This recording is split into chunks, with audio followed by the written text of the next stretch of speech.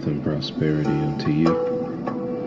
May your monument be established forever on the foundations of Ma'at. May your posterity give you praise and offerings. May your goddesses personify devotion to you like the great goddesses Aset and Netet. Tuasaba Tehuti, Amen, Hotep Ra. And I'm going to tell you this. Once I was able to imbue myself in this frequency, I didn't want anything else. Nothing else was satisfying to me. Nothing else was nourishing to me. Nothing is more nourishing to me, to my consciousness, than the truth.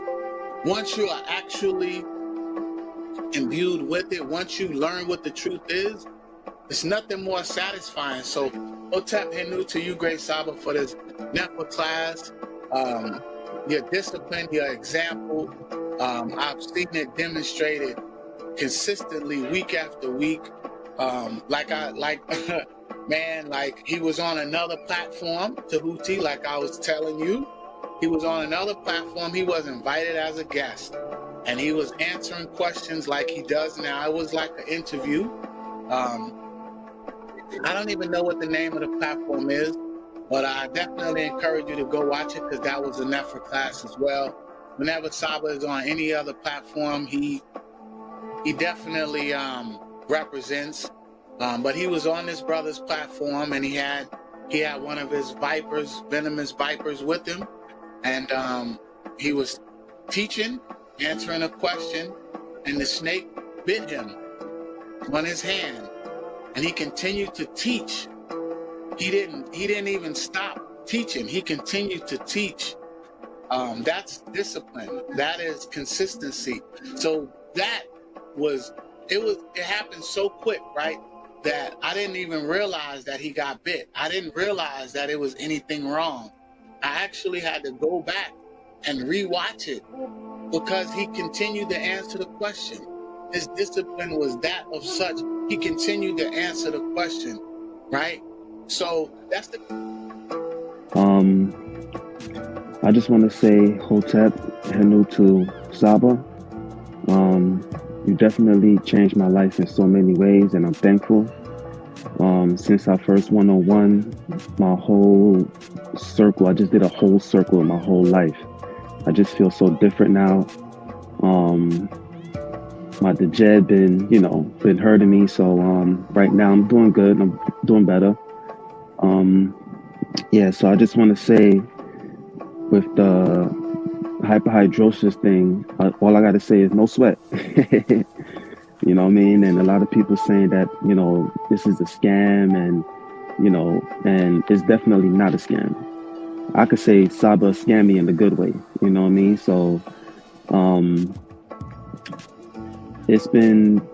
I've been taking, my remedies, my rosemary, my sage, and it's definitely working for me. So I just want to say peace and love and Henu to Saba, and I'm forever in your debt. Forever in your debt. Thank you so much. Tua. So peace and love. The deepest parts of me that yearned for something I felt I was missing in my life has finally found what it was searching for. I now continue to find the answers to the deep, unanswered questions in my life because of my teacher, Tehuti. Who am I? What is my purpose on this earth?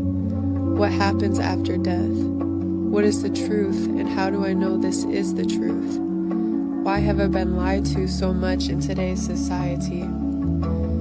If I were to convey what Tehuti is giving me, it would take infinity to explain to you. Yet one word may encapsulate it all. Tehuti is giving me life, and I hope that one day you will walk through this door with me too, to see and feel the experiences of what life is, to receive a new love that you have never experienced before.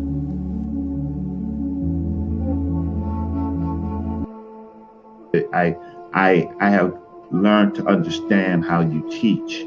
So you're a very directed person. So you put up, how can I say, every time you speak, there's a sword and there's a shield. right? So there's something behind that, right? It's very directed, so you have very controlled thought process. So I see a lot of people fall into hell when they have conversations with you because of your they don't see that you have a war pose like aha. So you have a sword and a shield, and you're going to block and you're going to stab them because you already understand what is directed speech. So I've learned that from you. So.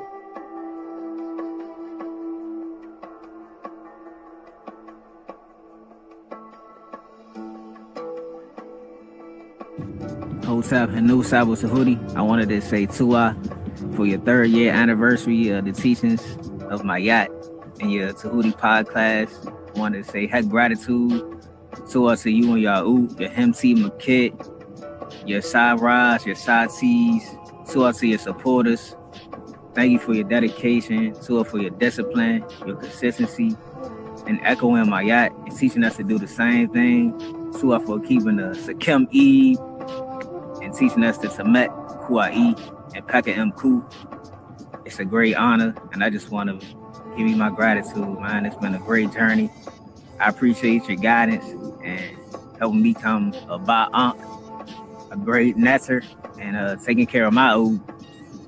And to us, your Oud and everybody, all your Marie ones, I really appreciate you. I appreciate the panel, your consistency, your dedication, your time, your energy. Man, teaching us how to eat, how to work out, how to build. And you know, when there's nothing to stand on, we stand on my yacht and be men my yacht. That's a great honor though. So for your books, Stepping Out the Matrix, I still go back and read that often too though. It's like when you learn so much and then you go back and reread something, it's like, wow, you don't notice how deep it is until you recollect it. So man, I just wanted to give you my honor, my gratitude. Had gratitude. Sorry about my beard sweating. I just gotta finish a little workout, but yes. Had gratitude. Much Marie, Sakim, Uja Seneb, Memaya. Ur Saba, Atef, Nefer, Nesser, Tehuti, Henu, Hotep. Henu, Hotep, Saba. Just wanted to say hi and also wanted to give you your due praises. Since coming across your podcast, I've not only learned to discipline myself a little better and become more accountable for the things that I do and put forth in my life, it's just been a great experience overall. The knowledge you're spreading is pure truth, and you send it to us with a pure Eve, and we thank you for that. Ever since this podcast, it's been life-changing. My life's been so much better. If you've been depressed or if you've been feeling low or feeling down, feel like life is just not worth living or anything like that, I promise you, come to this class, come get this knowledge from Saba Tehuti, Amun Hotep Ra, and it will definitely change your life. When things wouldn't go my way in life, say I was hitting some type of financial burden, some type of issue with family, I would get depressed. And since learning from Saba Tehuti's class, I no longer go through that anymore. I'm more calm. I'm able to step back, take a breath, analyze the issues I have set forth in front of me, and try to solve them. I do still have days where I might cry or I might feel sad. I still feel emotions, but I don't feel like I want to end my life. I don't want to discontinue my life or discontinue living for that matter anymore. I used to feel that way whenever I would get into a deep depression. I would just want to go to sleep and never wake up. And now I can't wait to wake up. I want to see what Saba has left to say. I want to see what more information I can learn. It's motivational. It gives you something to look forward to.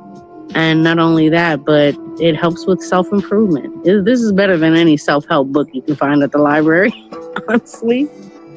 But that's my testimony. And so, Henu, to you, Saba, Nini Uk, for all of the things that you do for us and continue to do. And thank you for being such a great model to follow after, bringing this knowledge of the Neteru to us I'm forever grateful. Thank you.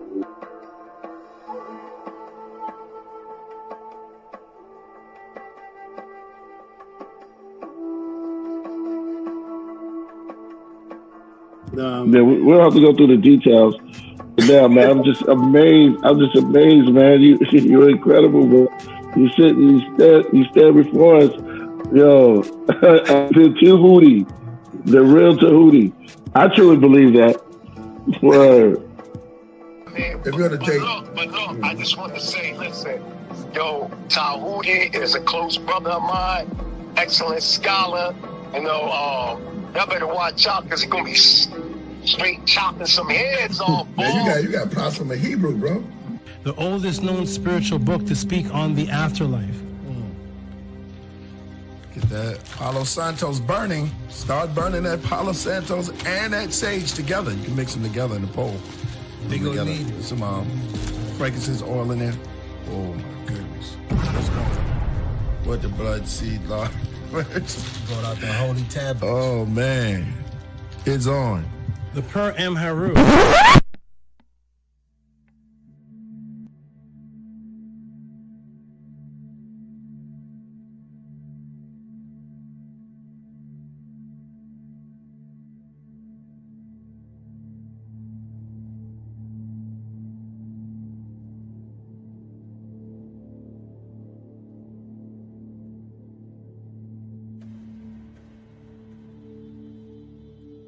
Coming to you live. He has been teaching for over 20 years. A 9-0 record in official public recorded debates. You've heard many teachers out there before in the so-called conscious community, but none with the demeanor, calmness, and detail as Tehuti Amun-hotep Ra on such topics as breaking out of the matrix, truth on religious origins, underground conspiracies, secret societies, mental, physical, and spiritual health, the Anunnaki, the Neteru, Kemet and the origins of Mad, meanings and symbolisms of Meduneter, the only one who will stand in front of question of this wide range of subject matters, answer, question, and debate. Some have podcasts, but Tehuti is the teacher, so he has a pod class. Subscribe to the channel for updates, classes, and much more. Join the chat, call in, participate live. Get your notepads ready. Welcome to the Tehuti Podcast. Open your mind.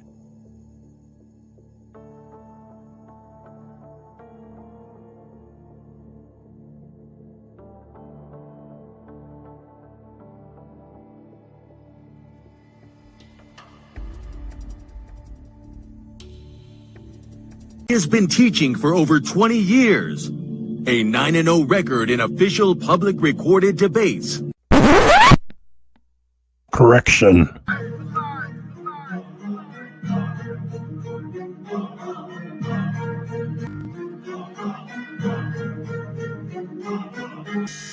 All right, man. You already know what it is. That's the anthem for the debate music. Y'all already know. We got our brother Tehuti in the building, and he is going up against a heavy hitter, you know, who have been featured on this platform for a while now, Vocab Malone.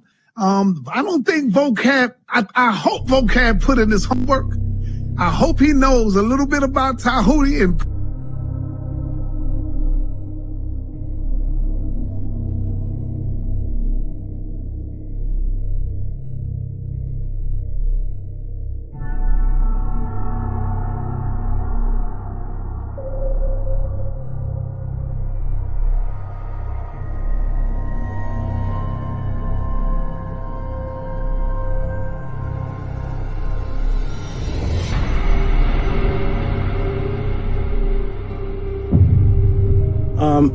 I appreciate everybody. Press 1 for Tehuti. Press 2 for JJ, y'all. Yes, I appreciate always being here. It's fun, it's educational.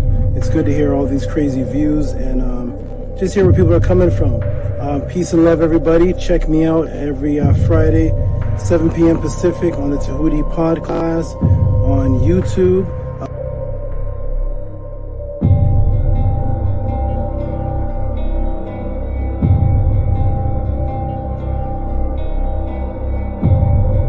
that. That's your words. Brother, Stand on it. that's not the topic of the debate, JJ. That was not the I'm topic. talking about the whole word. I'm talking about the whole misinformation. I don't give a damn about the topic of the debate. No, if you look at the community wall, I mean, damn, Tehuti is like dusting you on that shit. He killing you, Jay. And this is why you upset.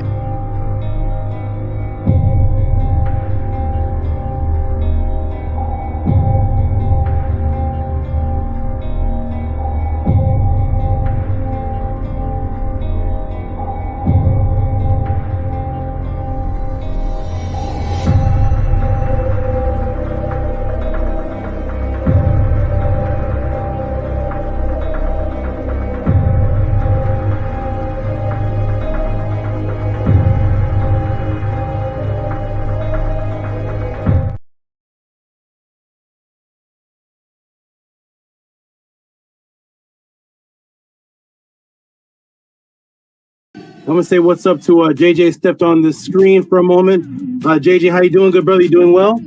Hey, how you doing, Hotep? Hotep, brother. This is JJ 7000 from the Mandinka Hage clan from Mali. You know what I'm saying? Tehuti, I did my roots. Yeah, I found out my people from Mali. Yeah, from the Mandinka tribe. Hey, check it out. Nice. Hey, there's a Hage clan. You know, I found out that they took my family from Mali to Charleston, South Carolina, and they was on the Hayes plantation. Yeah, I went deep, man. But I want to join the House of Atom, man. So I'm just here to learn. Peace.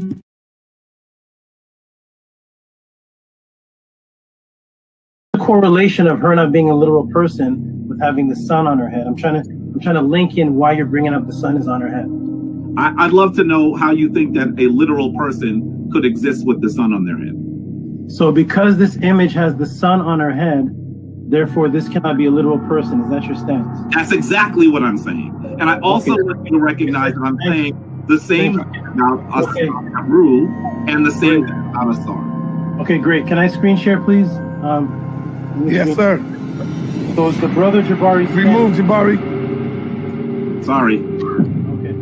The Jabari stance is that because this image has a woman with her son on her head, her stance is that makes this woman not real. When I asked him if that was his stance, he said yes. I'm going to screen share, please.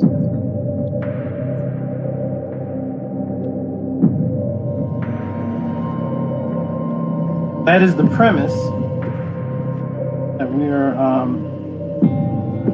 using.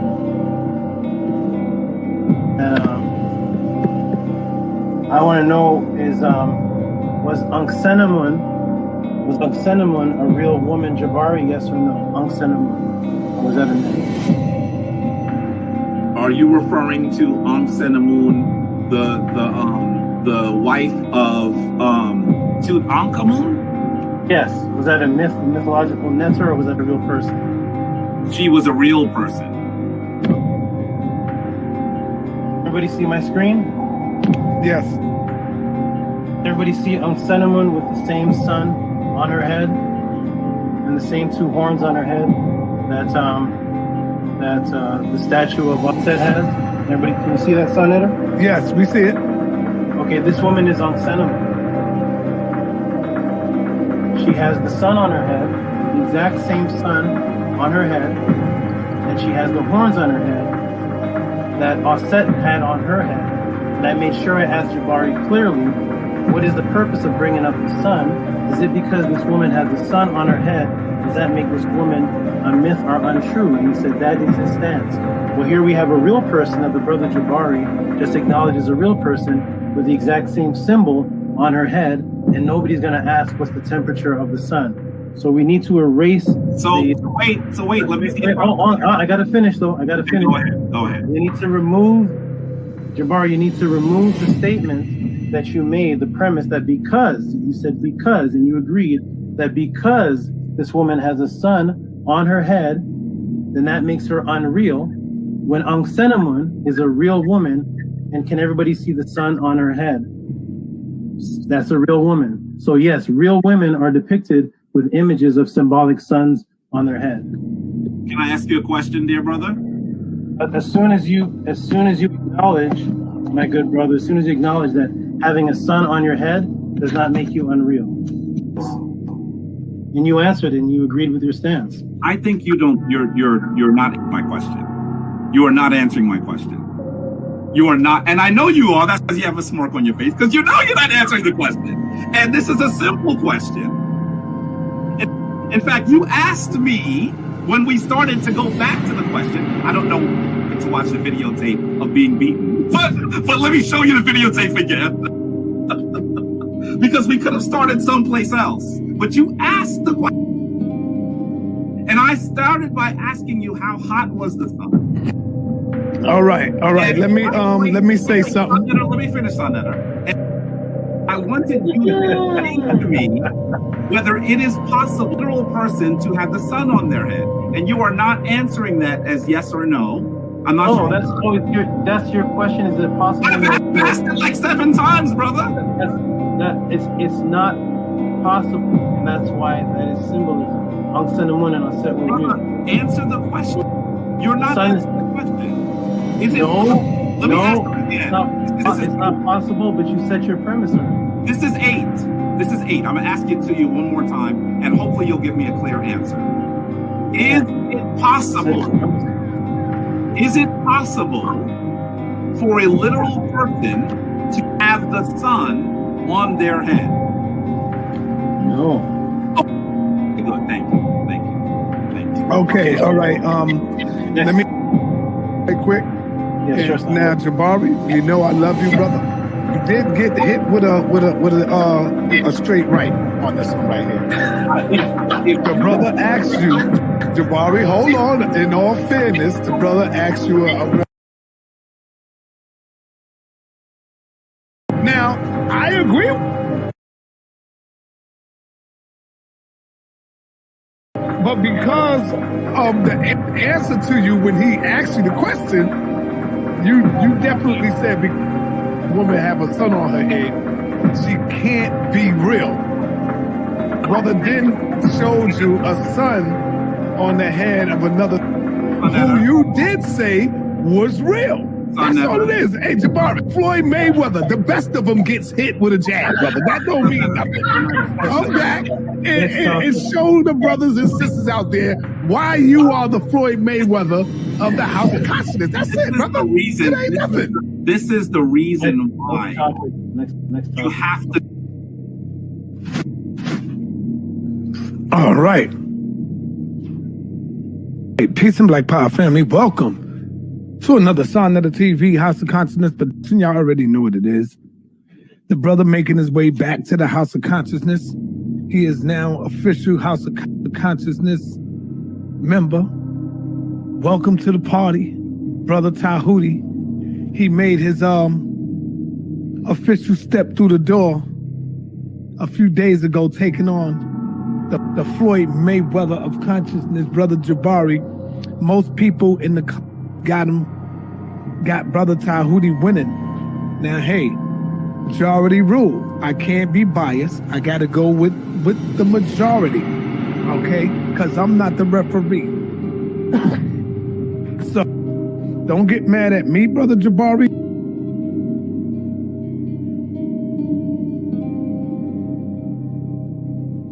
Oh, man. Well, I just got to keep it real. I'm going to keep it real, man. I can't be biased when it comes to this. You know, I got to show love to everybody because I'm bringing on the people on the platform. I got to keep it real. Chat, right or wrong. So as it stands now, I'll have to go ahead and give the win to Brother Tehuti. Now, I know a lot of y'all might get mad, but I'm going with the majority rules. It's the people who is making the call. Don't get mad at me, Jabari. You know I love you. You know I love you, Dr. Anika. But I got the W to Brother Tehuti. Now, you got the majority, and there's a lot of people that I read the comments, they say, yo, I love you, Jabari. You know I fuck with you, Jabari. But I got to give it to Tehuti. I'm reading these comments. I'm like, God damn. You know me, I was going with my man Floyd Mayweather all the way. But I got to be fair. and I got to keep it a buck. So as it stands right now, Brother Jabari has, hey, and you know the best lose sometime, man, you know? The best lose. Cigarette parade.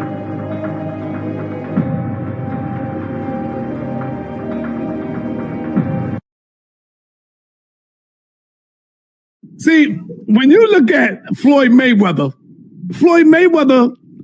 in order to beat him, you got to knock him out. In Tehuti, you gave Jabari a little knockout hit. You know what I'm saying? Because you caught him. I'm going to be real. You caught Jabari in that opening argument when you asked him about the sun. I got to give you that. And then you caught him again later on when you asked him about something else. I'm giving you that. How could I be biased? Everybody know I fuck with Jabari. See, when you look at Floyd Mayweather, in order to beat him, you got to knock him out. In Tehuti, you gave Jabari a little knockout hit.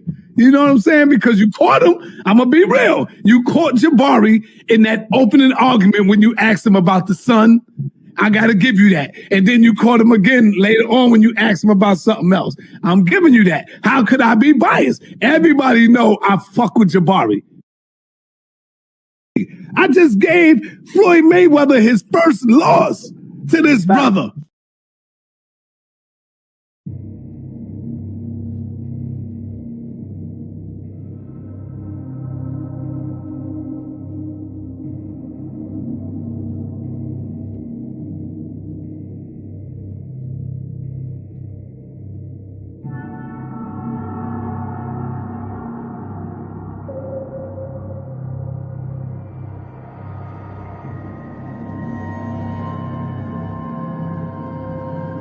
To be very clear, I have never had an official date with anyone. And there is not, on Sonetter's platform, Sonetter announces the winner? And on the people, on the platform, I got to keep it check, right or wrong. So as it stands now, I'll have to go ahead and give the win to Brother Tehuti. And there is not, on Sonetter's platform, Sonetter announces the winner?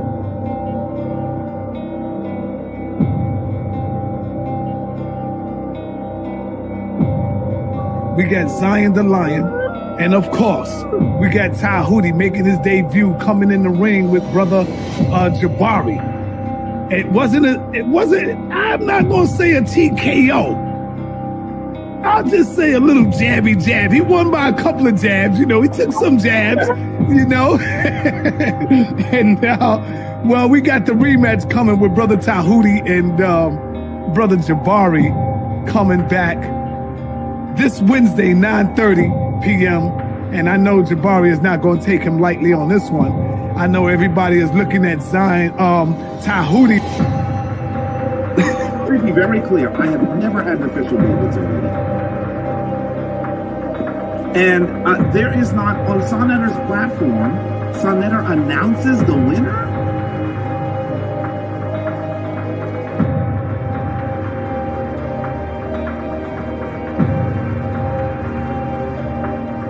Damn, we have Tehuti and Brother Jabari is coming back. Brother Jabari will be back for a rematch coming Wednesday night.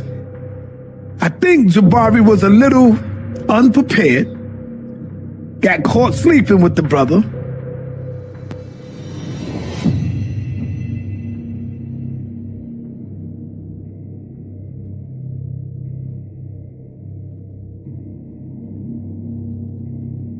Shout out to HOK. I definitely think it was an upset. I said Jabari did a good job. I just don't think that he won. I said Brother Jabari did a good job, but I just simply don't think that he won. As I told the brother earlier this afternoon, the Brother Tehuti, I told him that I believe that he could have secured that W over Jabari a little better. And there is not, on Sonetter's platform, Sonetter announces the winner?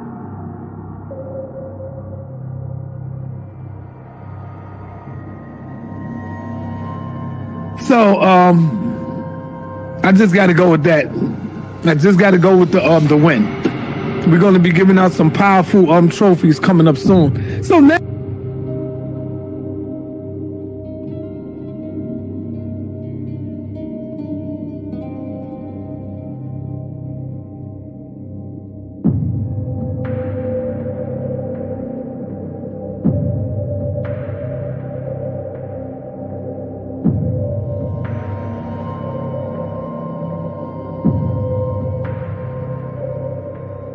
So, I just got to go with that. I just got to go with the win. We're going to be giving out some powerful trophies coming up soon. So now, Zion Lex is coming out. Tehuti is making his way. He's jumping out, going straight to the top right now. Brother Shaka gave me a call the other day. Yesterday, matter of fact, Sunday. Brother Shaka Utmost gave me a call on Sunday. And said straight up, Sarnetta, yo, Sar, I think Jabari jumped out the window and he wasn't prepared for the brother's questions. Now, this is Shaka Utmost. And there is not, on Sarnetta's platform, Sarnetta announces the winner?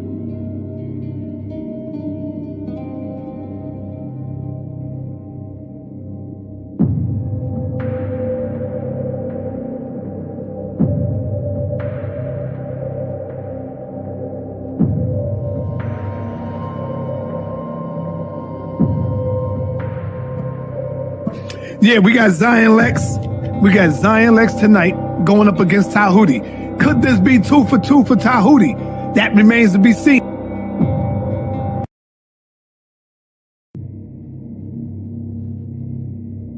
I've beaten people. The winner was announced by Sarnetta. The winner was announced by the judges. I have the certificate, the proof. I have Sarnetta saying I beat Jabari. I have all the judges saying I beat Kamisi. You have me saying you beat Jabari. Right?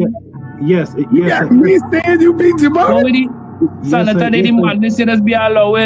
If I said you beat Jabari, he can't be Floyd Mayweather, bro. That is exactly the point. So shall I screen share again? I mean, I have to keep doing this to people. I must have been half asleep or some shit. I don't know. Go ahead, show it, bro.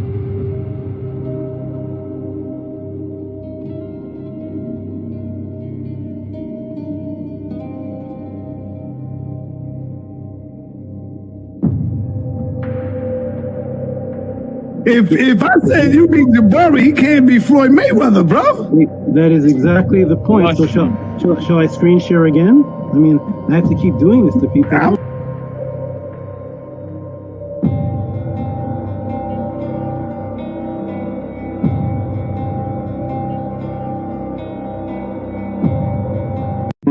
And I took out the Floyd Mayweather, so I guess I'm the House of Consciousness champion. I just came here for an interview. That's my you can't be the House of Consciousness champion yet.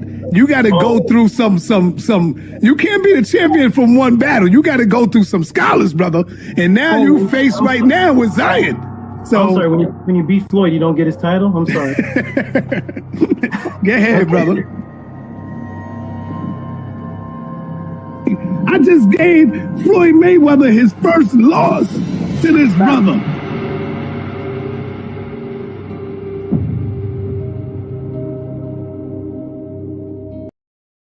Let me ask you something. Where did you hear me make this claim? What event took place where you heard me making this claim? Have you ever seen me before on here? Yes, was it any kind of debate that happened where I was making the claim, or you just saw me on Senator TV? I think you was going at it with Jabari. Is that one? Yes. That's how you know. That's the reason why you know that I came in for my first interview and you immediately called it where the Natiru real, and then Jabari came in, and it was the first and last and only debate on that topic in all of the Kemetic since Dr. Ben till now. That's never been debated. Me and Jabari. So thank you for hosting, making history. That was the very first debate ever took place on that topic, right here on Senator TV. Okay, well, in the intro of my pod class, I have sections of me and Jabari's debate, and you announcing me as the winner, and then you and Shaka Akmo saying that he wasn't prepared for me. Right. I caught him sleeping and he wasn't prepared. So therefore, we should have a rematch. Right. I've never heard you say that about Jabari before in any kind of debate. Well, sometimes we got to be honest. That don't mean Jabari is not the champ. You can lose one bout and still be the champ. You can. What sport is that? No. You can lose one and still be the champ. Like your record is now, like 75-1. Let me be very clear. I have never had an official date with anyone. Maybe I think so. So you do acknowledge. Me and Jabari did have a debate, and I won the first one. Yeah, I'll give you that because I already done came out and said you won that, so I can't go back on that now. I give it to you. Here's the problem though with that debate. I cannot say Jabari won that debate because his wife was there helping him. Reggie was there helping him. Sai was blocking for him, even though Sai was a bit more objective. He was giving props to Tehuti when Tehuti was smashing. I discovered Tehuti on Sanetta TV. He was at the Jabari debate. He was a brutal one, very brutal.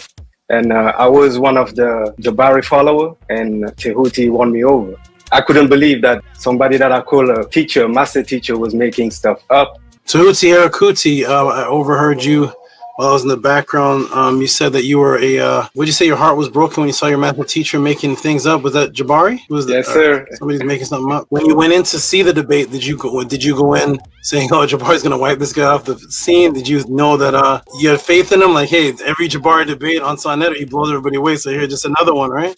Yeah, I mean, I saw all his debate. They claim him as the Floyd Mayweather. That time, I mean, it was just unbelievable. I was like, they need to give you the title, and until today, I'm still waiting. They still don't give you no title. I mean, in the same time, I feel this title is too little for you. It really was not a match. In Mary Segment, while I'm getting this ready for you, because I'm trying to fix something here. Were you once an Israelite? Is that why your name was Israel? Yes, that's correct. For many years. How long did you come out of it before you came across me? Just recently. It's not even been a month, sir, since I've had a full understanding thanks to you. So do I. Oh, so you coming out of the Israelite is a part of you attending the podcast. Oh wow. Were you in it over 5 years? Yes. A few decades since I was a young adult. Wow. Give her a round of applause, please, Annie. That's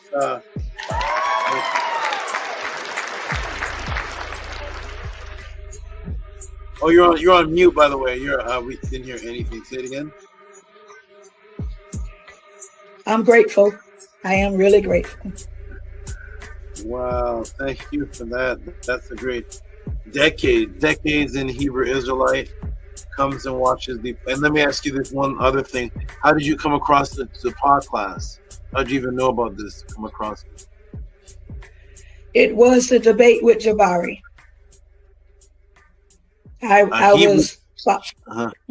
was following Jabari, and there was a debate that I found out about you, and it was going through old pod classes that the matrix was broken as far as Hebrew Israelite in the Bible. You were a Hebrew Israelite also following Jabari? Yes, I was still a Hebrew Israelite when I was listening to Jabari. Yes. Oh, that's awesome. That's wonderful. You're a Hebrew Israelite while you were listening to Jabari come to the podcast, and boom, now you're married second. Wonderful. That's great to hear. Okay, that's what I'm talking about. Everybody, go out there, do your job, hit the people, break the matrix, bring them here to the podcast, save people's lives. Imagine dedicating yourself for decades to something, and then it's like, oh my gosh, wait a minute, is this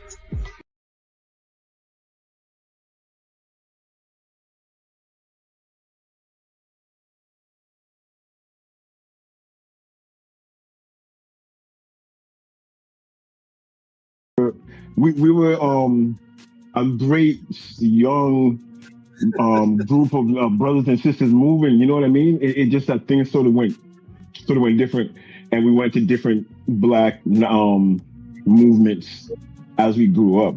You understand what I'm saying? But right now I bear witness that Tehuti's been consistent with the truth this whole time. I can't lie about that.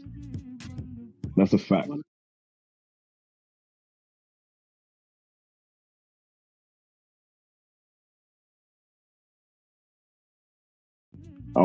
I would say he was a bit disappointed when he came back, because when he came back, we was all 5%ers, and that wasn't his plan.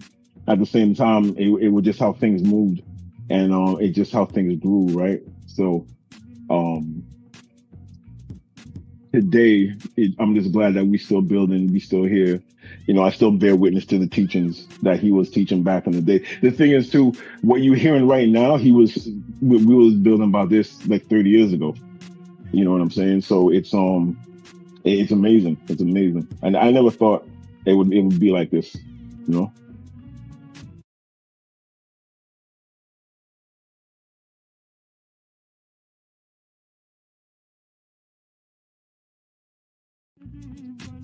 Let me know if you're here, whether it's on here or whether it's in the message system. I'll be back, everybody. Peace and love. Definitely, Dome Daily, you can stay on if you want. Build with the people. The people rarely get to see somebody who knew me from, what was it? Was it 90? What year was that? 89? It was like 89, 88 to 92. Yeah, it was just a long time ago. 89. And what were you doing in 89? I was doing at the church. Oxafek, what were you building on in 89? What were you teaching on? I was a sperm. I was in my father's, area. Some of them daddy's big. Mm-hmm. Okay, maybe Primordial. I know he was the Primordial. He's gonna give up his age now. What were you doing in '89, brother? What spells were you breaking? What were you doing in '89? I was only 3 years old, running around acting whatever.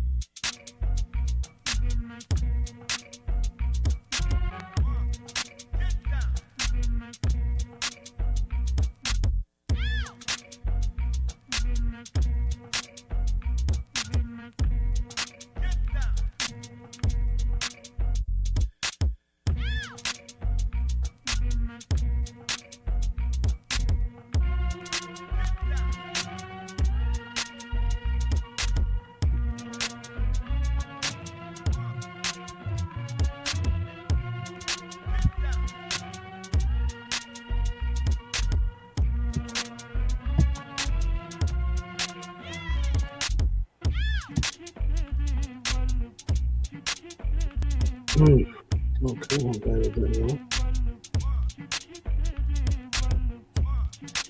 I'll tap mic check. Let me do a mic check if I can be heard. Mic check. Tapping. Mic check if I can be heard. Press a 9 in the room if you can hear me. Press a 9 in the room if you can hear me.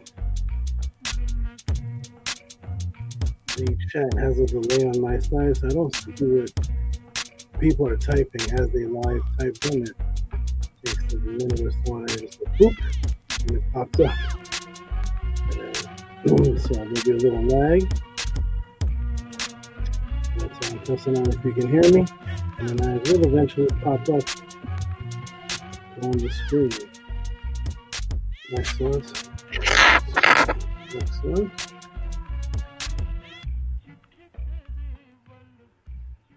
Wonderful. Okay. Then I should be popping up soon. And they are still lagged. Okay, now they are popping up. Okay, we got the 9 from Amunetka, the 9 from 432 for 2 Kemba, the 9 all the way from, we got Robert Williams, we got Kasbetu, we got Ashneel Kumar, also known as Master K, we got Khalil Lowe, okay, these two Khalil Lowe, sounds like one word, Khalil Lowe. My audio is a little muffled. Does anyone else see my audio is muffled? I can come in and come out. Medicine Neb, the 9, muffled audio. Let me see why that is. Let me come in and come out and see what's happening here. I'm gonna do this. Let's come out and come in.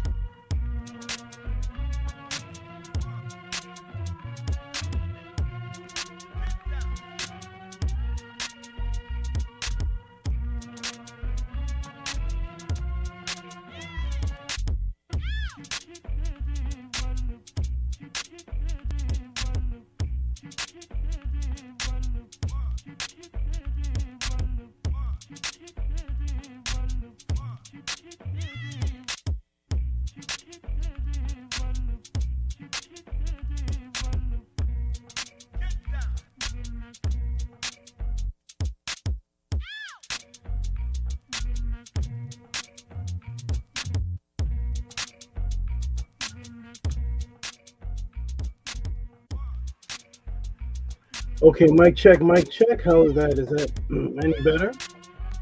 Mic check, mic check. Mic checker. I'm a little bit closer to the screen. I hope that's better. There's no way to troubleshoot the audio from my end. I just have to keep coming in and coming out. If there's that, or just wait for it to fix. So mic check. How is the audio now? Atun Kara. Atun Kara. I like that name. Atun Kara. Atun Kara. Hotep. Okay, how's the how am I sounding now?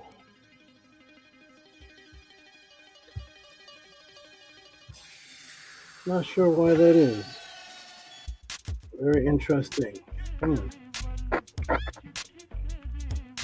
Check, check, check. Let me check something here. There's not many mic options. Internal microphone Logitech. Microphone Logitech. How do I sound now? A little better now. Microphone. Is that good? Khalil Lowe. Atun Kara. Presses a 9. I'll wait to hear 2 more, and then when I sound now, I put on microphone Logitech. Khalil says it's clear. Like I said, there's a lag. So it takes a while for the comments to pop up on the screen. As you can see, stuck on Khalil at 9. Okay, and hopefully it'll move. I sound good now. Hotep Ekar. Hotep Ma'at, Henu Saba Tehuti, Heck, gratitude. I sound clear. Hotep Ekar, excellent Saba. Okay, Amina says you sound good now. Okay, so it was a Logitech. Wonderful, problem solved. Excellent. Let's get started, everybody. We're actually going to start with the affirmation for the new people in the room. We are a movement, a group, a gathering of people that are based on discipline and structure. One of the structured things that we do before we begin important things is we do an affirmation to set the tone of positivity and to set the tone of the agenda of frequency before we actually begin doing things of importance. And today the thing of importance is the pod class. So let's go. Khalil says Newport News, VA, Hampton Roads. Okay. All right, everybody ready? The two says rap. Okay. Hotep, another problem solved by the question answer. Saba, do you know now? Okay, let's start with the affirmation. Everybody ready? This is going to be master class of questions that were sent in, and this is going to be questions that have never been sent in before. This is a topic I've never seen addressed before. Topics. Let's start with the affirmation. Everybody ready? Okay. We will start with the wonderful affirmation on the count of 3. 1, 2, 3. Ankia ma'at, un and s, nintet aset and ma'at, min hapapet and ma'at, her and hukiwi, per ikut. I live for Ma'at. I exist within her. I do not speak in the place of Ma'at. Every day I advance towards Ma'at. My being is surrounded in darkness. I come forth as conscious light. 1, 2, 3, 4, 5, 6, 7. Okay. All right, everyone, let us begin. Peace and love, everybody. Welcome to the Tehuti podcast. If there are any new people in the room, press a 7. And when you press a 7, I will just acknowledge you and say peace and good energy towards you. We do not judge any new people. We do not attack people for their present belief system, acknowledgement system, knowledge system, spiritual system, factual system, science system, whatever system of systems you may be a part of. There is no attack to any new people for that. And the reason being is because everyone starts on the beginning of their path and they take steps based on the direction that they're going into. You meet someone on the path and they may not be where you are. And that's completely acceptable because there's so much confusion, especially pertaining to history, spirituality, and other aspects, that you're going to meet people on the path to their ascension that may be in Buddhism. They may be a Christian seeking something higher. They may be a Christian totally satisfied. They may be a Muslim.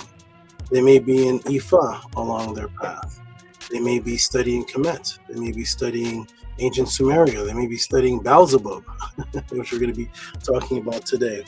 They may be in the Moorish Science Temple. They may be Nuwabian. They may be 5%er. They may be from a Native American. They may be a Nahi, and speak the Nuwatu and follow the Nuwatu spirituality. All of it is only relevant that the person is on a path to some form of spiritual discipline. That's the only thing that's relevant to me. The true origin path, you will eventually get there if you keep on moving. So therefore, you'll never see me bash, attack, or slander, say something negative to anyone. It is my job to take anyone from whatever the path they are on, and if there's matrices involved in those paths that they're on, then I will take them to the original and cleanse them with the energy of Kepara, that is transformation. The laws of Ma'at say no man has reached their end path of wisdom. Knowledge can be attained from the knowledgeable or be attained from the women at the grindstone. So knowledge is ever growing. Consciousness is ever growing. Your path is ever evolving. It's my job to meet you there and bridge you over to the origins, and then you decide from there where you go. And I guarantee if you decide in the direction of the origin, your life will make drastic changes, of which we have plenty testimonies of. So please to all the new people in the class, you can press a 7 if you're new. I don't see any 7, so there are no new people in the classroom. Is that right? Let me scroll up. Maybe I missed some typing. No, there are no new people watching. I thought I saw some new names in the beginning when I wasn't here. When I wasn't on the screen and I was kind of peeking back and forth, adjusting things of all the multitudes of different things I have to do before the class starts, I saw new names and a whole bunch of comments from names I didn't recognize. Well, here I am. Here I am saying, hey, new people, I'm here now. Greetings. Continue the typing. Peace and love to you. Don't stop now that I'm actually on the screen. People are waiting for me to start. So peace to all the new people and greetings to you. My name is Tehuti. I'm in Hotep Ra. We got, that's for two talking. Ashuk Yash Ya'a Sa'ar. Okay. Mr. Khalili speaking Ashuk Yash. Okay, I see different languages in the chat. That is a beautiful thing. I see people saying Tasaket, Maui Tawi, Ashuk Yash, different languages. It is a beautiful thing. So peace and love, everyone. My name is Tehuti. I'm in Hotep Ra. With me is Shadow, which we'll be discussing today.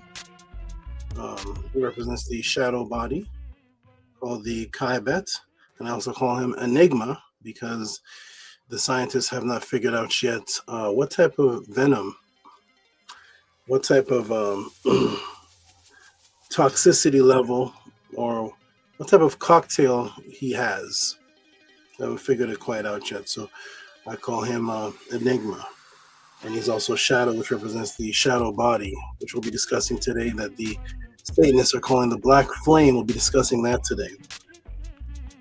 At any rate, peace and love to all the people watching. Greetings. I'm glad you are here. There are no new people anymore. I guess the new people just wanted to see the intro. But peace and love if the new people are too shy now, or if they're just away from the computer. When you come back, the people in the chat will tell you that press a 7 so I can greet you. Peace and love to you.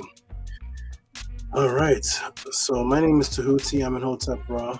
My path began with these. When I was extremely young, I decided to separate myself from society, from regular people's arguments, from religions, from all the nonsense that I saw taking place, because I was very hypersensitive to the matrix from a young age, and it caused me to want to go out and be amongst animals and observe the animals and their structured system, how structured they were, the ranking system that the bees had, the ants have, the ranking system that the beavers have, all the animals. I would watch and admire them from a child, and I would go into the ponds with them. I would go into the fields. I would lay down right beside them. I would do this on a daily basis. I would catch some of them, bring them home, bring them back to the ponds, release them, bring them back home, bring them and release them. And then I noticed that some of them continued to swim around me and be around me. And they weren't running from me when they saw me come back into the wild. They became familiar with me, and because some of them would come around me, the others of their species would also come around, and I was just able to observe them in a comfortable setting where they didn't see me as a threat anymore, because I was constantly there on an almost daily basis as a child, with the innocence of a child and the lack of the corruption of the matrix. I was just around in my childhood state and would watch the animals. As time went on, I began to question the religious aspects, because I wanted to know, I knew there was something. I understood that there was a consciousness, but the religious aspects of it just didn't seem to be focused on what the indigenous people of the world were saying. And as a youth, I always had a problem with that, because whenever people would quote their religious belief systems to me, it would never come from any indigenous source. Even when they were talking as Christians, they never actually would go into the Bible and source it into their Hebrew language or their Greek or whatever it is. They would just tell me what the pastor said. This caused problems in the household because I was constantly asking questions. I was constantly rebelling as a youth. I was rebelling so much that I decided to do actions that got me thrown out of every school system I've ever been into. And I would break back into the schools and hide in the library and gather up information and do a question and answer class in the hallways with the youths. And I would wait for recess to come, and I would run out to the hallways and I would set up and teach the children as one of the children and have them ask me questions. And then when the recess bell rang again, I would have to go hide back in the library before the principal and student and teachers saw me there, because I was expelled. I was no longer allowed in the school, but I was still rebellious. And I realized the matrix had to be broken, that it didn't stop me from going and creating classes inside of the hallways. This led to disruptions in my household, where my mother wanted to throw me out of the household. And we made a wager, a bet, that the only way I could stay in the household is if I debated her pastor, and she was the judge, which had all odds against me from the very beginning because she was a Christian. And the pastor was her pastor, so of course he should be declared the winner at the end of our debate. We ended up having a 5-hour debate session, and it ended in her throwing him out of the house. It was the first time I ever had to consciously work to keep a roof over my head. So my consciousness changed with associating keeping a roof over my head with getting a job and going to school. And the first interaction with supporting a roof over my head was utilizing my consciousness to defeat a pastor. He got kicked out of the house by my mother, who said this was completely embarrassing that this young child, this young boy, is riddling up this 47-year-old pastor with a doctorate degree, and he was kicked out. At that time, I called myself the Word. I knew about Tehuti at a very young age, and I understood the power of words, and I understood that words were just sounds, that were frequencies. And depending on how those sounds are made, and if the intention is aligned with those sounds, you could change people and correct people and cleanse people. And I had extreme, intense effect on people with my words. So I would notice that people would act extremely strange, and they would actually switch to behave in complete different ways when I spoke to them, never yelling at them, never screaming, but speaking just like this. But something about the frequency in which I'm talking to them, their whole structure of attitude would change. And that began with the pastor.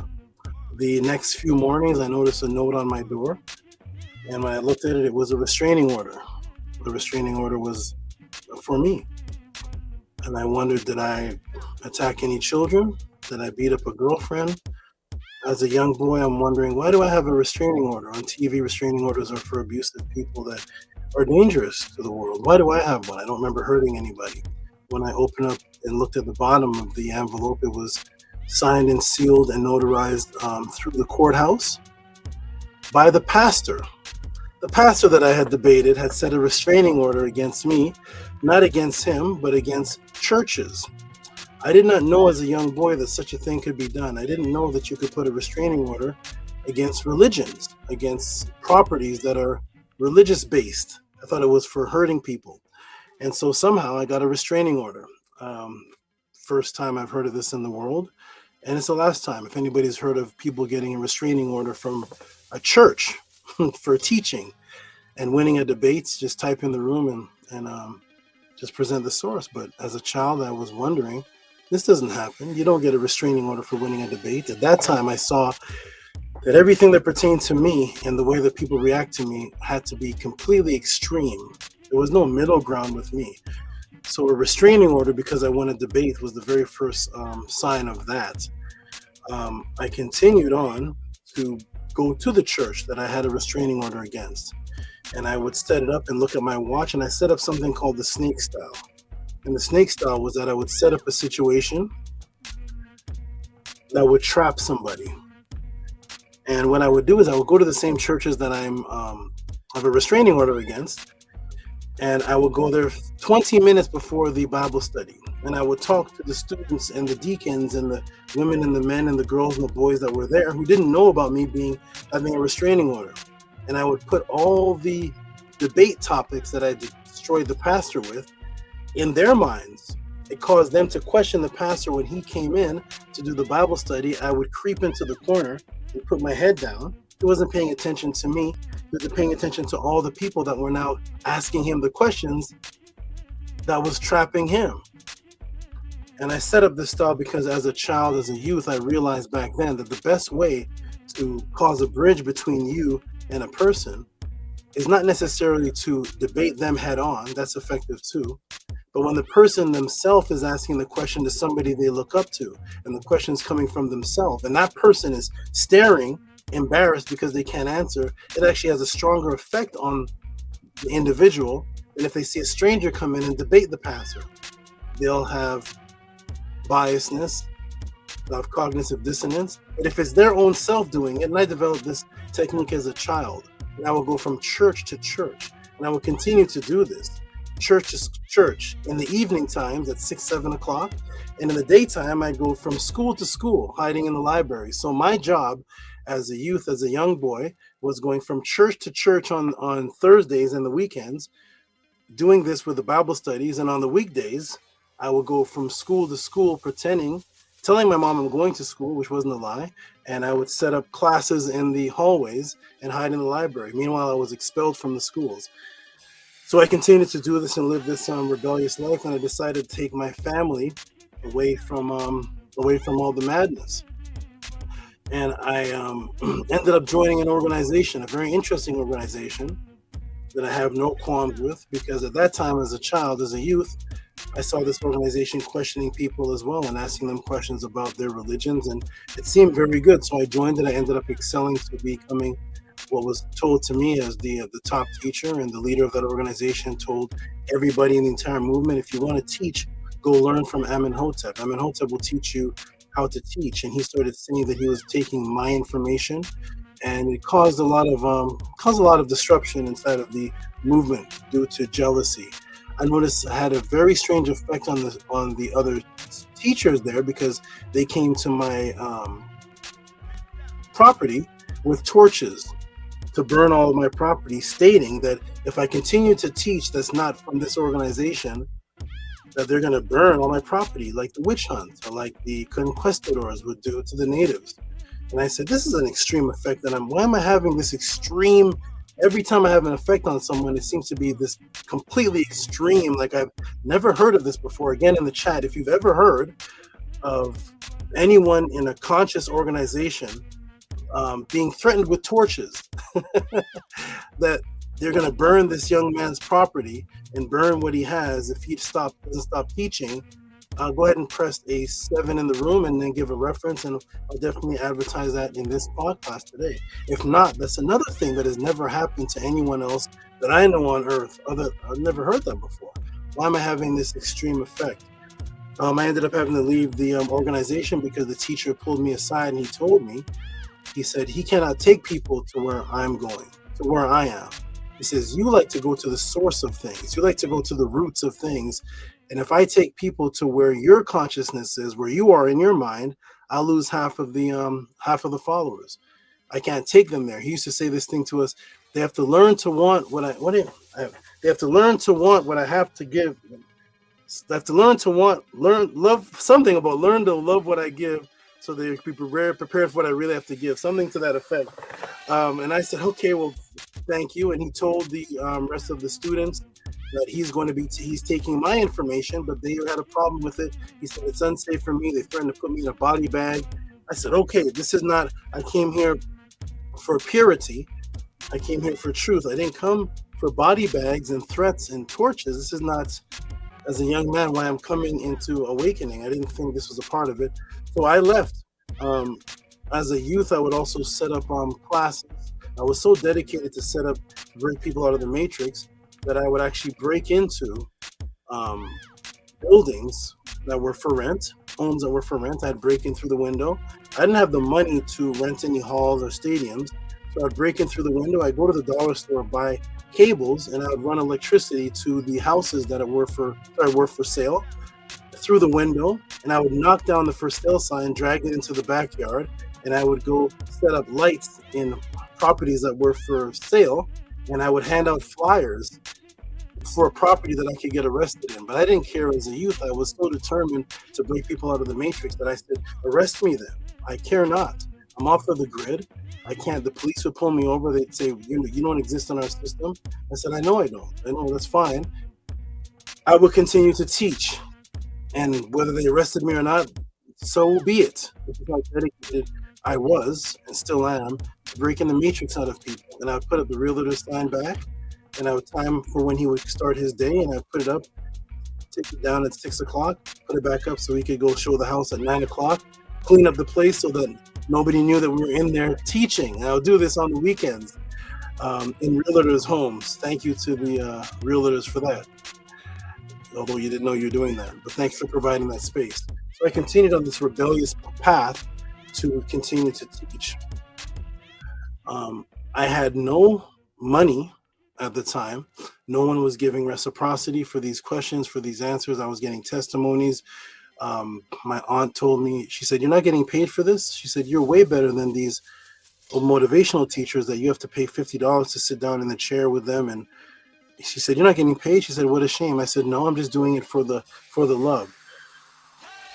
As time went on, I realized that I had to somehow garnish money now. I've never had a job. I've never seen a W-2 form, paid taxes and all these things. I've never seen that. I was off the grid from a youth.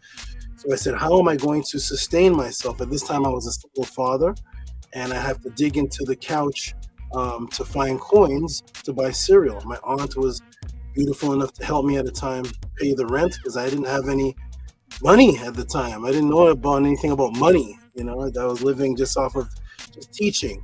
And so I ended up using the consciousness of the knowledge that I had, and I put it into fitness training, teaching people online for free until they said to me, where can I get the products to get what you're teaching me about?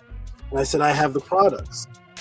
I did not have any products, but I had a feeling in my head, I will be able to get these because me and my son can't die. We can't starve to death here, and I can't get a job. I have no qualifications, left school at grade 9, kicked out of school, thrown out of church. I can't do anything in the society regular, so I must do this. And I put my frequency towards it. And I found the person who was connected to a lot of fitness training supplements. And I ended up meeting that person, and the person ended up not being a fitness person. The person ended up being he ended up being a mafia type person who was just utilizing fitness for a hobby. And he told me that he would whack me.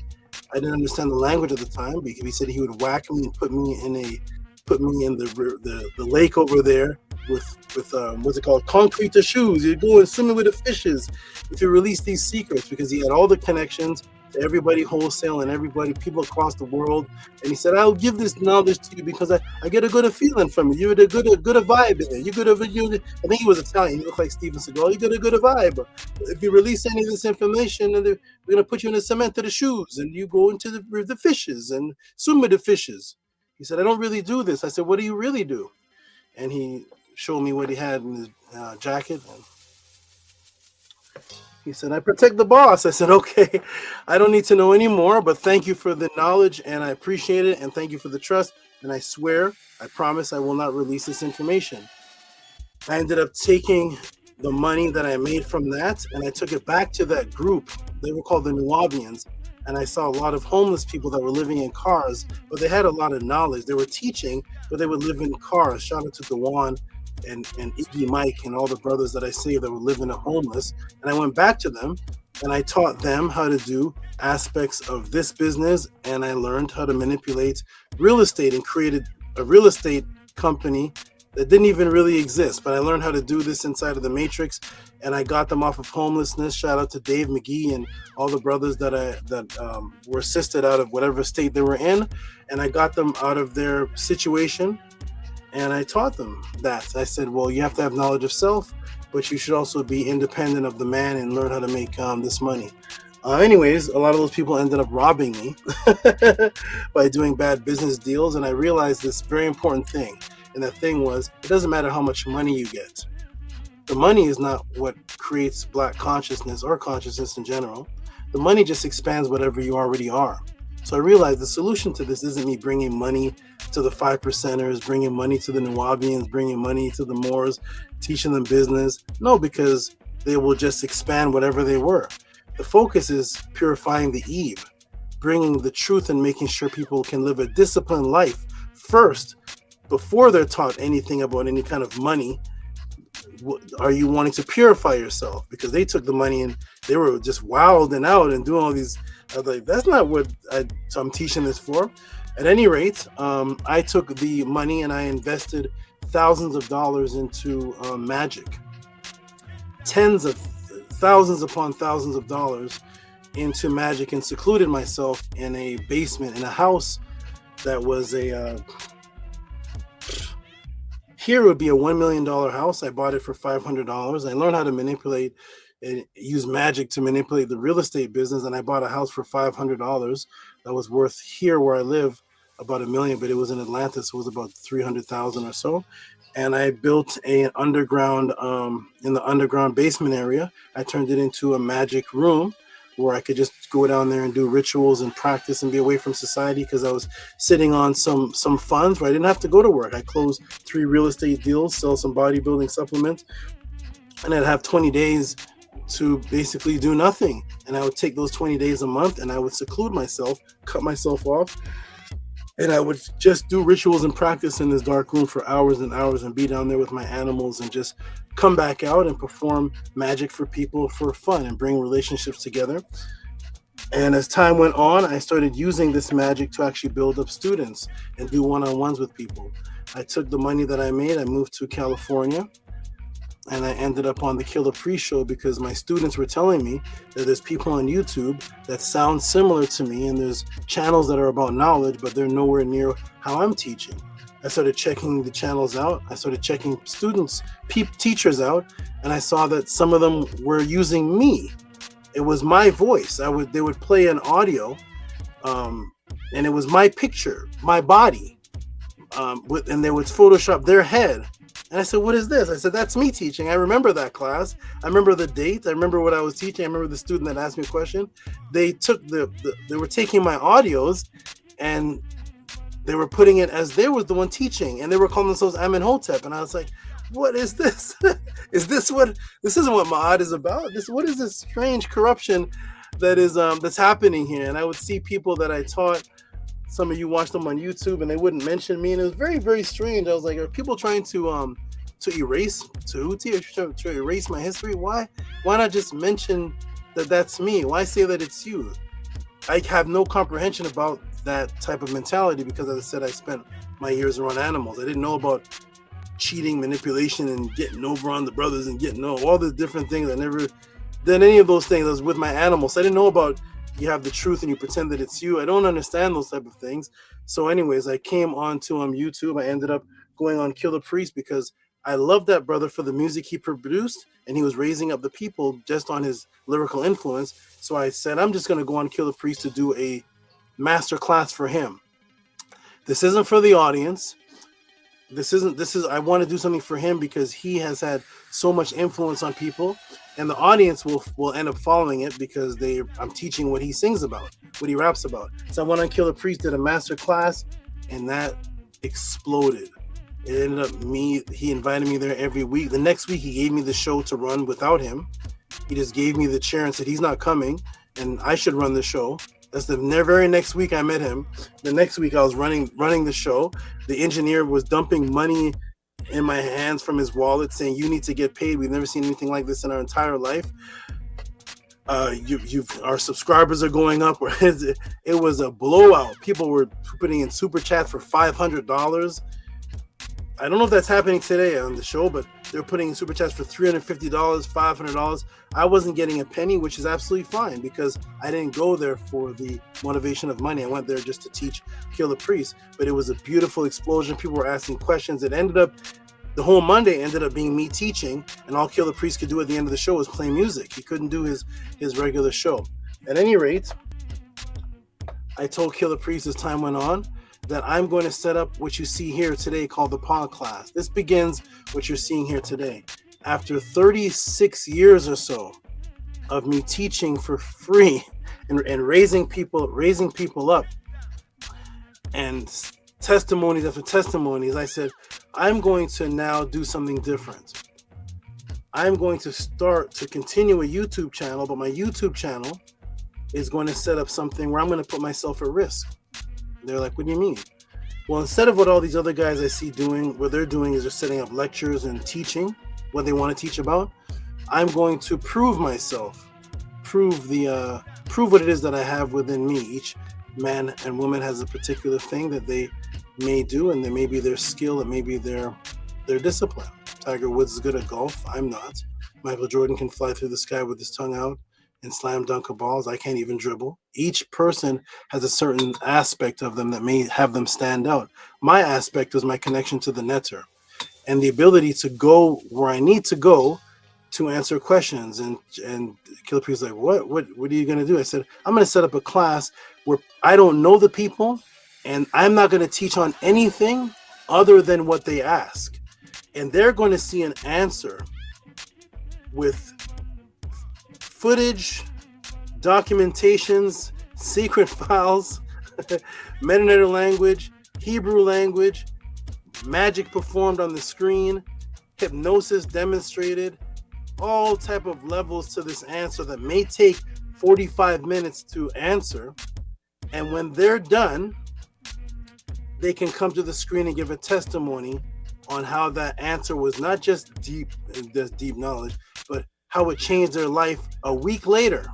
2 weeks later, they would come back to the class. Is this answer life-changing? And they would come back and give testimony of it. And I said, all that I'm going to do is say, do you appreciate the work? If you do, then you can send in a question and send in support to keep this going. Like we keep Jack Nicholson going. You know, the one that plays a killer. And because he can play a killer on the screen, he's a millionaire now.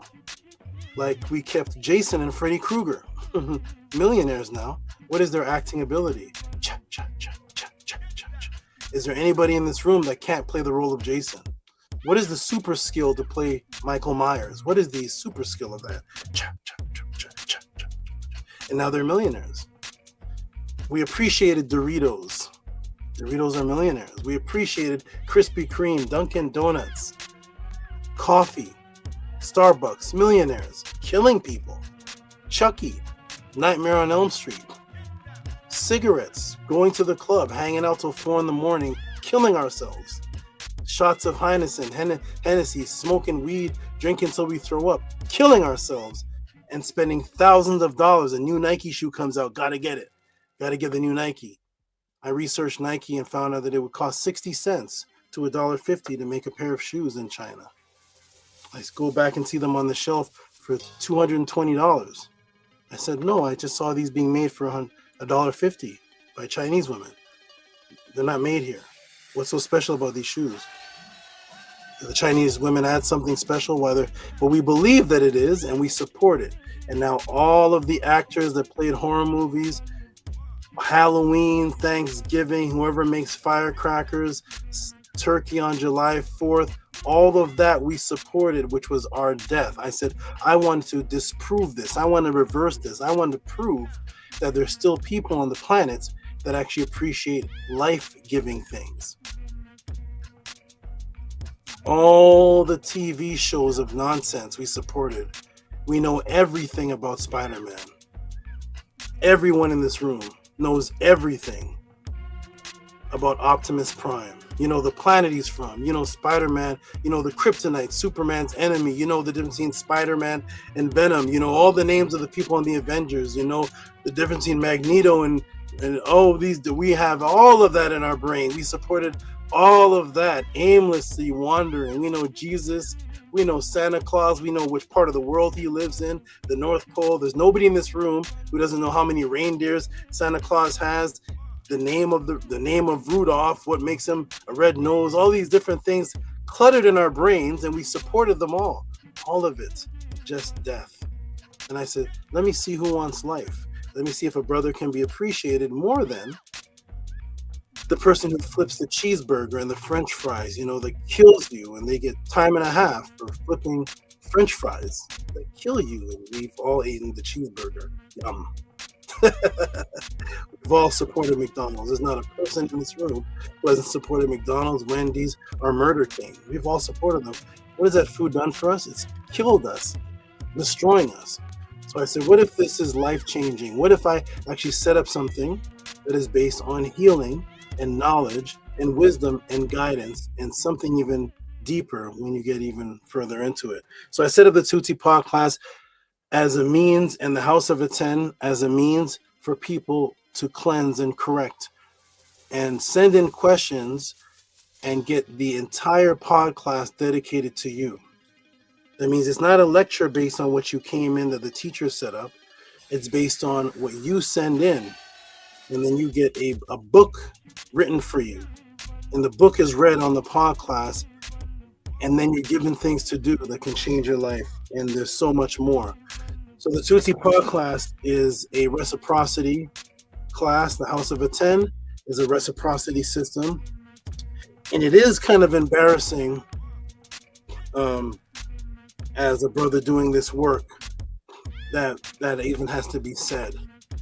Because not a person told your mother and father to buy a Christmas tree. Not one person. They bought it though.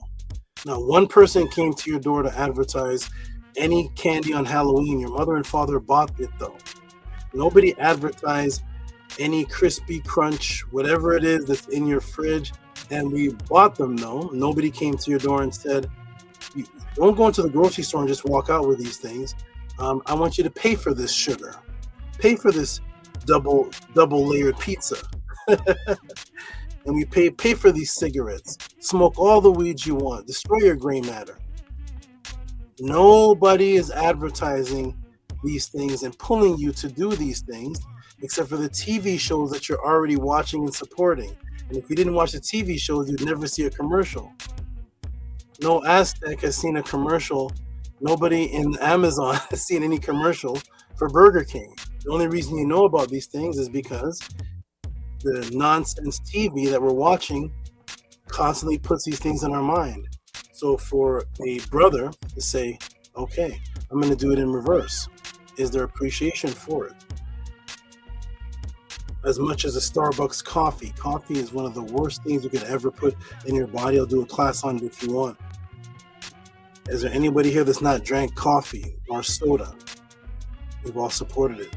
So support the Tehuti Pod class. Support yourself, because what we're doing here is basing questions on you, basing answers on you. So the support system is Cash App, TT Moon, PayPal at RockSV.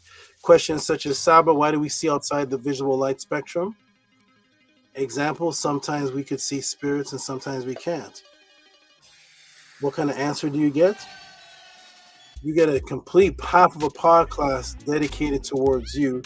And in the beginning, before the pod class, you would actually get to see the spirits. These pictures are pictures of the students who asked me the questions first, prior to the pod class, when I would have to go meet them and teach them and show them these things. And then they would go and conjure up this energy and these spirit forces that had faces inside of them with witnesses that were atheists, Christians, Muslims, and Jews staring at them, wondering, what are all these things flying around you? This isn't an illusion. What are these things happening? They will go to another country. Right now, they're in the UK area, where the Dolmens are. They're away from Tehuti. Tehuti's not there practicing magic. This picture is not from America.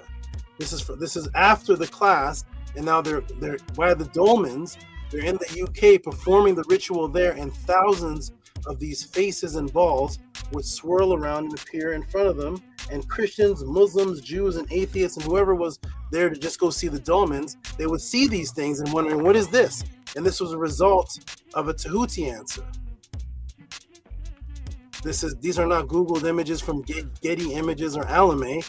These are their cameras taking the picture and sending them back to me and saying, look at the results of the class. Look at what's happening now. And I said, yes. They said the images, faces inside of these balls look like our family members. I said, of course, because they are your family members. And this is the type of class that would take place. This is happening nowhere else that I know on the planet, especially nowhere on YouTube. So these answers are not just answers that are coming from Google, are coming from, what's the new thing, ChatGPT?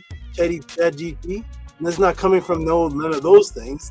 This is coming from tapping into something. While in the exact same pod class, somebody's asking about postpartum depression. The woman, the female, Retetua, her name was Gabrielle at the time, can come to the panel and give her testimony on how important is this? How important is postpartum depression psyops to a woman who was pregnant who now has a child? Is this just some type of knowledge broken down deep? No, this person applied the wisdom from the class and changed their complete family life. Somebody asking about ADHD. Cash App, TTMO, and PayPal at RockSV. Life-changing information. Somebody asking about discipline and structure. What happens? Boom, you get a complete class on discipline and structure coming from the original writings and papyrus. And so much more was there's so many other jewels. Somebody comes and says, what about eczema? How do I get rid of that? Are there any known solutions? I've been going to my doctor. How do I get rid of eczema? What do you do for that, Tehuti? Boom. What about kidney failure? What about kidney failure and liver? What about liver psyops? What about the solution for that? Boom. They send in the question. So many questions are sent in. Cash App, TTMO, and PayPal at RockSV. And this brother here does the ultimate thing. He sends in this question first. And then he sends in another question because his mother passes. Unfortunately, or fortunately, depending on how you look at it. He sends in this, and then his mother passes, and he says his mother was the most important woman in his entire life. He reads that the ancestors in ancient times contacted their ancestors that were deceased. But every time he goes to these other conscious rooms, they may laugh at him, say he spooked out pseudo, but yet all the ancient ancestors have records of them contacting the deceased. How does he contact his most favorite ancestor, which is his mother? Comes to the Tutti Pod class, has a one-on-one personal class because I don't want to divulge his personal life in the public YouTube. And what happens?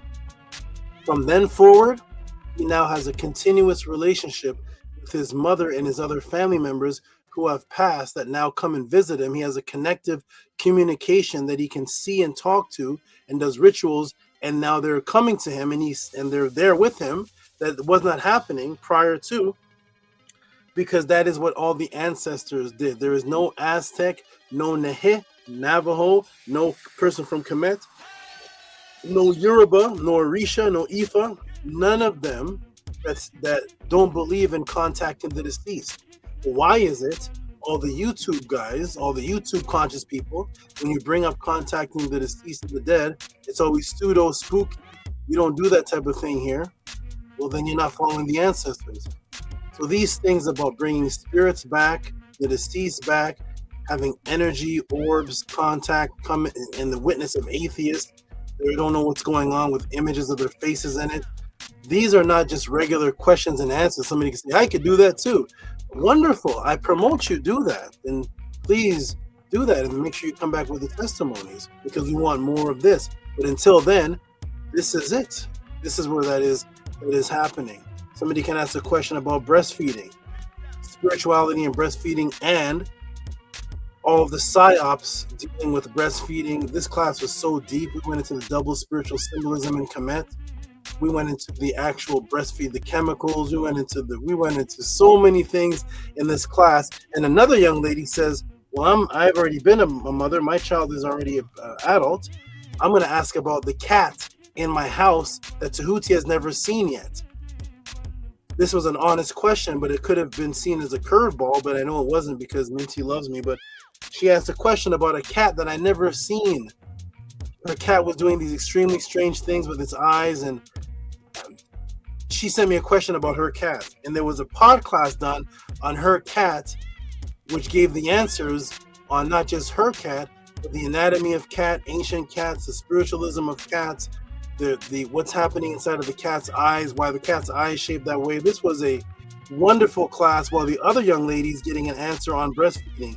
This is what's happening at the Tehuti pod class. Purpose.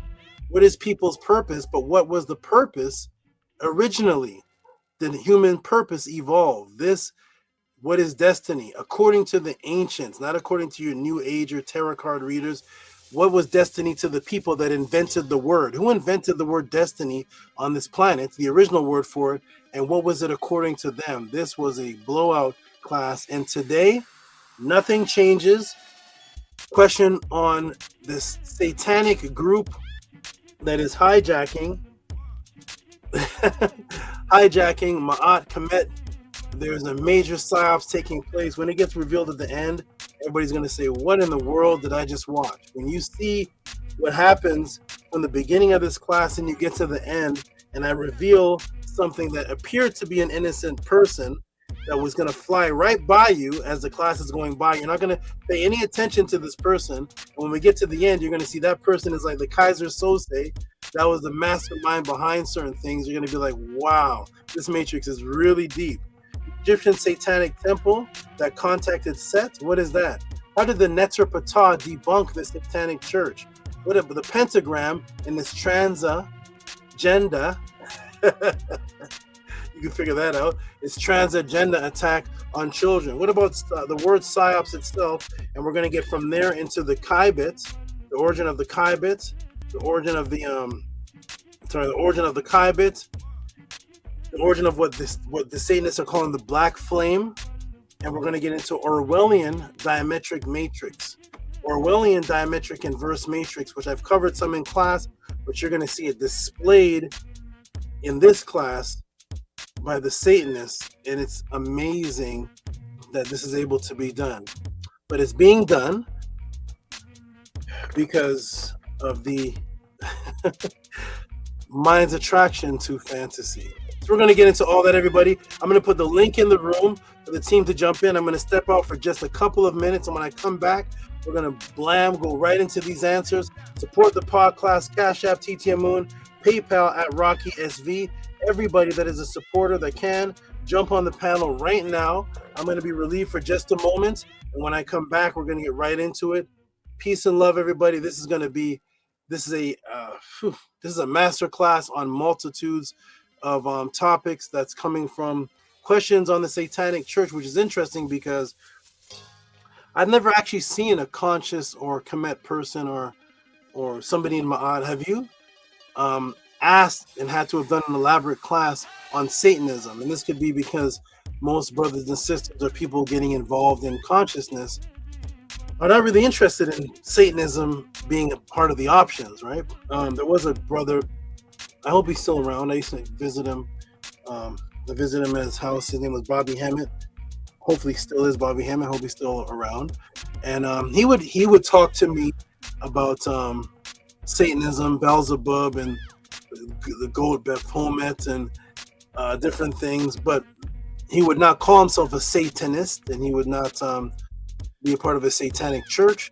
But other than him, there was another brother that I used to speak with. His name was Azaziel. Rest in peace, rest in peace to him. He would talk about Satanism and Beelzebub and the Pentagram and things like that. He has recently passed away though. These are some of the great brothers. I don't know what happened to Bobby Hammett, and I'm not sure, but peace and love to him. We would have had a beautiful conversation in the house that drew spirits, and it was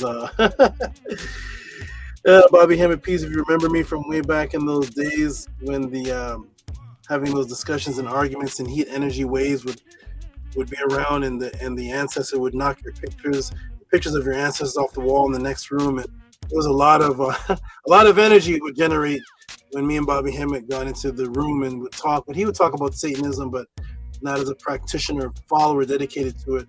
So we're going to discuss it today. And of course, we're going to get into the original teaching, which I do every class. Peace and love to Kefa, Eve, Mat, Fatu, Kemba. How you doing? Great, brother. Peace and love. How are you? What's up, Saba? Big love, big Ma'at. Good to see you. Uncle Justin, I good. Appreciate all the guidance, all the strength, all the aku. Good to see you. How you doing? I'm doing wonderful. I'm ready to get into this breakdown build-up, ready to break another matrix. Shout out to Dr. LaRoche. He's the one that sent in the main questions and a statement, which I'm going to do something unique today. I'm going to break down a fake Psyops. That's not even a Psyops, but is thought to be one. Thought is mentioned as one. I'm going to break down the fake Psyops and then the actual the fake one merged in with the real one.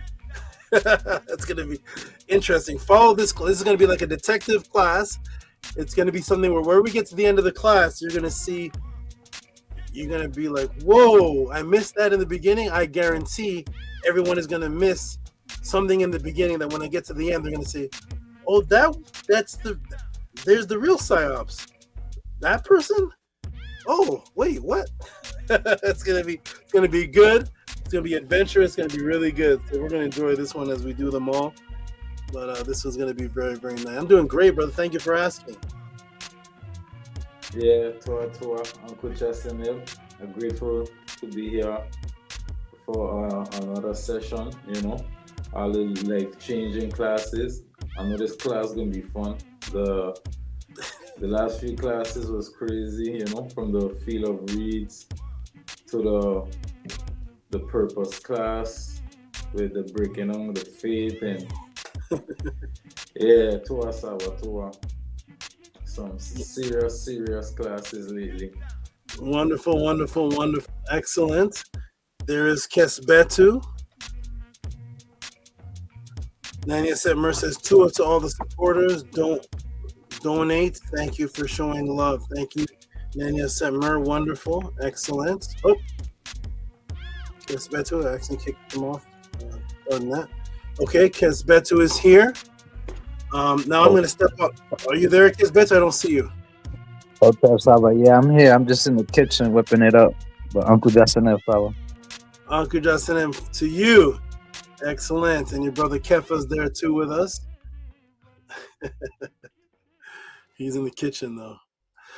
All right, everybody. Now we have 32 people in the room. We're about to get started in a few moments. And now that there's 32 people in the room, now are there any new people? Press a 7 if you are new. Once again, all the new people get greeted. They get shown peace and love. And we accept everybody on whatever stage they're at. I tell my students, because that is how you bridge. That is how you create the bridge to communicate with someone, is you must communicate with them on the stage that they are. Because if you don't build that bridge and communicate with them, it's going to be a repulsive, which means to repel. It's going to be a repelling type conversation where they're going to think that it is confrontational. So I take it, so shout out to, I like that name, Hanging Around. Shout out to Hanging Around. Shout out to that brother there, Hanging Around, new person in the class, Hanging Around. Well, make sure you do just that and hang around, because you're going to see some explosive, some interesting explosive things happen at where you are right now. And if you're wondering, where am I? Where have I fallen into? What have I come into? You're at the HOUSEOFATTON, the ancient Tehutian teachings of the Nitiru. Peace and love to you and Tua for participating, and you will be appreciative of this, hopefully. And the HOUSEOFATTON is the only, welcome, first off, welcome. The HOUSEOFATTON is the only organization, movement, tribe, group, loved ones, family, ahut, all these different names that we've applied to ourselves whose foundation of spirituality is the actual Natiru, something that the majority of New Agers and so-called conscious people are trying to erase because of the agenda of atheism. Atheism is trying to erase the advanced spiritual sentient entities that are acknowledged by every ancient tribe on the planet. Has their own spiritual entities that they acknowledge, and atheism has come in and merged in with consciousness. And now the new thing now is just to be an Egyptologist, which is just to study and talk and debate and study and talk and go home and live your regular life, but not have any type of spiritual system, not have any type of discipline. Just study, talk, argue, but never claim anything spiritually. And that is the worst disaster that has ever happened to ancient spiritualism, is to discuss it but not be loyal to anything. There was no ancestor on the planet that was not loyal to a spiritual system. So wonderful for you and everyone that's attended. And well, you're from Amsterdam. Beautiful. Look at this, the pod class. We have, tell them where you're from. Where you tell them, Kefa, show them where around the world. Where are you from or at or visited or anyone you choose? I in The Hague. I like maybe like 2 hours away from the. You're where? Say it again. The Hague. The egg? The Hague. What country though? The people don't know what that is. Tell people what country. Where are you? The Netherlands. The Netherlands. Okay, good. So The Hague. Yeah, and he in the Netherlands too. Oh. Okay. Yeah, he in the Netherlands as well. So look at that. We have people from Amsterdam, Netherlands, Florida. We've had people from Jamaica. He's speaking another language now. Den Hague. Yeah. He's like, wow, what a chance hanging around that you come to the pod class new, and the only the person on the panel talking is in the close to Amsterdam too. What an interesting world this is. Beautiful small world. Well, everybody, I'm going to step off right now. I don't know if the Jet is here, if Amun or Amunet are here, but I'm going to step off right now for just a moment. Hang around, everybody, all the new people. I'm only going to be away for a few moments, and when I come back, hanging around is Tua. Okay. Hanging around speaking Metanetter. Okay. He's not that new. Hanging around. Okay.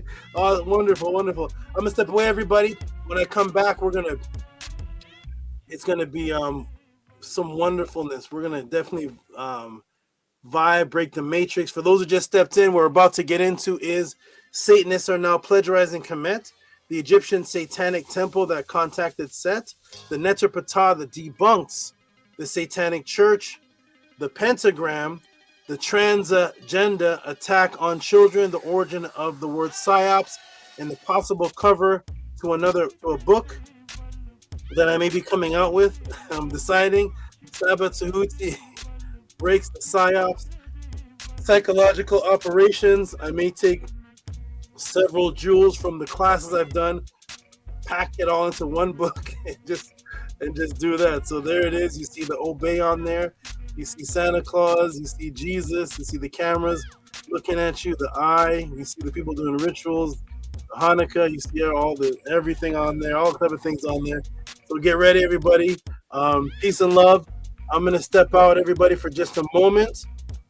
And we have another new name out. I love the new names. Pile in, talk, communicate. I've never seen this one. I love these names. Look at these names. Galactic Guidance, 333. Galactic Guidance, send in a question. Sabatuti, can you just break down my name? And I'll do a whole class on Galactic Guidance and 333, showing where that name originally came from. That's what we do. It's a lot of fun here. It's excellent. I remember the Jed, his name was Primordial Thought 9, and I did a 1 hour. Remember that Kefa and Kesbetu? I did a 1 hour class on his name that he had before he met me. Yeah. It was a beautiful thing. So welcome everybody. Galactical Guidance 333. Tell them your name, which translates to as Kefa, the numbers. 432. Fatu Kemba. We got so we got a brother from Amsterdam new in the chat, and the brother on the panel is from the Amsterdam area. Then we got another person that comes in new in the chat. His name is 333, and the same brother from Amsterdam, from the Netherlands area. His name is 432. So welcome everybody. And then the brother I just talked about, whose name I broke down, pops up next. Primordial Thought 9. All right, we got a 333, 432, and 9. All right, 99. and 999 is Kesbetu. He's Peschet 999. He doesn't know it yet. Well, he knows some of it. Wait till the next pathways. And then we got First Netter. Another number. We got First Netter 1. Shout out to First Netter. I want to so first, before I say peace to Tehuti, we got JawWorks London. London's in the building. JawWorks all over the world. This class is going to be great. And I think First Netter's in London too. Everybody's synchronized. I think First Netter's in London. Let me first of all address First Netter. First Netter, did you ever send an email to clarify the question? It may be buried. Sometimes I get emails and they get buried. I don't see them, but I remember you sending the question, and I said for you to retype it, resend the email. I don't know if I ever received that. If not, send it again, and I'll file it away. And also, this is to Nutse, Octavius Sly, or Nutse. He said, what's up with my question? No, he said, what's up with the question on Geb? Nutse, please resend. I don't remember having files on a question about Geb. If so, it may have been, you can pardon that. Please, I get so many questions in it, may have accidentally been saved under something different. I may have pressed save and it went to somewhere else. I'm checking right now to see. It should say Nutse Octavius Sly, and I don't see that. I don't see that on Geb. So if you could resend in just a screenshot of the Cash App, the question, and I'll go ahead and put that in the file because I don't see it here. And that's more than likely why it hasn't been answered, because I don't see it. Shout out to Amun Min Rasut Atum, I think the whole name is. Shout out to the brother, he gave a donation after the class ended. And shout out to the brother, I am Kesbetu. We're working on that class 21 for you. Thank you so much. Working on that class 21 for you. The good brother Robert Williams sent in a large file with a bunch of classes. I have to see if it can download individually because the file may be too large for my computer for all of those classes. So I'm going to see if it can be individualized. Then I have to upload them to the new ICE drive. And but I can, if 21 is in there, I'll send you the 21 in WeTransfer for now for you to download. So shout out to you. And for all those who don't know what's happening, the Manetta class have been this word compromised again. The whole website, not the website, but our account, what used to be the account that was run by a person named Annie, who was with us once, has either shut it down or something, and now we have no connection. The information was supposed to be passed on, passwords and stuff, passed on to other House of 10 members, and for some reason to shut it down, if that was chosen instead, I'm not sure. But you know how ISFET works, it works off of just chaos on top of chaos on top of chaos when it comes to being against my energy. So all those are compromised now for whatever the reason it happened, however it happened, but we're getting all those classes back slowly by other House of 10 members. So the way they'll be sent to you, maybe be a downloadable version first before we do the ICE drive with the passcode and all that stuff. I wasn't doing all those things. I wasn't familiar with all that technicalities, but so so be it. I will do it now. I try to put people in responsibilities, and I guess it's just, I don't know what it is, but everybody I put in a high responsibility, road run it off. So I'm gonna go do whatever their job was, and Nana will do it. The Jed is still here, and other brothers and sisters are here to do it. And hopefully, from this point on, the Metanator classes, which are my only spiritual classes, that's why this happening, will never be compromised again. So shout out to everybody. I'm gonna go step off for right now. Netter first, if you could send me another email. Nerdhesat, if you could send that question again. Shout out to Galactic, who says ancient Coptic Egyptian bloodline. Interesting. Okay, and Maharu, I seen your new song. Maharu he's not rapping, he's just talking. I don't know what he's doing. It's Maharu style, but it's the new video is out. Maharu, I may play in the pod class, but it's just the music itself is awesome, and it's just him just blurting out a whole bunch of other things that I've taught, showing images of me. And I think it's called Shesh Paper Chef, Tehuti the Paper Chef, and it's just him just blurting out a whole bunch of things that I taught over the years. There's no one sentence, just like, but it's Maharu's brain on video. So I'll put a link in the room or whatever. Everybody go watch that and get what you can get out of it, because it's like Picasso, Maharu's Picasso, where he just pew pew pew pew pew. When you hear it, you're gonna feel all the lessons chopped up and all the videos, and it's just Maharu's originality. So I love it. Shout out to Maharu. Only he could do that. Shout out to Maharu. What's that? I may play it too. I don't know. We'll see. But I will send it probably next week. Okay, first Netter, no rush. I'm gonna step off, everybody. So peace and love. And so I'm gonna greet the Jed now. Peace and love to the Jed, to them. How you doing, good brother? Oh, tough, Saba. Can you hear me? Nice and clear, like a studio. How does this sound? And yes, the Hekau really works. It sounds like a better studio. There we go. All right. Now we just want to make sure the sounds is good. Make sure we good. So we set. Yeah, Saba. Yeah, great to be here. Good to see you. Shouts out to you, Saba. Hotel to you. How you feeling?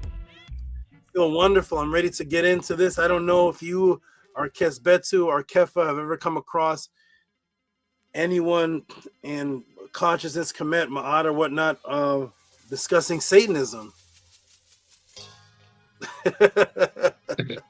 No, I never. But I saw on the thumbnail you had something to do with Ptah and Satanism. I was like, okay, here we go. Okay, wonderful. And so I'm doing great. Thanks for asking. I'm gonna move down to is Retetua around? Is she on? You all taking those shifts? Switch up Aset shifts, because it's Aset's family. Yeah, she's with our set right now. So yeah, but we here. Okay, good. Okay, I'm gonna move on to Kesbetu. Kesbetu, how you doing, good brother? And have you ever seen any breakdown, anything of Satanism have anything to do with Kemet? There's one the Satanism plagiarized from Kemet too. Satanist? Sava, yeah, I heard of. They try to relate Satanism with Kemet, especially like with the whole Illuminati thing and the conspiracy, the secret societies and things like that. So I'm excited for today's class, Sava. What's the last thing you said after you said I'm excited for today's class? Then it blurred out. What'd you say?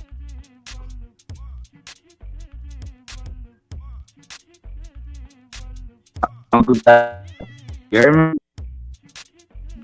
It sounds like Uncle Jacineb, you heard? I'm not sure what. I'm tapping my head. Yeah.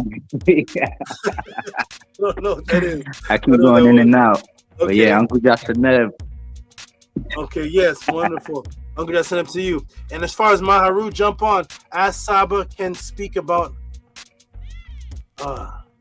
Maharu language, I love it. Ask Saba can speak about my experience with Ouija board.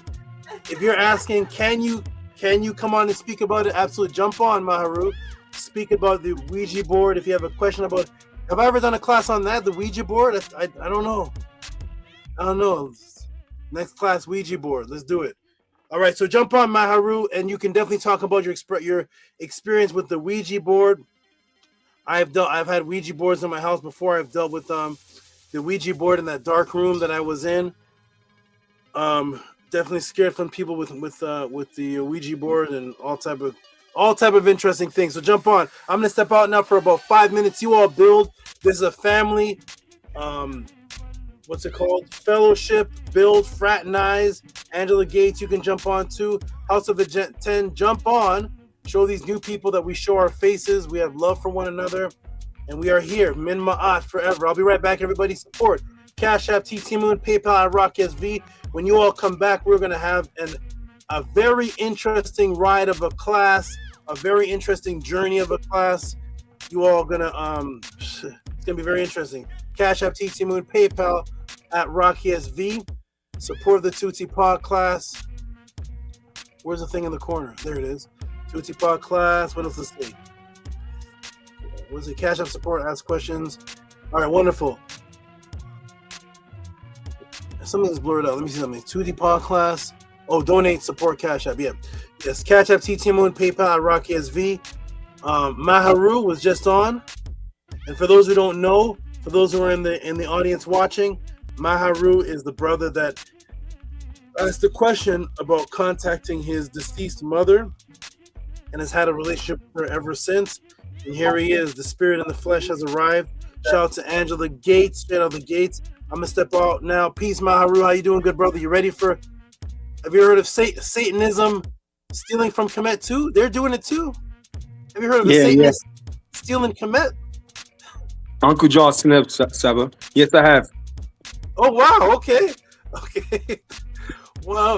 Okay, it's going to be interesting, though, because the Satanists, I mean, it's going to be very interesting, because imagine a Satanist. Does a Satanist want the moral codes of Ma'at? We're going to find out today. We're going to see what in the world could a Satanist have to do, be even interested in anything that has to do with Ma'at. Today will be the first for a lot of people, but Maharu, I'm doing great. Peace and love to you, good brother. 207 and two House of Atton. Yes, tour to the House of Atton. I'll be right back, everybody. Peace and love. You all have a good build. Maybe we'll get some estrogen on here.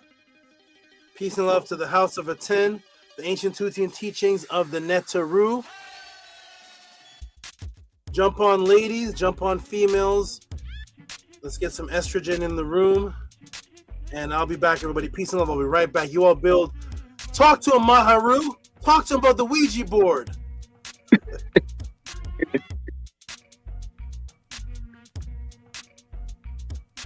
Uncle Justin Never. Testosterone, no estrogen. Nah, Saba looking for the ladies, man. He looking for that estrogen, the ladies. Hotel. Peace and love to everybody.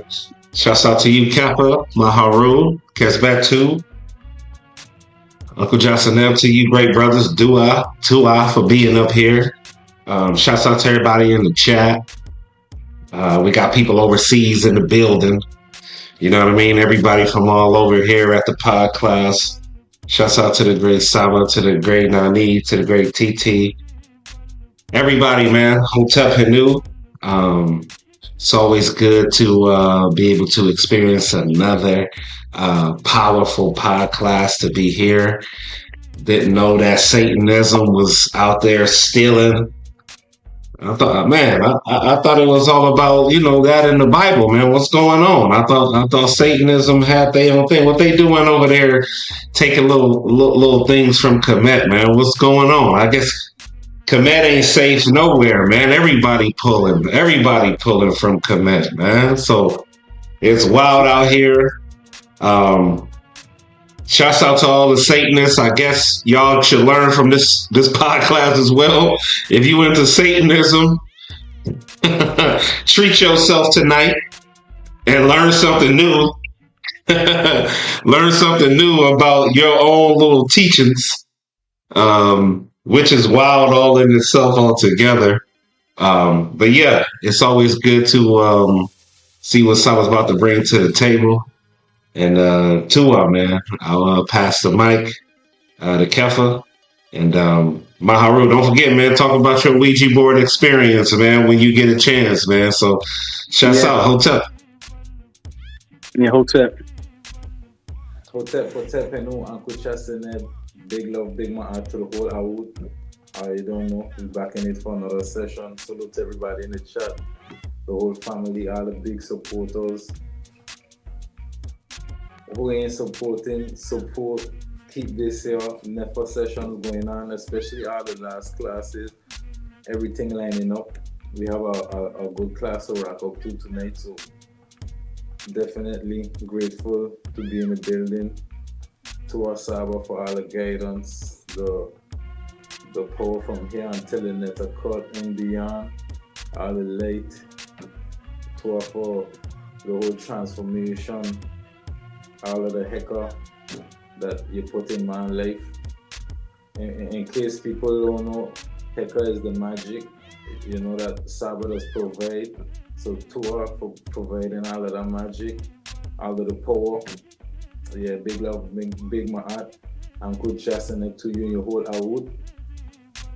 Big ma'at to Titi Aset Mer. Big ma'at to Titi Amon, all your animals. Yeah, ma'at all day, every day, to our hotel.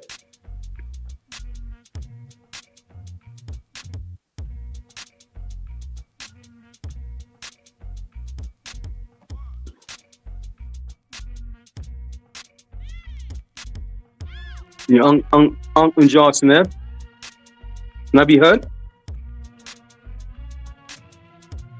Hello? Loud and clear, my brother. I hear you loud and clear. We good. Oh yeah, Hotep, House of Atan. Hotep. Yeah, man. This, you know, like the brother just said, to Saba for breaking these psyopses and you know, growing up in London and really seeing the things that go on in London is, and you know, and not really knowing, you know, seeing things, but not knowing unless you have a Saba, a Tehuti to guide you through for, you know, a lot of things that I experienced. But I personally didn't do it. My energy told me not to do it, but it was a family member. I don't want to say who it is because we don't get along right now. But all that pseudo stuff that they're talking about, I experienced it. I witnessed it myself, so I know all that stuff is just they're just making stuff up. The person that did it was a family member and people that live next door. That I was like around 13 years old at that time when it happened, 12 or 13. And I was in the living room with my father. So they went playing around. They used just a regular wine glass. I mean, you know, the shot glasses, and they made it from paper. And they was playing around. They was playing around in the kitchen doing it. But all of a sudden, we heard screaming in the kitchen. And then all of a sudden, all the lights in the house went out. So my father went to the door to try to open the kitchen door, and the kitchen door couldn't open. And usually the kitchen door opens on a regular. So they all ran out. I mean, before he did that, they all ran out out of my house. And then a few weeks later, I think the person that was the last person to take their hand off of the wine glass started having like twitching in their face on the side of their faces, and they didn't even know. We was telling, me and my brother was telling them that their face was twitching. They didn't even know that it was happening, and then it came to the point where the person's whole entire face was just twitching. and then at 12 o'clock at night, all hell broke loose. Like the person this went insane at 12 o'clock at night, all the way to not 12:58, not 12:59, but 1 o'clock. The whole entire thing was stopped. And if you ask the person what happened to them, they wouldn't even know. So that petty the possession was real. I'll never forget that that experience. Yeah, I mean, there's some other things, but that I experienced as well. But yeah, I don't want to go into that right now. But yeah, that was some heavy stuff, man.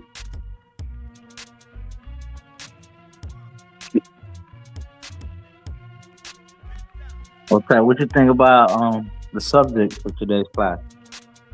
Oh, the subject in regards to you know how most of these systems now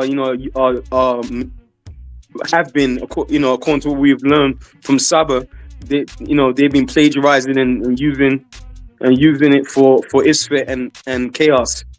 On the left hand side, the negativity. Yeah, it's unfortunate that by them doing these things that is causing people to think that the Neteru are so-called evil beings, and now we know that that it's not true. It's just according to the people that are using it for to try to use the chaos magic.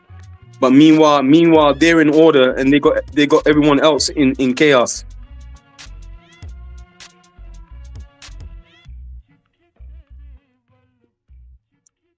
Dua Nefer Medu, Uncle Justin Nev, to everybody on the panel, everybody on the chat, Tua. Yeah, with this subject, this is one of the reasons why I never really got into studying, Medu Netter and too much books of Kemet, because of that same reason. Yeah, I knew that the Satanists, they hijack and they're creating tons of books, tons of information, and they try to, mix their Isfet Satanism with Kemet, and it's an interesting subject dealing with Set, because a lot of people would like to say that Set is Satan himself, which is similar, the characteristics and the behavior. And but Satan don't really exist, and so it's an interesting subject. This is going to be Nefer to hear this, and yeah, I'm excited for it, because I already know, like I said, this is what as a youth, this is what kept me away, and was looking for a Saba, was looking for someone to guide me the correct way on how to learn Medu Netter, because I knew that these Satanists, they dealt with spells and hypnosis, mind control, all kinds of things. Like, this is what this society is ran off of, the Matrix. So this class is going to be one of my favorite classes for sure. Last class was second, powerful, definitely felt safe. I felt very secured with that class. I felt protected. I felt like nothing can go wrong, because we were all in the Medu Netter and into the Saket. So it was Nefer, all connecting with the thoughts, the memorization. So it's a Nefer thing to get this class today. It's like a curveball, but still it's still in the subject of Ma'at, to show us to differentiate truth from falsehood. So it's a Nefer thing, and to see the Heka, they do use Heka when they're dealing with Psyops and all that. So Heka is not subjugated to just good. It could be used for bad. So excuse me, I could definitely see them utilizing Medu Netter and all kinds of spells and rituals for their own chaos magic. And this is why they would want us not to believe in Medu Netter, want us not to believe that the Netiru is real. Like how Saba mentioned, the other podcast, certain people would say, you know, that they don't believe in Netiru and all this and that. But yet, Pep himself, you know, who's Ishpet, he knows they're real because he fights them every day. He's fighting Ra and Ra fighting them. So it's a never thing. Uncle Jasanev, to everybody who supports. Uncle Jasanev, I'm done. I'm at. What's up, Uncle Jasanev? Yeah, man. I mean, what kind of special thing is this, man, to where how many places you know you can go and teach Satanism as well? Even Satanists people can learn from here. Ain't that crazy, right? Everybody can learn from the pod class, man. And hopefully, you know what I mean? If there is some Satanists that's out there watching this because they saw it in the title, you need to come up out of that too, man. Hopefully they can get reached too, man. Saba can go ahead and say, man, he converted a Satanist, got him out of the BS, and now they with my just want to put that out there in the frequency, right? So, but yeah, shouts out to the great Saba, man. Shouts out to the pod class, everybody, people who gonna watch a little later. Definitely, hopefully you will enjoy this. And don't forget to support, don't forget to show some love to the great Saba, and being consistent with his gift that the Netiru definitely blessed him with. So yeah, definitely grateful, man. Everybody's good. It's always good to see you, great brothers. And yeah, man, can't wait for see what Saba takes this, man, because this is all new for me, so I don't know too much about Satanism. I ain't never got involved in that. And I heard what Kesbetu said, man. They into their spells and Isfet as well.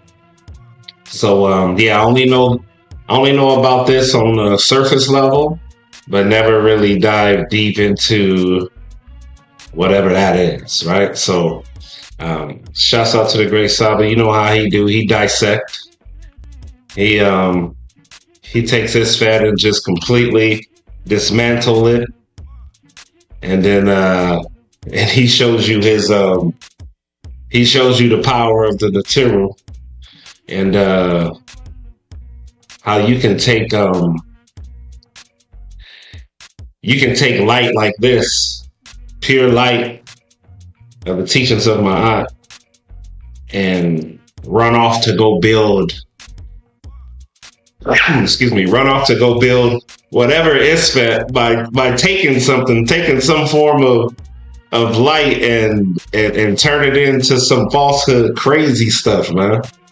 And everybody running with the doctrine of my aunt, and they going to go build whatever that is that they build, right? And without my aunt, none of these little things, these little, you know what I mean, organizations would exist to this day, right? So shouts out to the great Saba, man.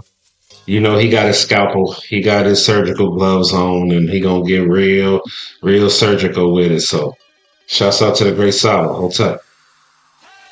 Yeah, and before you go, I just wanted to ask the Jed, how was Baby Aset birthday party?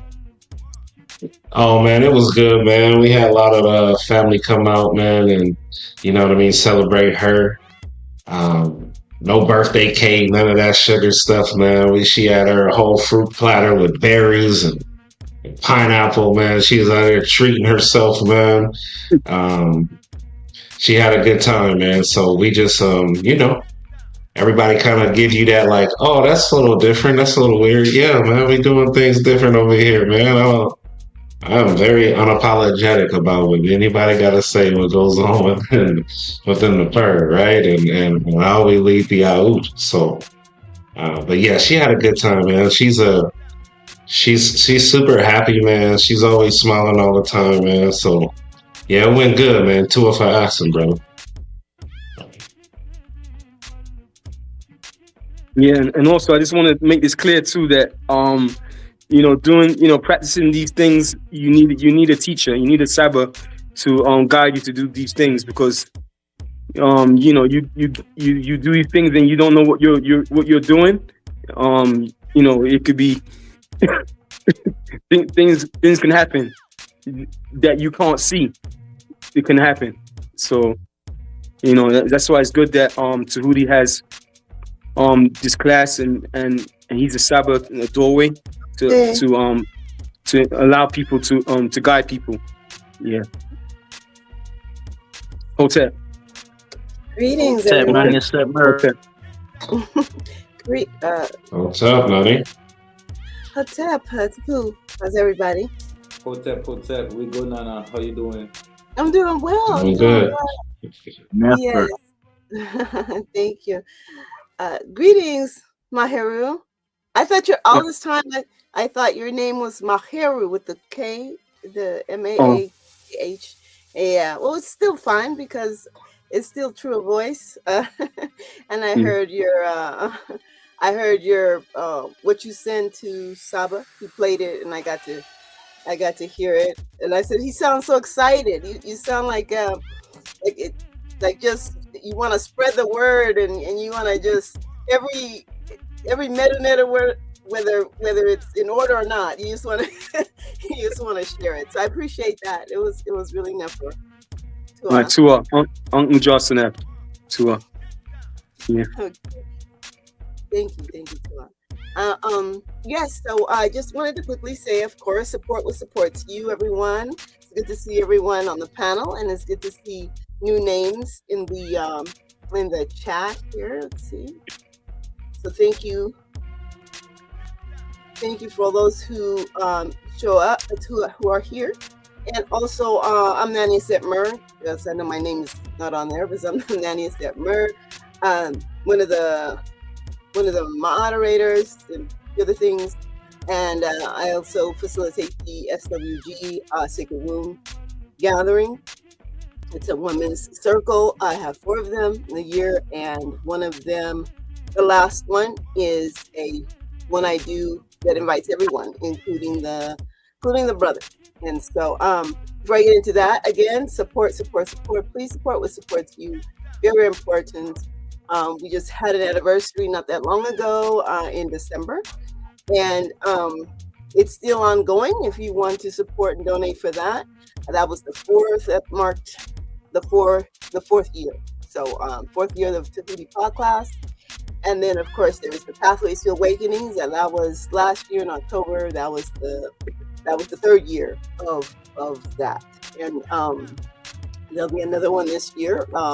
Hopefully, I'll get more into that later, but hopefully, because it is supported by our members, so we'll be talking about that. Be different things coming up this year. So things like making it easier for people to through monthly dues and things like that, making it easier for people to be able to come to Pathways. We'll be starting that up soon, hopefully this year. Also, a newsletter should be coming through that we could also have for this year for the members and supporters. The newsletter, myself and Aminette are working on. They're going to be very, very, very never. So it's going to be a 3-month paper, but it's virtual, of course, but it's going to be for 3 months. So this one coming up soon is going to be for October, November, and December. And there was a lot of great things that happened during those months. October, of course, was the pathways. November was the beginning of this debacle about, was it a debate? Was it a, that kind of thing. That was a little continuation of it in December, and then of course the beautiful anniversary. So all those things are going to be there. Okay, yes. Now that I've done that part, now I would like to, and since most of you brothers here, I think Miss Betty was the only one that from the brothers on this panel that came to the SWG.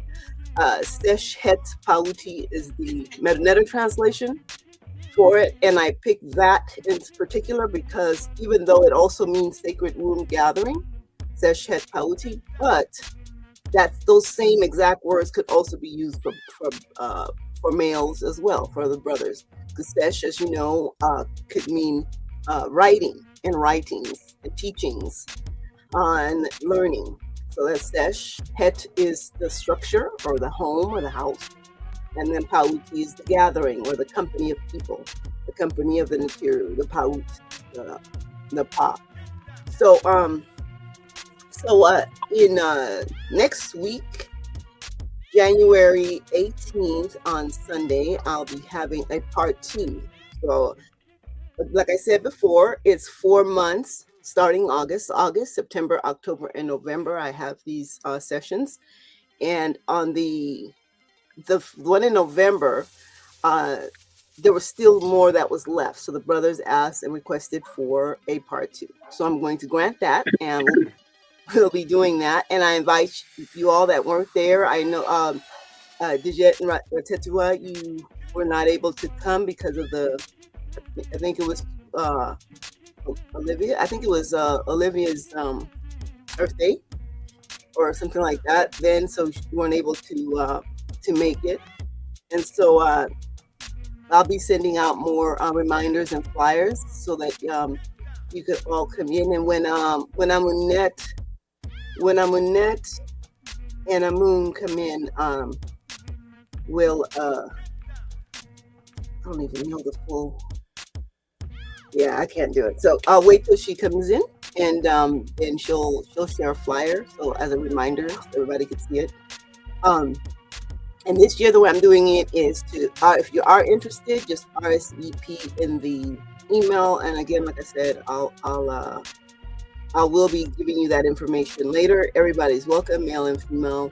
And again, RSVP so we could know, and we could send the link. Once you RSVP, once you don't put your donation in and RSVP, then we can send you the link for it. So hoping to see you there. Now the time is going to be 11 to 3 my time, which is Pacific Standard Time.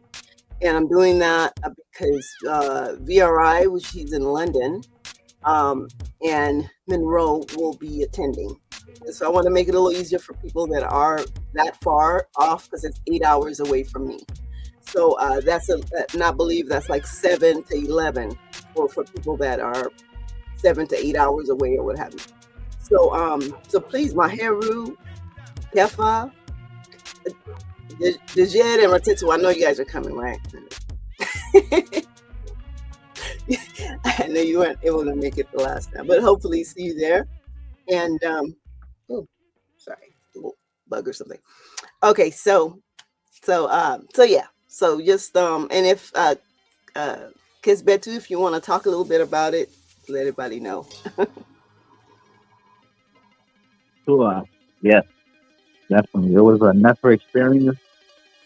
Definitely deep with the rituals and the practices that Mama teaches us, that relates to what Saba teaches us. So it correlates. It goes hand in hand. It's kind of like a metal magic class as well, but except we're like more interactive. We get to light up, the candles and certain things right there as we're live, and we get to ask Nanya set specific questions if we're confused or we're interested in something. We can ask her. It was a never experience, I know. that particular class that I was in, I also was seeing presentations of the Senate, the sisters, dealing with they're teaching their subjects, teaching their practice, so there's a method of understanding to see the leadership in the sisterhood, the continuation of family growth in my heart. It's a mental experience, and I recommend everybody to come through if it's curious, know more of my heart. You know, the 90% learn how to present, bring, and Saba came through as well, which was a mental experience as well. So for me, it was necessary. So to have it part 2, can't be more grateful. So Tua, Tua, 90% learn for everything you do. Doing that class and the class that's coming up, I can't wait. I'm excited. So Okay, yes, you're very, very welcome. If one says, well, you know, I didn't get to see part 1, so you know, I don't know if I'll be able to understand part 2. So we will be having a small clip video of that, an edited video of part 1, to kind of give you an idea of what happened in part 1. Well, mostly I believe it's going to be more so my lesson part of it, and the videos of the sisters, that's already in video form. So it just depends on timing, and we can share that as well.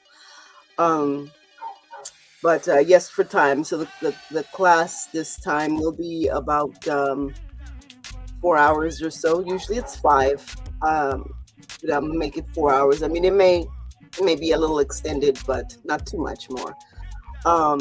But yes, join us, and yes, it's just a different, the slight different experience. It's still the same ma'at and love,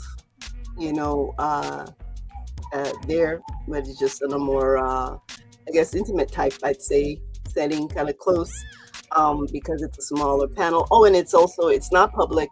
So in case anybody's like, oh, I don't want to, but it's not public. It's pretty private. But like I said, if you want to save a spot there, please RSVP. And again, I will send the, well, let me see if it's here already. I'll be putting it up on the chat. Oh, okay. You have the SWG? Yeah, I have. Oh, okay, yes. Thank you, please. 'Cause I don't, for some reason. Okay, it's not here. Okay. Okay, thank you. Yes, if you could put it up, that'd be great.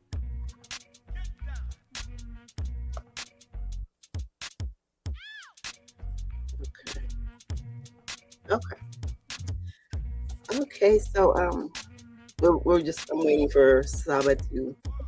Are you not your murder? Talk to her. What'd you say? Well, I said, how you feeling? Talk to her. Oh, thank you very much. Thank you for asking. I'm feeling pretty good. Feeling good. It's a good week. Good. Everything is pretty okay. Just preparing again, like I said, for I'm excited about this newsletter that's coming up. There's still some details that I have to show Saba and things like that, of that nature. Excuse me. And but other than that, because he hasn't seen the finished product. I don't know if it's quite finished yet, but I've been checking on it and looking at it, and it's looking pretty good. And that's going to be that'll be something to give, because right now, as you all know, we're not having any Sunday classes, but still, in order to we still want, of course, monthly dues and support, because in order to have activities and certain things, and we are planning on bringing back House of Atten merch. It's going to be a different, it's still the design that everybody knows for House of Atten, that's going to always remain. But as far as in just other other maybe decorations or other prints and other things like that will be in effect as well along with that, the one we know, so that way there could be a variety. We could have more more people, more interest, you know what I mean, just because it'll look better and things like that. It won't be just I mean, the design before was just that, exactly just the design. So, and it could be both male and female. But I want it to be a little bit more, just maybe a little bit more colorful, a little bit more design with it, a little other. It's always going to be something comedic. So, that kind of. So I have ideas for that, and then we'll be sharing that along. So there will be merch, and like I said, there's the newsletter for those that are doing monthly dues or supporters and members. Well, actually, excuse me, I'm sorry. The members, which also are supporters automatically, because they would receive they would receive it. And then and I'll give more information as time goes on with that. And I think that's about it. But that's been keeping me busy. Been working on that, and of course this week. I'll be busy working on the class for you all for Sunday. Yeah. You ready? Yeah. Okay. One moment, or actually, when the camera comes back on, it'll be Saba. So, peace, Hetepu. I think that's I appreciate everything you're doing. Everything you do. Thank you. That's another one. Peace. Peace, Hotel.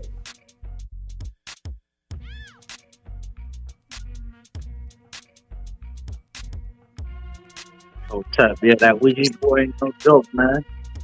I know some people that play with that, and I heard some crazy stories as well. I heard of people flying, like getting pushed by the spirit. I've heard of so many things, people getting possessed. But I don't play with none of that. Like, I'm not hey, that's pseudo, and I've seen to this day. So you can't tell me nothing just because you got your eyes closed. Doesn't mean I do. So, it's unfortunate for you. You don't get to see the other side. That's why it's a special thing for those who are able to see, the spiritual aspects, the higher realms, the other realms. It's a never thing to have connection, even if you don't see it. Just the thought of it, this could be something that exists. I just haven't experienced it yet. That alone is more powerful than someone who just straight up says, no, that's pseudo, that's craziness, or whatever the case may be. Like, you're limiting yourself, you're closing yourself, and yet the world you live in exists because of it. So how does that make any sense? It's an effort thing to be part of the House of Atton in the great voice of the jet. I love the House of Atton.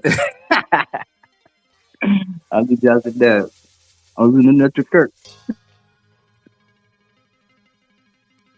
Yeah, pseudo is pseudo. Yeah,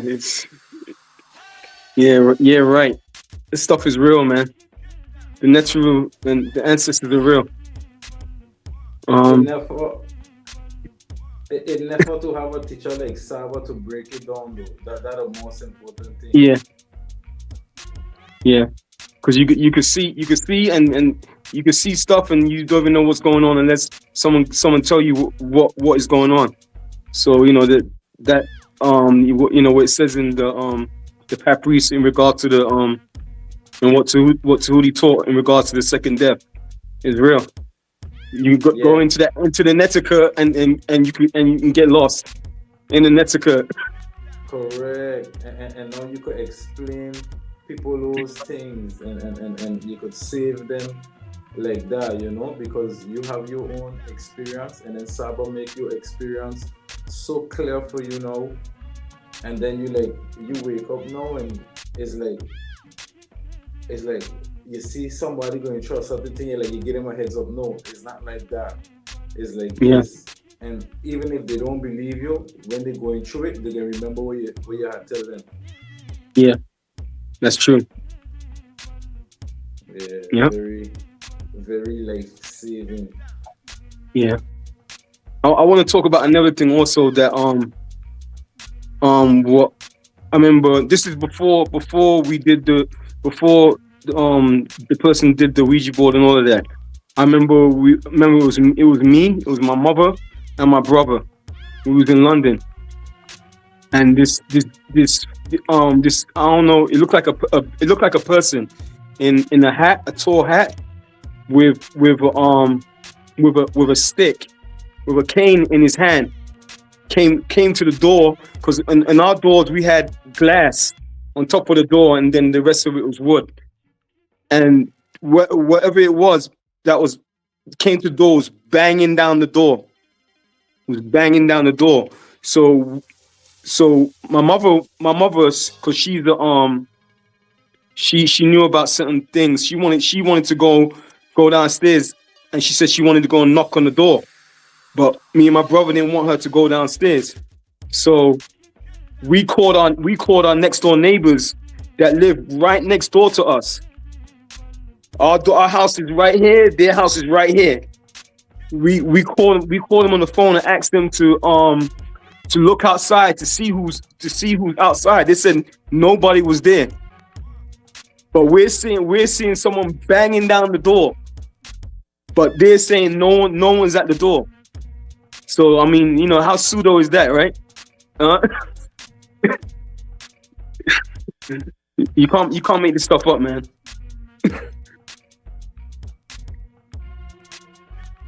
Uncle Jocelyn. Uncle Jocelyn. Yeah, it is. That is crazy, because so much different experiences. They're so different, And like Sarah said, like over here in this realm, it easy, like how the matter and the electrons and things, your decisions, you could do certain things. This realm is an opportunity before you go back on that side. Because over there now, it way different. They have so much magic going on, you know what I mean? Photon, dark matter, you know what I mean? Like it happening. It's not like here with the electrons, Over there on the other side, like things could happen, and you don't have no experience in that unless you practice in here. You know what I mean? But then when over there now, when you're in a network attached to the silver card, connected to the cat, when you're in that, and you leave your body, and then you just out there now, you can't go back to your body and wake up and be here and do certain things where you have the control that you have now. Yeah. So, yeah, it really for the last class with the purpose. It make it so much clearer that now is the chance to use this matter, this physical realm, to make certain decisions, to take advantage of certain opportunities now, where you could do these things before you leave your body. You know what I mean? Because like my hero say, when these things happen, they just happen. And sometimes we just see them with our own eyes here. But when you reach over there now, you over there. You where all those things happening, you there, and you there. You know what I mean? So like, it's like being in a dream you can't wake up from. you know? Yeah. Yeah, the real dream. The real Upesh. Dream. Yeah, the real Upesh. Yeah, so to Asaba for all of this guidance, because yeah, this is a war the Natilua boat, and Asaba bringing this. I don't know how much years ago. I don't know how old it is. You could say thousands, millions. I don't know how old it is, but Tua Saba for bringing it here, you know? Because without this, you're going to leave your body and get catch off guard by a surprise. Yeah, Dan call for. So Tua Saba Tehuti for the guidance, because we need it.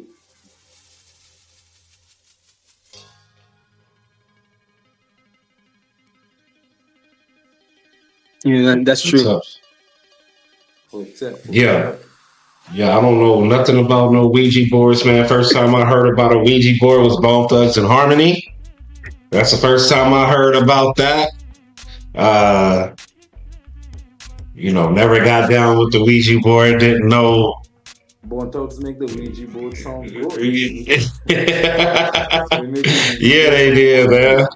Oh man, yeah, the whole nine. So, yeah. Oh, welcome back, Dre Subtle. Hey, wonderful. Thanks for welcoming me back. We're about to get started. Good conversations. Maharu's smiling.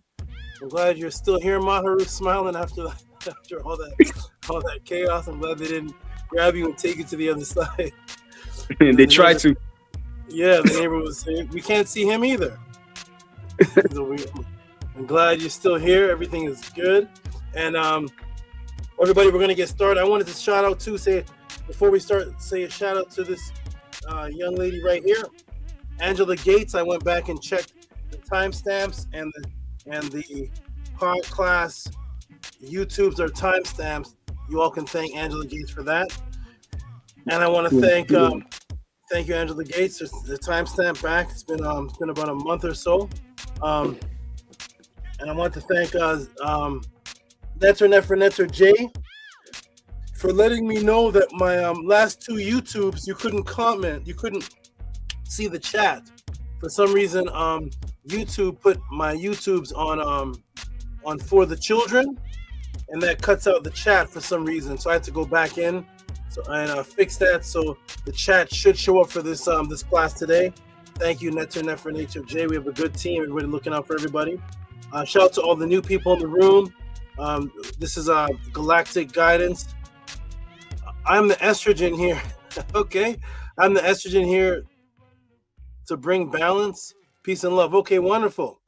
Wonderful. Thank you. That's great. Wonderful. Excellent. Zep Tepi Slim. Wow. In May 1976, after playing with my sister's Ouija board, I fell asleep and had a powerful dream where Elijah Muhammad spoke to me inside a very cold Meru. Interesting. Okay. Interesting. Shout out to the new people here. I always say shout out to them before I start. Shout out to, I don't know if that's Mick Time or MC Time, like MC Light. I'm not sure which one it is, but whichever one it is, peace to MC Light, who says, do you people believe in magic here? Shout out to Mick Time or MC Time. Welcome to the House of Attend, the Tehuti Pod class. Peace and love to you. These pod classes are based on your questions and the support system. You send in a question.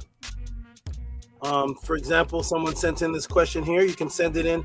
You're typing in the Cash App or the PayPal. Are the symptoms or stages of pregnancy nowadays that have been created by the matrix, like cravings, gestational diabetes? How aware are babies in the womb? Do their personalities, likes and dislikes begin since conception? For example, there was a certain time I couldn't eat with my last two pregnancies, and there was a certain foods that I really enjoyed eating.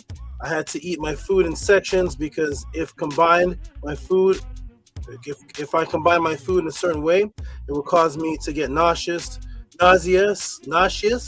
or I couldn't eat the food anymore. Set would become very active when she's hungry, and once I eat, she calms down. Sincerely, Gabby Lopez, who's now known as Retetua. And when you send in that question, what happens? Boom, boom, you get the whole pod class: pregnancy cravings, natural or controlled psyops, consciousness in the womb. And you get a whole pod class to you. So welcome to the Tehuti pod class. Send in your questions, and you get a complete. You get a section of the pod class dedicated to you, where you get answers. That I'll let the people on the panel explain the kind of answers you get here, but you get answers, life guiding changes, you get live performance, all type of things happening here at the Tehuti pod class. We are a support system, a reciprocity system. So welcome MC Time. And as far as do we believe in magic? Absolutely. You're talking to a practicing magician of at least 4 different versions of magic. So absolutely, yes, we believe in magic. I show magic. I remove the belief in magic by showing it. So, somebody said, I don't believe you got a gun, man. I don't believe you. I don't believe you. Pow. Okay, man. Okay. All right. Yeah. All right. So, some people don't believe the other person has a gun until the shootout comes. So what I do is I remove the belief in magic, and I actually just demonstrated. Those who came, those are on the board right now. The screen have all type of experiences of the magic I've taught them. All type of magic. Those who came to a particular address in October, who were there to see me in person, saw some magic live in person. They're on the panel right now. I don't know if did you stay for that, or did you have to leave earlier for that? Were you there for that?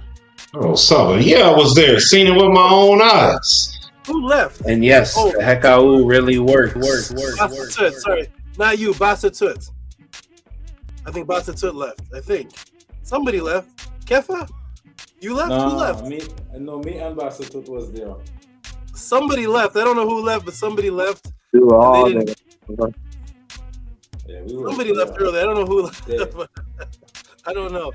Maybe everybody was there, but I thought somebody left. But at any rate, maybe they left for something else. But anyways, you got to see the live performance of the magic happen. So, yes, we do believe it. We do believe in it, and we know it, and we practice it, and I show it. That rhymes, right? We believe in it. We know it. I practice it, and I show it. Okay, I kind of sound like a poet. All right, so we're gonna get started, everybody. We're gonna get right into this Tehuti pod class, right into this question and answer class, right into these questions right here. Boom! Are you ready, everybody? Get your pens, get your pads out, get your iPhones, get your iPads, get your eyeballs. Get ready. We're gonna cover Satanists. Are they now plagiarizing Kemet, the Egyptian Satanic temple that contacted Set? I'm gonna ask you on the panel if they heard about that. The Neter Patah debunks Satanic Church. What's that even mean? The Pentagram and the Transagenda attack on children. The origin of the word Psyops. Saba Tehuti breaks Psyops psychological operation. That may be the cover for the new book that's coming out, or just the logo for my Psyops classes. We'll see. This was designed by me. I did not used to do these different things, but I give people responsibilities. I said, whatever your talent is, or you do technical work, you do websites, you do pictures, everybody do it, have fun, do what you have to do, and be a part of this. But if it ever comes down to Tehuti has to do it all, if I have to do whatever it is, all I need is to plug myself in for a couple of minutes, and yes, I will be a website design master within about half an hour.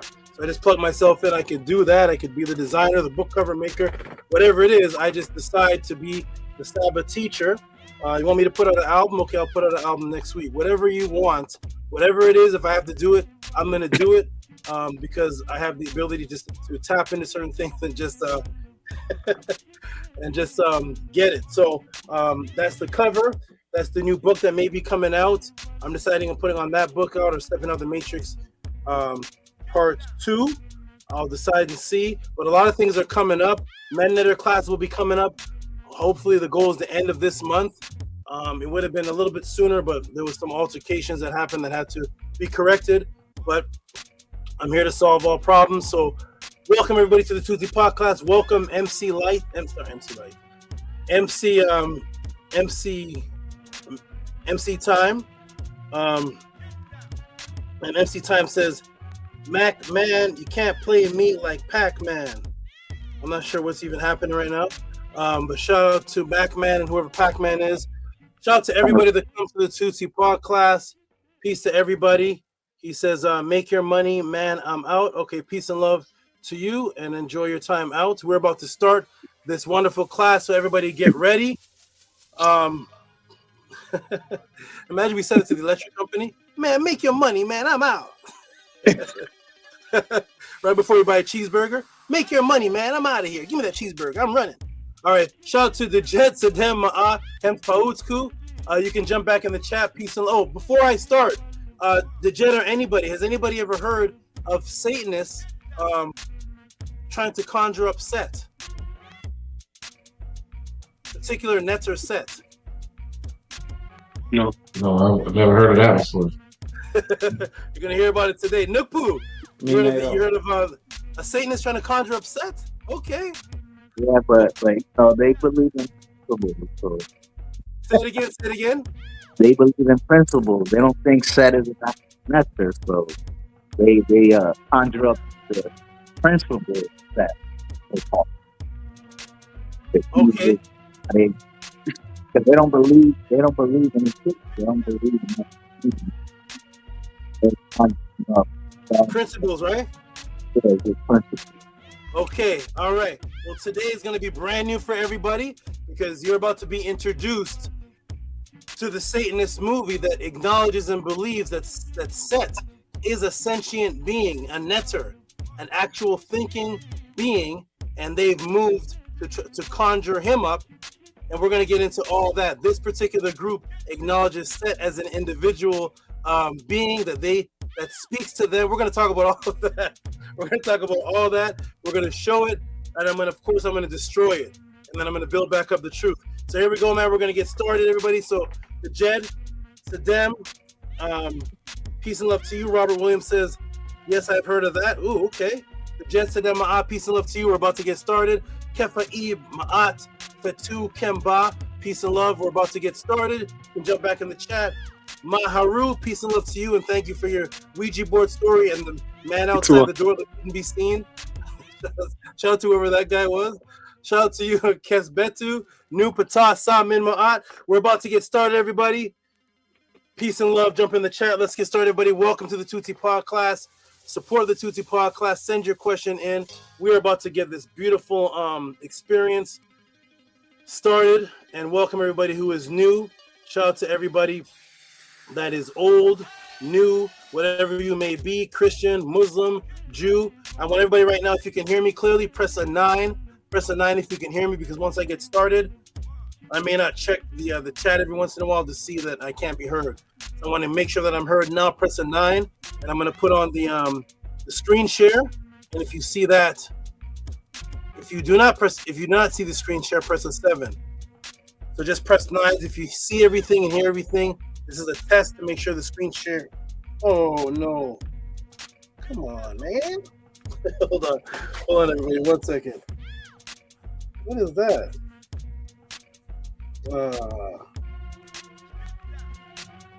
Okay, hold on.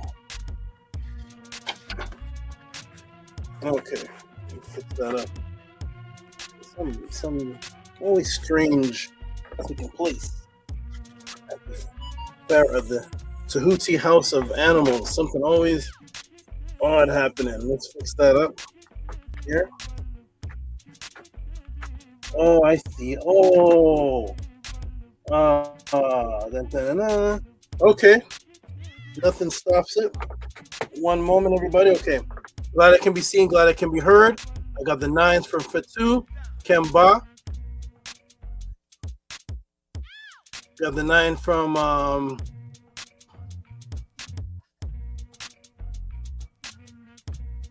okay, Nook Twist, wonderful. I'm gonna stop the screen share. I'm glad everybody can see and hear me. 1 moment, everyone. 1 moment. Let me do something really quickly. Hold on a second. Hold on. Okay, sound check, sound check. Now I'm going to mute the sound, and I'm going to be back in one moment. Hold on.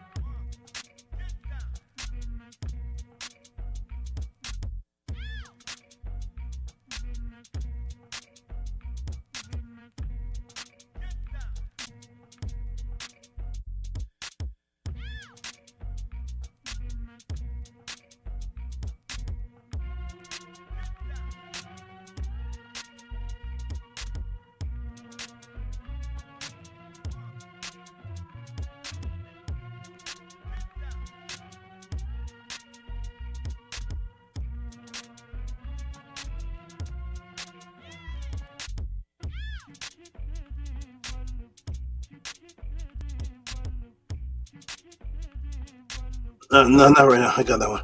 Okay, good. Fix the problem. We are back. We are back. We're about to get started, everybody. We are back, ready to go. Everybody can hear me. I saw the nines. Wonderful. Amunet pressing 9. Wonderful. Excellent. Let's get started. Everybody ready? Let's go. A nice little build session before we started, but now it's time to get started. 37 people, and we are ready to go. Welcome, everybody, to the Tehuti Pod class. Ready to go get started right now. Here we go. Ready? So we'll start on the count of 3. 1, 2, and boom. 3. Welcome to the Tehuti Pod class, the question and answer class of the House of Attend. Due to the kidnapping of history and your spiritual identity stolen, millions of people have questions about who they are, where they came from, if immortality exists, what is the original religion, original languages of spirituality, who are the Natiru, what about my physical health, what about mental detoxification, what about out-of-body experiences, do they have ancient sources or are they all New Age, what about government Psyops, which is what we'll be talking about today. What about telepathy? What about quantum entangled consciousness? Now, fortunately, that you have left Christianity, Islam, Hebrewism, Hebrew Israelitism, thinking that you have escaped the matrix, which you did, one step of it. Now you go to the common conscious platform. Little did you know, you have stepped into another matrix. Unfortunately, in the agenda of atheism, now hidden in disguise and has infiltrated in the form of New Age conscious people and atheists who have disguised themselves as atheists who are now the conscious teachers, atheists who are now the Kemetic teachers, atheists who are the esoteric guides, atheists are now the metaphysical teachers in the agenda of the matrix to remove the Natiru from Ma'at and the spiritual disciplines of the ancients with indigenous references. They will not have classes on the actual teachings, disciplines of the ancient writings or the indigenous people themselves or their spiritual beliefs, but they just wear ancient symbols for fashion and egotistical gratification. They themselves do not live by any actual written culture, thus they can only teach from memes or do what is called counter teaching, which is just to go against someone else's teachings. They only do debate, debunk, expose videos, while not standing on any pre-matrix written spiritual teachings or system themselves. Their subject matter stay on the beginning phase, which is limited to the Hebrews are wrong, the Bible is stolen, the Hebrews are wrong, the Bible is stolen, which are great subject matters in the beginning to help one break out of the matrix. But after showing them where it is stolen, none of them stand on the actual specific part it was stolen from and give the original teachings of that specific part and how to apply it to your life. They do not stand on the original teaching themselves that it was stolen from as their actual way of life. Their focus is just to show you, hey, it's stolen. Then they leave you right there. That is called breaking something or someone down. They're not building them back up. If you show that something is stolen, then show how we should adhere to it in our original mind state prior to it being stolen. But that part takes discipline. For the next topic of focus, which is usually the Egyptians were black, the Egyptians were Arab, the Egyptians were this, the Egyptians are that, but I won't follow any of their conscious discipline. I'm only proud of what they physically look like. But as far as their discipline and their way of life, forget about that. And on the Native American conscious side, all of their titles are argumentative titles, such as the pyramids in America are older than the ones in Egypt. We are the American Indian, not African, but never just on what the pyramids in America are for and how can they enhance you, or what are the spiritual disciplines described ways in the Native American way of life that can be lived by that can enhance you spiritually. They can only do counter teaching, which is when your popular teacher cannot do full videos on the actual culture they claim our ancestors lived by, that one should be disciplined in, like the ancients were, because he or she does not truly have confidence that any African or Ma'at or Kemetic culture can stand on its own and hold the people's attention. So they need contention, they need arguments, they need shock value for views. They themselves are not disciplined or stand on anything, never giving you any indigenous written spiritual discipline in its place and what they adhere to on a daily basis, that they and their family actually practice when the computer shuts down, when the debate is over. Those quote-unquote conscious teachers are really just atheists in disguise. They are individualists excuse me, they're individuals in disguise that actually don't believe in anything. They just have the urge to argue and have discussions based on contention. Then they make you feel uncomfortable to ask any of these questions, and then you're insulted for the above inquiries because their hidden agenda is individualism to disunite under the guise of knowledge, but with no structure, no unity system, no Natiru, as all of the ancient ancestors did. Thus, they have no movements, no ranking system, no group discipline, no spiritual rituals, as all of the ancient ancestors did. They have no accountability to any one culture. Thus, they can do anything at any time and just jump from culture to culture, from group to group, to satisfy whatever their feelings and emotions are for that day or that week or that month, with no accountable obligation or accountability. Thus, they are about lonism, individualism, which means no matter what they do, they can always justify their behavior because there is no written concrete way of life that they stand on, which is the ultimate egotistical manifestation of Isfet. Isfet is about disunity. It's about disunity. Excuse me a second. Isfet is about disunity, which causes people to break away, splinter off, or show disloyalty. Unlike the bees, which are organized and structured and loyal, unlike the beehive, unlike the ancient people of Kemet, who are unified, Isfet will cause their mind to create a reason to disunite without any witness-proven reason that exists in real time as it's happening. Thus, there would be real-time witnesses. There are no real-time witnesses for their separation or branching off reasons because all of their reasons only exist within their minds. Watch closely. All of their reasons for separating come up months later after they create them with no factual record of them discussing it or bringing it up or matching the dates of their imaginary self-sabotage complaints. It is just the spirit of separation. The word introvert only exists in the colonizer's language and in no other ancient culture's language because ancient cultures always moved as a mentally unified group, not individuals just hiding behind a computer screen teaching I follow no man, I follow no one way, while simultaneously teaching you must get back to your roots, you must get back to your ancient cultures. But every time you go back to those roots and those ancient cultures that they teach on, every single one of those roots and ancient cultures were a unified group of people with structure and accountability to a specific way of life and discipline. Disloyalty is the New Age conscious community teacher's goal to mirror your consciousness with that of the European Egyptologists who are outside of the culture just collecting knowledge on Egypt and discussing and debating Egypt historically to see who is the top scholar, but not from a person who actually wanted to live the life and the spiritual system and unified like the followers of Kemet, of Ma'at, that the outsiders studied. The unifiers had structure, discipline, ranking system. Thus, the New Age conscious teachers' videos are mainly just about talking about other people or complaining about other people and other groups. Here are wise words that the House of Aten echoes. If there are thirsty people that have been drinking from a dirty, contaminated glass of water, as you claim, do not sit and complain about the glass of water. Just put your clean glass of water up beside it for the people to drink, and thus the people will have testimonies of how you cleaned them up from scratch, and are now giving testimonies of the existing living Nitiru and their dedication and life being saved by it. If not, you are just a complainer, a divider, and you are not a disciplined solution provider because you have no testimonies from the masses who are in need. Your water is dirty as well. Welcome to the Clean Glass of Water, the House of Aten, the Tehuti class. Their job is to remove the supreme Nitiru from the planet's memory and create atheism, a soulless, spiritless form of black consciousness.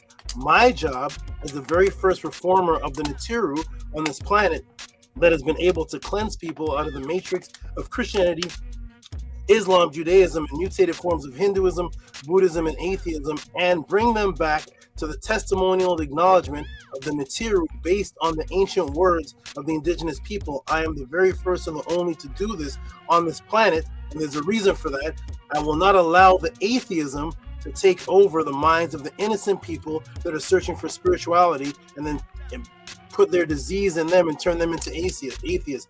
I am here to bring back the Nitiru as taught by the ancients and reach the people on whatever level they begin on. Thus, the House of Aten is the only movement platform class that exists on this planet where you can send in these type of questions with reciprocity and get an ebook, personalized, documentary type answer with live demonstrations, customized, and on top of that, taught live for you with each answer getting subconscious matrices broken within you and testimonies afterwards is here at the Tehuti podcast. What are the questions that were sent in for Tehuti this evening? Now, Dr. LaRoche sent in a question on voodoo, and the Nile Valley influence on voodoo, but he had to change it because I told him that I would have to I would not be able to speak on a lot of the aspects of voodoo because of certain oaths that I took and promises that I made. It's a closed religion, and the particular type that I know of that's heavily connected to Kemet and heavily connected to other things. I'm not allowed to speak on it and just have a YouTube class on it. So I told him to change the question. So he changed the question. He said, Hotep, can you please do a pod class on the Temple of Set? See this link, Temple of Set. And then he says the leader, Aquino, is also on the board of Turning Point USA. Uncle Justin from the MD doctor. He's an eye doctor that cures and helps glaucoma patients. He says, peace, Hotep. Daniel LaRoche, MD. Okay. Interesting question. I've never gotten a question like this before. But this is an interesting question sent to me by the consistent large supporter, Dr. Daniel LaRoche. And upon the first glance of this question, let me ask the class, you may have heard a lot about temples set up, but I'm going to ask the class right now, have you ever heard of a temple set up for Set? Let me come in the room right now and just see and interact with the class. This is an interactive class. I'm going to ask the class, 42 people watching. It's always 42 people watching. When I go to start the podcast, always 42 people watching. 42 people watching. So let me ask the class in the audience. It doesn't matter if you're new, Christian, Muslim, Jew, Kemetic, under Rana for Moon, Asara said. It doesn't matter if you're Moor, Hebrew Israelite, whatever you may be. If you've ever studied anything about Set in the Natura or anything, has anybody here ever heard of temples set up for sets? Type it in the room. Big Vape says no. Big Vape says no. No one ever did. Anybody else? Anybody in the room, of the viewing audience, ever heard of a temple set up for sets? That's very interesting, isn't it? I'll give you a few moments. Shout out to this brother here. I gave you a shout out earlier because you let me know that the video that I played last time didn't have the 6 months. It wasn't the same video I had played years ago with the disease showing up in the body 6 months before it manifests in the physical. I had pressed play and I had to leave the computer. When I came back, I wasn't sure if that was the right video that was played. So pardon that. And thank you for letting me know. You watched the YouTube video afterwards and let me know. So I said I'm going to go get the original video and then go ahead and play that. I played the doctor that showed the energy, the electronic bionic energy around the body, but didn't play the video where they used that bionic energy to detect disease 6 months before it manifested in the physical. I'll find that video and go ahead and play it again. I played it some years ago. So shout out to Maharu. So shout out to Jason Kirkland, my friend of Nature J. Kesbedu says yes, but I don't have the specifics. Okay. So anybody else listening? Anybody else heard of a temple set up for Set? Okay, I'll be back to you all. Thank you for the students to answering. It's an open pod class, so anybody can participate, whether you're new or not. You will never be attacked. You will never be. There's no destructive, negative, breaking you down energy here at the House of a 10. Okay. Okay. Here we go. Robert Williams says the followers of Set after the Greeks. Okay. Followers of Set after the Greeks. Interesting. Jason Kirkland says, I have heard them talk on something on the History Channel, but they were saying some old lady was Seti I. Seti I the Pharaoh.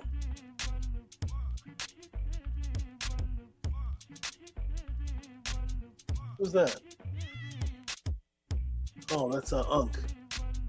Hey, peace, Unk. All the new people are wondering what's going on. I'm surrounded by about 65 animals, so every once in a while, one of them makes its awareness be known. Shout out to Unk, Unk, the boa constrictor. Okay, shout out to followers of Set after the Greeks. Okay. Hotep, it's all Mary Ma'at. Okay, good. There we go, everybody. Ready? So basically, nobody really has any detail of a temple set up. I think, but Rob Williams said followers of Set after the Greeks. Okay, so let's find out, everybody. Let's see what's happening here. What could this be that Dr. LaRoche is asking about? A temple set up for Set. Unc, are you coming out? Unc is getting too big for the enclosure. All right, here we go. There we go. Okay, boom. Here we go. Boom. Here we go. All right. So thank you all for Thank you all for participating. Somebody else typed in something new. I'm going to read this last one. So Master K says, I've heard of Cypress Hill. Temple of Doom, throw your set in the air. What is that? Okay, I think that may be a joke. Maybe that's a song or something. I don't know. But shout out to everybody. Shout out to everybody for participating in that. Thank you all for your participation. You're going to get an applause. And let's get back into the pod class. And thank you, Master K, for throw your set in the air. All right, here we go, everybody. Ready? Let's get into it. A Temple of Set. What is this, everyone? Let's go. 1, 2, 3. Boom. Petu says, I remember Saba got snakes with the unks. Oh, yes. And I have other ones, too. I have the one that I named after the young lady that I used to beat Jabari in that debate, Unk Cinnamon. She's a serpent in the house called Unk Cinnamon. I'll bring her to the pod class one day. I've raised up a lot of serpents that I've not even brought here. Raised a lot of from babies, but they'll come one day. Here we go. Boom, boom, boom, boom, boom. And boom. Here we go. So Temple of Set. What is this? What is the Temple of Set? Does it look like this? There is Set. Is this a part of the Temple of Set? What is that? Does something like this come to mind? It's a Kemetic temple. There's Set. Is there some type of temple set up for Set? Let's see. There we go. Now, if your mind is in the original place, let me blow this up a little bit. So we see, say, when I lived in Jamaica, a little bit. For some reason, the T turns into a K. Nobody knows why, but okay. If so, then your mind is in the original place. In your mind, and your mind is pure. When it comes to associating a temple and the word Set, because this is the temple of Seti, one who has the word Set in it, in his name. But unfortunately, and sometimes fortunately, as I have said many times before, the undeniable and unique frequency, and everybody please listen close, the undeniable and unique frequency of the Nitiru in Ma'at is that it is the only culture that has the original frequency that has changed the entire world, meaning that the culture of Ma'at is the only culture in Earth history that has not gone out in ancient times having to try to convert people, but yet every single culture that comes in contact with its frequency gets cleansed and starts to behave and imitate and act and practice the spiritual rituals of Kemet. No other culture on the planet has had this effect. Whether it is the Canaanites coming in contact with Kemet, whether it is the Babylonians, or whether it's the people of Greece, whether it's the Persians, whether it's the Romans, or in modern day formation of Christians, Islam, Judaism, Hebrew, whether it is business lines, clothing lines, mathematics, architecture, whether it is science, the list goes on. This is the only frequency culture in Earth's history that when it comes in contact with another culture or person or people, the other people start to imitate it and change and to adapt to it. Let me fix them in here.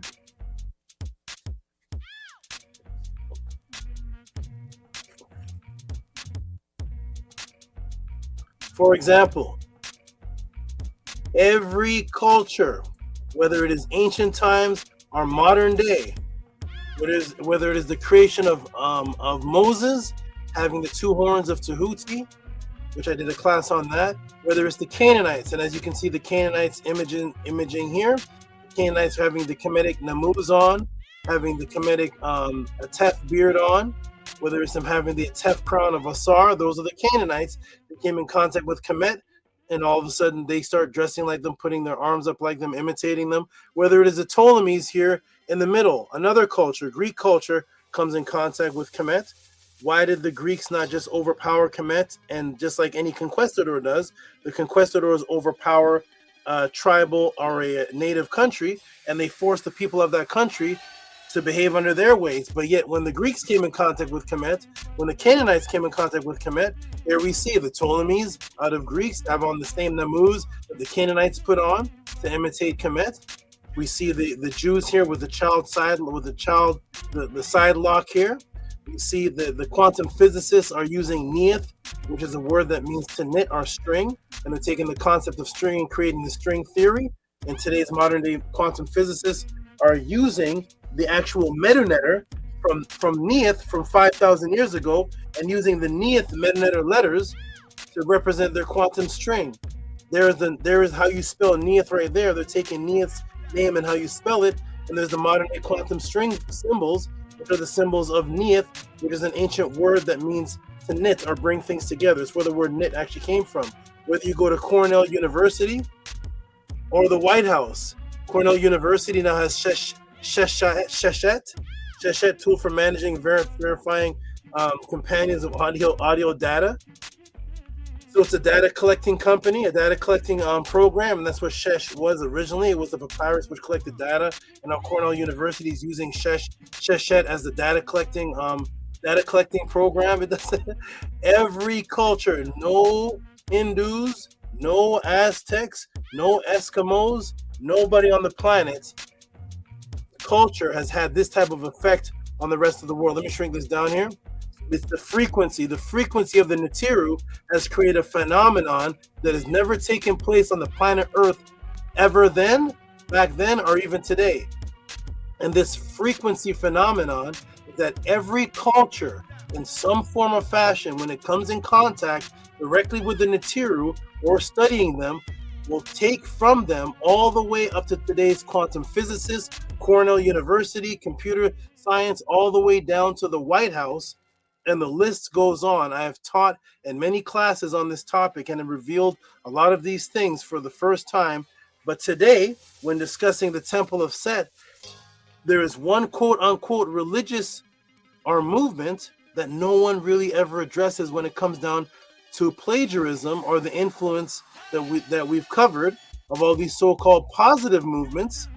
What if I were to tell you that Ma'at has influenced even the Satanists? Yes, even the Satanists have joined in trying to adapt and corrupt Kemet and Ma'at and plagiarize it. But as long as I am here, I will not allow this to take place around people that I am around, and I will break this down, build it back up, and reveal the truth as I do every single religious and spiritual movement that has ever been brought to me in this podcast. This will be no different. The Psyops will be revealed. And yes, let me introduce to you the modern day Temple of Set. Here we go. Ready, everyone? This is the Temple of Set. Modern day. We don't even have to go back into ancient times. We're going into today because the frequency of Ma'at, the frequency of Kemet, seems to cause people, regardless of whether their religion is, scientific background, to imitate or want to be Kemetic. Let me introduce you to Michael Aquino. Here we go, everybody. Who is this? Let me introduce you to Michael Aquino, the founder of the Temple of Set, who hails from the Satanic Church. Let me move this over. Let me actually introduce you to Michael Aquino. I'm actually going to play the footage. Let me play some footage for you. Here we go, everybody. Welcome, and let's greet in Michael Aquino of the Satanic Church, who branched off from Anton LaVey, the founder of the first Satanic Church. And let me introduce you to Michael Aquino and see that now the Satanic Church has somehow connected itself through Kemet. Let me put this on here and see if this plays. Here we go. Okay, ready, everyone? Here we go. Go ahead and screen share this. Let's welcome in Michael Aquino, Satanist who branched off from the original Satanists. And here we go. Ready, everybody? Can we see that on the screen? Hey, Michael Aquino, talk to him, Michael. Let them know who you are. Here we go. I am actually the high priest of the Temple of Set, which worships Set, the ancient god of Egypt, who was later caricatured into the Judeo-Christian Satan. Set, if you look at his hieroglyphic representations in the British Museum, looks rather like a tall, thin anteater with a forked tail. And I'm sorry to say that he didn't appear to me visually that way. It was an understanding, a sense of intellectual realization that I felt. So in a ritual like this, the summoning of the Prince of Darkness was more of an appeal to a very good friend.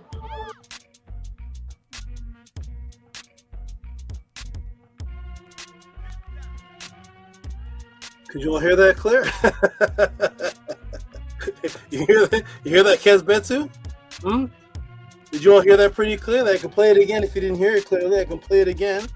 But welcome everybody to the Satanist Michael Aquino, who talks about Set inside of the British Museum, how he's portrayed, how he came to him in an intellectual type manner, revealed himself to him, and gave him the guidance and the understanding of who he was. This is Set, not the principal.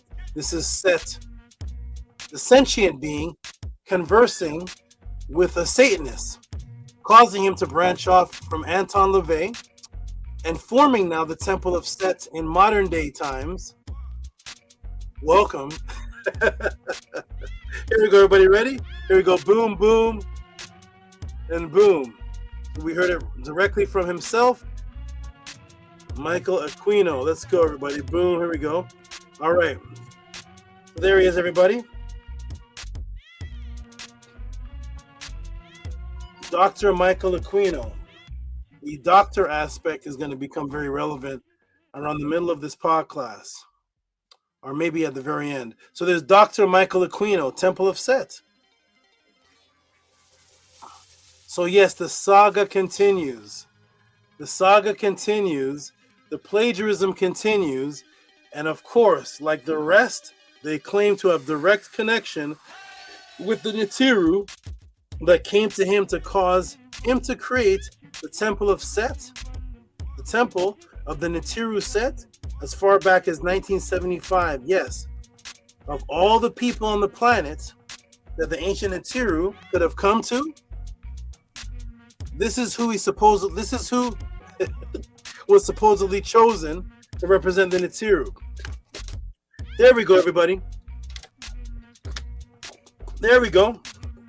From Pharaoh Khufu to Ankh Sheshonk to Ptah Hotep to Ramesses to Khemwesi, all of the ancient brothers, all of the sisters, Akhmos, Akhmes, Nefertari, Nefertiti, of everyone that the Nibiru could have come to, the Nibiru has come back in 1975 and set this up. And chose these two. This is Michael Aquino and his wife. We'll discuss her very shortly. And there's the chosen of the Nibiru, ladies and gentlemen. There we go, right? So this becomes a Temple of Set, led by Michael Aquino, and he teaches that Set is the highest ranking of the Nibiru. So of all of the Nibiru, Set is the highest ranking, which was told to him supposedly by Set himself, and is placed inside of them something called the Black Flame, which he uses the Medu word Techa, with an M at the end. He uses the Techa. So the word that this is Michael Aquino now speaking Medunetter. Michael Aquino says they use the Techem with the M at the end to describe the scepter of Set, and says this black flame completes the pentagram as found in his book Temple of Set, pages 82, 83, and 99. Tehuti, when did you read the book of Temple? Here we go. So now we're in the Temple of Set, Michael Aquino, pages 82, 83, pages 89. We're now Michael Aquino. Here we go. So Michael Aquino, this is directly from his writing his book. A true master, let me move it over a little bit. A true master is far more than a technician. He is an artist. Anyone can learn to paint by numbers, but only a true artist can produce a masterpiece. This is no less true in the magical arts. And for this reason, the word governing, the second degree, is indulgence, just as it was the word of the age of Satan. Only a master can fully indulge in the whole of whatever art he has mastered, and only an adept can fully indulge in the magical arts. Further, only those who are able to explore the far reaches of magic are able to open the gates of the dark realm and to fully master the black flame. Remember, this is all taught to him by Seth. Now gone, I saw first a design. Oh, sorry, sentence starts. That is the last sentence. Okay, I saw its first design in the temple of Set, the Techem scepter, with the head and forked tail of Set, replacing the satanic trident. So he's using meta words to describe what this symbol is, and he said it's replacing the satanic trident. I saw Ronald Barrett's subsequent concept, a simple pentagram with the 4 upper points connected. So now the principle should be completed. The law of the trapezoid finally and completely fused into this emblem. The emblem, by the way, you're seeing is the emblem on the cover of his book. There appeared a sigil of the order as reproduced here. It is a return to the initial sigil with the following changes. The curved lines, fires of hell, are replaced by black flame, whose emanations are raised, not flickering tongues. There are 9 raised, each in strict mathematical proportion to the pentagram or trapezoid. The source point of the black flame completes the pentagram. Here he is. Remember, this is Set teaching him this, telling him this. Okay, so here we go, everybody. Let's find out. So he says the Netiru is teaching him this. Let's see. Well, the original black light that he's calling the black flame, the original black light, if you go back to the actual teachings of the people that brought the consciousness of Set into the world, which were the ancient people of the Nile Valley, it's called the shadow body, the Kaibet, which is mentioned throughout the Perhem Emharu, or what's called the Unas Nefer Aset. For those who know that I brought back into existence the real name of the step pyramid, which was the Unas Nefer Aset.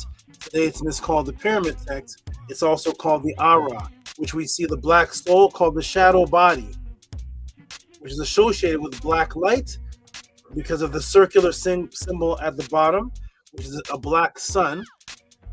And you see the black shadow body. And here are the teachings directly from the Purim Haru, from the people that brought the consciousness of Set into existence over 4,000 years ago. To the chapter of Un Esi Inba. The chapter of Un Esi Inba is the chapter of the opening, which is the existence, the Un, which is the rapid existence of the Esi to the soul. They say tomb there. It is a tomb, but it also represents resurrection by the plants of the lotuses, the Esi, lotuses, resurrection, right, of the Ba. So this is the chapter of the quick existence of the resurrection area that holds the Ba. And to the shadow, the Kaibet. So here is the black light they're referring to as a black flame that they call their real soul that separates them from animal bodies, from animal consciousness, is that they say the soul inside of them, as taught by Set, is called the black light. Well, here is the black light. This is called the shadow.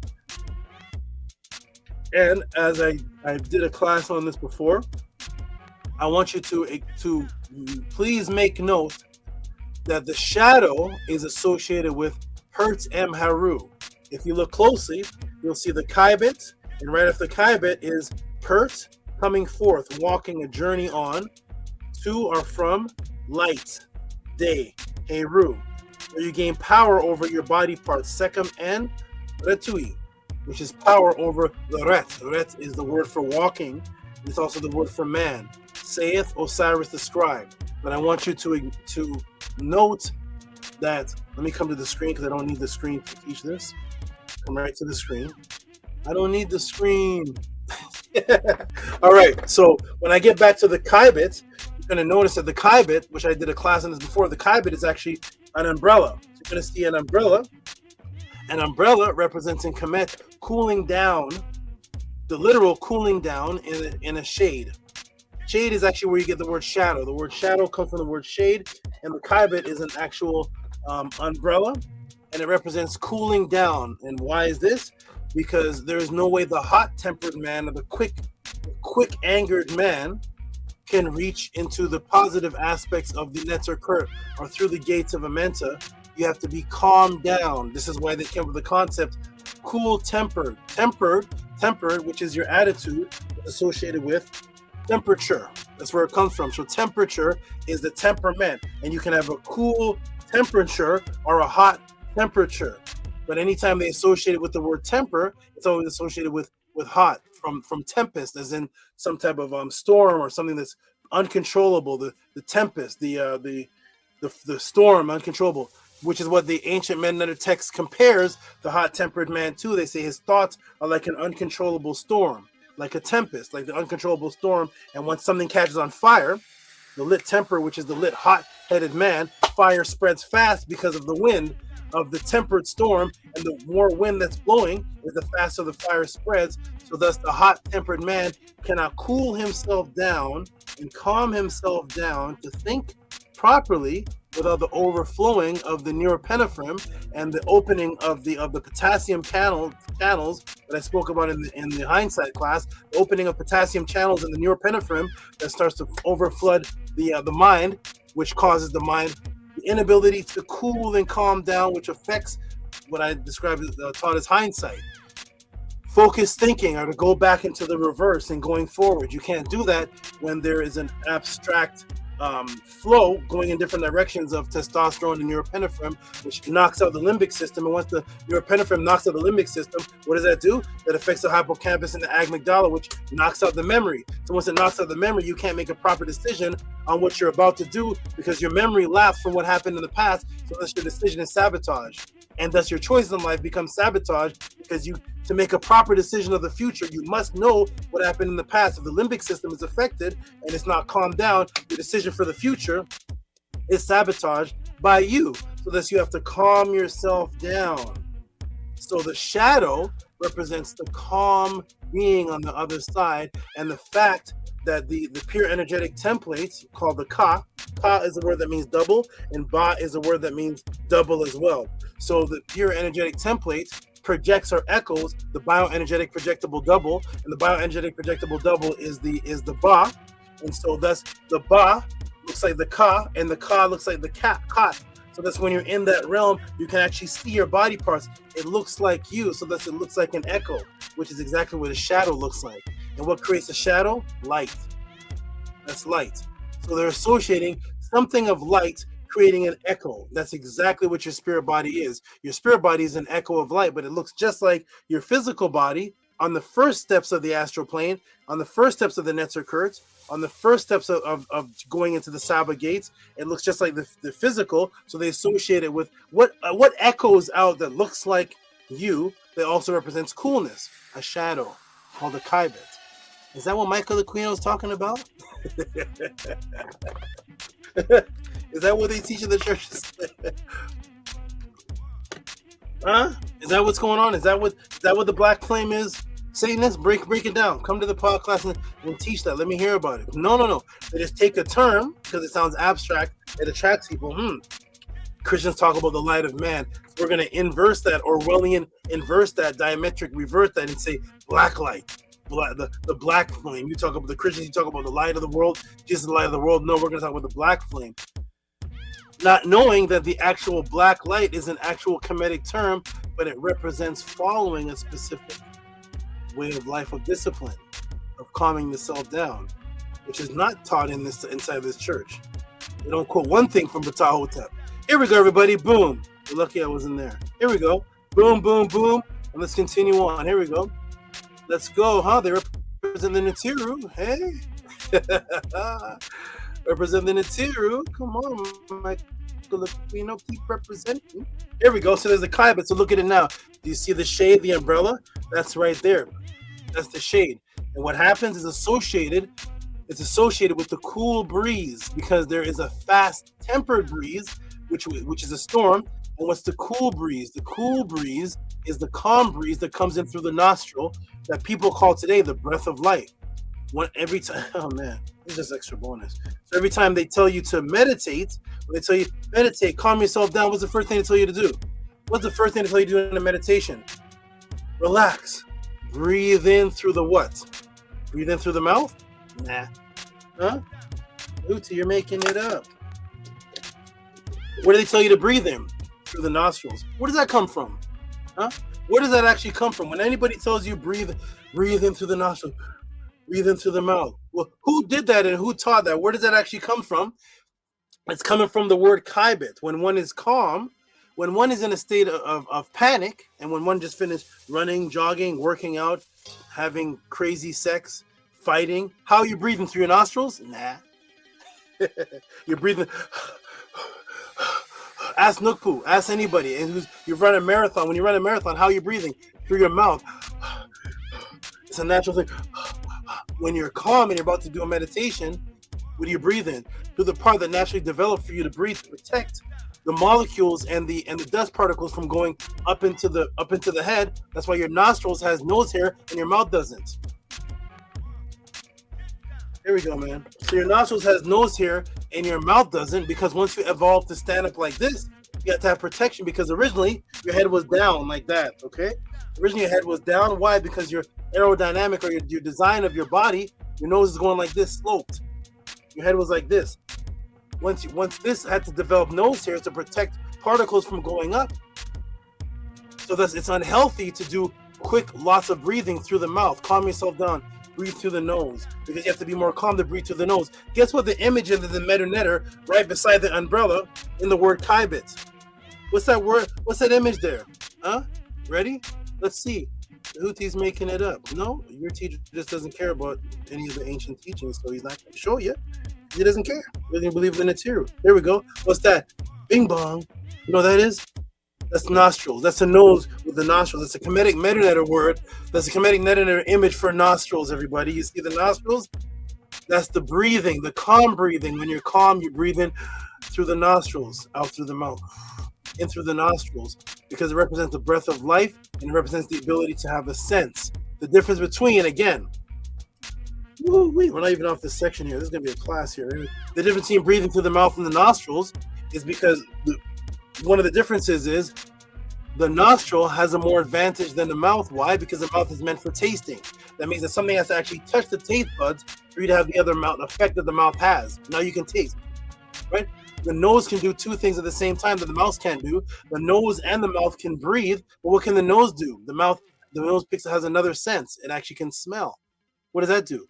That can warn you or attract you. That's what the mouth can do. So no matter how many times you walk up to a plant and go, you can't say that plant smells good. You don't know if it's a poisonous plant, because the sense of smelling was a sense of warning. The sense of warning the mouth had was once you bit it. But once you bit it, it may be too late. You see?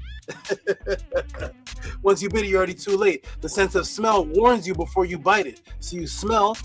You can sense, oh, there's an animal around. It's a dangerous animal. Well, this is a particular plant. This plant that's the scent of one of the good plants we should eat. Well, this one is the poisonous plant. You're knowing what's going on by the sense of smell, protecting you before your mouth gets to it. Your mouth can't do that. So your nose has two purposes in that deals with air that your mouth doesn't have. And that's breathing to keep you alive, and also smelling to warn you. The mouth can only breathe, but it can't smell nothing. It just bites something. So the sense of smell is associated right there with the kaibet, with the breath of life, and the light body, the black light, because the shadow body, that's the kaibet. Huh? Let's go. All right, good. I didn't need the screen for all that. I actually don't need the screen when I'm doing these classes. The screen is there for the prettiness for me to show what I'm teaching about. When I used to do this originally, it was live in front of 1,200 people. With the internet wasn't even invented yet.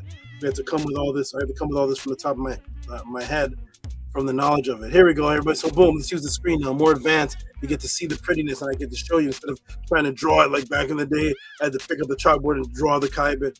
Here we go. Boom. I had to open the Purim Haru and pass it on to 45 people. See this? See this? And I can just show it on the screen. Here we go. And here are the scepters of Set called the Techem. Now remember, the Techem is the word that Michael Aquino used, that he mentioned in the Purim Haru, coming forth by light in chapter 30. Purim Haru, I want you to remember that is coming forth by light. So here we are. We're now in chapter 30 of the Purim Haru. And what does it say here? Right? Homage to you. Homage to you.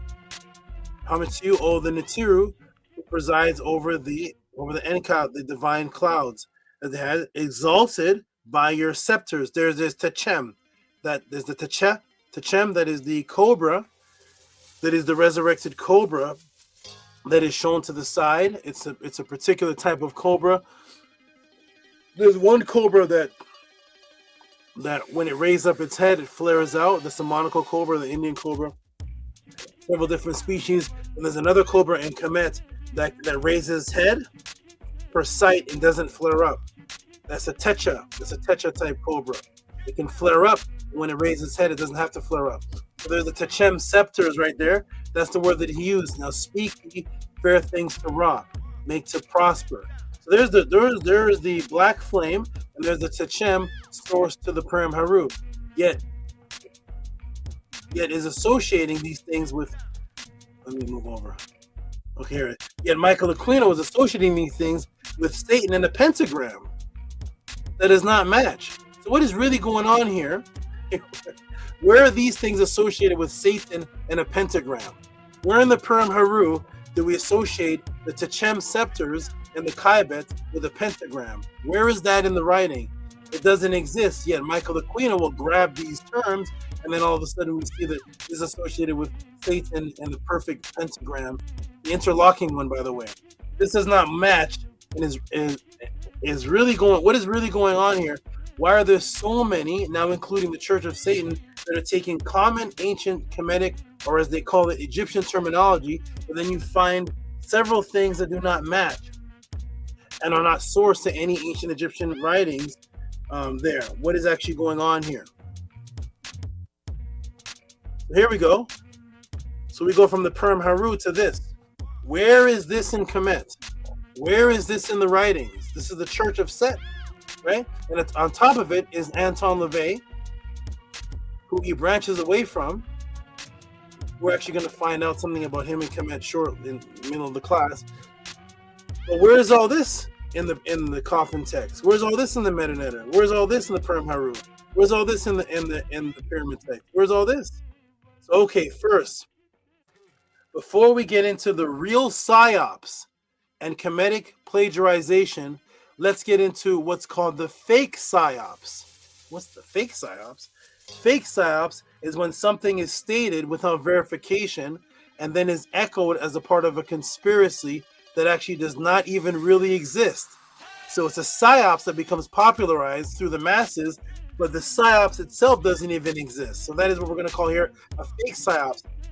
This actually promotes the real psyops because of reverse psychology, because of several fake psyopses or fake conspiracies. When they're debunked, people lose faith that any of them are real. It's like the boy that cried wolf. So therefore, there is what's called disinformation, which is fake psyops, fake what they call tinfoil hat conspiracy theorists who are actually put out there to promote the fake ones, and they're easily debunked. So if there's massive amounts of psyopses that are debunked, when somebody comes and brings a real psyops, the people are desensitized and say, "Ah, man, we've heard this before." It's like the boy that cried wolf. That is actually a psyops. Fake psyops are deep fake. Deep fakes are actually produced to create the psyops itself. So we're going to so people start to lose their faith in what the real psyops. Therefore, we're going to debunk the fake psyops And of course, as Sabbath Tehuti, the Matrix Breaker, I am going to reveal the real Psyops. And at the end of this class, you will see how the fake Psyops comes into being, and the fake conspiracy Psyops that this man, Michael Aquino, the fake conspiracy Psyops is that Michael Aquino is on the board of directors of Turning Point. Remember Charlie Kirk? Remember Charles Kirk? What the heck? How's Charles Kirk tying into all this? The Satanism? What's going on here? So the fake Psyops conspiracy is that this man, Michael Aquino, is on the board of directors of Turning Point USA that is led by the popular late Charles Kirk. There's a lot going on here. This is like a movie. Here we go. And at the end of this class, you will see how the psychology of reverse reasoning and links and associations creates the typo there, the fake Psyops, and then it will make sense to you. All of this is going to make sense when I show you this. At first, you're going to see a bunch of innocent people, and then at the end of the class, when the real Psyops is fully revealed, you're going to see how the fake Psyops actually came into existence. Follow through this class. This is going to be a movie here. Here we go. Ready? So the good Dr. LaRoche, he wrote within the question, he wrote a statement within the question. Let's go see the statement that Dr. LaRoche wrote within the question. Here we go. Ready, everybody? So Dr. LaRoche wrote a question. He wrote a request to do a pod class on the Temple of Set. And then he makes a statement, which is not a question, but it's a statement. And let's scroll down and see what is the statement that Dr. LaRoche made inside of the question. He said, this is Dr. LaRoche writing, the leader, Aquino, Michael Aquino of the Temple of Set, is also on the board of Turning Point USA.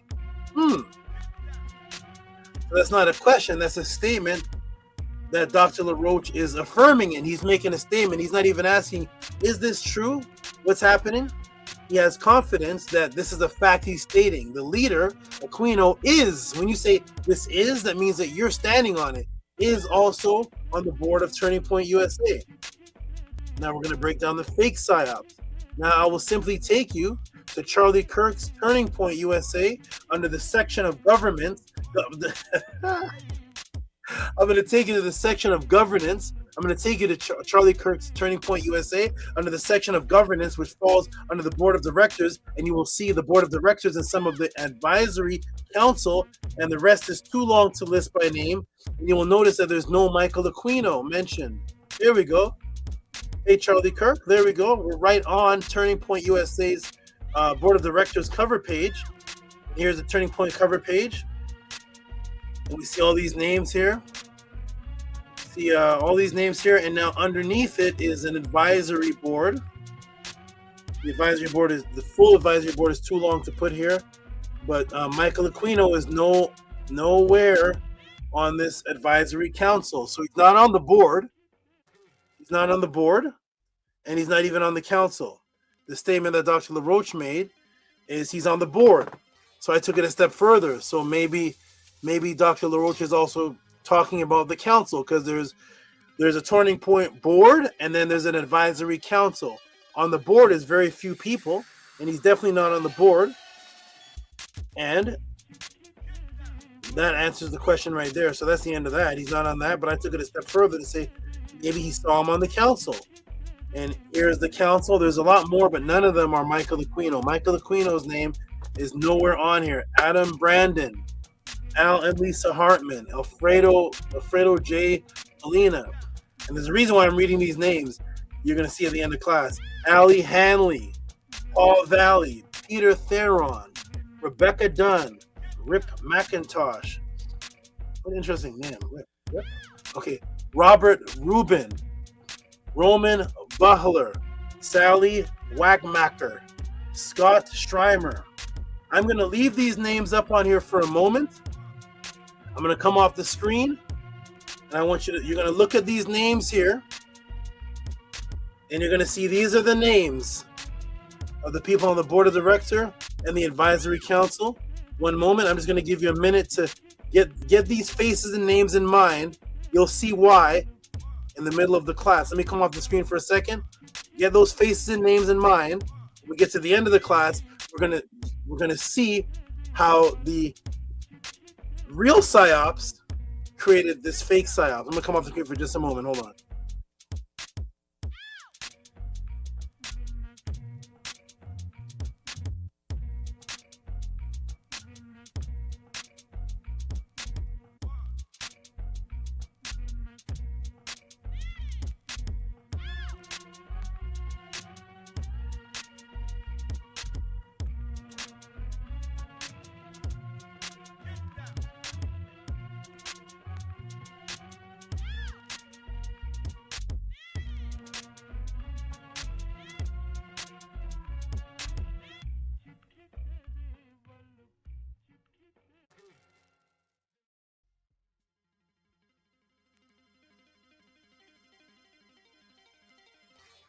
Boom, here we go. All right, fellow detectives.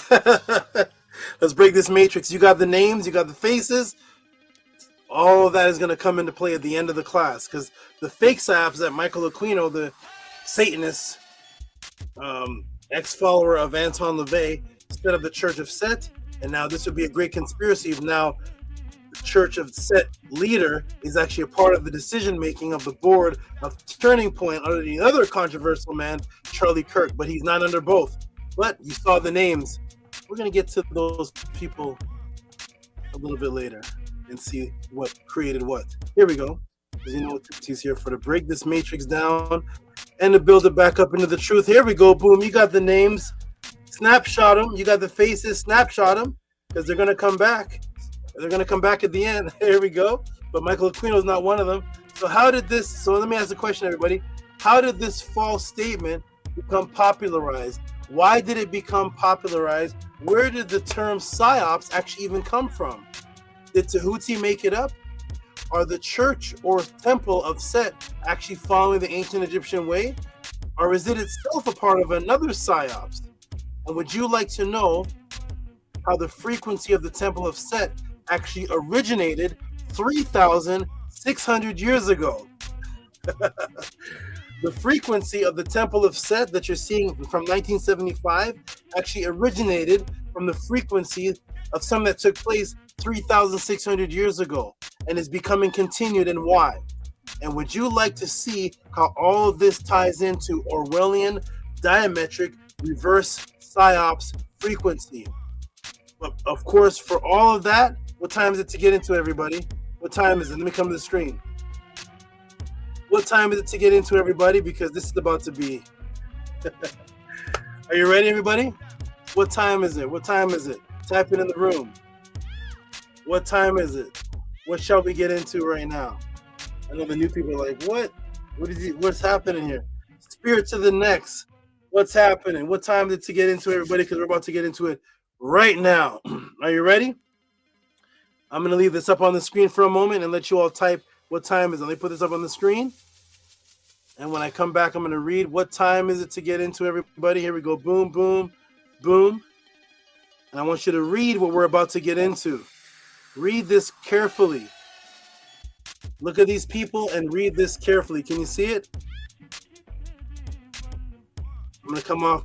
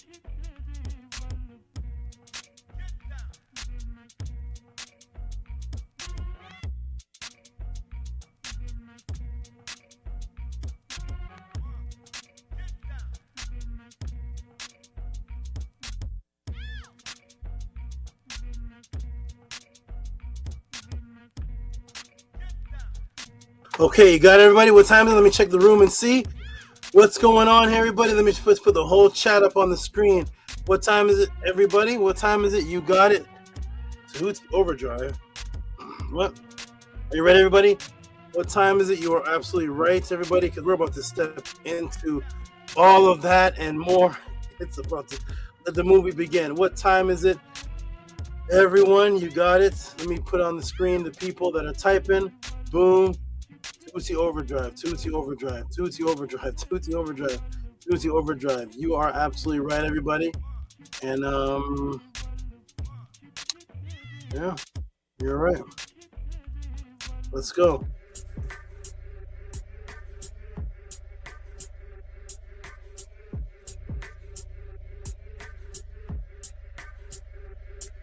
Let's dismantle and build up. Ready? Uh-oh. Uh-oh. Uh-oh. Uh-oh. Uh-oh. Let's go. You all got it right. For the new people that are wondering what they're talking about, let's turn the screen white, and when the screen pops back up, woo, uh-oh.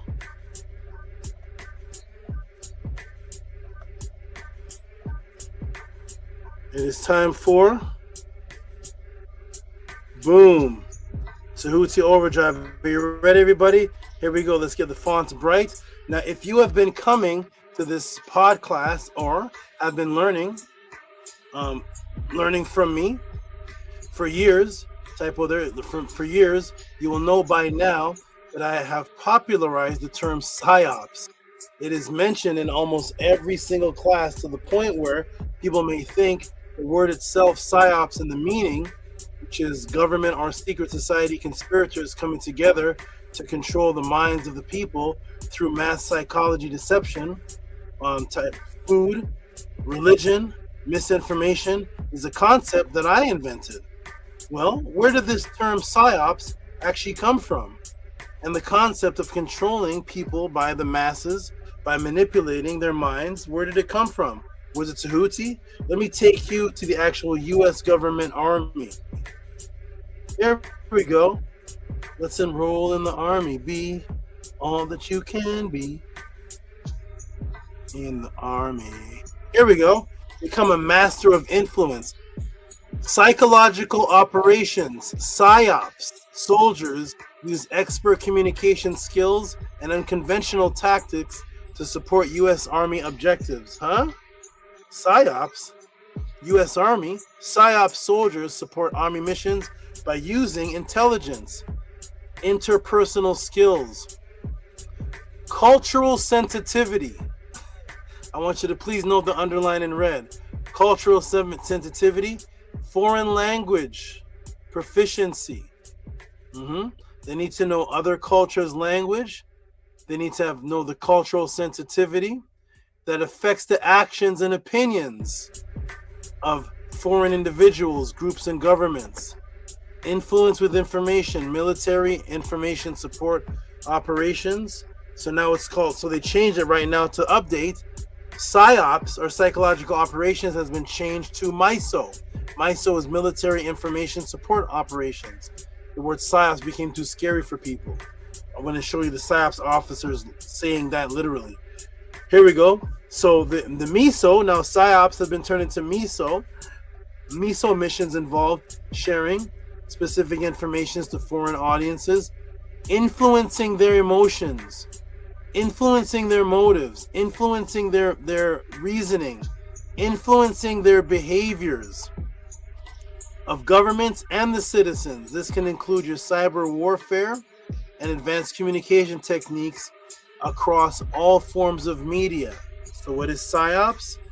PSYOPs is using some form of conscious or mental or communicative influence or other means influence to affect the actions and opinions of foreign individuals. It's used to influence emotions, motives, and reasoning.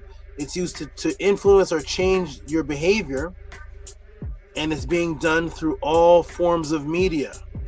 That sound familiar, anybody? Huh? This sounds like it's only happening in Iraq, or is it happening right in your own living room? Here we go. So boom, No, the term typo, the term psyops, not science, the term psyops was not created by Tehuti, and the concept of it was not created by Tehuti. These are actual government official held operations done on civilians to influence emotions, to build comfortability, to direct the actions and opinions of the masses. In other words, subtle mind control, using comfortability to lower and even relinquish what's called the critical thinking aspect of your brain, to create other thoughts in your mind for control and to change your emotions and connections, which in turn changes your behavioral patterns. Yes, this is the definition of psyops, not science, typo, of psyops, and it was created by the government. And what the focus of psyops, which is short for psychological operations issued by the government and also done by clandestine secret society groups, what its purpose of building is, the purpose is building rapport and creating comfortability. So what is the purpose? Is it building rapport and building comfortability? Why does it have the purpose of building rapport and comfortability? What happens? What happens when you build rapport and comfortability? It is to intentionally deceive.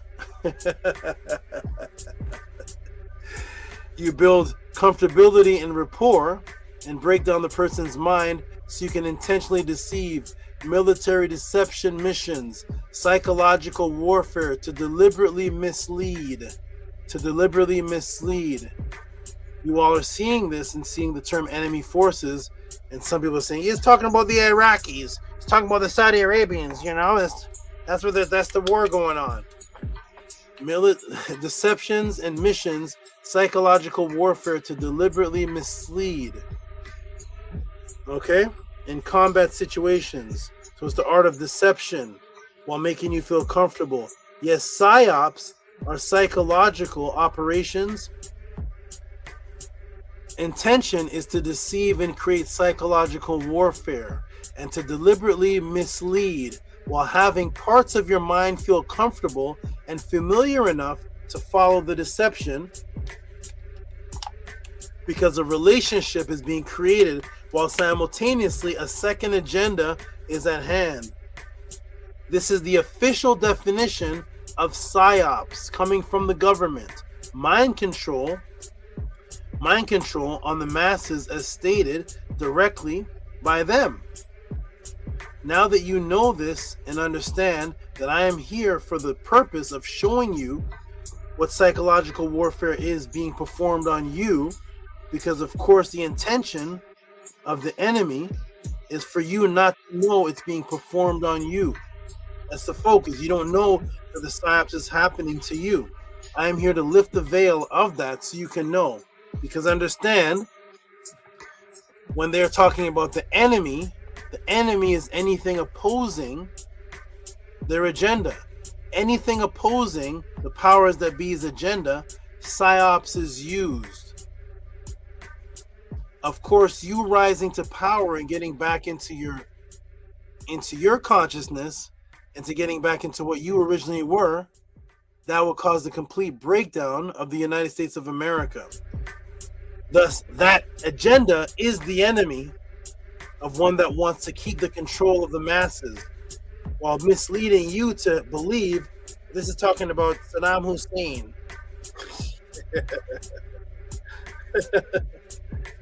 This is talking about Saddam Hussein. Here we go, everybody. Ready? Boom. So there's the actual official definition of psyops coming from the United States Army. Now we're going to go into the psyops book. Ready, everybody? So remember the way that a psyops works is through creating familiarity and creating what is called accommodation rapport. It takes just enough of the original thing to build familiarity.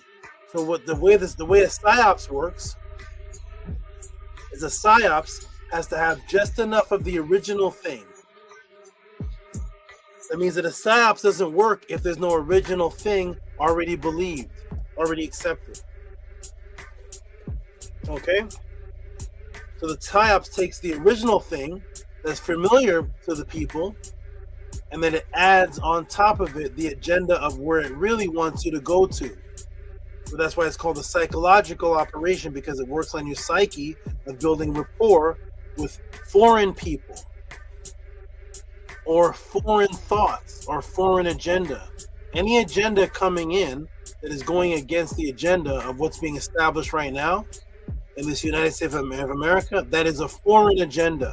That is something that is not acceptable to them. If there's an agenda to break down and destroy Christmas, Halloween, Thanksgiving, the modern day school system, the modern day belief system, anything breaking down the control of what would put the people back in their control, that is considered the enemy. Using a psyop. What is a psyops? We feel the blankets are warm to us. We know blankets are warm to us. What is one of the first psyops? Sir Jeffrey Amherst, putting smallpox bacteria in the blankets and giving that to the Native Americans. That's a psyops. Why? Because the blankets are familiar. We know blankets warm us. That's why we're accepting it. Within the blanket is another agenda. That's the smallpox bacteria, which is what's killing them. While they're warming themselves up with the blanket, the warmer they get, the more rapport and trust they feel for the actual enemy that gave it to them in the first place. See? The warmer you feel and the more comfortable you feel within the psyops is the more that it kills you. The juicier that burger tastes, the more delicious that food tastes to you, the more comforting Jesus is to you, the more comforting Allah is to you, the more comforting it is to you, is the stronger the psyops is actually working on you. The Native Americans didn't know what smallpox was. That's the psyops. Who is the enemy? Do you think the Native American was the enemy to America? No. No. What do you mean, Tehuti? Yeah, they were fighting wars. No. The Native American and some Mexicans ended up working with the United States government. Check, right? So the Native Americans that worked now with the conquistadors that came in, were they the enemy? No. So the Native Americans were not the enemy. What's the enemy? The consciousness that's within the Native Americans that wanted to keep their original natural agenda before the conquistadors came. Consciousness is their enemy, not the person. Do you think the blacks that were in COINTELPRO working with the government, do you think that was the government's enemy? No, they're eating dinner with them. So you think blacks are the government's enemy? Nah. You think Native Americans are their enemy? No. Because COINTELPRO is working with them. So they're not the enemy? Huh? You think Obama is the government's enemy? No. The black man's America's enemy? No. The consciousness that exists, that changes your thought to its original way, that's the enemy. So when they talk about the enemy is not the person. The enemy is not Saddam Hussein. The enemy is not Iraq. The enemy is not no physical being, because there's Iraqis and there's people that are undercover working with the United States government, and they're eating dinner together. They're having parties together. Huh? So it's not the actual touchable Iraqi. It's not the actual touchable black man. It's not the actual touchable Native American. This battle is about the consciousness. When the consciousness gets in, that's the enemy of the other person's consciousness. Let's go. Here we go, everybody. Boom, boom. Ooh-wee. And this all ties into Satanism. Here we go. Boom, boom, boom, boom, boom. Okay, so they build rapport, and it takes just enough of the original thing to build a familiarity in order to ease its agenda onto you. We see here clearly stated in an extremely popular government psyops book Here we go.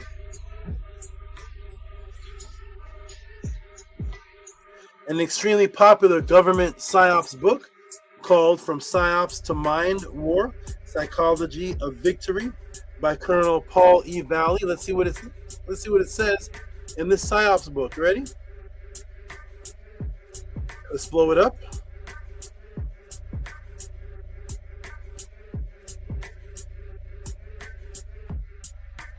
Ready? Here we go.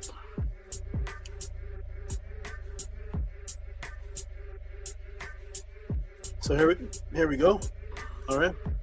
Comprehension Dictionary of Psychology in psychoanalytical terms defines and unconstrains relations of mutual confidence, approaches the subliminal, and some research have suggested that it itself is a subconscious and even perhaps ESP based. You know what ESP is?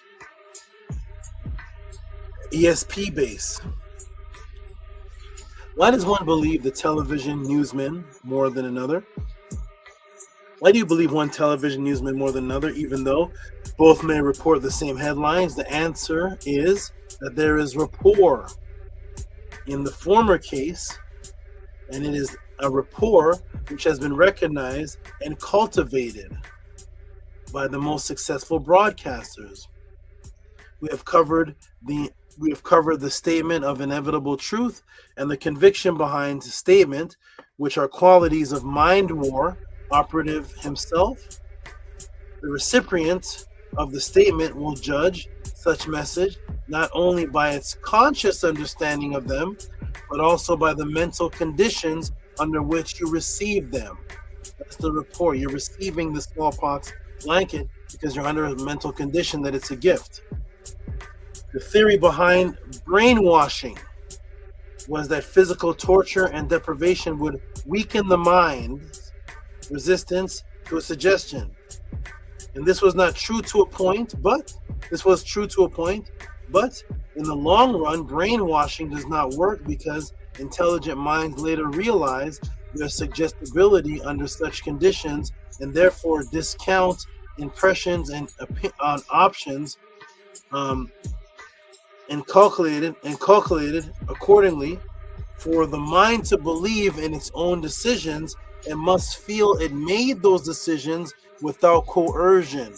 Coercion measures used by the operative consequently must not be detectable by ordinary means, must not be detectable. I'm going to skip down to the red again. Existing psyops identifies purely psychological factors which associate appropriate idioms for messages. You know what idioms are? You know what idioms and euphemisms and things are? So there's idioms and there's things that you use in your English terminology that are not actual meanings of anything. They're just things that you say and repeat because others say and repeat them. They're just idioms and euphemisms, but they don't actually mean anything. You know? I gave a lot of those in the several classes. Doctrine in this area is highly developed. The task is basically one, assembling and maintaining individuals. Apply the doctrine effectively. This is a doctrine. You apply the doctrine effectively. There are some purely natural conditions under which minds may become more or less receptive to ideas, and mind war should take full advantage of such. There it is, straight from a mind war psyops book, from a colonel of the army, and there's how the psyops works. Now, with all that in mind, let me move your attention back to the Temple of Set and Michael Aquino. And remember that, as I said earlier, it seems like some popular images and terms are utilized and combined now with Satanism, which attracts the masses. But let's get into the detail to see if the teachings match. Once the rapport is built and the familiarity is built, let's go directly. Let's go to the teachings now. Let's find out. Ready, everybody? Here we go.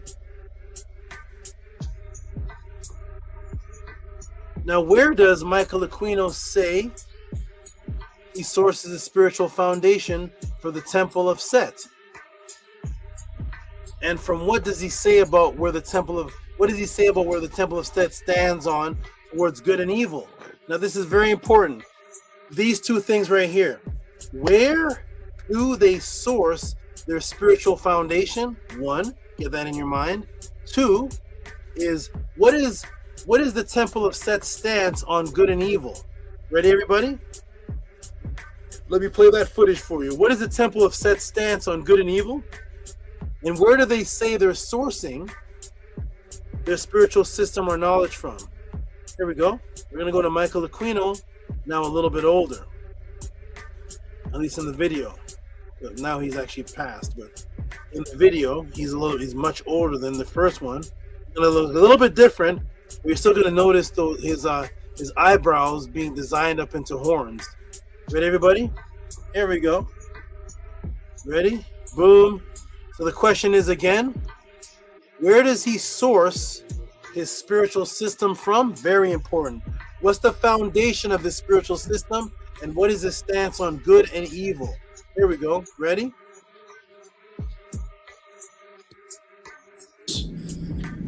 So the Temple of Set exists to explore the self, the personality, and we do this through the media of ancient Egyptian religion, which we found to be the most sophisticated.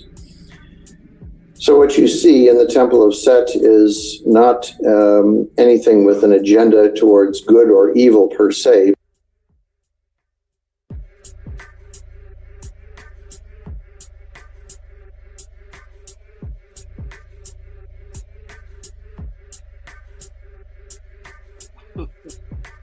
Okay, so we've established two things. What are the two things we've established? One is the source is the most sophisticated, which is source of spirituality comes from Kemet, and there's no agenda towards good and evil.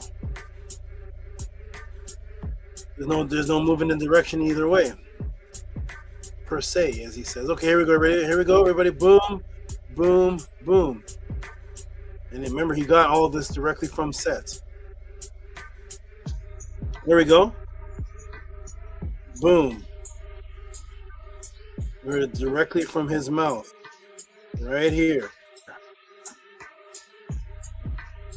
Okay? So the Temple of Set, through Michael Aquino's typo, his own words himself, says he uses the media, which is the channel of ancient Egyptian religion, to find one's true self. Within those teachings, he calls it, which he calls the most sophisticated in Earth's history, the most sophisticated. There is no agenda in this sophisticated original religion towards good or evil. Okay, so in this ancient Egyptian religion that he's following as his foundation, there is no agenda towards good or towards evil. Okay, all right, and you got that directly from Set. Make note, you get this directly from Set. I will now take you to the Purim Haru of Heru Ben. I don't think I've ever shown this Purim Haru before. We're going to go to the Purim Haru of Heru Ben. Female Purim Haru, by the way. Let's go to the female's Purim Haru, Heru Ben, whose attributes are lady of the house, Nebtet, chantress of Amun-Ra, who is the king of the Netiru, overseer of the harem of Amun, and the fourth fillet, great chief of Amun's sacred musical troupe, second prophetess of Mut, and the temple of the birth, third prophetess of Mut, the great mistress Ishiru. Here we go.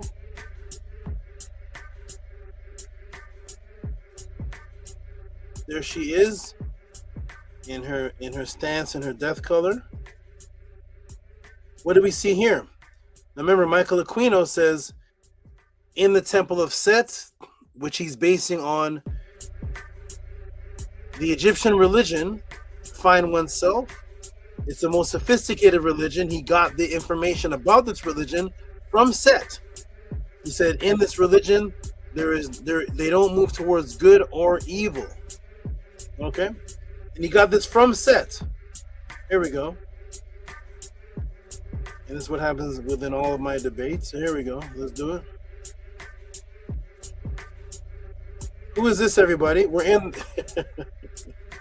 Who is this? Who is this in the front here? Do you see this in the front? Type it in the room. Who is this in the front right here? Who is that? Does anybody know? Type it in the room. I'll give you a minute. Who is that in the front right there of the boat? It looks like he has a spear in his hand. Does anybody recognize who this is? We're in the writings of the indigenous people. And there's the image of Sets right here, which I'm just going to go ahead and tell you because you probably already know. I'll come to the room to see, but you all, I'm sure you all probably already know who that is. That's Set, right? That's Set. That's her Set, right? So there's Set. Let's go. Let's glow. Here we go. For the Tehuti podcast, Cash App TT Moon, PayPal at Rocky SV. Keep this going. This is if there's ever been a class like this before done in the Temple of Set, let us know if it's not been done before. With all this meta breakdown, support the Tehuti podcast, Cash App TT Moon, PayPal at Rocky SV. Let's go. Right, everybody? So that's Set right there, right? Good. Fatu put Set. Big Vase put Set. Okay, good. Thank you, everybody. Appreciate your answers. The interactive class. It does not just have to be my students that answer. I know people are shy. The internet world has created introverts. We are interactive, like the days of Malcolm X, where people would actually come to the seminars. You have to be in front of Malcolm X, in front of Marcus Garvey, like those days. Trying to bring those back as much as we can through the internet. Interact. You can come to the panel. You can talk. You can interact with us. Thank you for those answers. Boom, boom, boom. That's Set right there, right? Set. That's the one who taught Michael Aquino. Is that correct? Okay, we got it. This is what happens in all of my debates. Here we go, because the people that I debate or talk to or go up against actually don't read any of the ancient texts. So here's Set right here in Ishiru. Oh. Ishiru's Purim Haru. There's Set right there. What is he doing? What's Set doing? Set himself is fighting evil. Set in the indigenous cultures, writings, and images, he's fighting evil in his original form before jealousy took over, before evil corruption took him over, and he ended up killing his brother in his original form before corruption. He's on the Purim Haru of Heru Ben and Ishiru. This is a direct contradiction to the Psyops stance of Michael Aquino, who says that in the following of Set, and in accordance with the ancient Egyptian religion that he said he received directly from Set himself, there is no agenda. There is no agenda for good, towards good or evil. Yet we see Set himself with the agenda of fighting a Pep. He's fighting evil. A Pep in the writings is the embodiment of evil, and Set is fighting him. Set right here is shown with an agenda. Before he corrupted, Set had an agenda. He's fighting evil, but yet according to the church, the Temple of Set, who says they're getting their information directly from Set, in the Temple of Set, we follow the Egyptian religion. We have no agenda towards good or evil. Well, here is your man. Here is your netter. Here is the person being you said taught you what you know, and he's fighting evil. That's what Set is doing before corruption. And after the corruption, after he reconciled with Heru, he went back to his original position, fighting a Pep in the Purim Haru.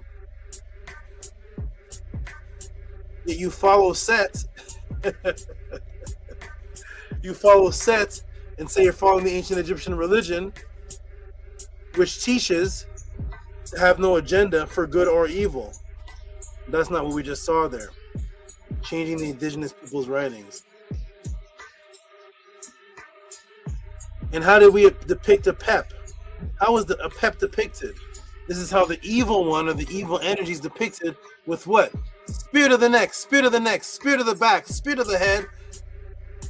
Does this look like an agenda for good or evil? Absolutely. Absolutely. When you see a Pep who is the embodiment of evil, he's never shown with the heart of Ma'at. He's never shown hugging Osai. He's never shown... Every time evil is shown, he's being attacked and killed. So how are you saying that the Church of Set, which follows the teachings of the ancient sophisticated Egyptian has no agenda towards evil or good, but it seems like the ancient people had a complete agenda towards evil or good, had a complete judgment towards evil and good. Spears to his body. Anything and anyone representing a pep was considered the embodiment of evil and the enemy of Kemet and Ma'at.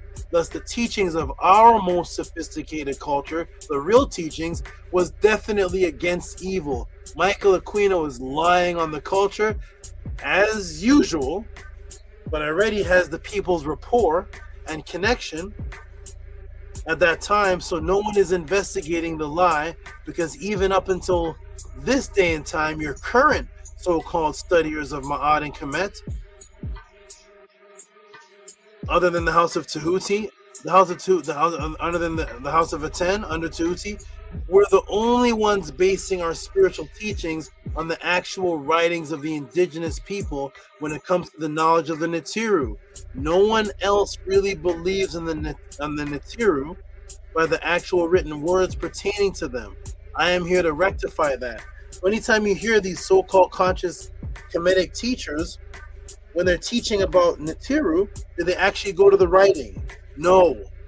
Every time you hear a debate, every time you see me and Jabari or me and somebody talking about the Netiru, every time somebody has an objection to the Netiru, what do? They come from the tip of their head, the tip of the heady head. They come from, well, I think, and what I think of the Netiru. Nah, the Netiru is not that. The Netiru are principles. Anything you say about the Netiru should be opening up the writings of the people that brought the knowledge of the Netiru, and you should just read it. You should just read it. Nobody in the whole debate I had with Jabari and the whole discussion I had about 3 weeks ago or so when I was on Sunnetter, and everybody talking about the Netiru, nobody opened up anything. Do you all notice that? Nobody read what the scribe said about the Netiru, not a person. I was the only one that said, let me screen share, and I'm showing the writings, and I'm saying, here's the word Netiru, here's Ramesses called the Netiru, here's the acts, here's the development, here's what the ancestors wrote. Nobody cares that I was showing that. It doesn't matter that Tehuti is actually the only one showing what the ancestors said. It doesn't matter what the ancestors say, because the black man's mind today is we're just Egyptology. We're looking at it from an outside point of view. Let's look at it from 2025. If you're going to talk about the Aztecs believing Quetzalcoatl, why are you speaking? Why are you speaking? The only speaking you should be doing is opening up the codex keys of the Aztecs and reading what they say about Quetzalcoatl. So how is it on the whole show, the time I was on there 3 weeks ago, I was talking about the Netiru, the whole week was about the Netiru, and nobody opened up a book of any of the scribes to read what it said about the Netiru. But the shows were like 4 hours, 3 hours, 5 hours. And only Tehuti's on there saying, well, according to this writing of the scribe, you see the word Neter. According to the pyramid text, line such and such, you see the word Netiru, and you see this axe here. Nobody cares what the ancestors say. That is the true definition of self-hatred. Self-hatred isn't hating yourself today. Self-hating is hating what you were prior to the Matrix. Because a black woman today could have blue eyes, blonde hair, doing the trill dance, and whoop, whoop, do, do, do. Say, I don't hate myself. I love myself, girl. I love that. Give me that fat chicken. I love myself, girl. You see the blonde hair? I'm looking. I love my. This is me. You see me? It's me. I love it. I love myself. No, self-hatred is hating what you represented prior to colonialism. That's the definition. So Tehuti is up there, opening up the words of the scribe, reading. Here's what the people say themselves, and nobody on the panel cared. They only cared what people were saying from the top of their head. That is the definition of self-hatred, because you're hating what yourself wrote before the New Age self had opinions. Let's go, everybody. The House of Aten is again, proud to say, always proud to represent. Ever since I was a young and a youth, the House of Aten is the only movement, group of people led under the understanding and teaching of the Netiru based on what the ancestors said about the Netiru. not on what you're coming up from the top of your head. Imagine that nobody on that whole panel read one thing that the ancestors said, but all of them have opinions on the Natira. Every last one of them.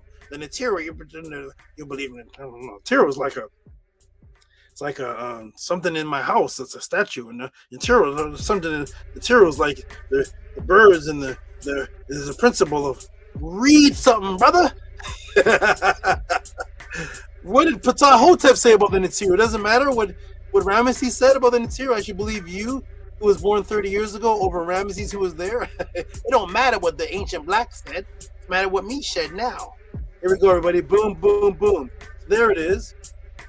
So there's the image of evil, always shown with spears, most times shown with spears in its back. Now let me ask the class, according to the writings of the indigenous people, was there ever such thing as the Temple of Set? This is very important, everybody. I think I asked this in the beginning already, so all of you already gave the answers. Was there any such thing as the Temple of Set? What is the first attestation in Earth's history of there being a Temple of Set? And if so, what frequency did it represent? Anybody right in the room, what is the first ancient attestation of a Temple of Set? I'll give you a few minutes. Give me the first attestation of the Temple of Set. Give me any attestation of the. Where is the Temple of Set in Earth's history? Anybody know? Because it doesn't seem to be mentioned in Michael Aquino's books. I don't see this. If you're calling yourself the Temple of Set, are you following the traditions of something that was passed on by the most sophisticated people whose spiritual system you're founding your way of life on? So therefore those sophisticated people would have had a Temple of Set before you in 1975? Does that make sense? You're basing your spiritual foundation on the most sophisticated people who are the ones that brought Set's word into existence. So therefore, if you're calling yourself the Temple of Set, that must mean that those people must have had a Temple of Set too, or no? Anybody know where the Temple of Set is? What's the first record of a Temple of Set on the planet? Here we go, everybody.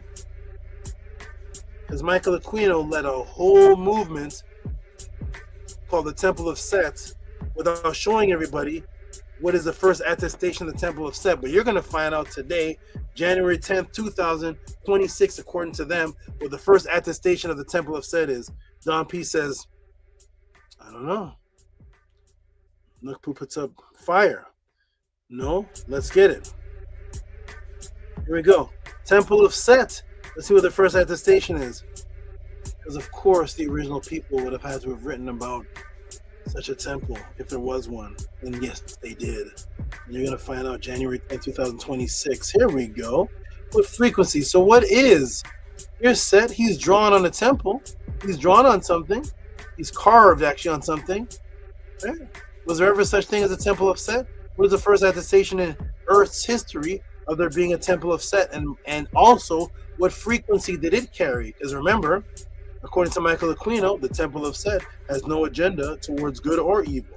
Okay, so let's see what the ancient people that you say you follow say the Temple of Set originated. Here we go. Oh my, man. Here we go. Ooh-wee. Movie time. For that, I will take you to the indigenous records of the papyrus of Stellier 1 Papyrus, 1250 BC, to the quarrel between the Nesubiti, Second Enre, and King Apep. What? There was a king named Apep?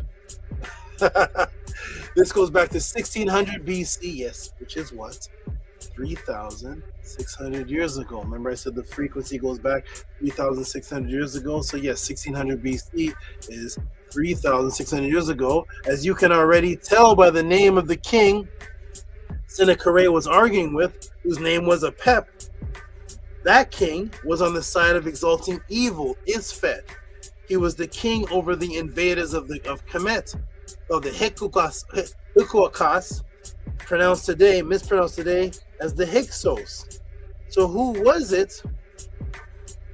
The king of evil, the enemy of Ma'at, the enemy of Kemet at that time, who was he worshiping? Well, he already called himself King Apep. But if you call yourself King Apep, but the original people that brought Apep's consciousness into the world drew Apep always being speared to the neck and killed. If he's always being speared and killed, and you're calling yourself King Apep, that means you're in direct opposition to the most sophisticated culture. Well, who did he worship? Here he is. Ah, there you are. Who is this? This is King Apep. King Apep, the king who represented evil Isfet in 1600 BC, who led the Hekau Kas Ut. The Hekau Kas Ut is who they're calling the Hyksos today. I'm going to take you to a papyrus and introduce his name for the first time for you on January 10th, 2026. Let's go. Are you ready? Here we go. Boom. Here we go. What papyrus is this? They call this your Kemet teacher and your Egyptologist. This is Salier 1. Salier 1. Who the heck is Salier? Who the heck is Salier? Huh? Ramesses knew of Salier. Who's Salier? Akhmos knew of Salier. So they call it Salier 1. This is Papyrus 1250 BC, which is really called, that I will reveal for the first time on this date, January 10th, 2026. The real name of this papyrus is called, and the real name is what reveals what's going on. This papyrus is called The Time That Evolved the Existence of Misery in Kemet. Let me say it again. And let me come to the screen. This papyrus is called The Time That Evolved the Misery That Was in Kemet. Ready? Here we go. Why is it called that? Why is it called the time that evolved misery that was in Kemet? Here we go. Woo! Ready? Somebody saying Kisbetu, get him. oh, Spirit of the Neck. Here we go. Ready? All right, boom.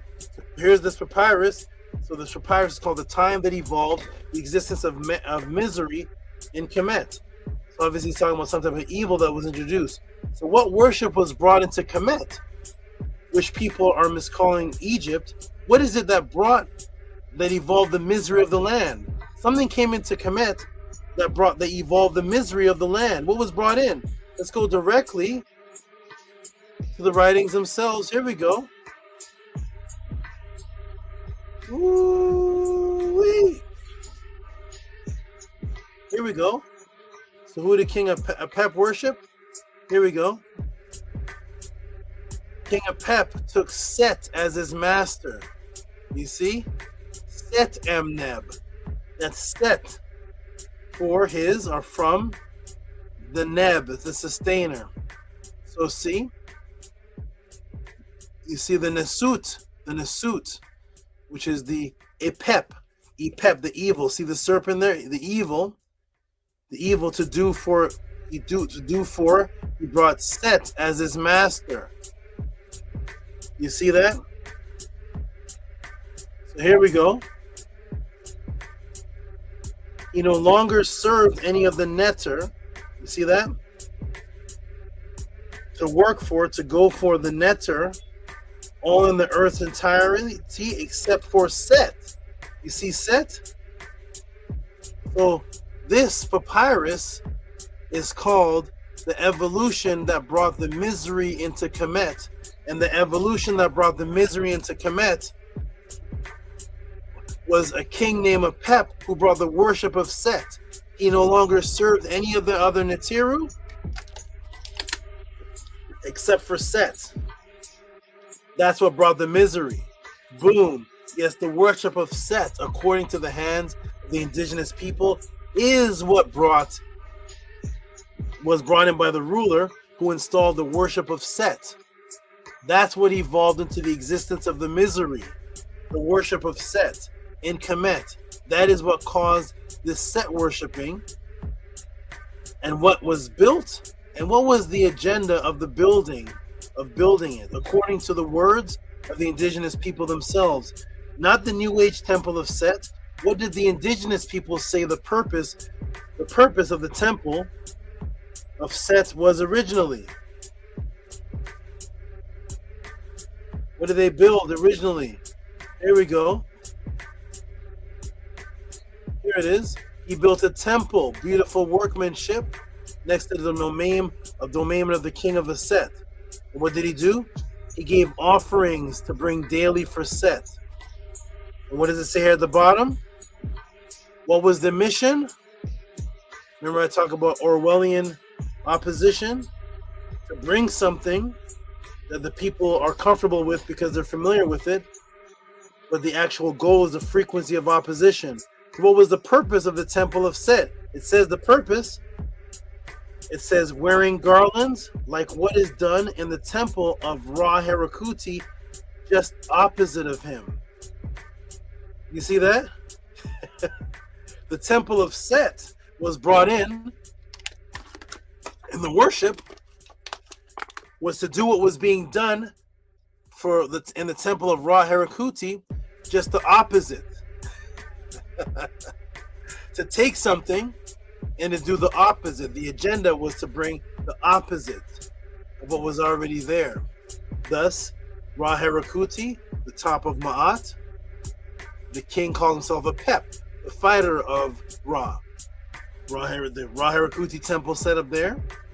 And what did he do? Set up the temple of Set. For the purpose of what? Just the opposite. All the things are being done. It says the things are being done according to what's being done in the temple of Ra. What is that? Familiarity, because it has to already exist. The belief system has to already exist. They're doing that which is familiar to the people in Kemet, except they're doing it for the opposite agenda. It's the opposite. It's opposite energy. But they're copying something. That's how a psyops works.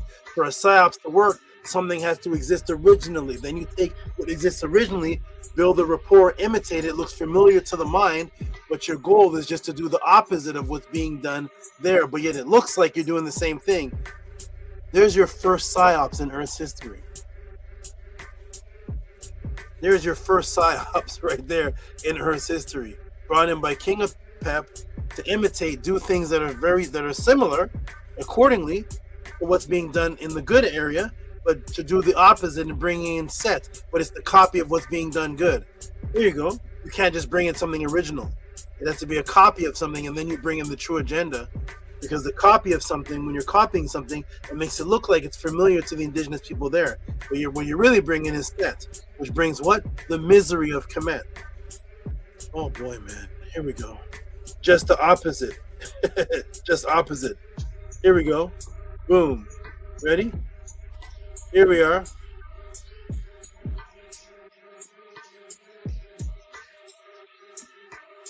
Boom, and there it is. The true origin of the Temple of Set was built as a catalyst for the existence of the misery in the land that people call Egypt, Kemet. And it was built for the purpose to be in opposition of Ra. That's the agenda of the Temple of Set. The original one is to bring evil, misery, and chaos, with the agenda to be in the contrary to Ma'at.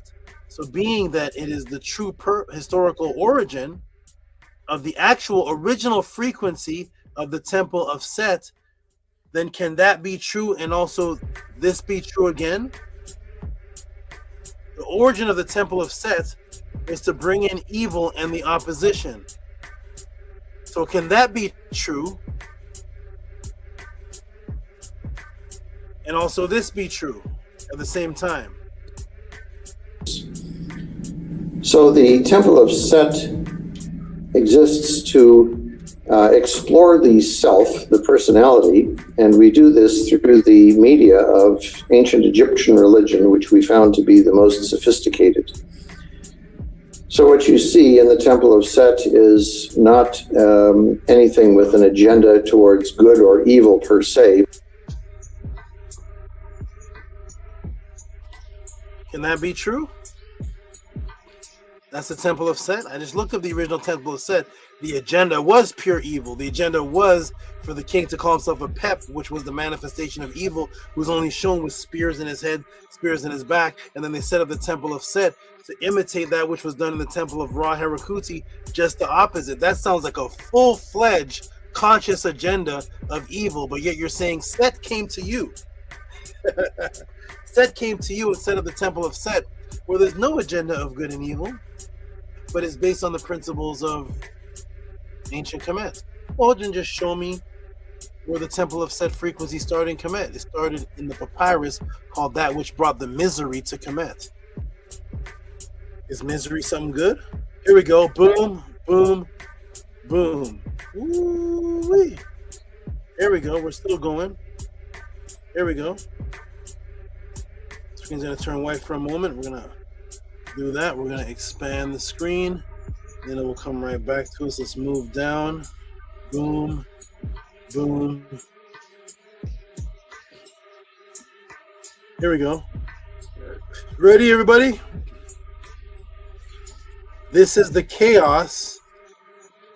And here we go. Now we're getting to Aleister Crowley. Here we go. This is the chaos isfet of what's called Do As Thou Wilt. Talk of the Satanists, Aleister Crowley, one of the true evilest men on earth, and not the agenda of the followers of Ma'at, who are vehemently against evil, to the point that there was an entire papyrus written called The Evolution of the Existence of the Misery of Kemet because of the evil Set. Because of the setup of the temples of the evil Set. The Michael Aquino states that the Temple of Set is for the conscious purification. He says that later on. The conscious purification of self, but it's not for good and evil. A complete contradiction, as we see again, the Psyops of frequency of being a contrarian or setting up something in direct opposition, yet you're using the symbols of something to make people feel comfortable because they already know of the symbols. Now here's what the Purim Haru, which is called coming forth by day, coming forth by a light, says about evil. So here is Aleister Crowley, whose most common statement is do as thou wilt. Do as thou wilt, which means that you are the law. Do whatever you want to do. That's what Aleister Crowley states. Because if you are the law and you do whatever you want to do, then there is no good or evil. That's the concept, because Anton LaVey's teachings and Michael Aquino's teachings come directly, some of them come directly from the language of Aleister Crowley. There is no good and evil. Do whatever you want. You want to kidnap a little girl and abuse her? You are the law. Do as thou wilt. Aleister Crowley doctrine, that's where it comes from. He was considered the wickedest man on earth. He was a cultist, ceremonial magician, drug fiend, sex addict, mountaineer, poet, and a traitor to the British people. He drew crowds of followers and hordes of critics. He was branded as evil and egotistical, a raging genius, and a messiah of the anti-Christians. This is one of your first Satanists. Here he is. Aleister Crowley. Yes, these are the frauds and the impersonators that come in with the intention of evil Satanism, guise it under Kemet. Yes, they are in opposition, just as Michael Aquino is disguising himself under Kemet. Yes, as you can hear coming directly from him, his teaching is in direct opposition, stating that in the Temple of Set, it is not for or against, or has no agenda for or against good or evil. And just as him, guess how Aleister Crowley was seen dressed, even though he was called the wickedest man in the world. How did he dress? Where did this concept of Satanism come from? What is this concept of Satanism? And how does it tie into Kemet? Is it Michael Aquino that brought this? Wait a minute. Let's go to Aleister Crowley. So here is, boom, Aleister Crowley in full Kemetic. This is way before Michael Aquino. The concept as do as thou wilt, so there is no good and evil, and combining Satanism with Kemet is Aleister Crowley. That's where their teachings originate from. He's in full Kemetic attire, just as the king of Kemet, who was dressed in full Ma'at attire, but yet was in the frequency of direct opposition to it. The Pepsi he has on the Namuz, he has on the Ararat crown, he has on the Atef beard of Osiris, he has on all of the garments, yet he's setting up for Set, the one that killed Osiris. and originating in the Temple of Set, 1600 BC, to the opposition of Ma'at. This is the Psyops. The Psyops, and they even look alike. The Psyops is to come full Kemetic gear. You got on the Atef crown, you got on the Namez, you got on the panther skin. There's also Crawley with the panther skin, the skin of Mao. There he is with the Namez. There he is with his hands folded as Osiris. This is 1845, everybody. Where did this concept start from? It started from their forefather frequencies who brought it from 1600 BC, the founder of the Temple of Set, whose main agenda was to be in direct opposition frequency. Here's Aleister Crowley, way before Michael Aquino, way before Michael Aquino, before Anton LaVey. This is 1875. He's labeled the wickedest man on earth, doing all type of nasty wickedness with feces and all type of disgustingness we won't get into in class. But yet he's representing in his Kemetic garb, but all his actions are in direct opposition of Ma'at. This is the continuous frequency Psyops. History has never ended. It's just continuing as the war against evil does with all of the tricks of the Psyops. King of Pep never ended. That frequency did not end. It just continues on through today's Psyops. Aleister Crowley, Anton LaVey, Michael Aquino, all the same energy here. And now here is the actual the Book of Light, the Purim Haru. What is the most popular book of purification in Kemet? I'm going to read a little bit more, then I'm going to take a break. What is the most popular book of purification in Kemet? Tell you to do? Does it tell you to do as thou wilt? To be indifference between good and evil? The most ancient book of immortality, of purification, is called Coming Forth by Day. And here it is, right? What does it say? Second powers fortifying his station against Esfata. There is an agenda against evil. You set up your station against evil. See? Right for thee, thou Tehuti. Ma'at all day, Ma'at every day. Ma'at every day. Ma'at meant Ra-Neb. That's Ma'at every day. Thine enemy is given the fire. Who is that? The evil one, the Seba'u fiends, and there's Isfet. See? Has fallen his arms, bound, removed.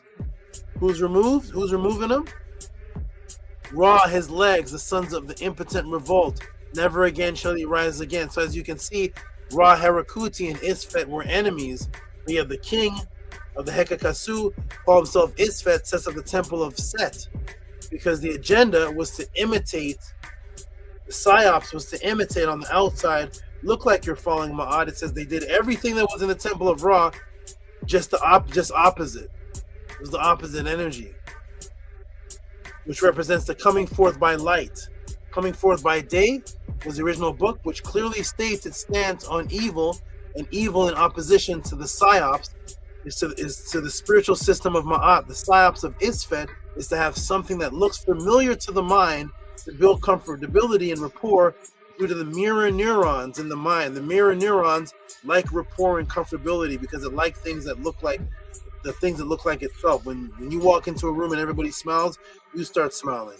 Somebody yawns, you start yawning. Mirror neurons in effect. But in reality, is in direct opposition in frequency, just as the book on Psyops, that book I showed you, the Psyops protocol, states. Oh, by the way, what is the holy book of the Temple of Set called? Does anybody know?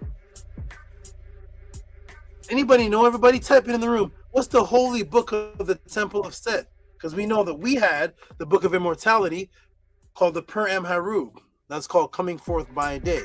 The Purim Haru. That's the book that talks about Isfet in the afterlife.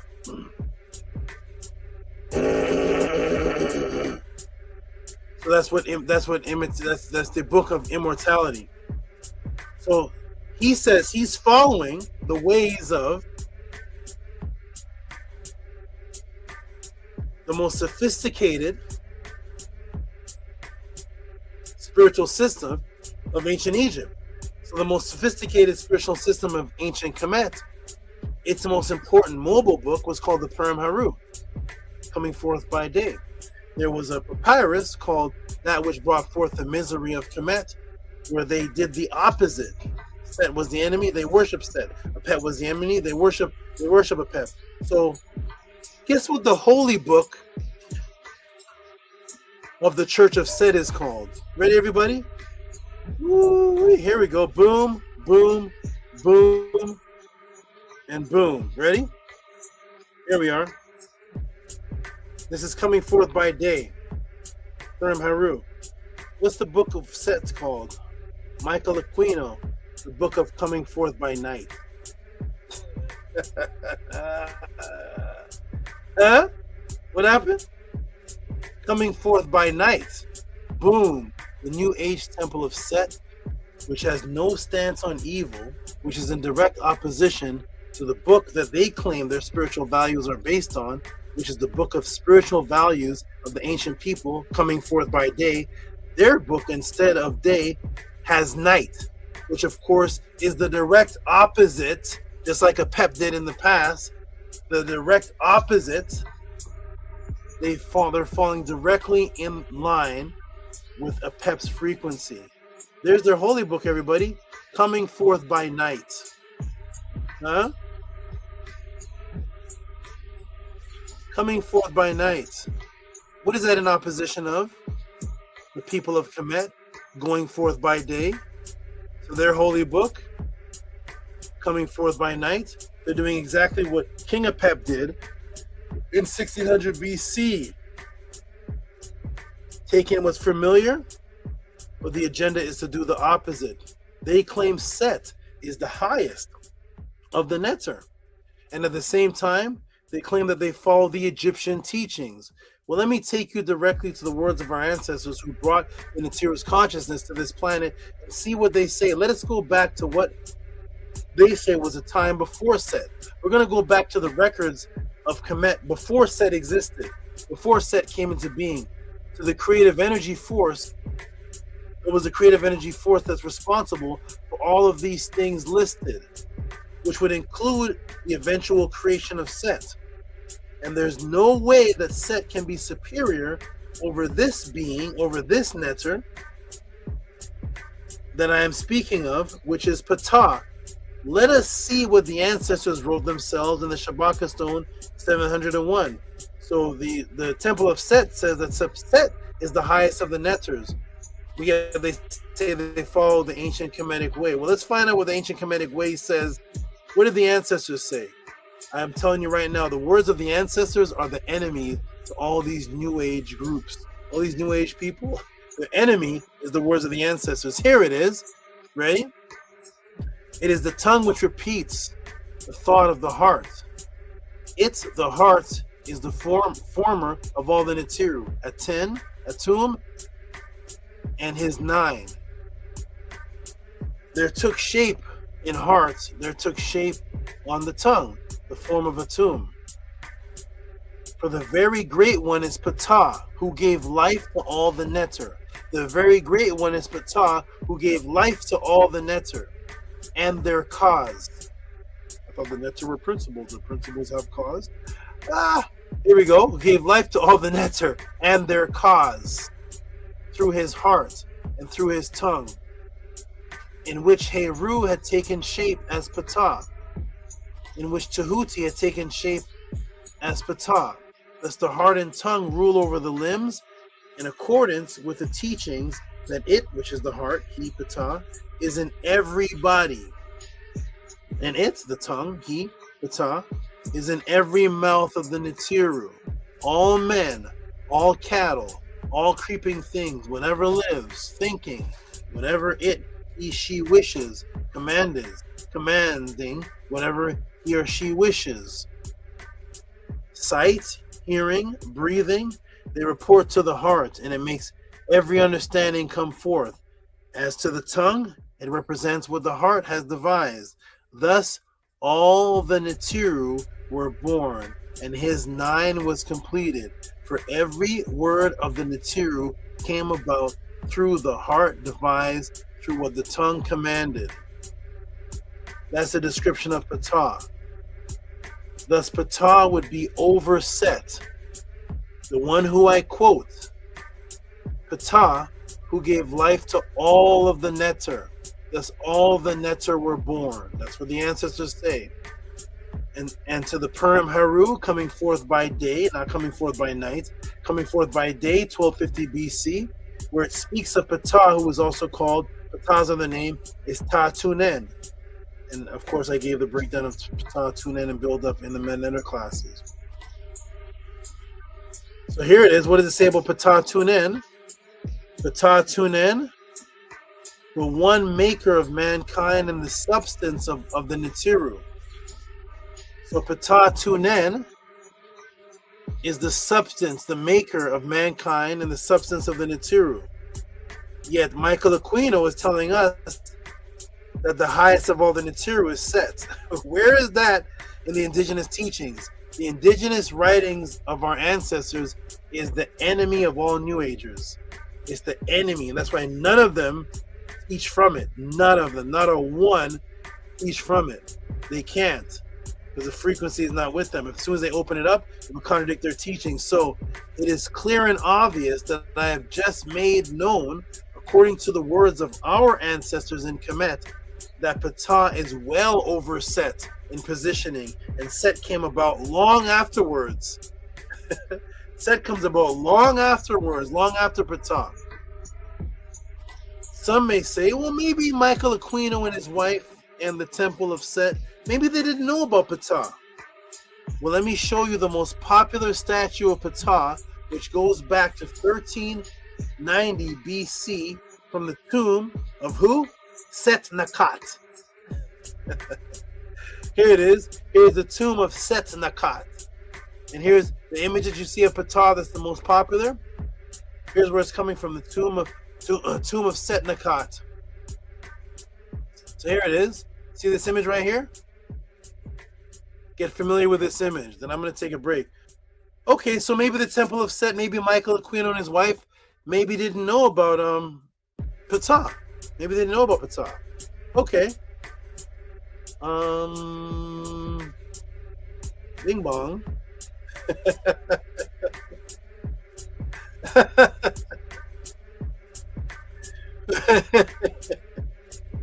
Hello. How you doing? Is that the wife of Michael Aquino? Hey there. Someone looks familiar here. Boom. There's Michael Aquino's wife right there with her altar. That's her altar. That's not her furniture. That's not a living room with some furniture. That's an actual altar set up. And who is that in the background that's on the altar? Who is that in the background? It looks familiar. Boom, of course it does.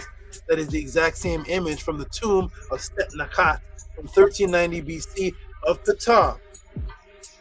Just as the Psyop book says, you build rapport, show familiar images to lure the minds of the masses to where you really want them. So yes, they knew. And yes, this is a psyop. There she is with Ptah's on her altar. What do you do with statues on the altar? You're praying to them. Ptah is there. They knew about Ptah. Anything you read about Ptah puts them over Set. There is not one sentence anywhere in Kemet that you could read about Ptah that would put Set over him. And there they are. They visited the museums. They traveled. They started revisiting things. They travel worldwide. You're going to see how we have the power to do that soon, by the way. Okay. So there's the Psyops, because if they say Set came to them and told them that he was the highest, and that means whatever being came to them was an outright liar and was hiding the description of Ptah. So no matter what direction they go, they're snake style. They had Ptah there. So they didn't know about Ptah, and the being that came to them who said he was Set, if he said he was overranking in Ptah, that Set would know that he wasn't. So even if Michael Aquino and his wife didn't know, I'll tell you, Set the Netter knew that Ptah was over him. So whatever being came to them and told them he's Set and he's over all the Nitiru, that's an outright lie. Plus, there's Ptah right there on Michael Aquino's wife's name, which we're going to get into her real soon and break the psyops on her. So whatever being came to them was outright liar and was hiding the description of Ptah. But yes, the image of Ptah is right there beside his wife. Psyops exposed, regardless of which direction he tried to escape. Psyops protocol. is right from the military to appease and show images that the masses are familiar with, but then disguise it with another agenda. They are lucky I wasn't there during this time. They're lucky. They're lucky that I wasn't there during those times. Please let them. They're in another part of California. Come set up the Church of Set, because I went and checked out all the sisters. There was a bunch of sisters with afros. Come set up the Church of Set here in California. Let me visit you all. Here it is. They're lucky. They're lucky that nobody back in those times, 1975 and on, was even opening up any papyruses. You all are lucky. You'd be the first stop. You'd be my first stop. I leave the house and come straight to you. It's like when I was a youth, I go straight to the church. I would go straight to this temple here. Let me come talk to all those sisters and brothers in here thinking that they're worshiping Set. Here we go. As I have exposed and I have shown clearly, this is a psyops moving directly in opposition to what all the ancient people left and wrote. Michael Aquino and the Temple of Set claim the foundation of spirituality. Claim the foundation of spirituality are the ancient Egyptian teachings, and they call their book Coming Forth by Night instead of day, and they choose Set as the top netter, as their prince of darkness, as stated directly from Michael Aquino's wife. So the original book of immortality is coming forth by day. That's the opposite of darkness.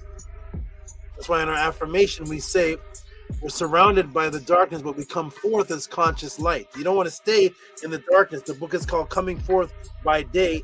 They're in opposition, so they call it Coming Forth by Night. And now, here's Michael Aquino's wife talking about the highest Natiru. And according to them, who is the highest Natiru? What's his title? According to them, does he represent Coming Forth by Day? Well, let's see. Let's go right to Michael Aquino's wife and hear from her words, because I want to go right to the source. I don't want to say something that they're not saying. Let me go right to what they're saying. Here we go. Michael Aquino's mate, what do you have to say? Because we know that the Kemetians opposed the darkness. They were coming forth by day. The Ku is the conscious light. Okay, the shadow body was dark because shadows are actually dark. But the consciousness was always associated with coming forth by Heru. Let's see what Michael Aquino's wife says, that the highest of the gods, what was his title? Here we go. He was a prince of something. Let's see what he was a prince of. Ready?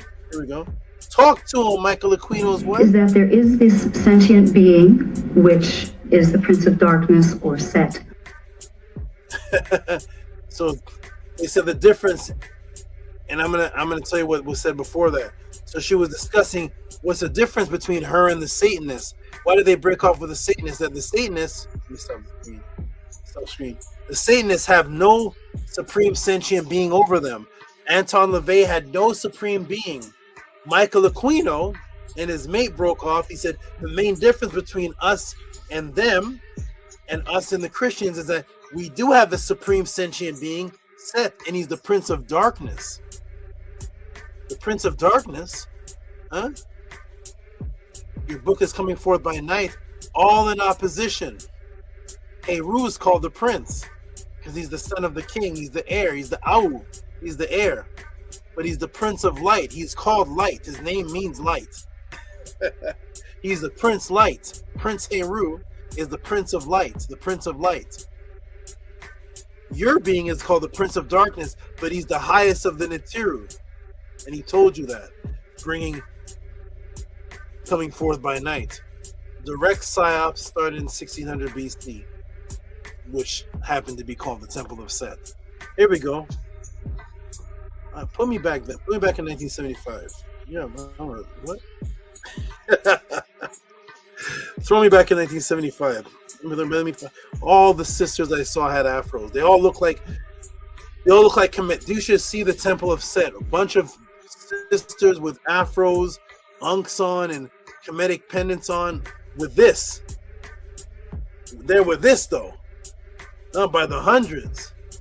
I'm trying to get one sister with an afro on the panel of the Tehuti of the House of a 10.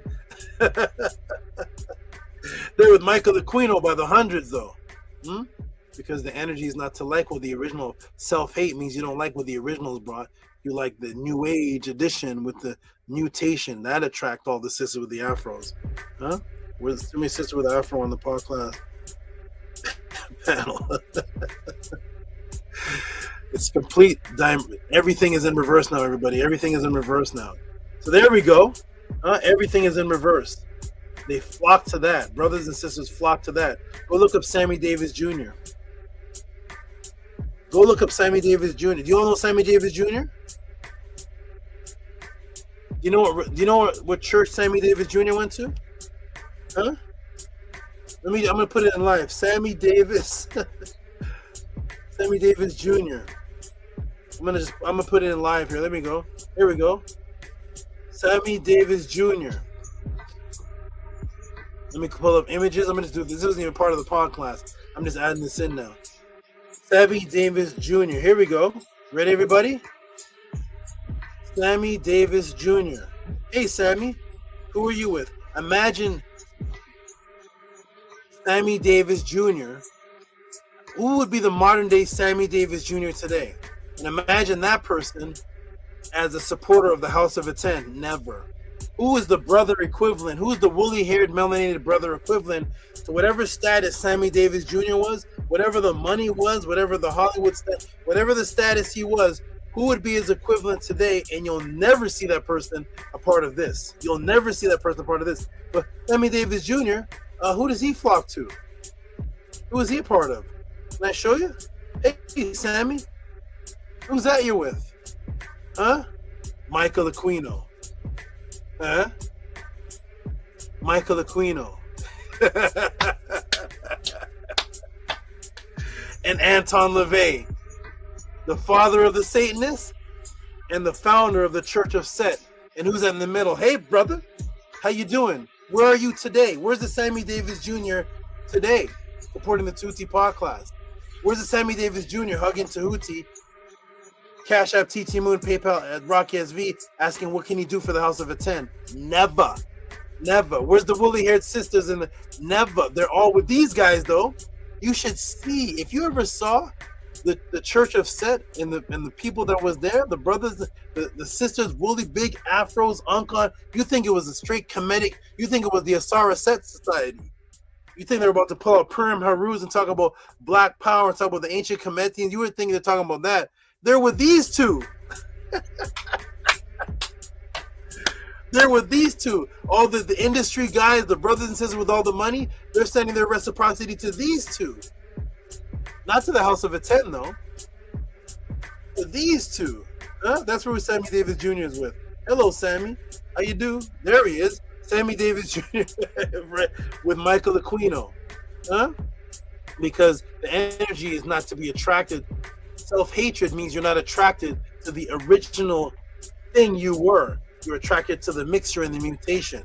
So you will never see who would Sammy. I don't even know who Sammy Davis Jr. would be today. Whatever singer would be popular, whatever dancer, whoever that would be popular today, never will you see them anywhere close.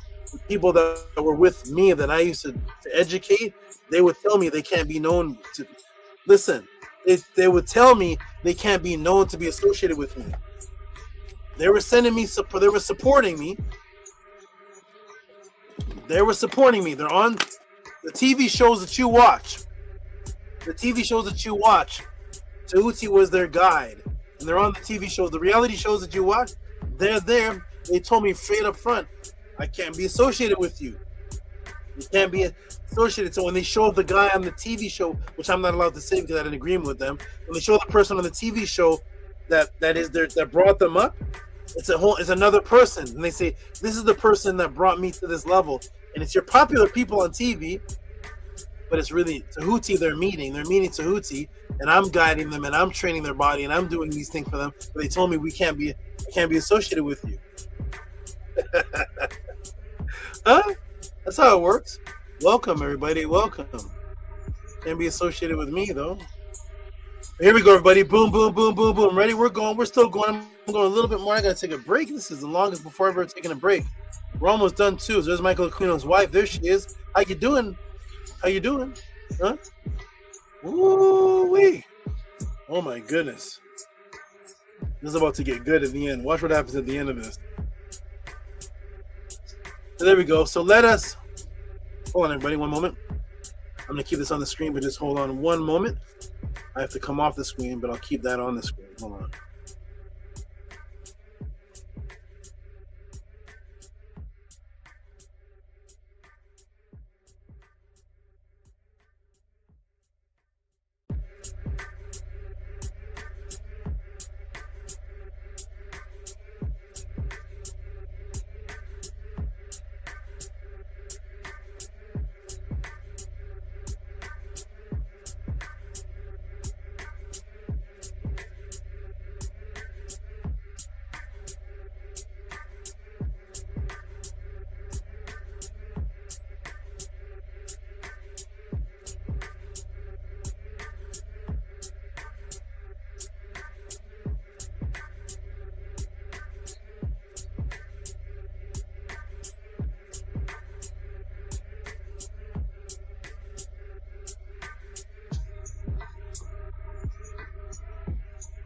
I'm back. Here we go. Boom, boom, boom. Ready? All right, here we go. So let's see if that coincides with the actual writings of the indigenous. What crimes? The indigenous people. What did they say? The typo there. What did they say about night? Okay. What did they say about night today pertaining to spirituality? How is night described in spirituality in the Purim Harut? They call their book "Coming Forth by Night." Set is the prince of the dark. He's the highest of the netter. So what did we say about Set? So what did we say about night, darkness, and Set? All in the same chapter. So there is a chapter. There's a section. There's a section that covers darkness, night, darkness, and Set all together. Let's see what it says. Let's see if it covers. It says Set is the prince of darkness. He's the highest of the Natiru. Let's go to the real coming forth by day and not coming forth by night.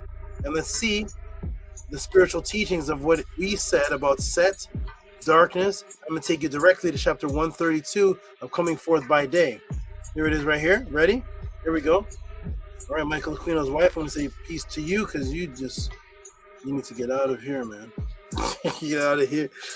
Get out of here. They had thousands of followers, thousands of people into this craziness, the complete Isfetian. Because it's easy to follow Isfet. It's harder to follow the discipline of the originals. Because deep down, it gives you the real structure frequency. And that's what people run from. It's easy to have a do what you like spirituality. Do what you like. No. Whatever I want to do today, I do. Here it is. What does it says? What does it say? I have dispelled the darkness. I have dispelled the night. Huh? Here's what it says about darkness and night in our original teachings. I have dispelled the night. See? Seheri. Kekau. Right? I have dispelled the night. I am his Mary. I am his beloved. I come that I may see the Atef, the Father. I have stabbed Set in his heart. Is this the being that came to you? Huh? This is the one that came to you, said he's the highest of the Natiru? This is the one that's higher than Ptah? Here's the night associated with Set. You call Set the Prince of Darkness, and you call your book Coming Forth by Night. So here's what the original book in 1200 BC, that the original people that you said is the most sophisticated spirituality, here's what they taught about Set and night. They're dispelling the night and they're stabbing Set in the heart. They're stabbing the highest of the Natiru in the heart. I have stabbed this heart of Set, performing things for my father Rastar. I have opened to me every way, and the pet and the earth. I am his son. So I'm dispelling the night. I'm getting rid of this night, this darkness, because I'm coming forth. I'm Pekah M Ku. I'm Per M Haru. I'm coming forth as light, and I'm stabbing Set in the heart. Huh? You stabbing your Most High Netter in the heart? What happened? Boom. Yes, the original teaching was to symbolically dispel the night, remove the conscious darkness, and to stab the heart of Set. Thus, no one following the spiritual system of the ancient Kemetic system of Ma'at would have set up in their entire spiritual system based on Set, and reverse coming forth by day by putting its open opposition in there, which would be coming forth by night. This is obviously an open psyops that could not be seen back in 1975 because most of his followers and most people were not even reading the ancient texts in 1975. He's lucky Tehuti wasn't around back then. The temple would have been my first stop. Now let's continue. I'll read this next part and then I'm going to take a break, a little 5-minute break or so. Here we go. So where did the interlock? Oh, here we go. There's a great place to take a break after this for the suspense, because now we're going to get into the interlocking pentagram, because he said that was a symbol given to him by Set that represents Set and the Nibiru and spirituality. So where does the interlocking pentagram come from, and where does Michael Aquino state openly that he is working with opposite energy, and what is Michael Aquino's view on Aleister Crowley that is coming to him directly from his own powerful God that he claimed to be Set? Is it possible that the Nibiru Set came back to this planet and mentioned Aleister Crowley? Will the Nibiru come back to this planet and mention Aleister Crowley, the wickedest occultist alive? Let us go directly to Michael Aquino's book. Let's go directly to Coming Forth by Night. This is the book he reads. Here it is. Coming Forth by Night. Michael Aquino, Temple of Set, the book of Coming Forth by Night. What does it say here? What does Set talk? What's on Set's mind? Who's on Set's mind? In April of the coming of the year 1904, I came forth in Africa. As my opposite self? And I brought into being an aeon to end the horrors of the stasis, of the death gods of men. This new aeon was a purification to prepare men for that which would follow it. And Aleister Crowley received the book of law. And Aleister Crowley received the book of law. And Aleister Crowley received the book of law. And this is Set talking, by the way. Set, the Nibiru is talking about Aleister Crowley as the book of law. Here we go. And Aleister Crowley received the book of law. And my opposite self declared him Magus of Aeon.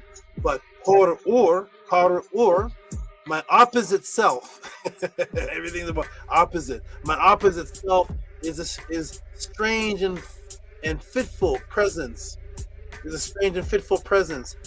I Set, this is Tet talking. I Set, am myself distinct from the order of the cosmos.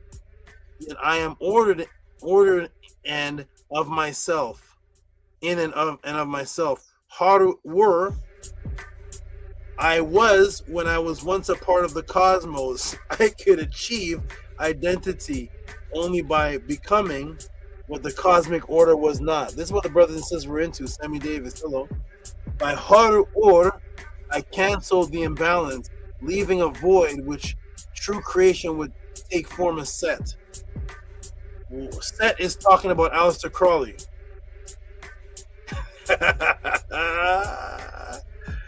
Let's go, man. They're lucky. Oh, where was I in 1975?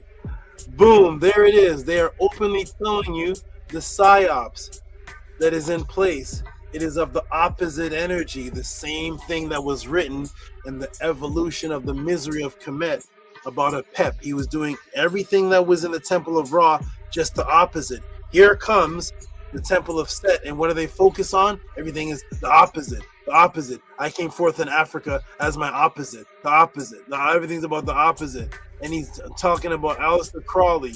So here it is, the opposite energy. And Michael Aquino has the book of Coming Forth by Night, which is the opposite of Coming Forth by Day, and is guided by Set, which is the opposite of Osar. And the same energy acknowledges that Aleister Crowley, the wickedest, sickest man, one of the sickest men ever, go look him up, please. He has the book of law, which if he is following Kemet, then the book of law would be the book of Ma'at. Aleister Crowley was one of the Sabaeans. So you got Ptahhotep, Kemwasi, Ungsheshunk, Amenemopi, and Aleister Crowley, right? Yeah. Here we go. So the book of Ma'at. Is this Michael? I can't even talk anymore. Michael Aquino is claiming Aleister Crowley is the one in this day and time over the book of Ma'at. He is lucky I wasn't around at that time. I would love to get me in a room. Get me on the Geraldo show when Michael Aquino was there. Huh? And there they are. And there's the interlocking pentagram star with Aleister Crowley way before it was around the neck of Michael Aquino. Way before it was a part of the sigil symbol of Set. It's with Aleister Crowley, 1875. There he is. He's a grown man in 1875, way before Michael Aquino.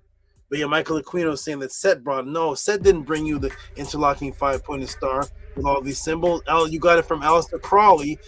You're directly stating that Set came back in 1904 and Set came to Aleister Crowley first. They are openly stating, because Aleister Crowley is way before the time of Michael Aquino, but Set is saying that he gave Aleister Crowley the book of law. You're saying that the information came from Set to you, the interlocking star and all these things. Nah, you're admitting that it came from Aleister Crowley. Set came to Aleister Crowley first. So here it is, for the first time in history. Here it is. I'm letting everybody know, whatever you know about Aleister Crowley, the Temple of Set and the Satanists are claiming that the Neter Set came to Aleister Crowley first and gave him the book of law. Aleister Crowley was under the Neteru, right? Yeah. Okay. And by the way, Heru Or is Ra. If you want to know who the Heru Or mentioned here, that's Ra. Michael Aquino is claiming that the being that spoke to him is Set, and that Set is Heru Or. Of course, this is completely contradicts the ancient papyrus, because we can clearly see on the ancient papyrus Set is protecting Heru Or as a completely separate entity on the front of the boat. Let me show you Heru Or and Set together in the records of the ancestors. He's saying that he is the being speaking to the Satanist is saying that I was Heru Or. Well, here's Heru Or right here, and here's Set. I have two arrows pointing to them. They're two distinct individual beings, and here is Set talking to the Satanist saying, "But Heru Or, my opposite self, as a strange and fitful presence, I am Set. I am myself distinct from the order of the cosmos, yet I am an order of myself. Heru Or I was. Heru Or I was. Heru Or I was when I was a part of the cosmos." This Set is saying that he was Heru Or when he was a part of the cosmos. But here is Set. Set is never called Heru Or. Here's Heru Or right here. Heru Or is Heru the Powerful One, or Heru the Elder. That's Ra. Heru the Elder is Ra, and there's Set and Heru Or. He's defending him. I'm going to take a break after this. The Psyops on the unknowing minds again. Anyone who did a simple search or read a papyrus or even looked at it would clearly see that Heru Or, Heru Ur, and Set are two distinct different beings. This is the Psyops that existed back then with the Temple of Set and still exists to this day, which is that the people that claim they follow Kemet and Ma'at do not read their belief system from the actual papyrus. They just come from the top of their head and hope that nobody backtracks and goes back and looks to see what the ancestors actually wrote. But that is what I am here for, to represent the words of the indigenous people and to keep them pure so this nonsense cannot occur anymore. And now back to the pentagram. I'll just show that and then take a break. Here we go, everybody. I'll show this and take a break. Now back to the pentagram.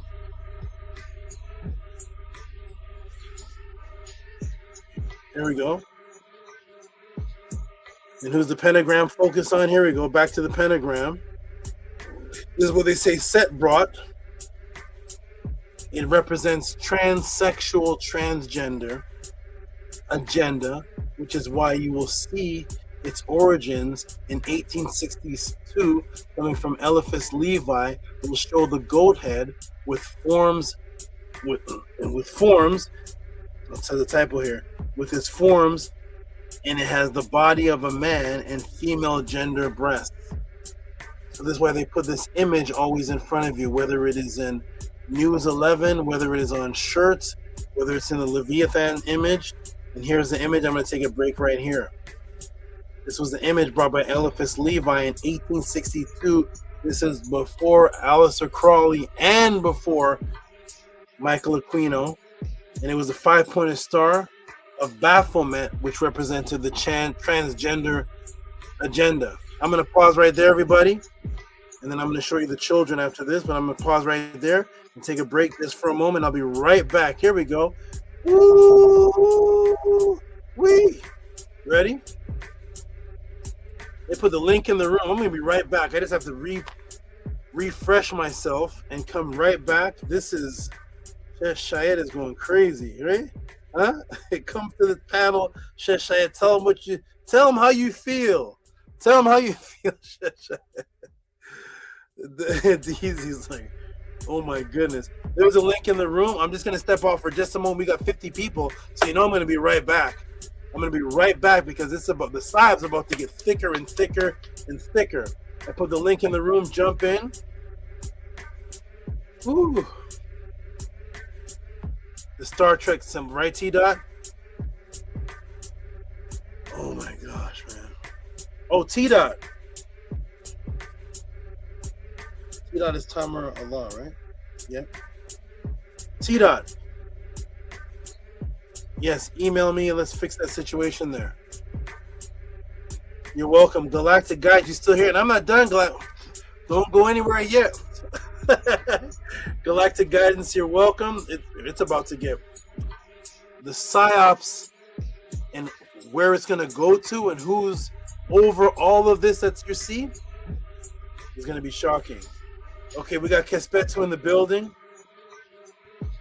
Shout out to Galactical Guidance. Shout out to T-Don. Shout out to Kespetu. Peace. How you liking this so far? Hotel Saba, this is by far the most dangerous class, the most powerful one. Sure, Saba, this is definitely mind blowing. Like this is a never class. Definitely enjoying it. There's so many things that you're breaking down in this class. If people are still under these spells, I don't know what to tell them, man. It's just what you're doing. It's never. You're doing the reversing what they're doing. You know, you're breaking us out of the matrix, literally. So, to us, literal. Literal. Literal. Wonderful, Yeah. Nini Uck. I'm glad you appreciate it. I'm about to step off for just a moment. Don't worry, but I'm coming right back. Take your time. Take your time, man. Greatness deserves the time taken. So do it. Oh my goodness, this is Woo. Oh wait. Oh, hold on, everybody. Why did I do that? That's odd. Hold on a second. Something happened here. I gotta fix that. Okay, here we go, everybody. Okay. All right, I'll be right back. We got the jet down here. Ooh-wee, the jet. Oh, man. Taking all this knowledge from Muta Ashby this is getting tiring, man. This is tiring. I can't take no more of it, man. I give up, man. Church of Satan. There we go, the jet. What do you think so far, man? It's about to get crazy now. So this is I see the psyops, the fake psyops, the setup. This is crazy. She had the tie in the background on the interview. When you asked, I couldn't type it fast enough. When you showed Seth on the boat spearing a pet, you was like, "Who is this?" I was like, and I heard it last. Like, man, I forgot to type in. That's Kespetu. That's who it is. He right there, making it happen. Get him. It's a great class, Saba. Tua to you. This is phenomenal. Maniac, I'm glad you like it. Tehuti says Saba, Tehuti, the Psyops Destroyer. Yes, this is the new this is the logo. I'll be right back. Everybody who's watching this so far, if you appreciate what you're watching, talk to these people about support. If you appreciate what you're watching, everybody, pick a favorite part that you liked in the pod class. This is hours and hours and hours and hours of work. Cash App, TT Moon, PayPal at Rocky SV. Truly sit down and think about how it's possible to put a class like this together. Imagine you doing it. You'd have to know Michael Aquino's book, the Psyops book, the Perm Haru. Like, when did I read Michael Aquino's book? When did I read Coming Forth by Night? When did I read the book of Psyops? When did all this is done? When did I do all this? Support. Cash App, DJ Moon, PayPal at Rocky SV. Just pick a favorite part that you like. I hope you all appreciate this. This is the new logo right here. This is the new logo and possibly upcoming book. There it is, right? So there's the new logo right there. So what if the podcast was back in that day, in the 70s? I would need security because the podcast would be done live. There'd be no internet, right? I'd be doing this right beside. I would set up a structure beside Michael Aquino's building. That's what I used to do. I would set up stuff beside the church. I would go set up a magic show beside the people I'm talking about. So I go right up. I'm the calmest person that likes to fight. I like the what's it called? The confrontation. I like to dissect Isfet. So I love to do that. So I would do the most abstract thing. I would set the pod class up beside everybody that I'm teaching about. That's what I actually did when I was in Canada. When I was in Canada, I set up my classes, my shows and classes beside the preachers. And while they're talking about magic and the evil magicians, I would perform magic beside the preachers. So his whole audience would look over at me and say, he's talking, I'm doing. He's preaching. He's supposed to be doing something, right? That Jesus did. Well, let me show you something the devil did then. I'll be right back, everybody. Peace and love. Hotep. Hey, Saba out here. He out here destroying. He out here destroying Kesbatu. He out here exposing the Satanists. Man, I hope a couple of them watching this. This is man. This is wow. This is phenomenal. Hey, he destroying it. I told you he very surgical with it. He gonna get his scalpel. He's very surgical, little by little. He gonna work his surgery, man, and this is good. I didn't even know they were showing love to Patah and all this other, like, this is. I thought they were all just like, Bible references in a way, but just, opposite. I thought that's what they were all about, right? But man, this goes way deeper than that, man. And I would have never known this right here that Saba brought it down. So, shouts out to the great Saba. Y'all don't forget to support. We'll support you. If this is great information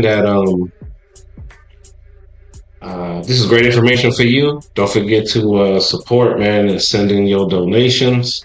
If you're afraid to show your name, you can be anonymous. So just write in there that you want to be anonymous, and you can still support, just in case you still worried about your name being online or whatever. I get it. I understand. But yeah, if you're worried about that, you can just send in your donation and keep it anonymous. So yeah, Hotep, Kesbetu, man. It's a lot of spear to the next, man. It's a lot of spears going on, man. I know this your vibe for sure. Hotep. Hotep. Yes, this is never class because for one, it's showing how many spirits to the neck, and it's like to show people like my eye is not just about, you know, being in harmony and, you know, turning the other cheek and all that, like the Bible and all these other so-called spirituality. Is like, no, it's constantly getting rid of Isfet, constantly, no matter how it's done. As long as you bring it back into order, into my eye, then you good. So that's an effort thing. Seeing Saba break down about Patah as well, like having that picture and being able to zoom in, like, hey, wait a minute, you know, only a person like Saba has to be in that frequency that you can pick up and see, you know, it automatically, his consciousness goes straight to Kemetic Ma'at, you know. So it's like another person would see that image or that picture and would bypass that image, that detail. And Saba's frequency was able to pick that up, and that's similar to what he did with the saucer, with the flying saucer, the UFO. How that was a lantern lamp. It's like, man, and this is all in the same type of frame, you know, the time frame, the era where the illusionist was deep, you know, the occultists or whatever, they were very deep in their illusionist practices. And, you know, it's never how Saba was able to break that down. And it's important to know this because that led off to a ripple effect to the New Age, because those are the founders of the New Age. Those are the founders of these people that are doing all these so-called spirituality practices right now that are, you know, if they're not suffering it now, eventually fall into spiritual psychosis, which is the illest mental illness there is. You feel me? And that's what's been going on to a lot of people nowadays, ever since, you know, that so-called virus hit. You know, people's minds, their brain, their way of thinking, you know, is completely upside down. It's completely chaos. And with the Alzheimer's, the dementia, all that, it is all connected to this. And it's so never to see how Saba's breaking this down. And then we have there was the individuals that were on earlier on the chat, you know, they were saying, oh, why would I ask, you know, Saba a question or whatever, blah, blah. And I'm looking at it like, you guys just don't know, man. You know, I pity the fool who don't know who Saba is. It's like, y'all have no idea. Like, look how he broke this down right now. Like, us that we know, since we know other classes, it's all connected for us, so it makes a lot of sense. But even an outsider that was to come in right now and just sneak learn real quick, they can see how profound and deep and important this is. Like, this is, you know, he even brought up Captain Kirk, you know what I'm saying? It's just like, man, I can't believe Saba's doing all this. This is real dangerous. Real second, real powerful. Like, I'm definitely enjoying it, every bit and piece. But like I said, also the ripple effect of seeing these other so-called teachers, conscious teachers, bringing up these individuals, like, oh, for spiritual practices, you want to learn how to astral project and, you know, lucid dream, read this guy's book and this and that. And it's like, nah, and these are the particular people that I've always felt since I was young, like when I was learning and studying little things here and there. Those are the books that I would always be like, nah, that's a stay away zone. Like, that's a complete spell. Like, that's why I wouldn't recommend even looking that guy up. Like, you know what I'm saying? Just take Saba's word for it and run with it. You know what I'm saying? Like, that's the difference between Saba and these other teachers. Saba's intention. Saba's intentions is pure. And that's what he showed in this class. Like, look, these people know the Medu Netter. They know, they're studying Kemetic. And they're doing the opposite. You know what I'm saying? They're completely, you know, bamboozling you completely. Like, they know what they're doing. And Saba, he knows what he's doing. He recognizes what they're doing.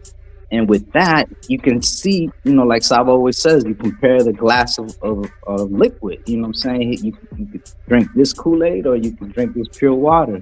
And Saba's showing you his intention. Like, look, I'm showing you, I'm breaking it down for you so you can see it. So if Saba was to pull off some trick like that, you can see it.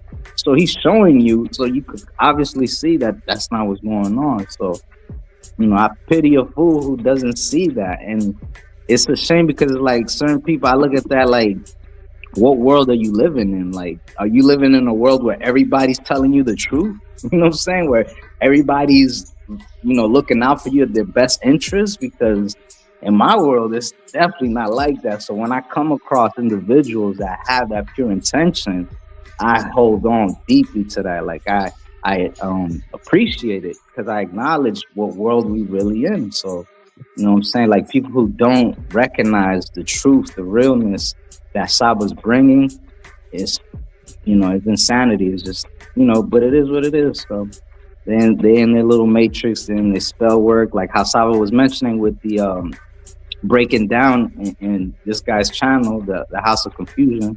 He was breaking it down, giving them the information, showing them proof, showing them facts, and they're still like arguing in their head, like, nah, I don't want to believe that. Like, nah, that's fake. That's not true. That's just what you're making up. Like, it's pathetic, man. But we here. Uncle Justin there. Yo, look, for anybody who's on here and they very hesitant and sending in questions, like, to me that's the answer right there. If you feel like what you're watching is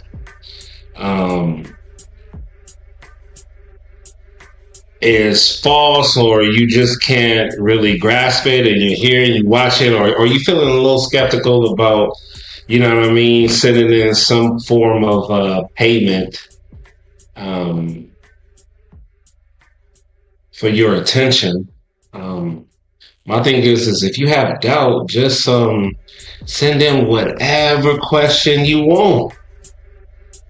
That's my thing. Like, if you try to put someone to the test, like Saba Tehuti, just send in your payment. Like I said, you can be anonymous, and then see whatever question that you have, whatever it is, something that you've been just keeping on the hip for all these years, and you wasn't given the opportunity to send questions in to those who, you've been following or been watching all of the years of your life, and you got unanswered questions, just send it in. What's the best thing to do than to be skeptical of something and be like, you know what? I got this question. Let me see if you can answer this. Like, just, that's your challenge. And then if you don't like what you hear and what you see, then you can make your decision, right? To be like, oh, I want to be here, or I don't want to be here, right?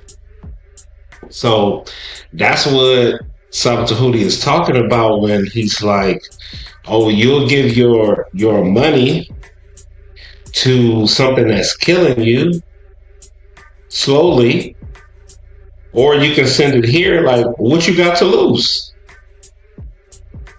Everybody done tricked money off on some wild stuff or whatever. Everybody done that before. Whatever it is, I don't even care what it is. Everybody done tricked some money off to something that was just, it don't stand for nothing till this day, right? You done just wasted it, right? So if you're here and you typed in Tehuti Podcast and you saw him on some other platform or whatever, why not just give it a shot for yourself? And like I said, if it's trash, then you know to never come back here and leave. But why why have a comment on something that is not your question and then just be chaotic about it? Like, oh, no, I don't like this or whatever. No, just ask your question and see the personal question that you have. See what that does for you. At least, because at least it's your question. And it will be answered. So I just want to put that out there, man, for anybody who is, who write those negative comments and don't want to, be involved. Just put Sawa Tehuti to the test. That's all we saying. Put them to the test. Hotep, something. Hey, Hotep. Yes, peace and love to everybody. I'm glad everybody's here. Glad everybody's enjoying this. We're breaking the matrix. We're taking this question that I've never seen asked before up to the highest level and doing this for good brother Dr. LaRoche. I always say for all the new people in the class, welcome. Glad you're here. Glad you're advancing. Hopefully you do send in your question. And that type of thing we just commented on, the Jed, it's only done for things like this when it comes to raising up people's consciousness. It's not done when people go to the restaurant. So if you bring your girl to the restaurant, if there's 5 guys, 5 girls, you're on this 10-man date or whatever it's called, 2-man. I'm not sure what it's called, but you're on this 2-man date, 5 of your friends, 5 girls, and you go to the restaurant. You're a vegan, and the girl says, I want a chicken burger, and the other girl says, I want a bacon burger, and then you say, well, I'm a vegan, I'll take what do you have on this menu? A vegan burger, I'll have this. And she's biting, and she's like, this is the best chicken burger I ever had. And you're biting, you're saying this vegan burger is good, and some other person. Each of you made your order, right? You never look at the person and say, oh man, why are you enjoying that chicken burger? I don't like chicken. Okay. They ordered it though. They ordered it though, see? They ordered it. If somebody orders, why are you eating that pizza? I don't like pizza myself. Okay, I do. But it only happens when of course when it comes to higher levels of consciousness. Nobody does that at the restaurant with their mother or their friends. Their mother ordered the turkey sandwich. Mom, why are you ordering turkey? I like chicken. Yeah, but son, I like turkey. You shouldn't like turkey, Mom. Just like chicken. I'm a pescatarian. So be a pescatarian. That's great. So everybody order what they want to order, and at the end of things, when things take place, all the restaurant cares about is did all you enjoy your food? Not did the vegetarian approve the chicken eater? Did the chicken eater approve the pescatarian? Did all of you enjoy this food from our great chef? Yes, you enjoyed it. Thank you. That's all we care about. Come back again and see us again. Thank you so much. And send the chef a tip, please. Okay, here we go, everybody. You ready? We're about to get right back. So that's the best way to challenge you. Well, if people disagree with you, best way to challenge you is send a question. Try to see if you can. You ain't even got to debate something. Just send your question like, I'm gonna stump them right here. Just do that. Place the order. We got the I've gotten 4 of those. Yeah, I've gotten 4 of those. Strangers sent me one they call curveballs. They send me questions to throw me off. They said it, and when they got the answer, like, holy smokes, okay, I'm hooked. I'm in. Send me a curveball. It's beautiful. It's a beautiful thing. It's up to the people.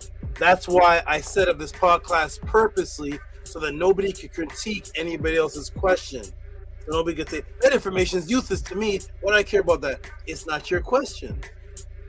The chicken burger is not yours. It's your wife's. Order your fish burger, pescatarian. She likes the chicken burger. You order the weed burger. You like weed burger? order the weed burger. Then whatever you want. I like my marijuana with cookies. Then order what do they got? I heard they got cookie marijuana, right? Isn't that the marijuana cookie, right? What are they called? Edibles. I heard somebody said somebody told me they're getting high off these cookies. They're called Lunchables. Lunchables? I don't know what they're called, but whatever they're called, somebody says, I like to smoke the marijuana. Somebody says, I like to eat a cookie. Okay. Eat up, smoke up, whatever it is. I'm still gonna break down the marijuana and destroy it. But after I'm done, you want to keep eating the sugar bear cookie marijuana, whatever that is. Eat up, man. Eat up. After I fix your cavity as a dentist, go eat the sugar, man. Did I fix your cavity though, sir? I don't got cavities. I got a knee problem. I got an elbow problem. Let me fix that. And the other guy says, well, we don't care about you fixing an elbow problem. Come on, man. Okay. My stomach hurts. Okay, then send something about your stomach. So, this is for everybody. It's the restaurant. Welcome. Let's get back to it, everybody. You ready? Thank you, the Jed, for saying that's a good analogy. And thank Hespetu and thank you, Nanny. Nanny's in the background going crazy. Saying all kind of stuff. What do you say, Nanny? What's something you said? I'm going to get back to what do you say?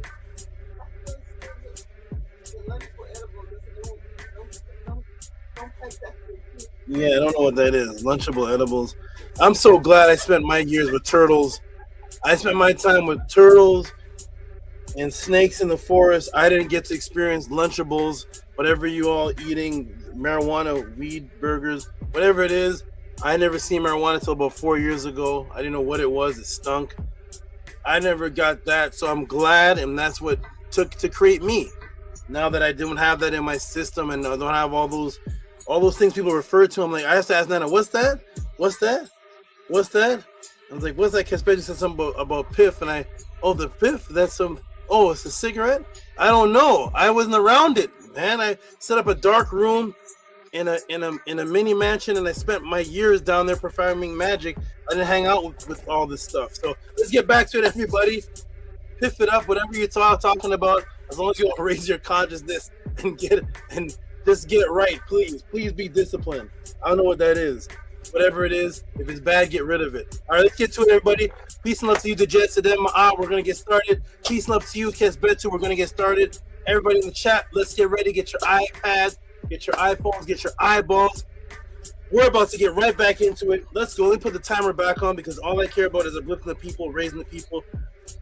I'm not into I'm not into any waste of time. And if anybody has any type of issue, just set your example forth. If the question isn't good or whatever, just show your YouTube channel with your better question. That's all. If the health's not good, do a YouTube show with your shirt off. Let's do a show with our shirts off.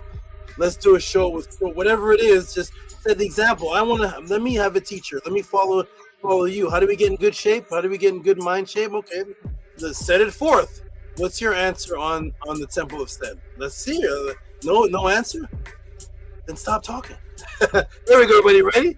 I'm happy all day, all week, all night.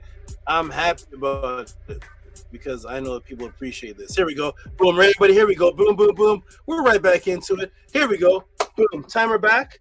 We are back. This is all I care about.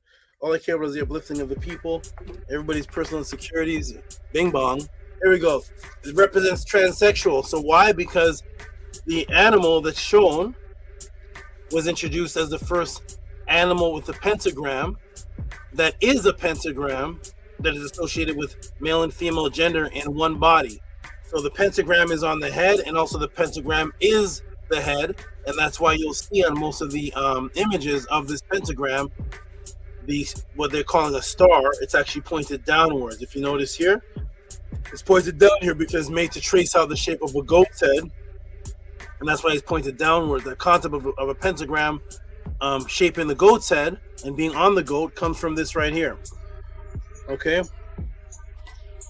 So the goal of this agenda became to superimpose this on the young minds of innocent children, of course, because that's how the Psyops works. You destroy the elders, destroy the adults, feed the children the lies, and they grow up to be the allies of the enemy because they don't know any better.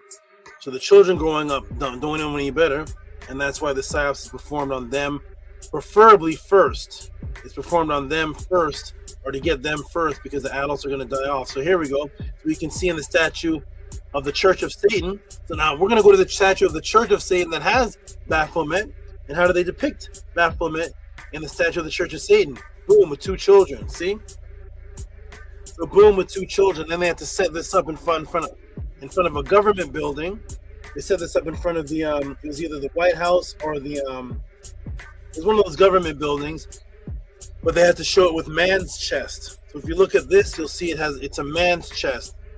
They couldn't come out right and show the transsexual one with the woman's breast, because then people could say it's a statue of nudity and it's transgender, whatnot. But this is not what the original Baphomet.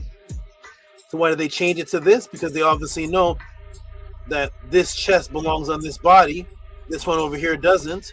So they had to show this so they could put it to the public. But the focus was to have the children there. That's why these are not adults here. These are two children looking up to Baphomet, the pentagram. See that? And guess what? The new children's clothing is out, and some that are coming out in mainstream. So here's the new children's clothing, because they have to hit the children first with the Baphomet, and there it is. Does this look normal to you? This is the children's clothing. Let me see if I can pull this up more. So what do they show? What do they show? The Baphomet, or what they call the devil, on the tarot cards. They show them with, it looks like adults, but they represent children. Why? Because these are the first children of God. So the naked man and woman represents Adam and Eve, and there's Baphomet right there, and Adam and Eve, and the two children are chained, and there's the children. This is a clothesline with horns on the head and the 5-pointed star, and you actually get to wear the goat's head. And then this one here is the skull of a goat that you wear, and you look out through your eyeball. You look your eye. These are children. These are the children's clothing. These are new children's fashion. I did a whole show on this on the Killer Priest show. There's much more of this, and you wear hooved. The feet are like hooves, like a goat's hooves. The head is the two horns of the goat. The 5-pointed star is all around. And then they show the one child with the goat's head with the two horns on it, a real goat's head. And the other person has the goat's skull, and you're looking through the eye. And the reason why they're black and white is why? Because the person, what's her name? Is it Celine Dion? Celine Dion. Celine, I think it's Celine Dion, who came up with the clothing line, wanted to abolish the difference between boys' clothes and boys' clothes and girls' clothes. So girls' clothes are usually pink, boys' clothes are usually blue. So what she did is she took the color off of it, so there'd be a merging. There'd be no separation, no distinction. It's all the Baphomet energy, 5-pointed star energy. All right, and of course you have little boys can be princesses too. That's what this one is. It's blurred out, but that's what it says. It says boys can be princesses too. That's what this says. Boys can be princesses too.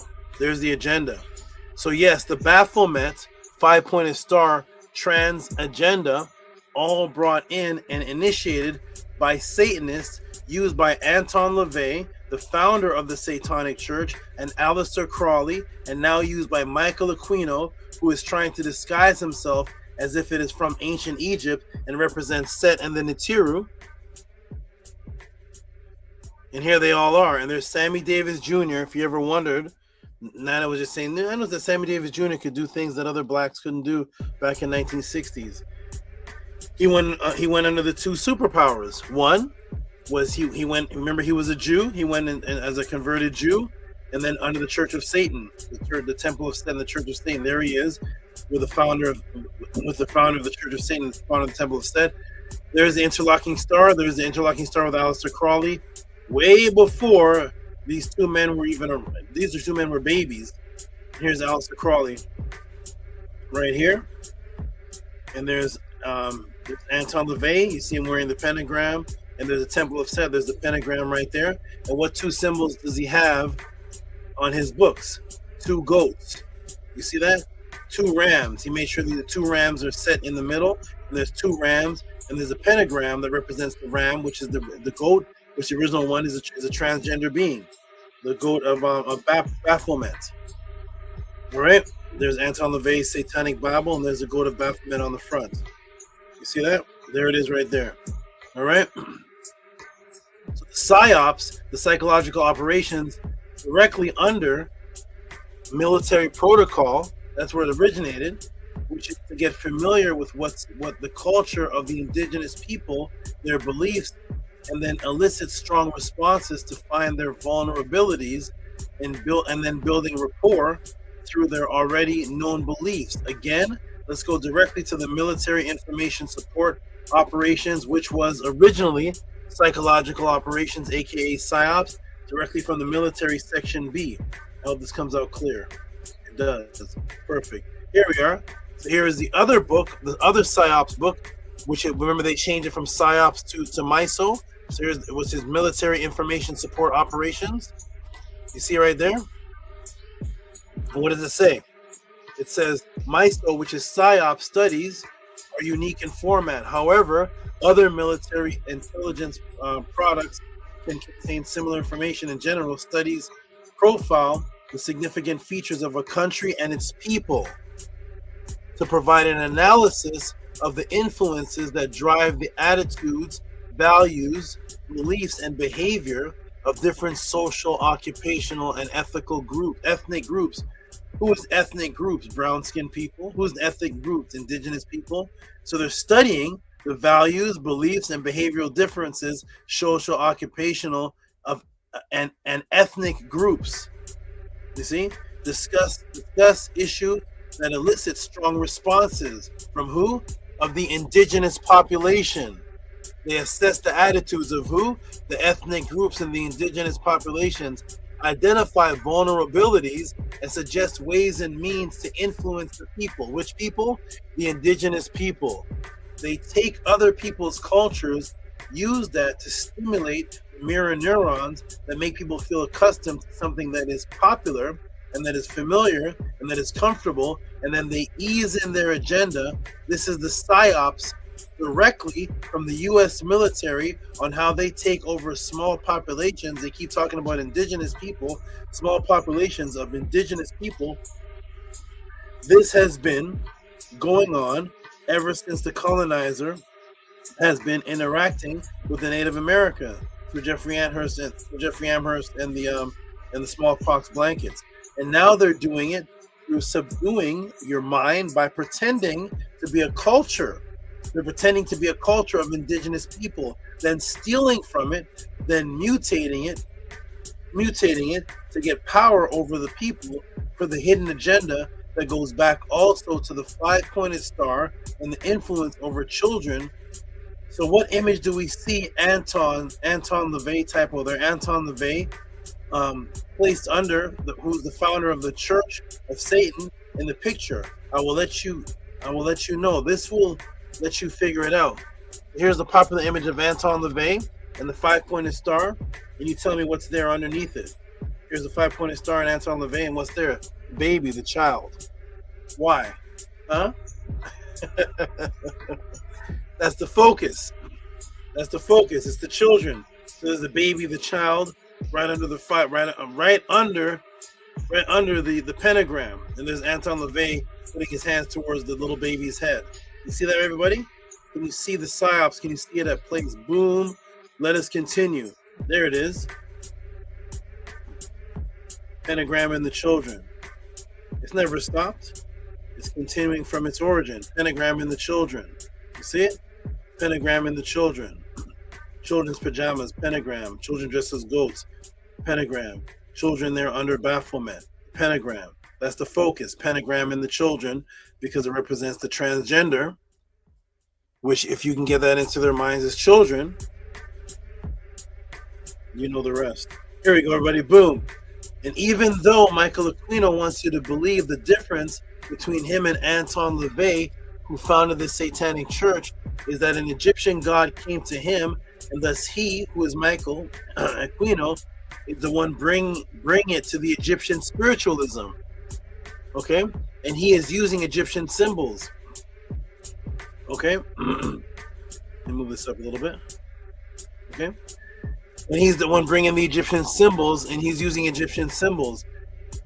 Is that really where he got the Egyptian aspect from? Did he get it from Set himself? Let me show you an old picture of Anton LaVey, the founder of the original Church of Satan, from which Michael Aquino came from, before he set up the Church and Temple of Set. And tell me what you see. Do you see anything, everybody? Get a good look. Tell me what you see. This is on page 22 of his own book, right below the 5-pointed star image of the goat of Trans. Do you see anything interesting, everybody? What do you see? This is Anton LaVey. This is before the so-called Church of Set, who says that their difference is they're bringing in the Egyptology. The Church of Satan was never known to be associated with promoting Egyptian Nibiru. They said they're bringing in the Egyptian aspect of it and set into it. Here's Anton LaVey, who is the founder of where Michael Aquino was under. And what do you see on his altar? He has an altar here. Do you see anything interesting? Let me come to the audience. Do you see anything interesting under the Church of Satan's founder's altar? Anything there? What do you see? Miso soup. What? What do you see? And Jesus says, wickedness. What do you see? Uh-oh. Uh-oh. Huh? Let me blow it up for you, everybody. Here we go. Boom, boom, and boom. Here we go. Ready? Here we go. Watch how we close this class out. Watch this. Here we go. And this isn't even the closing. Let me blow it up for you. What do you see here? That's right, Kesbetu. What's that? That's this. Huh? It's the Heru one. This one, exactly. This one here is this. You see the side piece here? See that? That's this on the side. That's this. That's the Heru head. Or the falcon head. Huh? That's what's on his altar. You saw Ptah.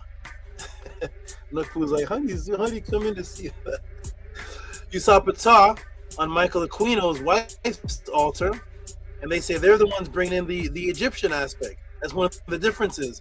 Well, here's Anton LaVey, and he has the Kesbetu here. He has the what they call the canopic jars. Yes, the ancient Kemetic jars, jars of immortality of organs. Egyptologists call today the canopy or the canopic jars. So yes, Anton LaVey of the Church of Satan held on display in his altars. That means that's the direction of where you're focusing your spiritual energy to.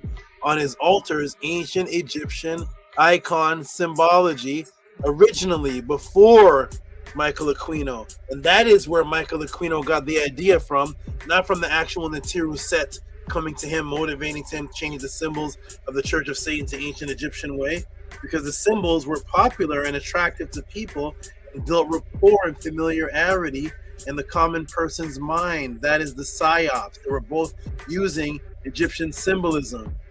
Oh, and I already had the picture of Anton LaVey and Sammy Davis. There he is. Here it is. All right, and Michael Aquino's wife. We're ready to get in the deep sobs. Here we go. Michael Aquino's wife, who I just showed you, has Ptah behind her, being that they say they are following the medium of Kemet. Does his wife bear the frequency of a Medu typo there, of a Medu Netter name? What's Michael Aquino's wife's name? I never actually revealed that, did I? They represent the Kemetic spirituality. So the first thing you're going to do, one of the first things you're going to do is you're going to get a Medu Netter name, a Kemetic name that represents the spirituality. Does she have a Medu Netter name? What is her name? Now they seem to be pointing us to Set, but never to any of the other aspects of prior to typo there. Prior to his almost, no, there's no typo, sorry. His most popular act, which is the murder, which I've shown you several times as the geometry frequency of 38. So when you think of Set, they never, what did they tell you about Set? What is it about Set other than the fact that he murdered his brother? And Michael Aquino in the Temple of Set talk about that he did according to the writings of the ancients. They don't mention anything else. Everything else they mention is coming from that book, the Coming Forth by Darkness and New Age books, but they don't tell you anything about Set coming from any of the ancient writings. And if you remember my classes, I told you several times that the frequency of murder and the geometry of murder is 83 and 38. And that's why when you spell out murder, you get 5, 6, 9, 5, 4, 9, which is 38.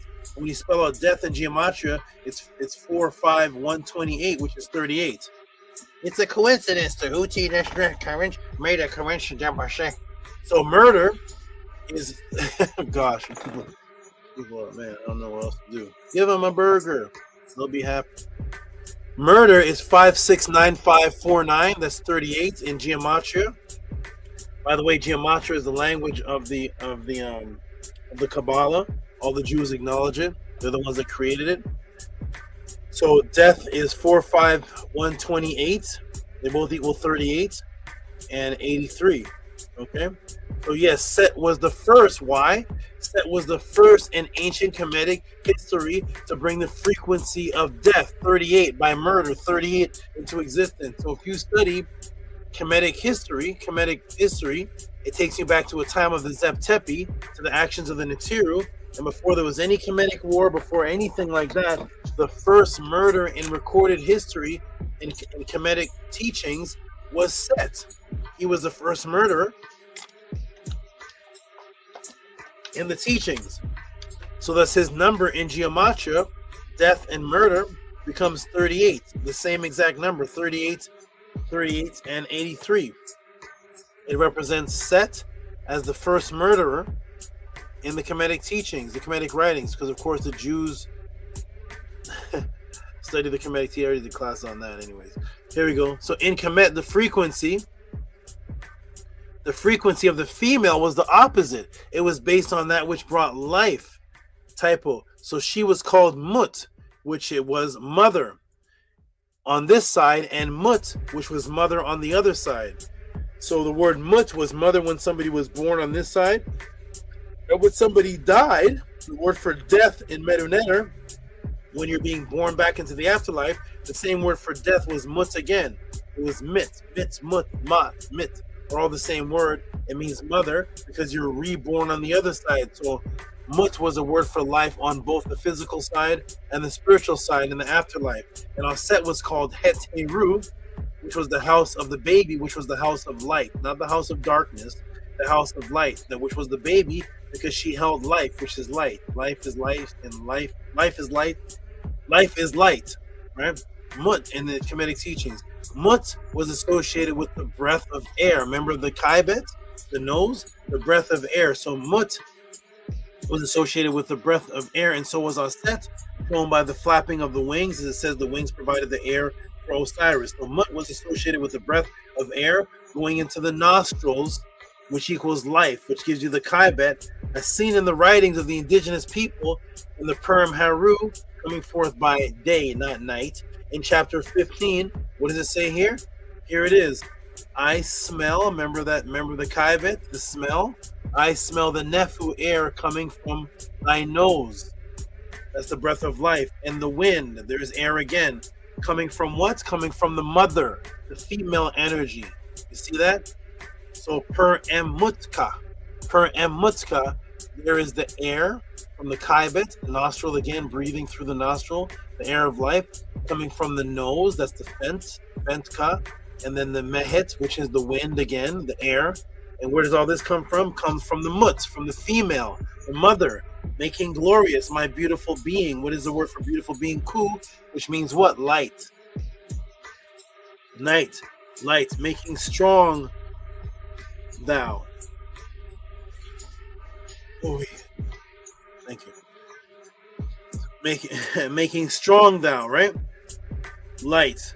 There's Aset as Mut, birthing. And one moment, hold on, everybody. One moment. It's here. Oops, this is for later.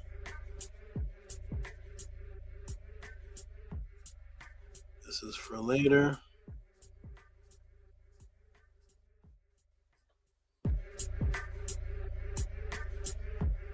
There we go. Whoop.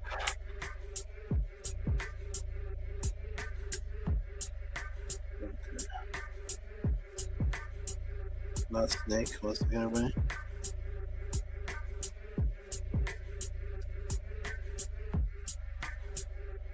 All right, here we go.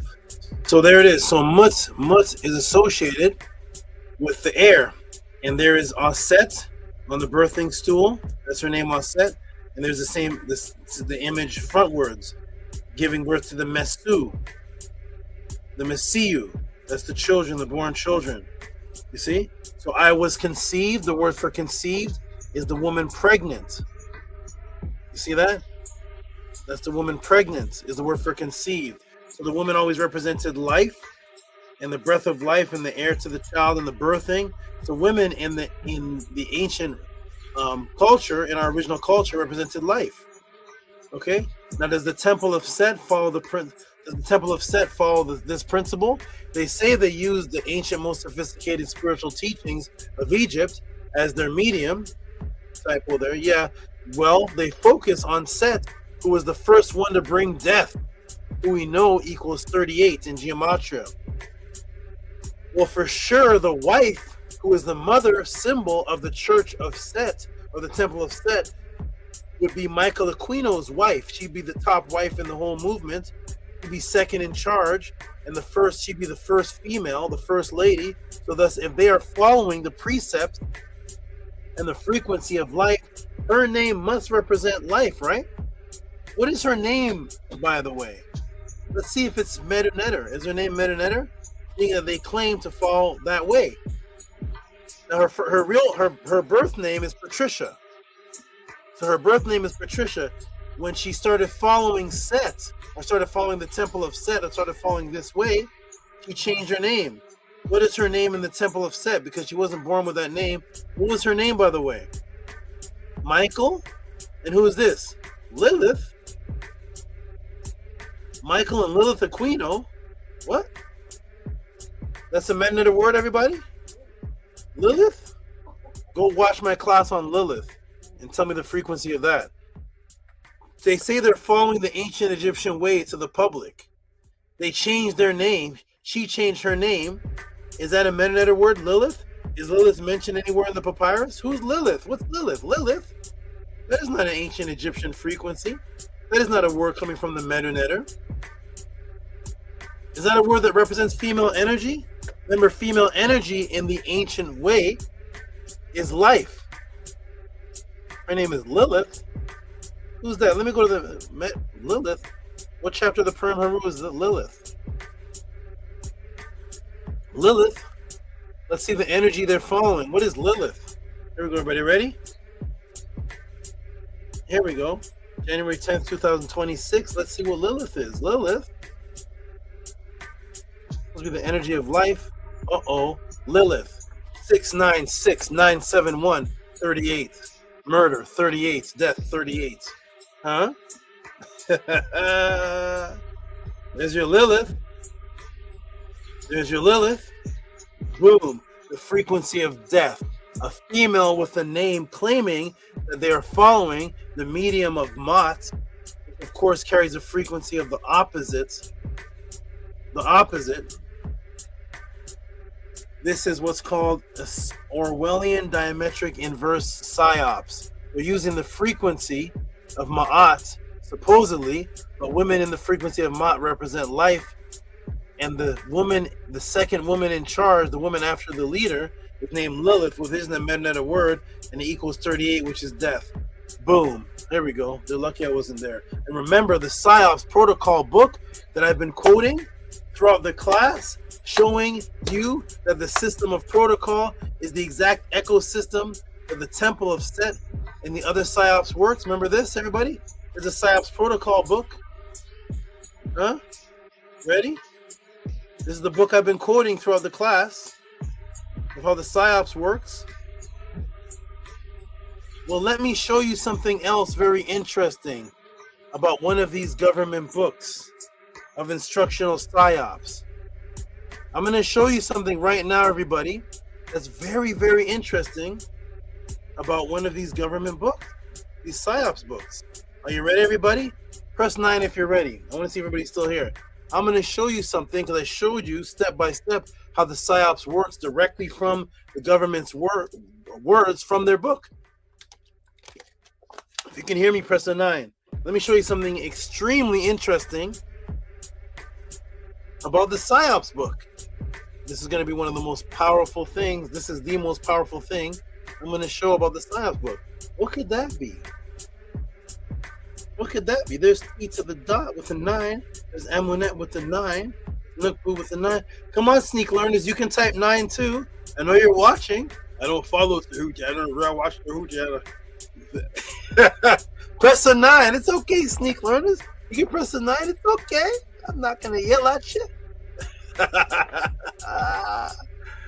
40 people listening and 7 people press 9. 7 people can hear me because they know, the sneak learners know they press 9. Their name shows up on the screen. Hello.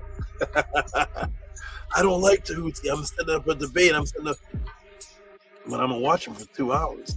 Here we go. Boom. Ready? Okay, thank you, everybody. Wonderful. Here we go. So here's the Psyops book, everybody. Boom, boom, boom, boom. Oops. Hey, we got Black.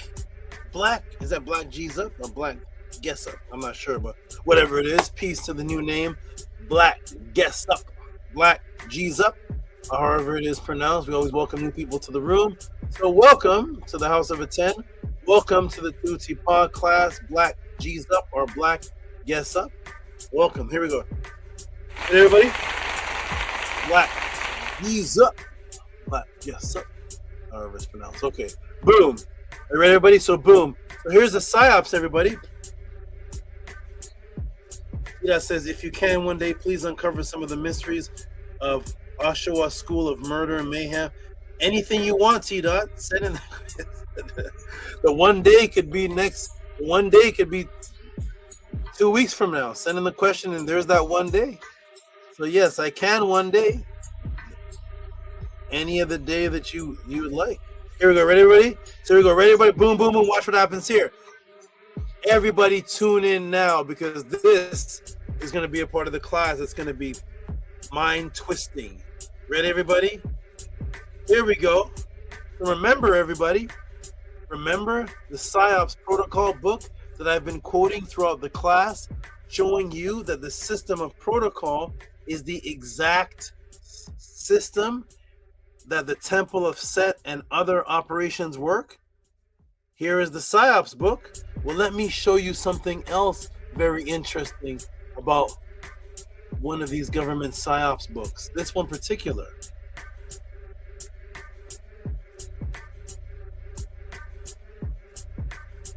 What's this, Tehuti? What's this? Dr. Michael Aquino, Lieutenant Colonel, U.S. Army PSYOP.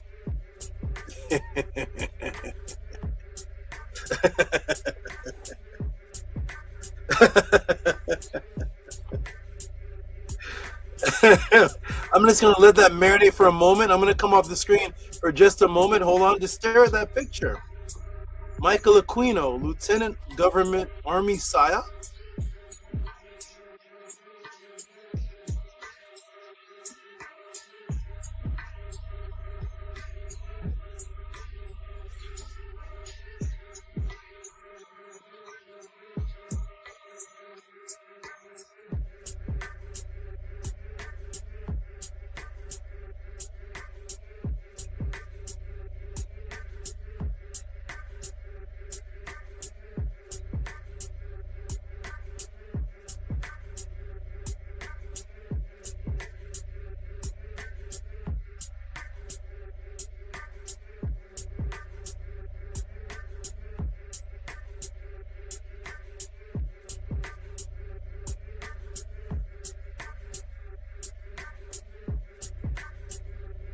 Did you see that, everybody?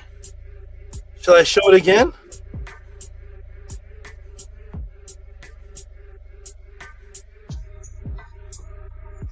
Huh?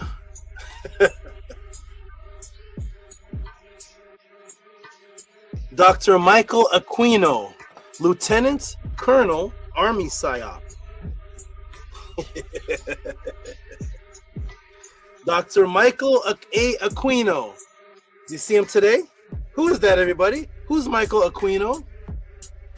Lieutenant Colonel, Army PSYOP.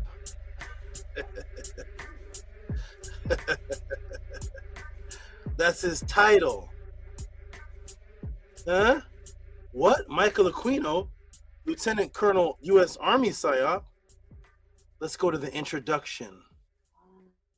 Introduction by Michael Aquino, Lieutenant Colonel, Military Intelligence, USAR RET, November 2003. In the later 1970s, remember the Temple of Set started in 1975? In the later 1970s, psychological operations Psyops doctrine in the U.S. Army had yet to emerge from the disappointment and frustration of the Vietnam War. Thus, it was that in 1980, Colonel Paul Valley, commander of the 7th Psyops group, asked me, Michael Aquino, as his headquarters Psyops Research and Analysis FA team leader. Michael Aquino, the Psyops Research and Analysis leader, to draft a paper that would encourage some future thought within the Psyop community. He did not want a Vietnam post-mortem, but rather some fresh and innovative ideas concerning Psyops, evaluation, and application.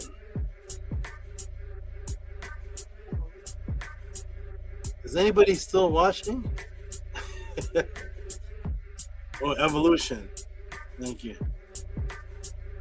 Michael Aquino, Lieutenant Colonel, Psyops Analysis Leader.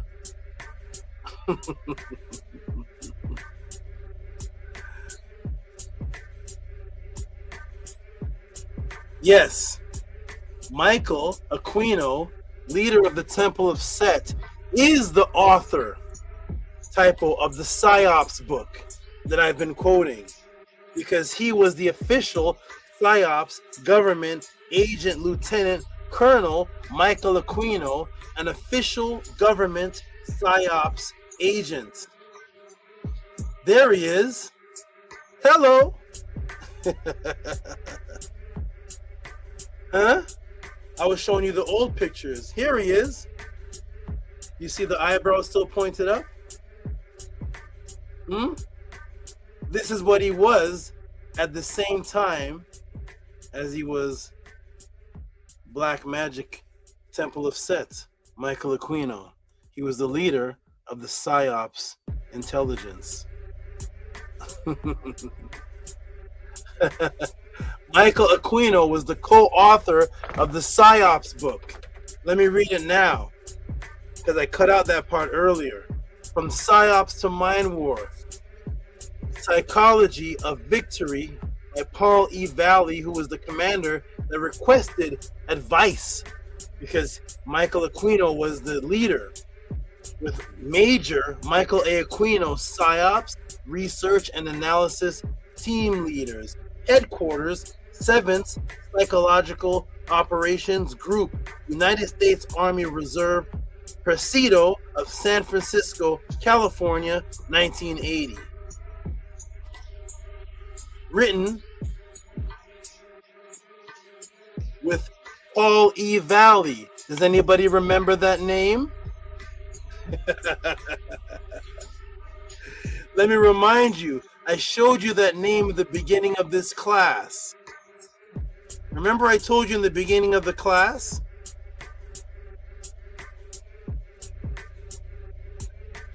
Does anybody remember the name Paul E. Valley? Huh? Hotep on point, top secret, insane, detective glasses. Hello.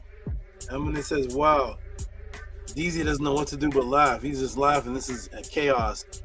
Paul E. Valley. Is that name ever mentioned in this class before? Yes, it was, but you forgot by now. Let's go back to Paul E. Valley and see how this all ties in and watch how this class ends. Ready, everybody?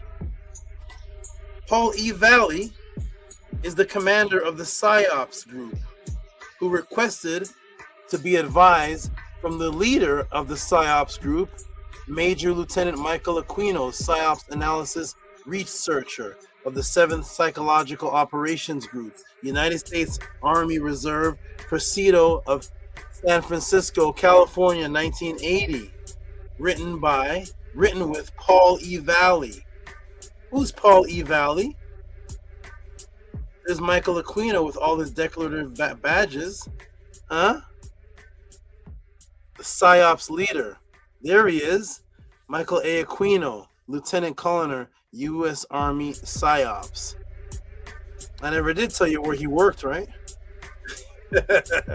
Where was he working all this time while he was running the Temple of Set? Right, everybody? Who's Paul E. Valley?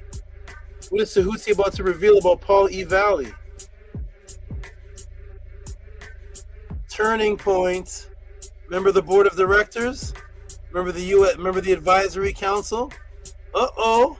Do you remember now? Paul Valley. There he is. Huh? Charlie Kirk.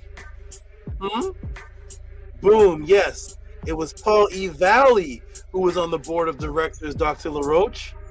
It was Paul E. Valley who was on the board of directors, Dr. LaRoche, of U.S. Turning Point USA, of Turning Point USA. But both of them, Michael Aquino and Paul E. Valley, were, yes, Psyops officers who wrote the Psyops Mind Book together. And here is Michael Aquino with all his decorative guards. And here is General Paul E. Valley with the same uniform. They wrote the book together, from Psyops to Mind War, and that's how the fake Psyops started. Boom, Hotep, I am done. Matrix broken. For those of you who appreciated this more than the waiter that you have tipped, or the past reciprocity that you have spent over the past years on July 4th, or Thanksgiving, or any of those things, if you have learned, and if this has had any impact and has advanced your recent current understanding of this particular subject matter, please send in your tip, support, of appreciation for this class in reciprocity. For whatever you feel this class was worth to you, you can call it Set Psyops, Truth Tears the Temple, Ancients over Aquino, We're Lucky, Save the Babies, or any creative title that you can come up with to Cash App TT Moon, PayPal, at RockySV, Hotep, I am done. And that answers the question, Dr. LaRoche, that you didn't even ask, but corrects the statement that it was not Michael Aquino that was a part of the board. That Psyops started because his partner was a part of the board, and they both wrote the Psyops book. So the Reddit channels changed Paul E. Valley into Michael Aquino, and thus Michael Aquino became the new conspiracy who was working with Charlie Kirk. It was actually Paul E. Valley. Support, everybody. Cash App TT Moon, PayPal, at RockySV. I really hope that you all appreciated this. I'm going to check the chats. Oh my, there was 50 people. Oh my, that was that was a mind-blowing answer. Oh my, that was a mind-blowing ending. Oh my goodness, everybody. Let me hear the chat, what people thought of the class. And everybody who enjoyed the class, please support please support what's been going on for 4 years here. Cash App TT Moon, PayPal at RockySV. If you've seen an answer like that ever on the Church of State or the Church of Satan, just type in the room, I've seen this all before, and send the link. If not, please support what you've never seen before. Oh, and by the way,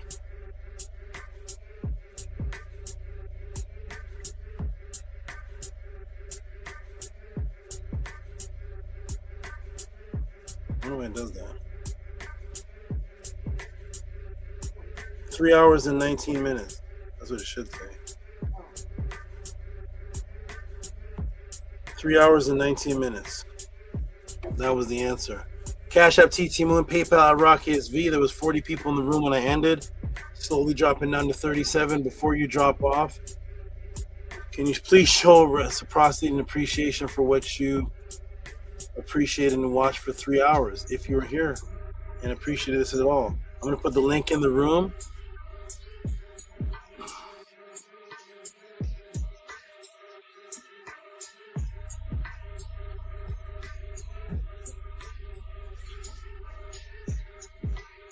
I'm gonna put the link in the room. There's a link in the room. Supporters jump in, and everybody who saw this, please show your appreciation, support, Cash App, TT Moon, PayPal at RockySV. If you appreciated this more than a cheeseburger you've ever bought. I don't know. Have anybody ever bought a cheeseburger? French fries? This is please appreciate the brother that's doing this, which is me, and please appreciate this time. And please take the notes of this answer. I broke down and built up a lot of Medu Netter teachings. If I just took the Medu Netter part, that could have been a whole Medu Netter Kemet teaching class without the Satanist part. We'll look back at just the Medu Netter teaching aspect of the nose, the breath, the breathing in the nostrils, the nostril hair, the Kayabet. Go back to all of that if you're just into Kemet and realize that this was a Kemetic teaching class outside of just a Church of Satan class. Support Cash App, TT Moon, PayPal, RockySV. Team, jump in the room. I'm gonna go to the supports and start reading them. Start reading them now. See who appreciate it. If you truly appreciate this, just send your support and just say, Tehuti, I like this. I like this class. I enjoyed this class. I truly appreciate this class. Let me reset. Reset the.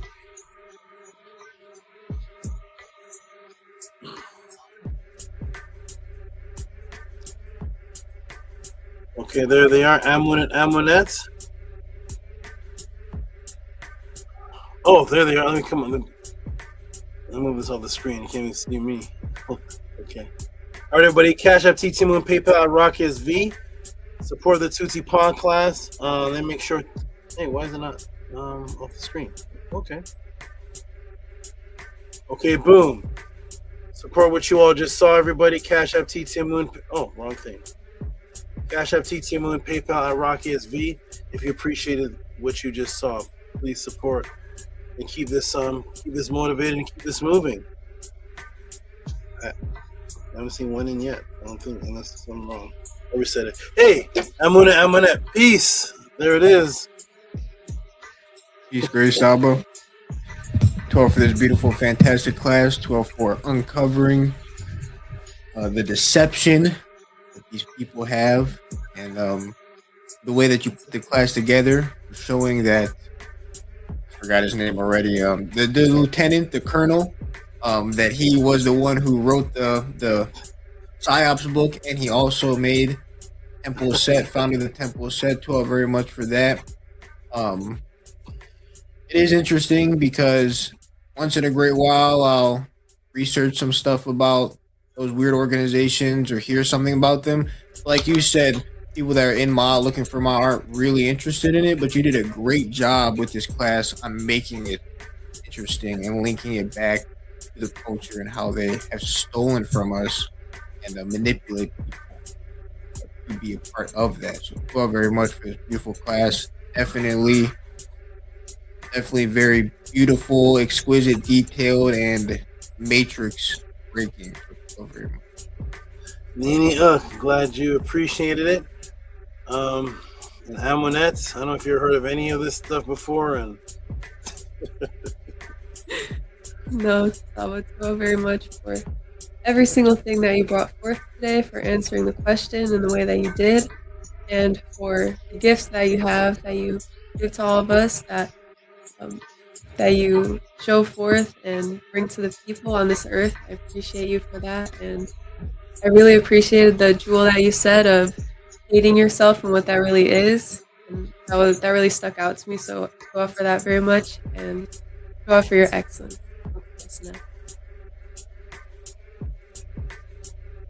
hey. Oh, this is strange.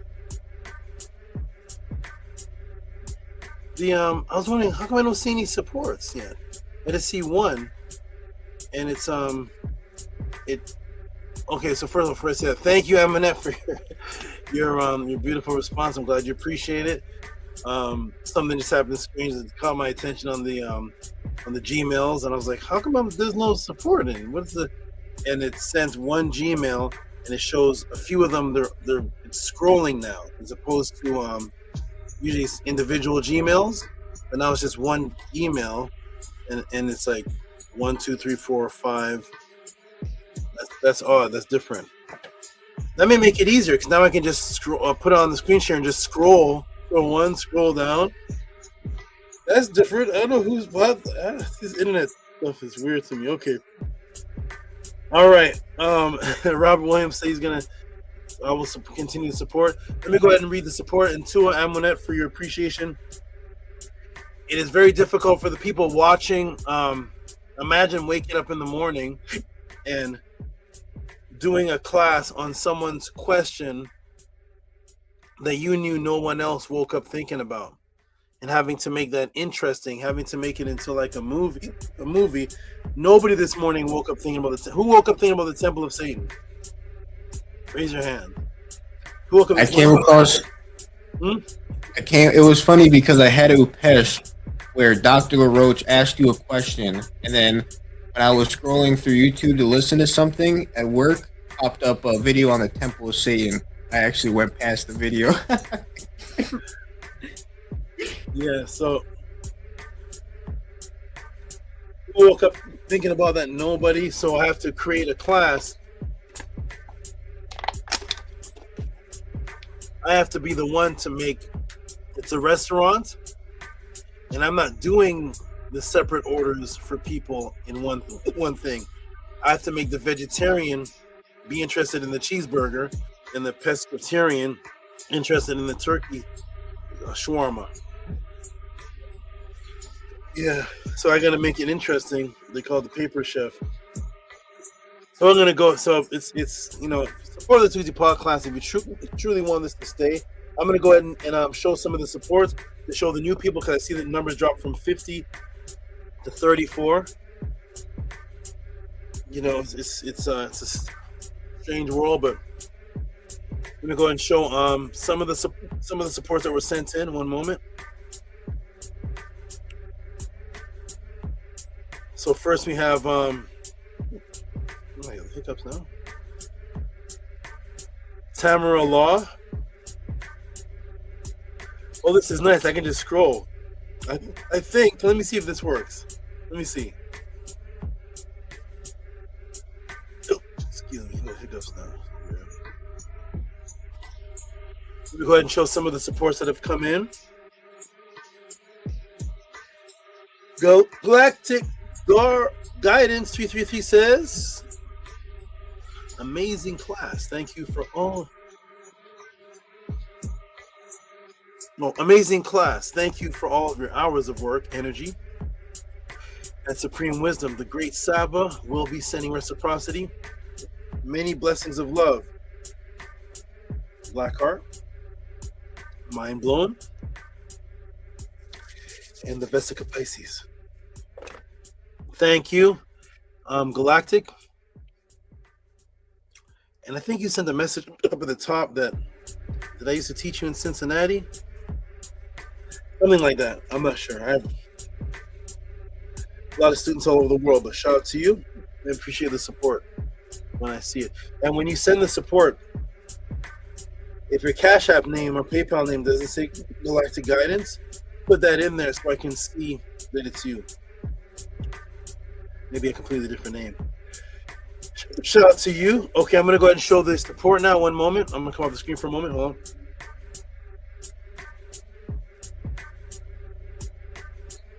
Okay, where is it? How can I do this now? This screen share. Screen share.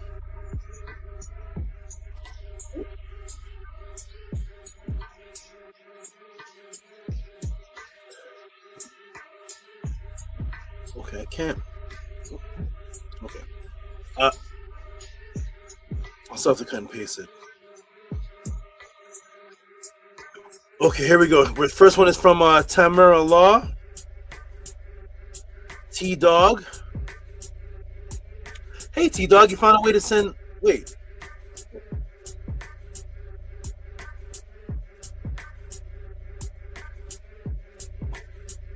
We'll talk about it. One moment, let me show it. Okay, here we go. Boom, boom, boom. Okay, good. Go ahead and read it for me, Eminette, please. $9.99 from Amira Allah or from T Dog Alpha. Okay. His last support didn't come through. He's trying to send a $50. So I'm gonna go ahead and give, if this is give him a hand clap for that, because the last one he sent more than this, but it hasn't come through yet. So just give him a hand clap for this, please. Thank you.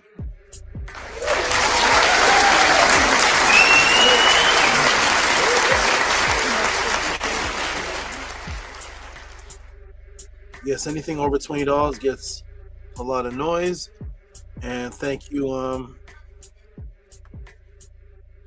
T Dot. I can just scroll down. Okay, Amonette. Okay.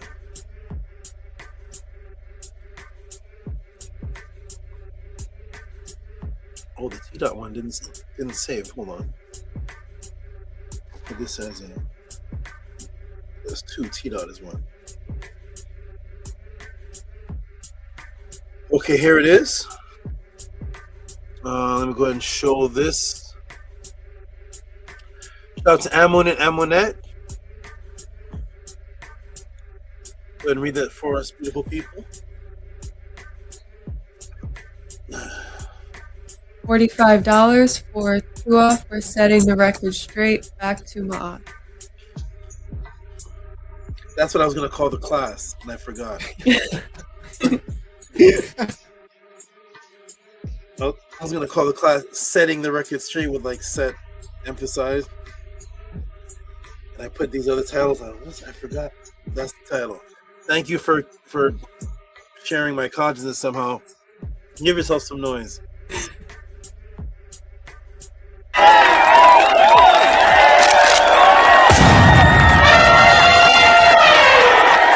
To overcome before I'm born, by showing and proving and letting Miles be born. Then after that, I'll live forever. You disagree, you say never, then follow me from century to century. You'll remember me in history, not a mystery or memory. What's happening at Eddie Matrix?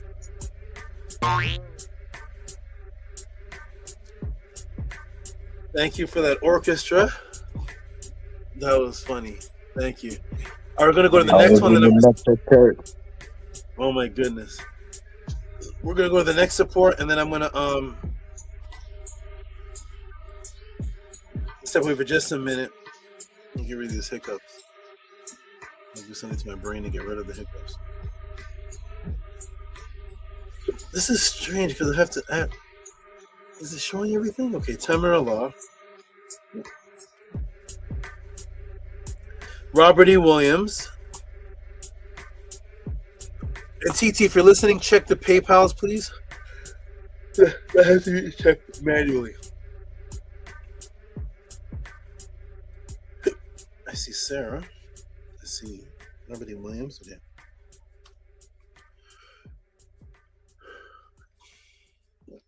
Okay, here we go. I got it.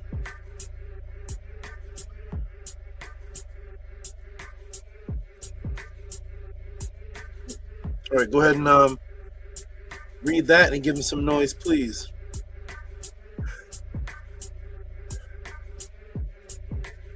$27.72 from Robert E. Williams Jr. for your Min Ma'at.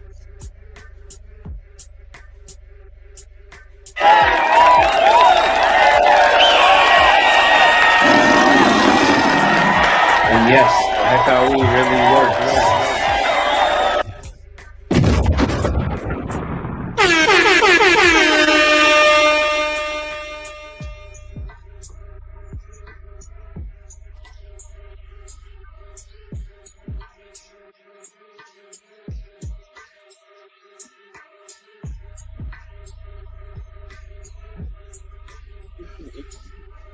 Okay, wonderful. Thank you. Thank you for that. Everybody who's watching, support the Tehuti podcast. There was 50 watching. Now it's down to 30. I hope people just didn't leave without sending their support, and thank you for those who are sending their support, who really want this to continue. I'm going to read Nookpoo Nookpoo's, I'm going to read Sarah's, and then I'm going to step off for just a minute.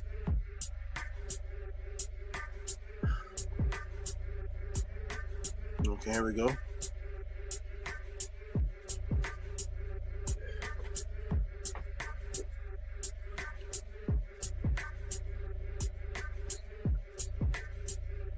Where is it? There it is.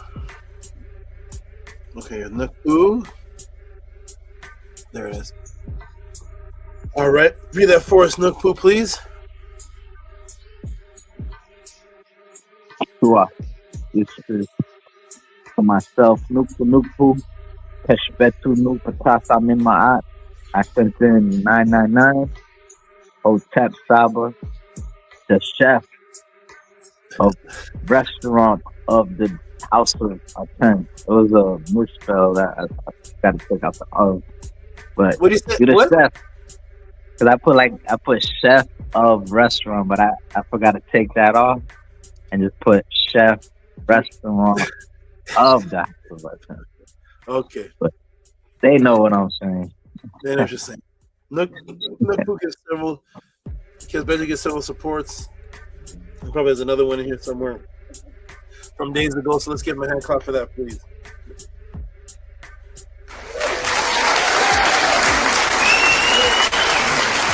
Immediately straight to their neck. Thank you, Kesbetu. Thank you, Black Jesus, for being honorable and saying working on PayPal. I appreciate that. Everybody who really saw this, 50 people watching, and the 50 people and 49 people was consistent for the 3 hours. It only went down when I took a break. So there was 50 or 45 people watching for 3 hours straight. That means they received something from it. But when the class is over, they're gone without the support. It's really it's amazing to me, but ISFET prevails, and I'm here to try to change that frequency. I know donuts will be bought and weed will be bought next month. But some people have disappeared. Let me see if I can find how this is working. Where's Sarah? It's strange how this is working. It's like, okay, I have to press 6. It's putting it in a, here we go. It's putting it in a in an order. And it's scrolling down as opposed to showing me individual ones. So I have to scroll down and find them. It's good because it's neat, but sometimes the scroll cuts off. Okay, here's Sarah.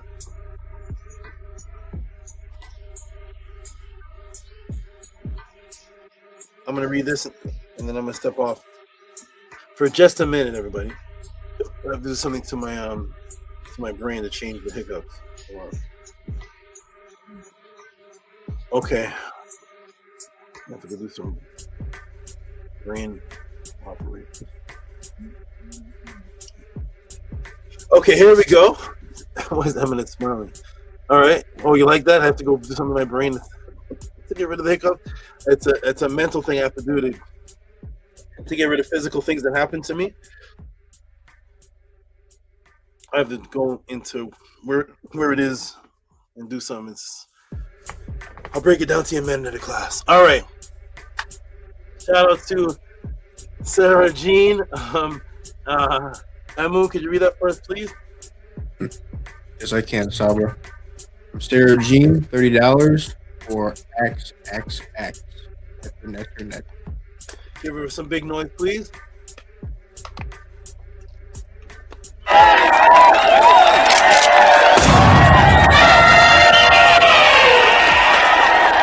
Matrix Juice. Come join us, House of Atton, Ancient Tehuti and Teachings in the Teru. Back to the source. We the original Axemen. Is Jabari getting these type of questions? No.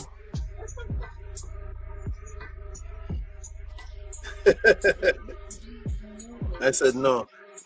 I'll make that a soundbite. Is Jabari getting type of questions? I'll be no.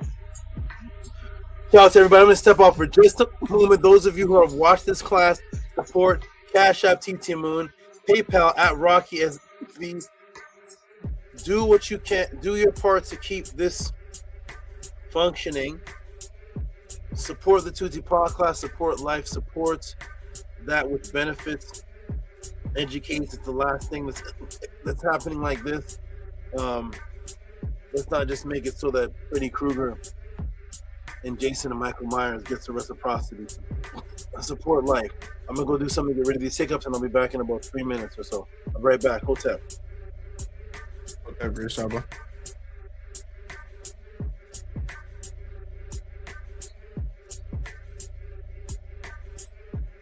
Hotep Uncle Justin Neb. The great Saba T. I'm Hotep Rob. To you, Urderson. Yes, Betu. You, Saba, for the beautiful class, for bringing forth all the beautiful information that you brought forth. So I have to watch the entire class consistently, percent focus in its entirety.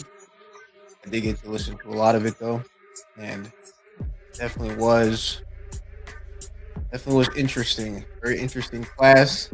It was mind blowing. Also expected from the people in the Matrix. It just all fits together well. When Saba did go over the part where the man also wrote the book on Psyops, I laughed because it really just fits together well with the frequency that they have. But I only know that because of what I've learned from Saba Treaty, the way that these people operate. And it's very interesting the way that they laid out their organization. From just looking at it without knowing what Saba has taught us, people will take that for face value. But then when Saba showed us how the Hikakasu did things, and how they did the opposite of what our ancestors were doing, and then he compared that to how the Temple said their teachings is the opposite of what our ancestors are doing as well, to put it all into perspective. And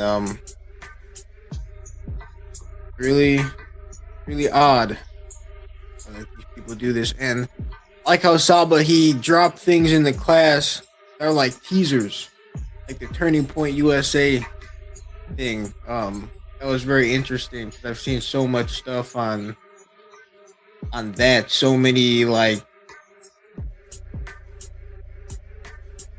FF videos, like how Saba had the George Floyd class. Just so many weird things about that with the Kirk guy. So for Saba to show those two people being in it, and then what they were really about inside the military, and itself could segue into a whole nother class. So I like that Saba dropped stuff like that in there. I appreciate that he told us the real name of the papyrus, the Battle of Sneckeray and Pep. That was very eye-opening, and it definitely makes sense. It makes the story make sense as well, more, and how our ancestors felt about it, how they wrote about it, and just all the beautiful information that Saba put into this class. The way that he tied in teaching about our ancestors and teaching about the psyops that these people pull with things that they have stolen from our ancestors is very interesting. And I remember I did hear in the past that like there's a branch off of the Church of Satan, and they call themselves the Temple of Set, and that they communicate with Set and stuff like that. I never really paid much attention to it, especially after this one time Saba, I asked him a question about this being visiting this man. The being supposedly was Heheru, and Saba said, why would Heheru be visiting this white man? why isn't she coming to somebody in the house of Aten, someone who's following Ma?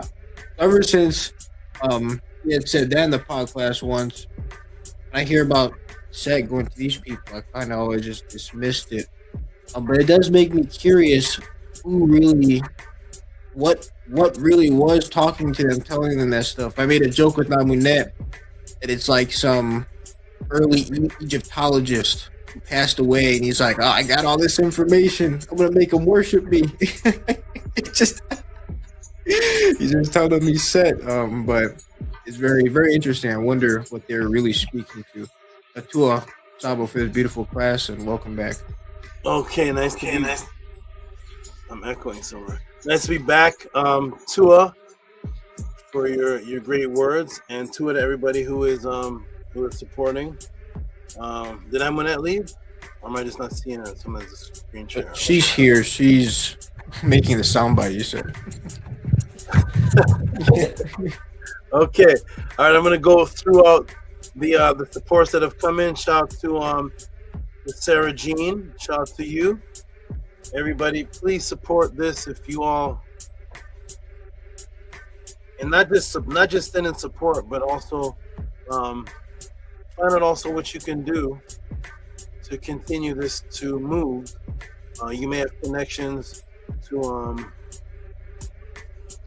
have this podcast somewhere else where there's a lot of views, a lot of spiritual people seeking something on the channel, and I may debut there, and people get to see what's not on that channel. Many different ways, but please support. I'm gonna go ahead and put the okay, so we got. I'm gonna scroll. I have to scroll through it. I'm scrolling through it, so that's fine. I'm gonna manually scroll through it. It's very interesting how this is set up right now, but it's kind of fun to do it like this. I'm scrolling down manually. Okay, so we got Tamara T-Dog. Okay, so we got I'll scroll down. See who did I scroll down? We got Nook Poo and Poo. I see the Jed, and why is Anpu coming before the Jed? See? That's interesting. I see Anpu. I'm gonna go press 7. It's gonna give me an order now. Okay, so there's Sarah Jean, there's the Jed. Okay, here we go, the Jed, and then the Top Bull. So here we go, we got the Jed. Oh, it says the Jed and Retetua.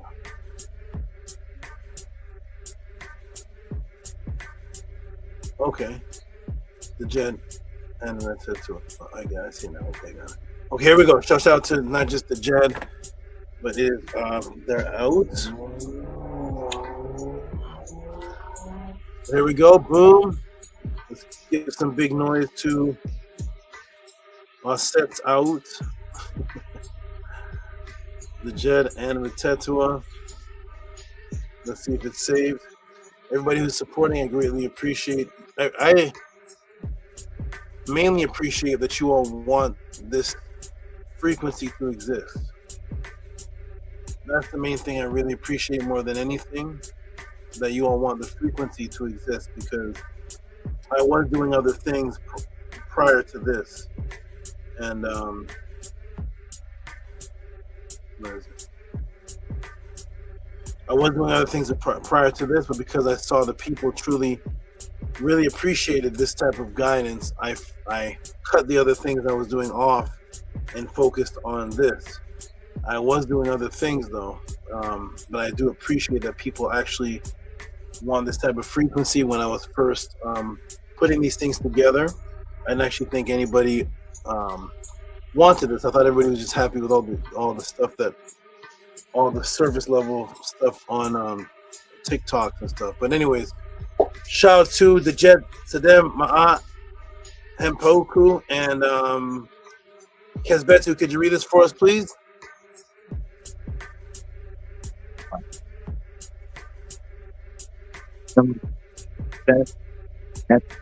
Uh-oh. Can you all hear him? No, not really. Okay, I'm gonna let you work on that, Kesbetu. You work on that. I'm gonna get Amunet to read this, and then we'll test your sound a little bit later. Thank you though, Tua.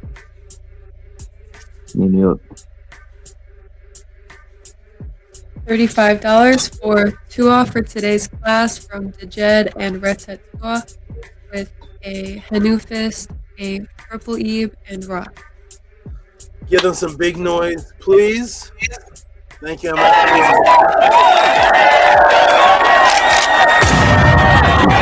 watching a master at work. And yes, that's how we really work. Thank you for the knowledge. Blicky, bam, bam. Big Papa Kurt. I love the House of Atton. The Jet has like 5 voices, 5 distinct, different, based on his excitement. And then then when he's doing his affirmation to me at the end, it's super deep. May your monument stand. It doesn't sound nothing like I love the House of Atton. It doesn't sound like that.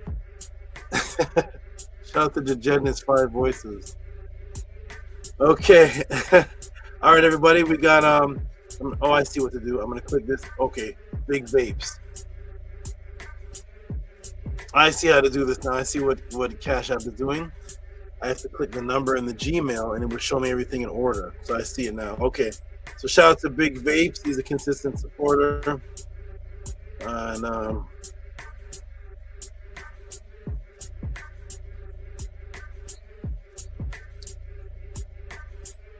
everybody who's watching, please send in your support. It's also motivating. It's motivating. It's motivating. It helps me personally feel that things are appreciated. It is saddening to know that people actually appreciate other things over this. The things that people put there. Like that one guy said, "Get your money, I'm out." But he's probably gonna go buy weed next week, right? Get your money, I'm out. But he's gonna go buy crack. He's gonna buy weed or Netflix and chill or go buy some Doritos. Yeah, get your money, I'm out. But he's gonna go buy Doritos and then pizza next week and then whatever, hanging out with the boys and whatever they spend money on the streets or whatever they're doing. But when it comes to this type of thing, it's so the Matrix has really worked a true psyops on us. That's very interesting. Shout out to those who do want to support something other than death, something other than a stereotype, self-sabotage. Shout out to the supporters who actually want to support that which provides something outside of the box. Okay, Kesbet, you try to read this one, see how your sound works with this one. Oh, Tab, can you hear me? Perfect. All right, so this from Big Vapes, right? Yes. From Big Vapes, he sent in $5. Shaul tip from Patah Bull Damu. Uncle Justin up. Oh, okay. Anytime you send a tip, you get a hand clap. This is from the class. This is from my it's either from the class after the second class that I called the second class number 2. Which one was that?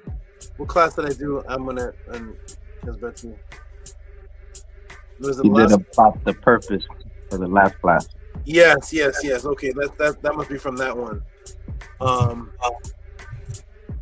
The purpose one was not the last class though, was it? Yeah, last week, wasn't it? No, No? I can't keep track. I don't know if I have to go to the Tehuti YouTube channel, see what I teach. I don't remember what I teach. I've been teaching since '89. I don't okay, but at any rate, maybe Amun, what was last week's class? Destiny and Purpose. Okay, thank you. Okay, good. You're right. Okay, good. Thank you. Give me a little hand clap for the top for sending a tip for the Destiny Purpose class.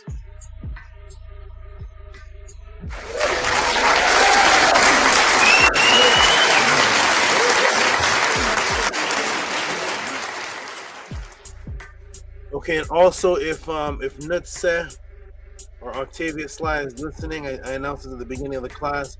If you're listening, good brother, send in, put my email up there. Send in your question.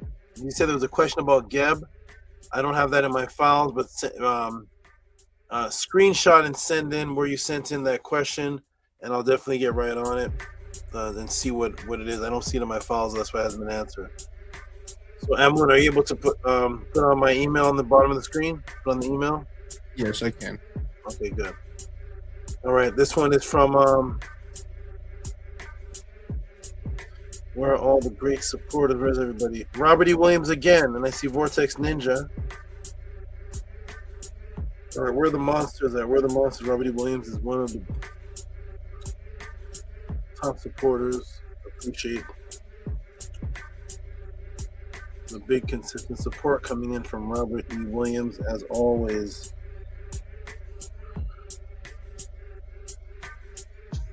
All right, shout out to Robert E. Williams. I don't know if he's in the chat anymore. Sometimes around this time he says not for pleasure, he has to go to work or something. But shout out to Robert E. Williams if you're listening. Appreciate your double support. He sends in double support. Thank you for that because it makes up for the supports have been very they've been low.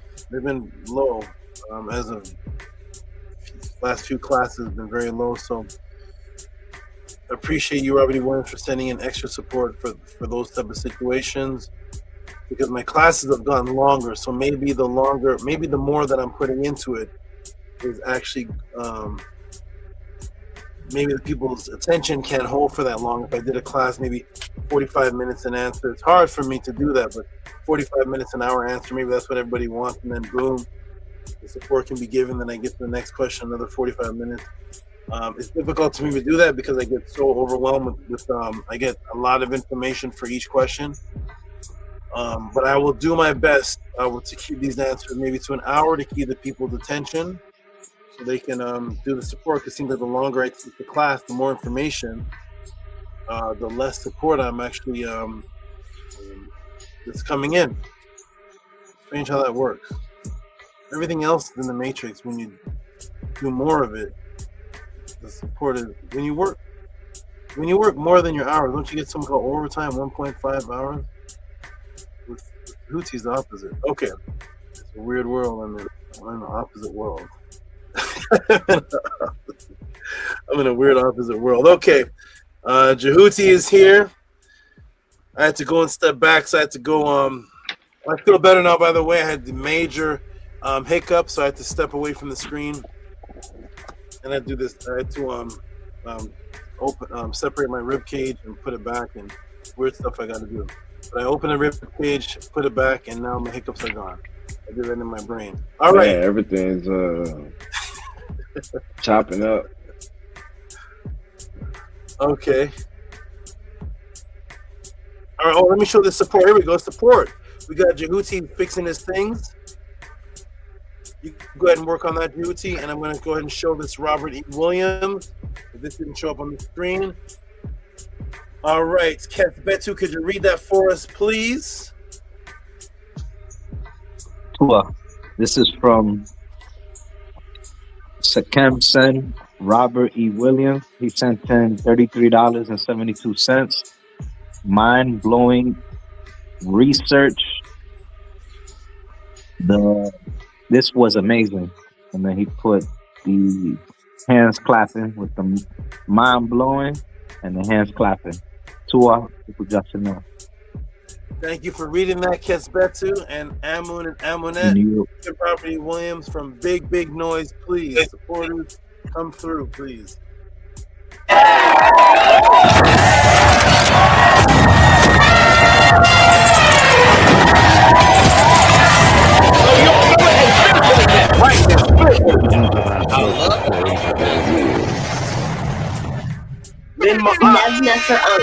Everything is beautiful. Just like the animals, I stay the same. Hotep, I am done.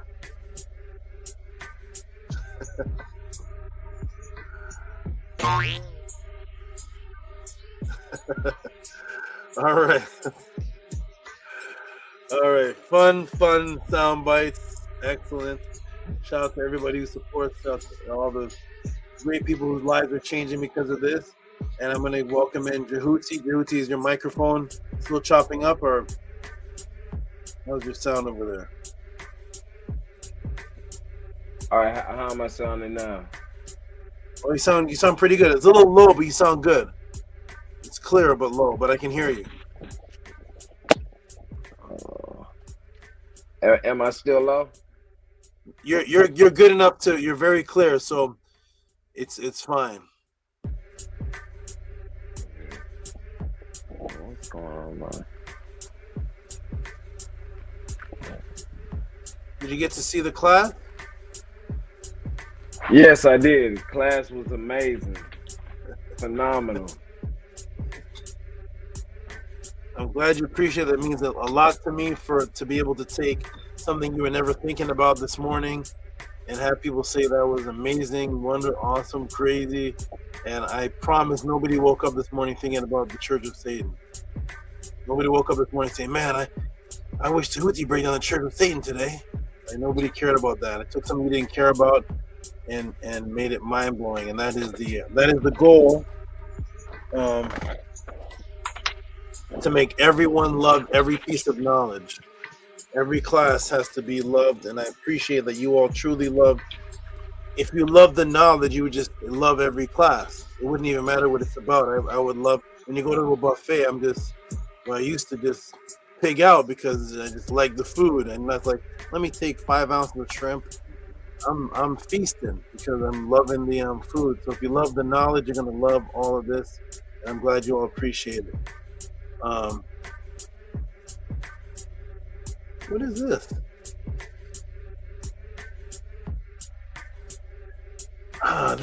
This AI and all this stuff. What's this now? This is gonna be my background. What's this? This AI and this computer stuff and all these little gadgets. It makes you just want to play with it all day. I have to just ignore it. I have to ignore all these things. Now it's telling me to generate a background. StreamYard wants me to generate a background. It's putting up my images from the pod class. Like I can put them I can make them my image. Let me click on this. See? That was never there before.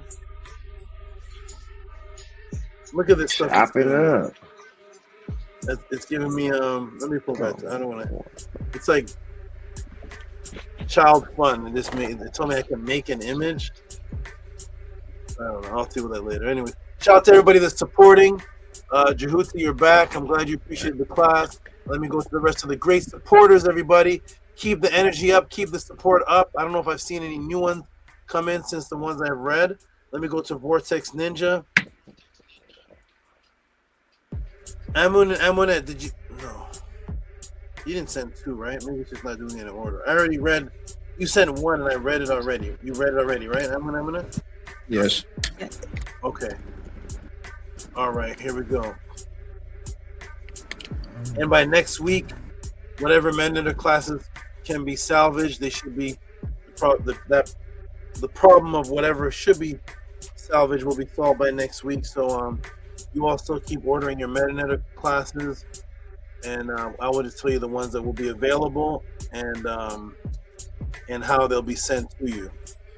And Tehuti, did you ever send me the Mendender classes you have?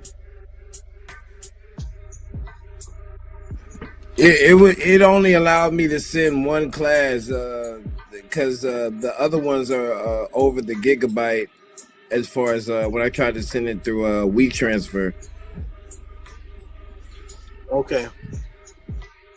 So okay, go ahead and send so you can send, you're saying you can send 1 class per WeTransfer? You can send more than 1, but you have to send them separately, is that what you're saying?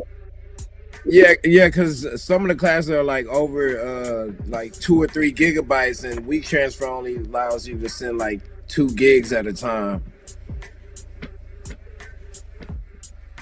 Oh, interesting. Okay.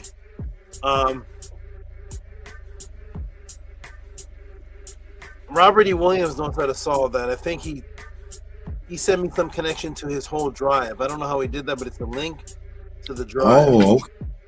I need to talk to. I need to holler at him then, cause he got the connection. And I'm on that. I figure that out too, but we'll figure it out. Shout out to Vortex Ninja. I'll just read this one support. Thank you, Vortex Ninja. Appreciate you. And close here. Did anyone come in? I hope so, everybody. Let me scroll down. Eminet read that. Robert Williams read that. Nookpoo, did you send more than one? Or did I already read this one? I already read this. The chef. Yes, I read this already. Oh, okay. And Pooh? And Pooh, shout to and Pooh Ma'at. Are you in the room, and Pooh? Shout out to you. And big supporters, come through, big supporters. You are definitely needed. I'm not sure what's happening with the support lately, but it's not reflecting the length of the class that I'm doing. So I'm gonna have to try to shorten the classes, which is unnatural for me, but I have to do my best. Okay. Oh, it's not showing it. Interesting. Shout out to Ampu. After showing the classes, just ask everybody if they want part 1, part 2. It's not showing it. I'm not sure what's happening. Let me try this again. I'll do it manually. Okay, shout out to Ampu if you're in the room. I appreciate you. And here's some support from Ampu. I have to do this manually. That's fine. No computer glitch, but that is absolutely fine. Okay, shout out to Ampu, wherever you may be. And there you are. Okay, there's Ampu right there. And we'll get Tehuti, could you read that one first, please, and give me, you know, the translation? Oh, there he is.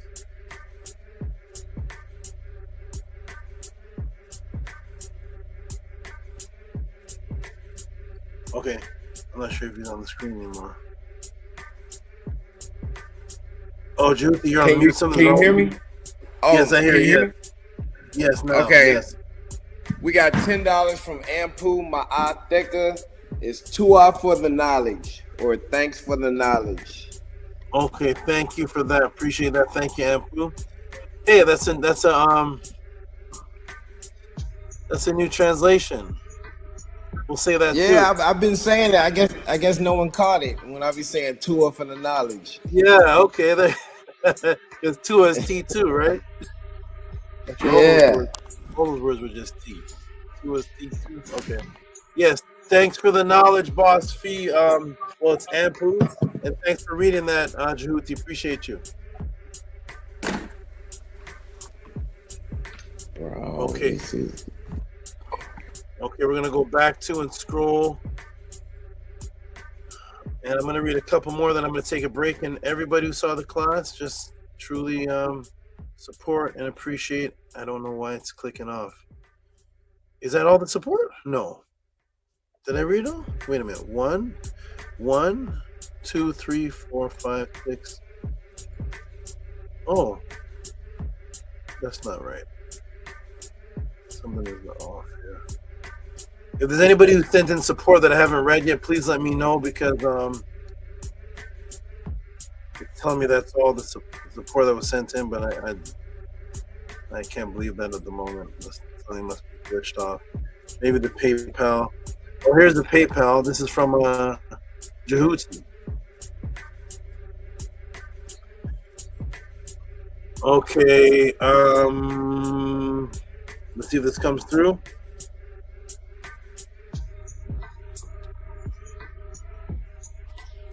Okay, shout out to Tehuti. I'm gonna do this manually. Nana? I'm gonna take a break right after this. I don't see any more sports. This is worrying. This is not strange. I'm not sure what's happening here, but something must be off. There's 50 people watching. I don't know what's wrong. I think this is showing up now. I hope. Oh, there it is. Okay, showing up now. All right, we got Tehuti. Tehuti, go ahead and read that first, please. Okay.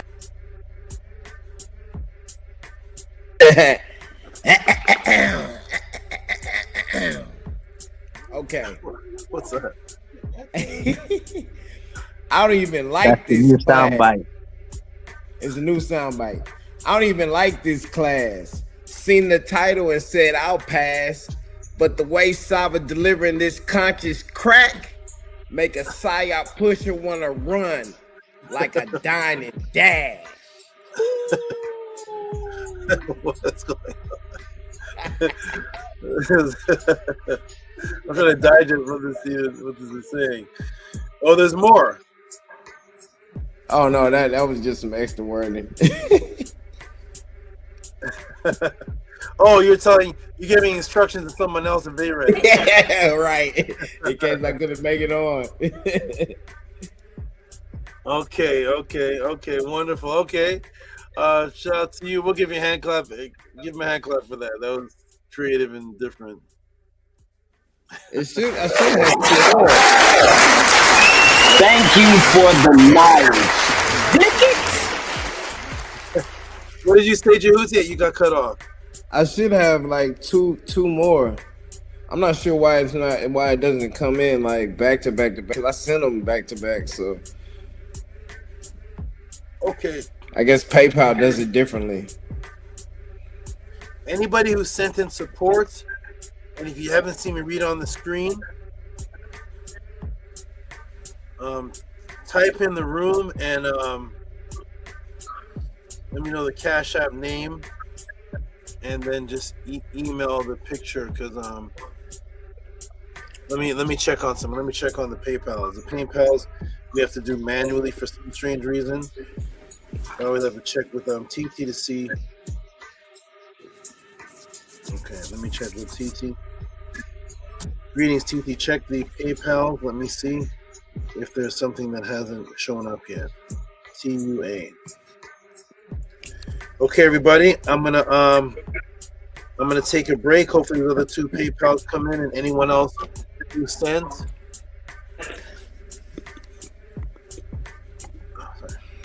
One moment, everybody. Hold on. Yeah, I'm back. All right, everybody.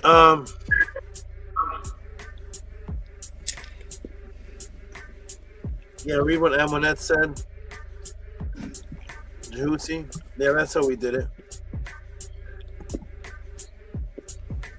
That's how he did it. He saved it to his Google Drive and then shared the link. Yeah, that is how I believe. Oh, okay, got you. Okay, yeah, okay. I appreciate that. Two and that. Yeah, that's a way faster way. I'm surprised I didn't think of that. Thank you.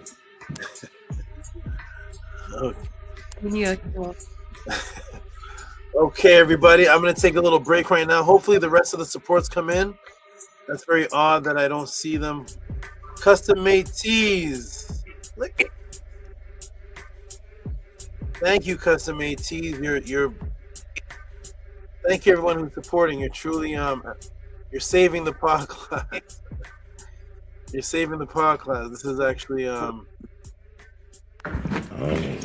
actually becoming strange.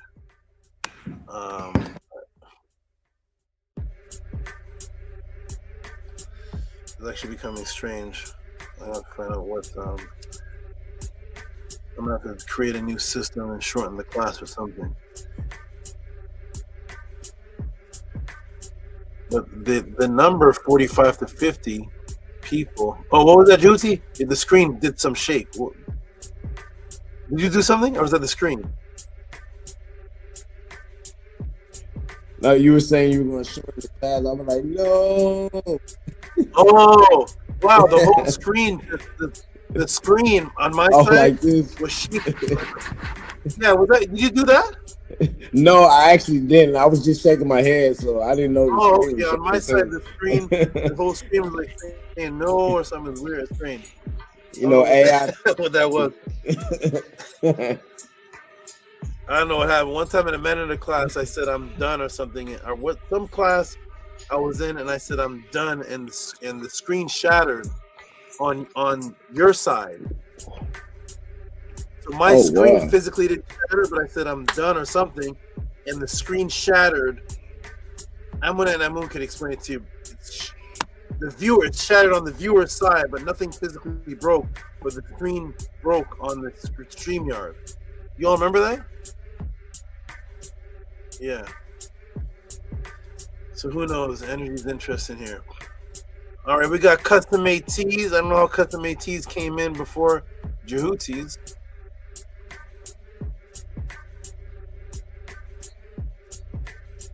All right, custom made tees, and definitely we're recording. What I will do for you, custom made tees, is I'm gonna see. I have to see what was sent to me because the file is humongous. So I'm gonna see if I can get them individually, and then when I do, I will let you know if 21 is available. Then if not, I'll let you know any other number that's available, and you can choose any of the numbers that are available and just get 21 whenever it becomes available. Just let me know what numbers you want that I let you know of. So we're gonna read Custom AT support. Thank you, Custom AT. You're definitely a part of keeping this class going, keeping this phenomenon alive. Okay, let's read that. Manette, can you read that for us, please? Yes, I can. 2442 from Custom ATs for Tua with 3 star emojis. Tua Saba for your consistency. Looking forward to replaying the class. Tua, absolutely. Uncle Justin Neb. I'm Kudzani. Oh, you were right the first time. It is replacing. Replacing. Oh, I see. Because he sent money for a men in her class, so she should be talking about me replacing that class because I couldn't send it before. Thank you for reading that, Amonette. You're very welcome. Okay, and let's give some big noise to I am Kudzani.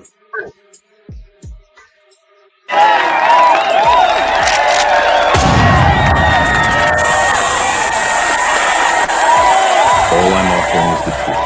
That's enough. Kudzani says, Tua, look forward to the Medu classes, however they come. Sabbath Tehuti. And it was meant to be rewinding. Oh, rewinding. Oh, so both. It wasn't replaying or replacing. It was rewinding. Something, right? All right, sorry, Saba. It's early here.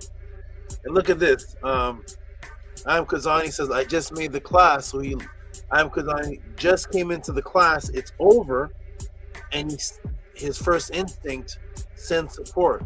Even though there's no way he could have seen this class. He's just saying now he just made it. But he's going to rewind the class. But even before he rewinds it, first thing he does when he pops in is send support. That is a honorable, consistent student. I appreciate that. You definitely want to keep this here. Shout out to I am Kudzani.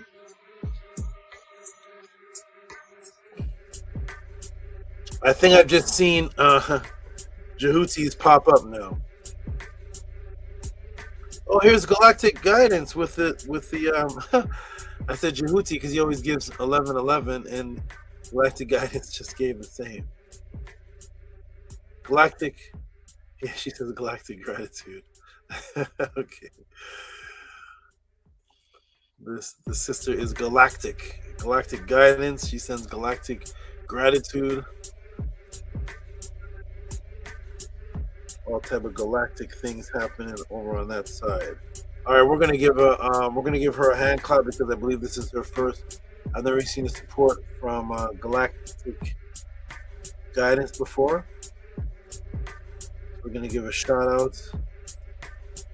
Jehuti, did you just change your wall?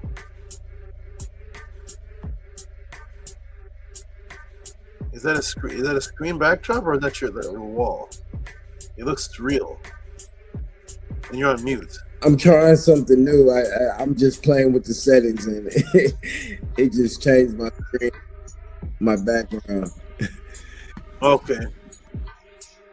Yeah, this computer stuff is like a new toy. All right, shout out to Galactic Guidance. We're gonna go ahead and put you on the screen. I appreciate your appreciation and look forward to seeing who you type something about you getting. What'd she say now? She got teachings in Cincinnati. Or she got CT. Is that Connecticut? But as I went on, it just sounded like she knew me. Sound like she knew me? Okay. I've affected people all across the world, and I appreciate all those who come back, even though they've been gone for a while or we lose contact, move to different cities or whatnot. But a lot of people re-find me. They didn't even know that I was on YouTube or whatnot, and then they come on back. All right, shout out to let's put Galactic Guidance on the screen. And there it is. Now we can read it. Okay, shout out to Galactic Guidance. And we'll get I'll read this one since she's a new support. Shout out to Galactic Guidance sent 1111. Popular numbers around here.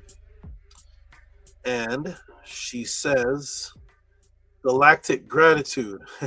Let's give her a hand clap for being. It's the first time I've seen a support from this name, and I always give hand clap for the first support. Give her a hand clap, please.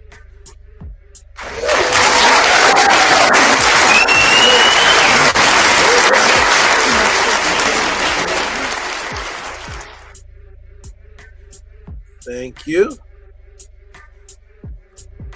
And then here's Jehuti's with the same number. This is Jehuti's consistent number.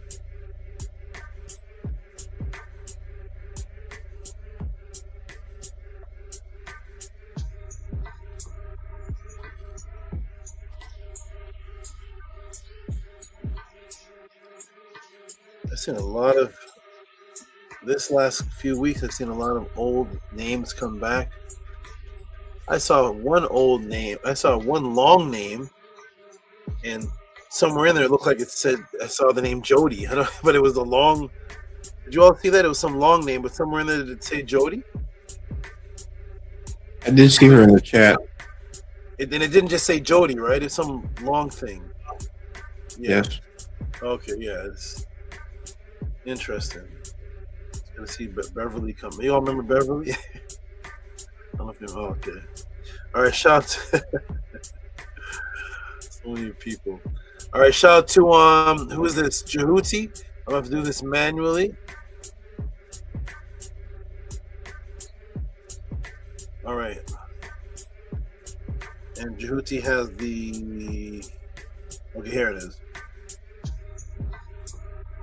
Nice long message from Jehuti. You can read this one.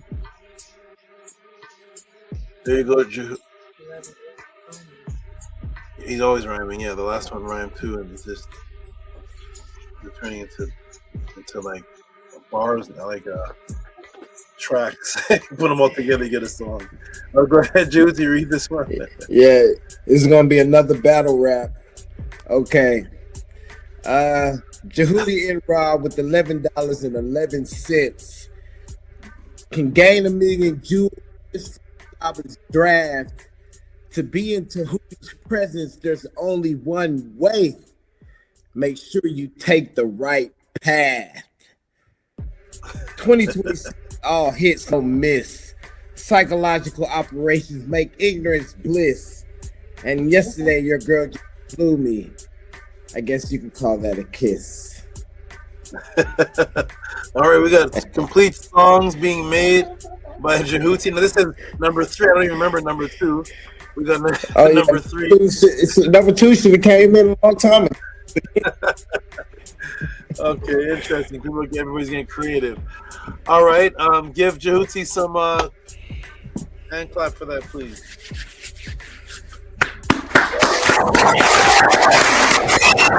Thank you for the knowledge.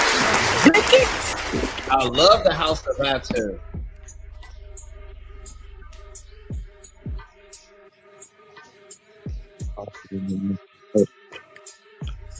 This is so true.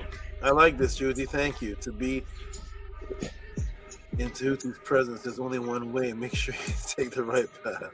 Oh, did you find that? The pathways? Make sure you find the right path. You only take the one way. Find the right path. Yeah. I like that very, very much. That means so many other things to me from things I've went through. Thank you for that. That's it's so true. Beautiful. Okay, we have one more from Tehuti. This must be number 2. Yeah, it's probably number 2. Okay, and let me go ahead and do this one here. Yep, number 2.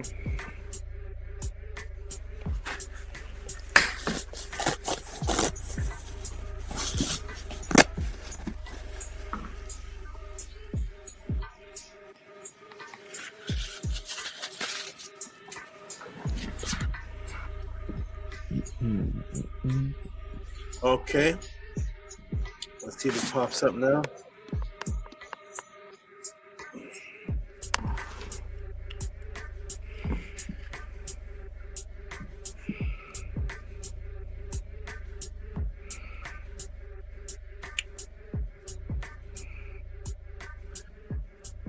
Okay, and let's see. I do it manually. So interesting. Okay, that's okay. Let's do it manually. We're gonna go 1, 2, and 3. There it is. Okay, boom. We got it. We got it. And there we go. Here comes Tehuti with his number 2. You go ahead and read this one for us, please. Numero 2. Okay, this is Tehuti involved with $11.11. This is battle rap number 2. Each pod class, Tehuti's perfecting his craft. Add in ma'at and subtract it like math. Aquino said he got his info directly from Set. That shit makes me laugh. Michael Aquino's name makes a donation. Oh my goodness. Okay. Shout out to Tehuti for his creative rhyming supports. Thank you, Tehuti, and give him some noise for that, please.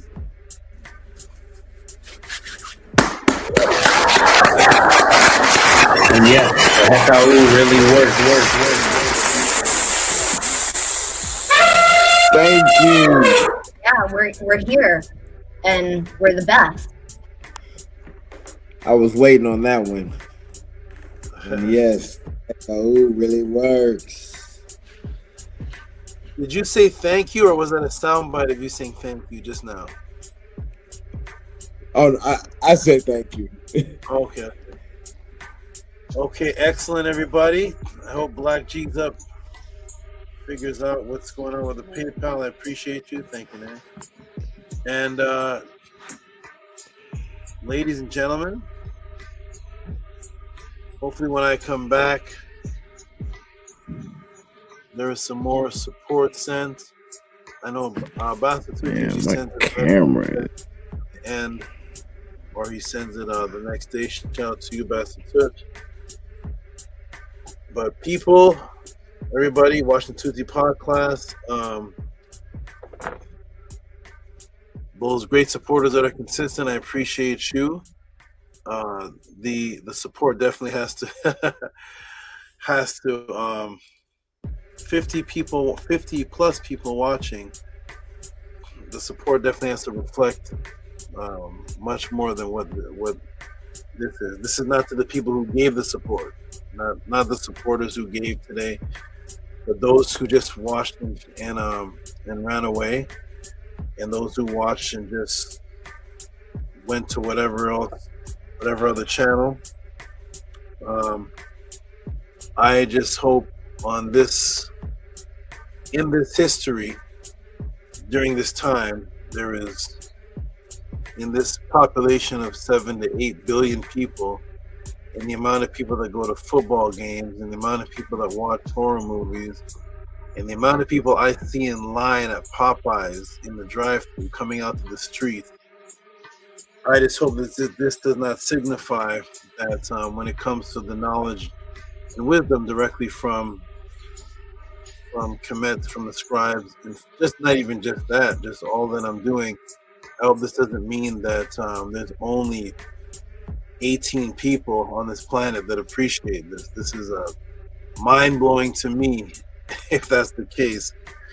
There's more than 18 people in the Popeyes lineup, so I'm not sure. I mean, I know why that is, because we do seek death, and there's more than 18 people at Quiznos, and it just the lineups I see at the chicken fry places in the ghetto neighborhoods and Mama's Chicken and all this stuff. I know we do like death. I know people do like death, but definitely I see more than 18 people that appreciate this quality. There's more than 18 people that support Call of Duty, I'm sure. So I don't know if Call of Duty is bringing some type of spiritual enlightenment or bringing some immortality to people's soul, but whatever Halo 2, Call of Duty, and the PS4 is doing, whatever that's doing, I hope that on the other side of truth, people appreciate this more than Pokemon cards. I'm sure there's more than 18 people that purchase Pokemon cards. Whatever that does for people's soul, I'm not sure what it is because I'm not into that type of thing, but to each his own, and may that be. But let's show that there's over 18 people. There's at least 10 other people that enjoy this more than Pokemon cards. I don't know if I have to start making that or something, but I'm doing this out of the love of the enhancement of the people. And when it comes to the controversial channel where people arguing and fighting, they have like 600 views, live viewers, 400 views, and they're arguing and fighting back and forth. I do not, and I will not be a part of that controversy. I'm against that to get views. I'm doing this all in the faith that people actually want true upliftment coming from the sources, and they're not into self-hate. So people shouldn't be into arguments and fighting more than this. I know, shout out to Hulk Hogan and WWF and all that stuff, but it's just interesting to me that more people actually like that than this. It's really strange. The Kardashian show gets more views than this, but I guess that's what the people feed from, and that's the soul's enlightenment. But for those who appreciate this, go back and watch all the pod classes and see the international classes that have been done. Over 900 answers from bricks to Monsanto, to the Perm Haru, to the coffin text, to eczema, to ADHD, and just see if there's anybody else on the planet that's doing something like this. To me, it's more important than Michael Myers. So show the world that this is more important than the supporters of Michael Myers, or at least even 1/3 is important. I'd be satisfied. I know this will never be as important as Michael Myers and Jason, but at least 1/10 would show me that the world is interested. And if there's other channels that are providing source information like this, Breaking the Matrix, healing people with ADHD, healing people with hyperhidrosis, creating bodybuilder physiques, walking people with the Perm Haru, connecting people with their deceased mothers. If there's something else like this going on, feel free to just put the link in the room and let me know. But if there's nothing else going like this going on, then show the world that there's nothing else like this going on. I'll be back, everybody. I'm going to take a break. Support the TT Podcast. Cash App, TT Moon, PayPal at Rocky SVSV. Please do not let this be a phase or a fad. Do not let this be a phase or a fad, because Cheerios is still here. Cheerios is still here. You all did not make Cheerios a phase or a fad. Chocolate chip cookies is not going anywhere, so don't make this a phase or a fad. Make this life, at least for the upcoming youth that are coming up, growing up with this mumble rap and this nonsense.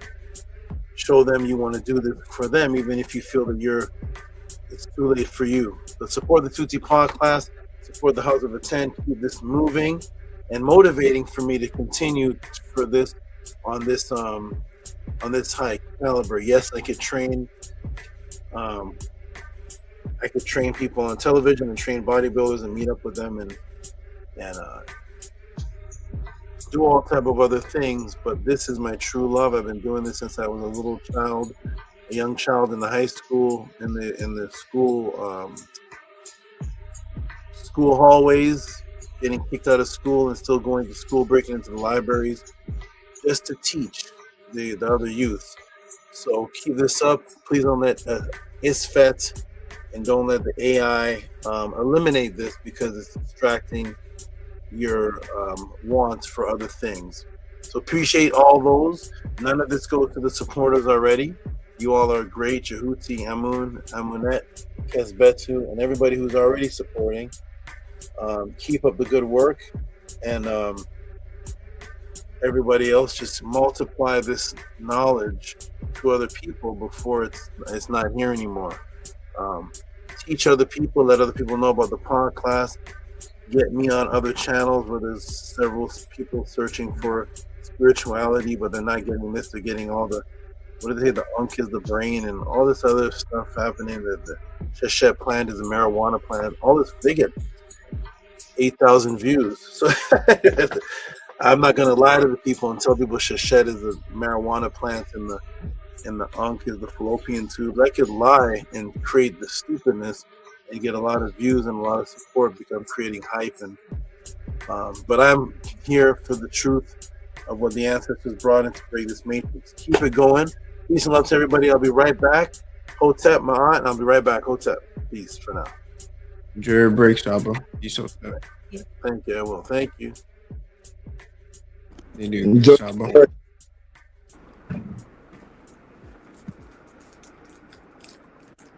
Amon, what did you think of the class? What was your perspective? Class was very beautiful and intricate. The way that Sabo put it together was very, very beautiful. And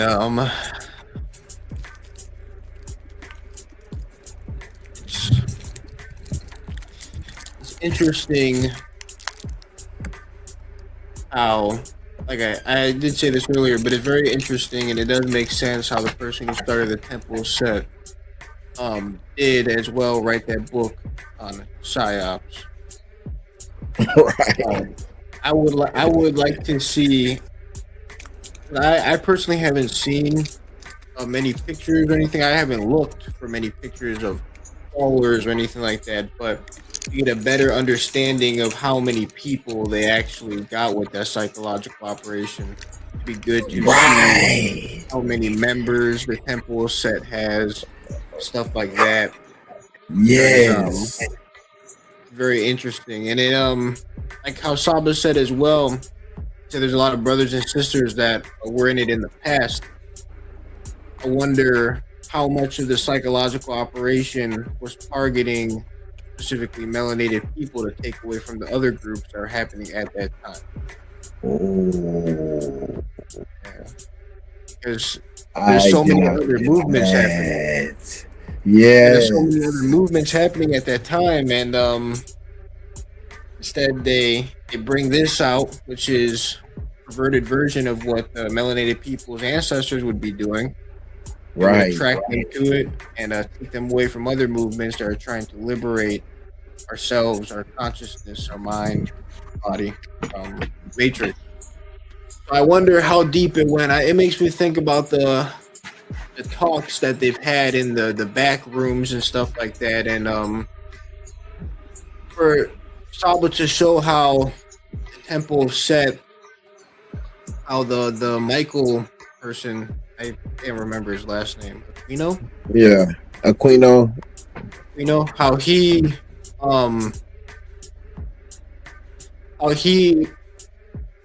was influenced by Aleister Crowley. That's a whole nother thing that's very interesting to me, because I've heard so many different crazy things about Aleister Crowley, and he's influenced a lot of people that have influenced the world in the United States and other countries.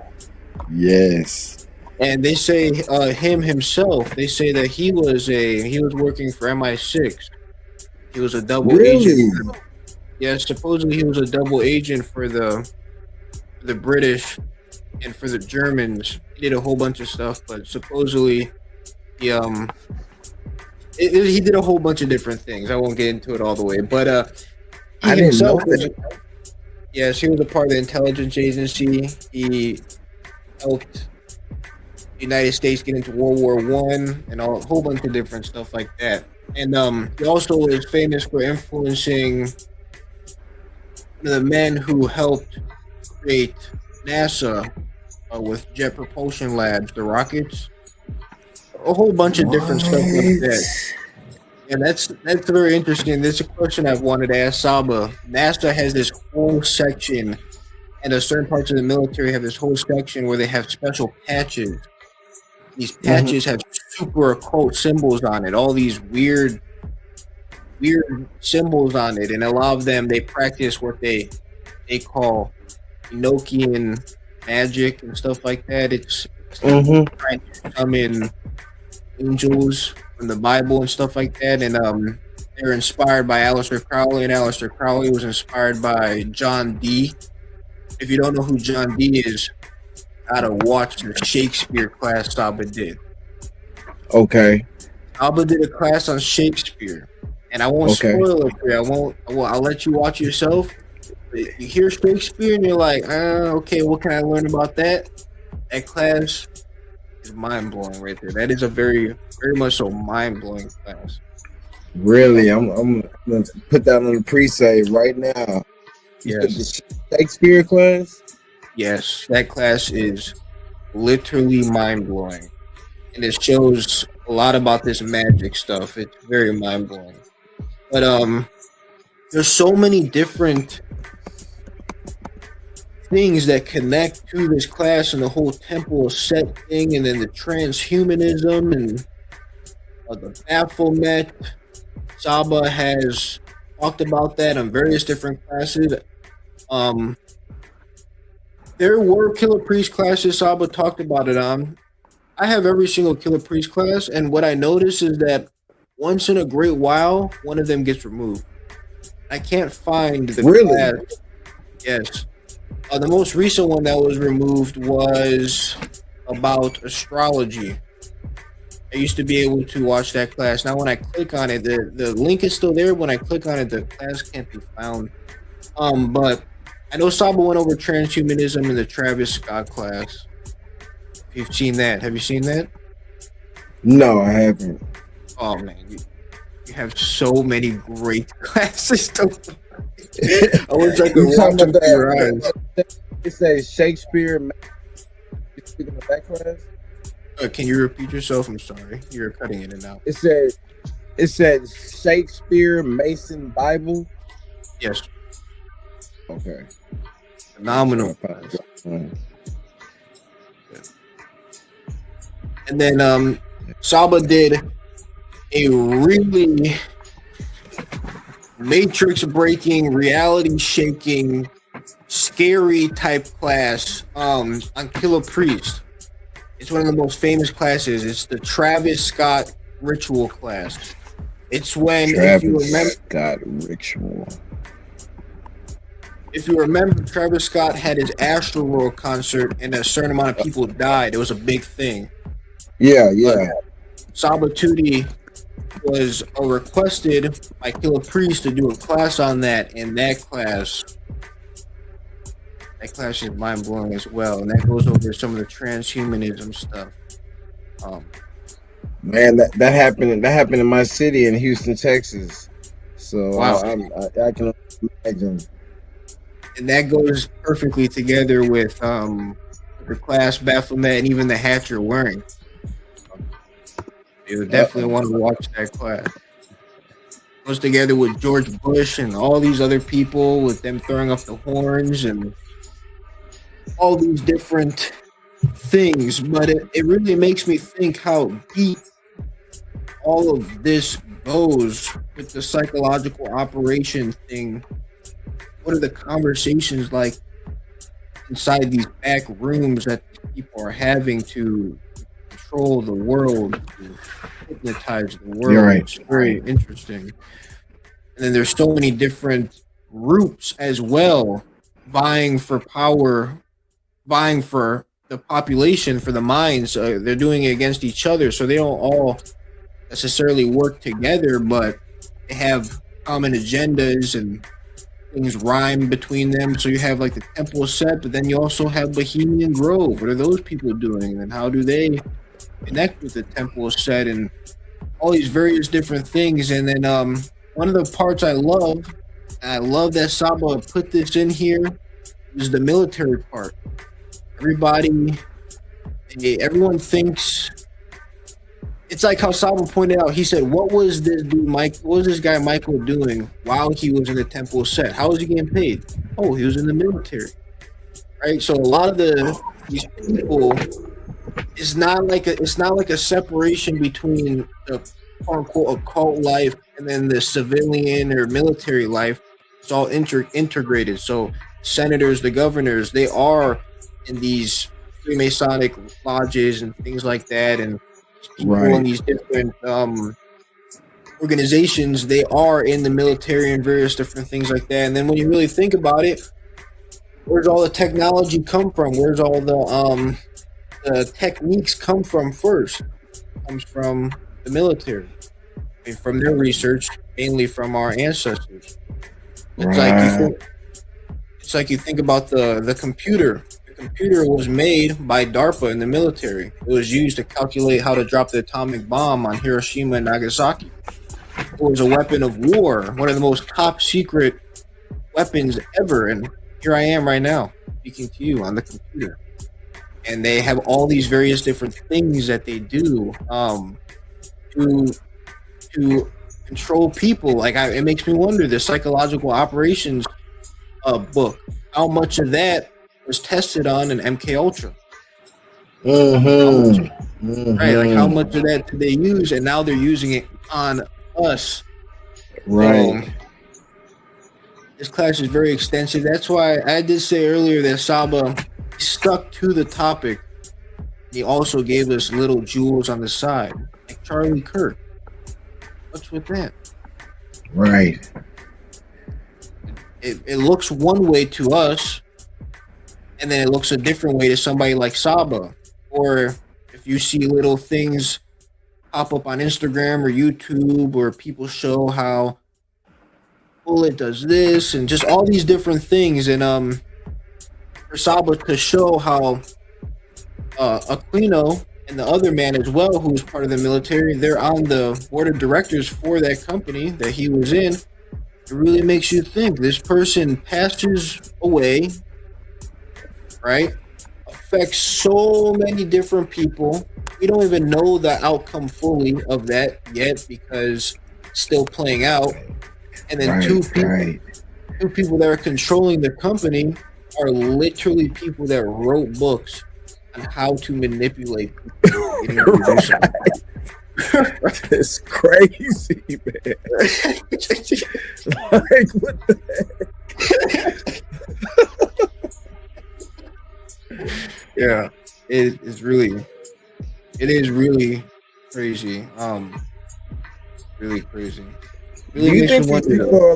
are like this psychologically experimenting with human civilization? It's like they're like we're living our lives, but they're just, creating experiments and just playing with our minds because they know all this ancient secret technology and information and how the mind works. And so we're thinking we're living lives and doing everything.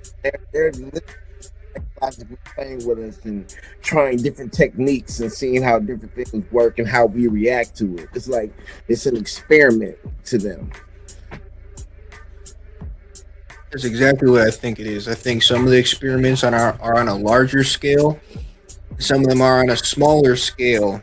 I do think that the smaller scale ones that prove to work and reach their goal, that they do end up using on a majority of people.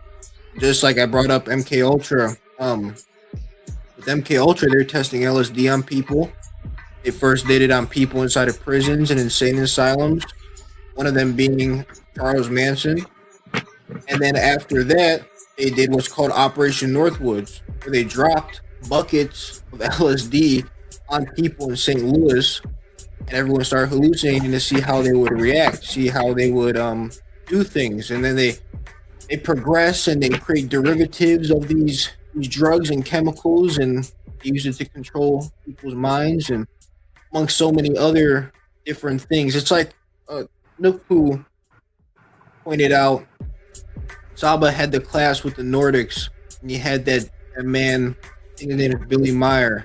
He posted a picture of the UFO. It really was just a lantern. Right? So back then, people were like, whoa. Now people, they look at that, they use that as validity, but it's only brought back up when the government talks about disclosure with extraterrestrials. So there's all this like little psychological tricks that they put like way in the past before someone like me was born. It still affects me now, and then they expand it on a greater level, greater scale. So that's exactly what I think they do, that they manipulate us. And you see so many different experiments because there's so many different people with different agendas. Like Russia has a different agenda than the United States. The United States has a different agenda than China. So they all have their things that they're doing to people around the world, for sure. It's like, it has me thinking, like, what is the end goal? What are they trying to accomplish? Are they just trying to see how we react to these different experiments that they have, or are they trying to accomplish something? Or like, it really just blows your mind. I do think that a common goal that all these groups have is control. The control for whatever other goals they do have. I know that Saba said you can have one-on-ones with him, so that'd be a great question to ask him about. I've talked to him about that. There's certain things Saba can't say on here. That's why I sent in a question. He said, let's see if it can be answered on here, because there's certain questions that can't be answered, but the common goal is definitely control. And then beyond that, different organizations have different goals. Like, they already have control, though. It's like, what more control can you have? Well, I mean, the first example is people like us. They don't have us under control all the way. Right? They can get us to go to our job, but they can't get us to give up having a family. Or another example is majority of the people in the world still go by the laws of nature with female and male. There's some people that give that up or are tricked into giving that up, and they become something else that is not natural. So there's still those people they need to trick. There's a lot of people they still have to trick, but really they do have majority of people under a pretty good grip of control, especially with religion. And then, you know, they know how the mind works, so majority of the world operates in a herd mentality. You know, even if they don't like what they're doing, if everybody else around them is doing it, they're just gonna follow it just based on human nature. So it's like they automatically have control by putting certain psychological, you know, stories, just making stuff up. And they know people are just going to follow it, because if 30 people over there say, hey, let's go this way, even the person who wants to go right, he sees everyone going there, he's like, hey, I'm going over here. It's like, I don't know, man. It really just blows my mind just thinking about it, or even trying to conceptualize what's going on. And just even the stuff, like, you know how they release CIA documents of things they've done in the past. It's like, dang, this is what you were doing in the 50s and 60s. What are you doing now? You know, like this was like 50 years ago. You were doing these type of experiments, so I can only imagine what level you're on now, because everybody just is natural progression in life. You're always going to progress, trying to do things better than what you've done before. So if y'all were doing that in the 50s, what level are you at right now today? It's unfathomable. It really is vast. And something else to think about too is how you said our species has that herd mentality, the way we evolved and the tribes and stuff like that. So it's like when you watch somebody else do something, part of you feels compelled to do it to fit in. You have to have the confidence, faith, and the strength to do what you know is right. But if you look at the rich people and the wealthy people, you never see them hang out or be around the lower class people that are being hypnotized. It's like they keep themselves away. They keep themselves with their own herd, with their own tribe, so that way they can separate the ones they're hypnotizing versus themselves in a way. So that's interesting as well. Right. Oh, you just got me thinking of some stuff. Damn. Goodness gracious. And even the type of schools that they go to is like they don't send their kids to public schools. Like they go to private schools. It's like, what are they learning in those schools? It's not the same thing we're learning in public schools at all. Right. Nowhere near. Like, what are they teaching? And also, like another example of that as well is me personally. I went to a charter school. So in order to get into that charter school, you had to be, you couldn't pay to get in. You only could get in if you won a lottery, if your name was drawn in a lottery, or if you had a sibling that was in the school. And the school was a school funded by Bill Gates. He created the whole program for it. So they also like hypnotize certain groups of children and stuff to think a certain way through schools like that. Oh, wow. Welcome back, Chris Saba. Peace. Welcome back, sir. Peace. Nice to be back. I'm back.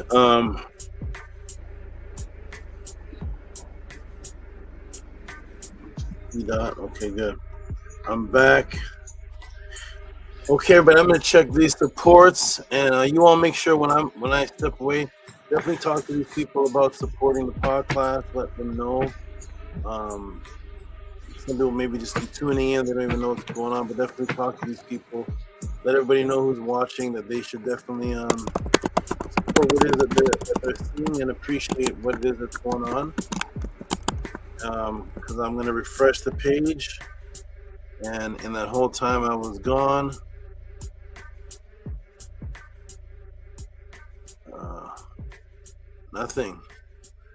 Nothing changed. Okay, everybody. So let me scroll down. There's somebody way at the bottom who came. Nukpu. Kesbetu. Yeah. Definitely talk to these people when I step away. You may put 5 minutes into it. Let them know, hey, support the podcast, help the cost of attend. Support, rewind, watch the class, and let them know, because that's what a Tef used to do. A Tef used to really, I miss him at the way he comes, or he is healing now, but when he used to come, when the podcast was on Friday, he was able to come earlier. Now he can only come from the end, so he doesn't really get to talk much, but he definitely would emphasize to the people, because some people may be tuning in and wondering what is happening. And just tell them, hey, in this time here, go back and click the Tehuti podcast if you're just coming in, and just scroll down and look at the work. Even if you didn't see this class, scroll down and see 900 plus answers, and look at all the topics, and just send support and say I appreciate what you're doing, good brother Tehuti, House of a 10. I want to see this thing, see this continue. So definitely emphasize that to them, because it's getting really strange. I'm gonna say that right now. Hopefully, it doesn't get stranger than this. So it's getting very,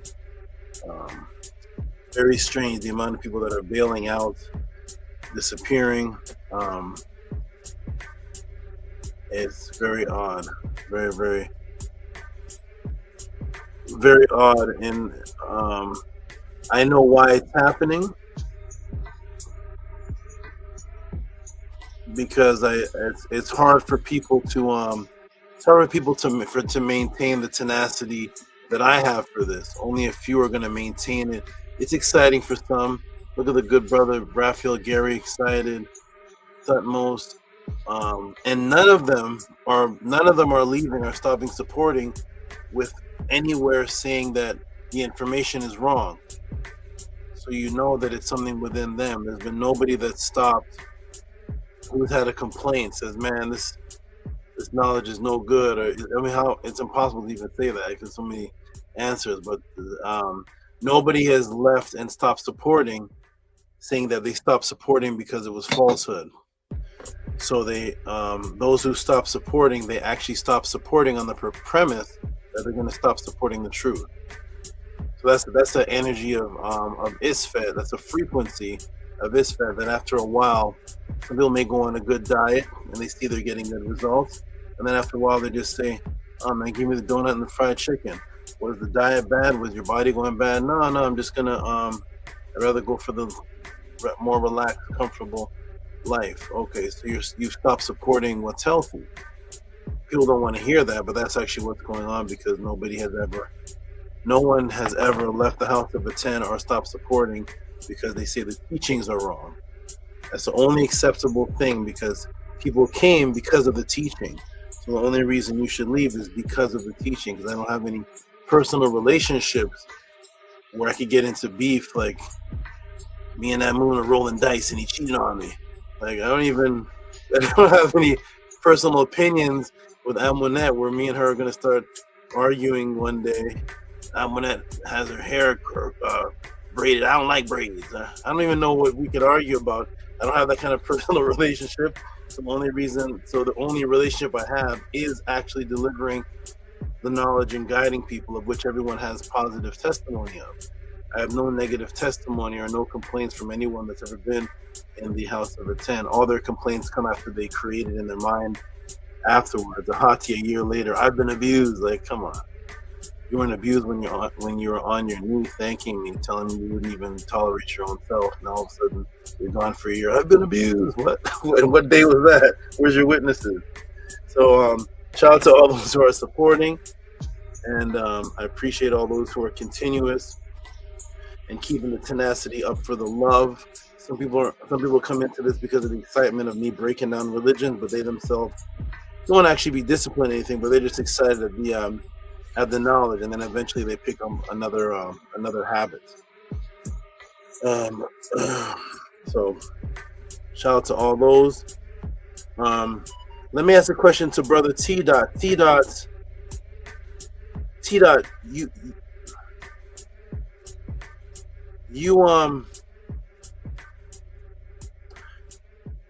You send in Cash App, right? You sent in Cash App, but that time you try to send a bank transfer, but you have sent in Cash App. Is it the same person? There's so many different names. There's Tamar Allah. There's T Dot, T Dog. I'm sure this is the same one. T Dot, you're the one in Toronto that try to send with a transfer in the bank, but are you also the one that sends in the Cash App? Just trying to verify it's the same name, same person. Shout out to you though for all your support. Okay, so we're gonna go to read Nookpoos. Okay. You just you try to send it bigger. Okay, we'll solve it, because you could what you could do then. Oh, so which one are you the one that sent in the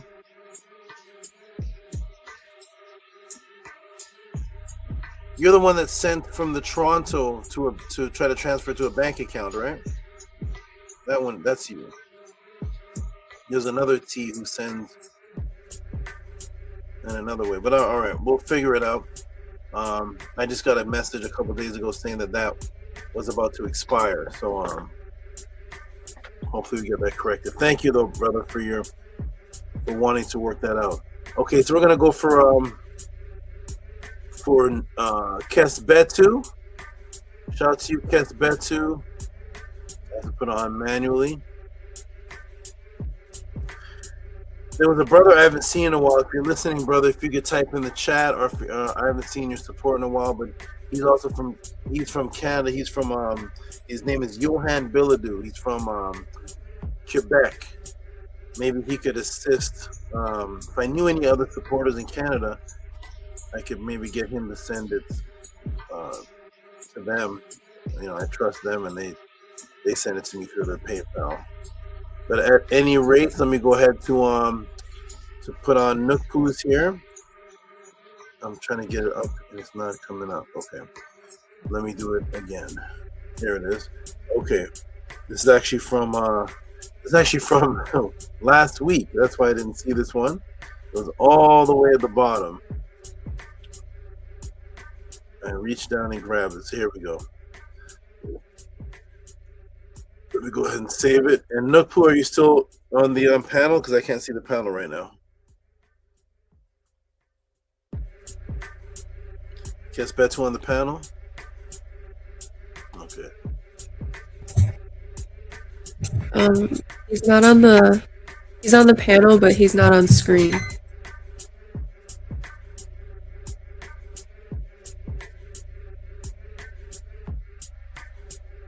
Yes, that's another aspect of it.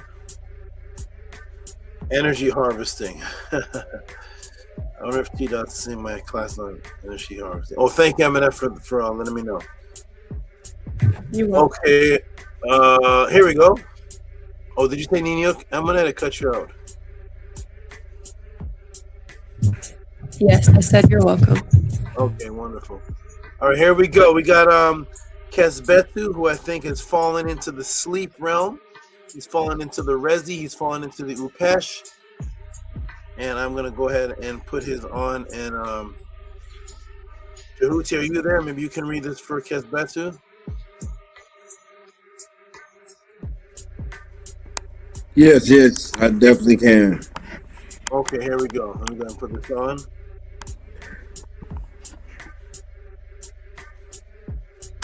All right, thank you, Jehuti. Go ahead and read that as soon as it pops up. We got $9.99 from Kesbetu. Hotep. I see you real, recognize real, literally. Code emoji. Ma'at. Okay. Yeah, Mod Feather. Okay, thank you for reading that, good brother Jehuti. And I think this is Kesbetu's second or third support, I'm not sure. But at any rate, give him a hand clap for that, please.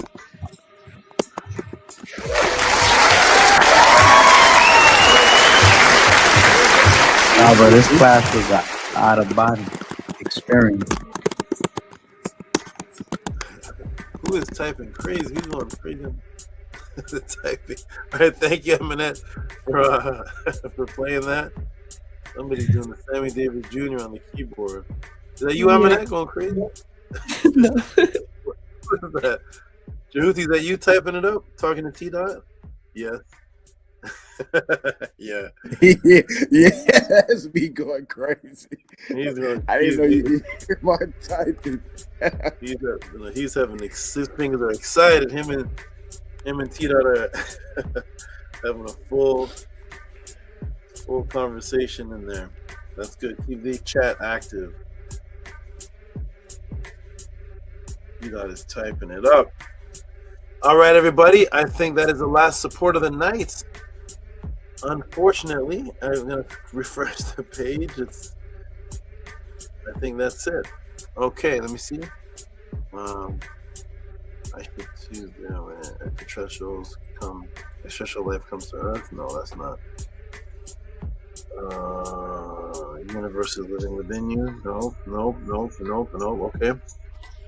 That is all the sports, Anaconda, and then we erase that. Okay. That's all the support of the night. So hopefully more come in as we are closing up. We're gonna go ahead and do our closeout for the evening, and say some beautiful positive words about the class and some beautiful positive appreciation words, and then we shall close out. Okay, we're gonna start with Amun. Oh, there it is.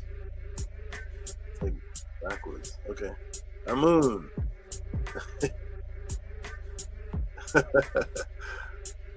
Hotep, Uncle Justineb, Tef, Sabutu Hotep Ra, Mary Uk, Hotep, Mary, Hanu to you, being a great Sabutudi, you're in that church, holding up your Jed, with their Ka, E hands sustaining you, all of your animals, everybody on the panel, all of Sabu's great students, all the supporters. Pardon me for not bringing up recording during the break. Pardon me for that. I will definitely make sure to do so next time and every other time after that. What did you say after you said something for that? It's cut off. Pardon me for that. I will make sure to do that every time after this. Oh, I see. Okay. Well, for this beautiful class. Wait, something's wrong here.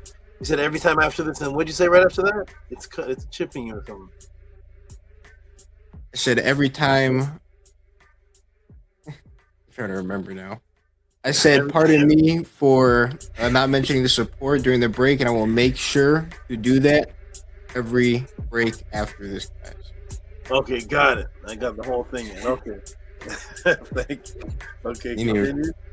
To all for this beautiful class, all for exposing the Matrix, exposing Temple of Set, for being brave and courageous to do these things, because these are powerful groups, but you, Saba, are a powerful being, especially in the way that they fight, which is magic and hypnosis, various different techniques that they use to try to control people. You're here to free us, to free our minds.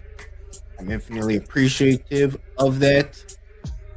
I hope that everybody supports this class, and that this class also gets to the right people that are in these things or into these things, because I think this would be a very impactful class for these people. Tua, for the way that you put the class together, for finding all the information that you did, put it together. Definitely a mind-blowing class. Tua, for, as always, adding in Ma'at and the words of our ancestors, for telling us the true meaning of the papyrus with the Battle of Sneckeray and Apep. That made a lot of sense. Made so much more sense.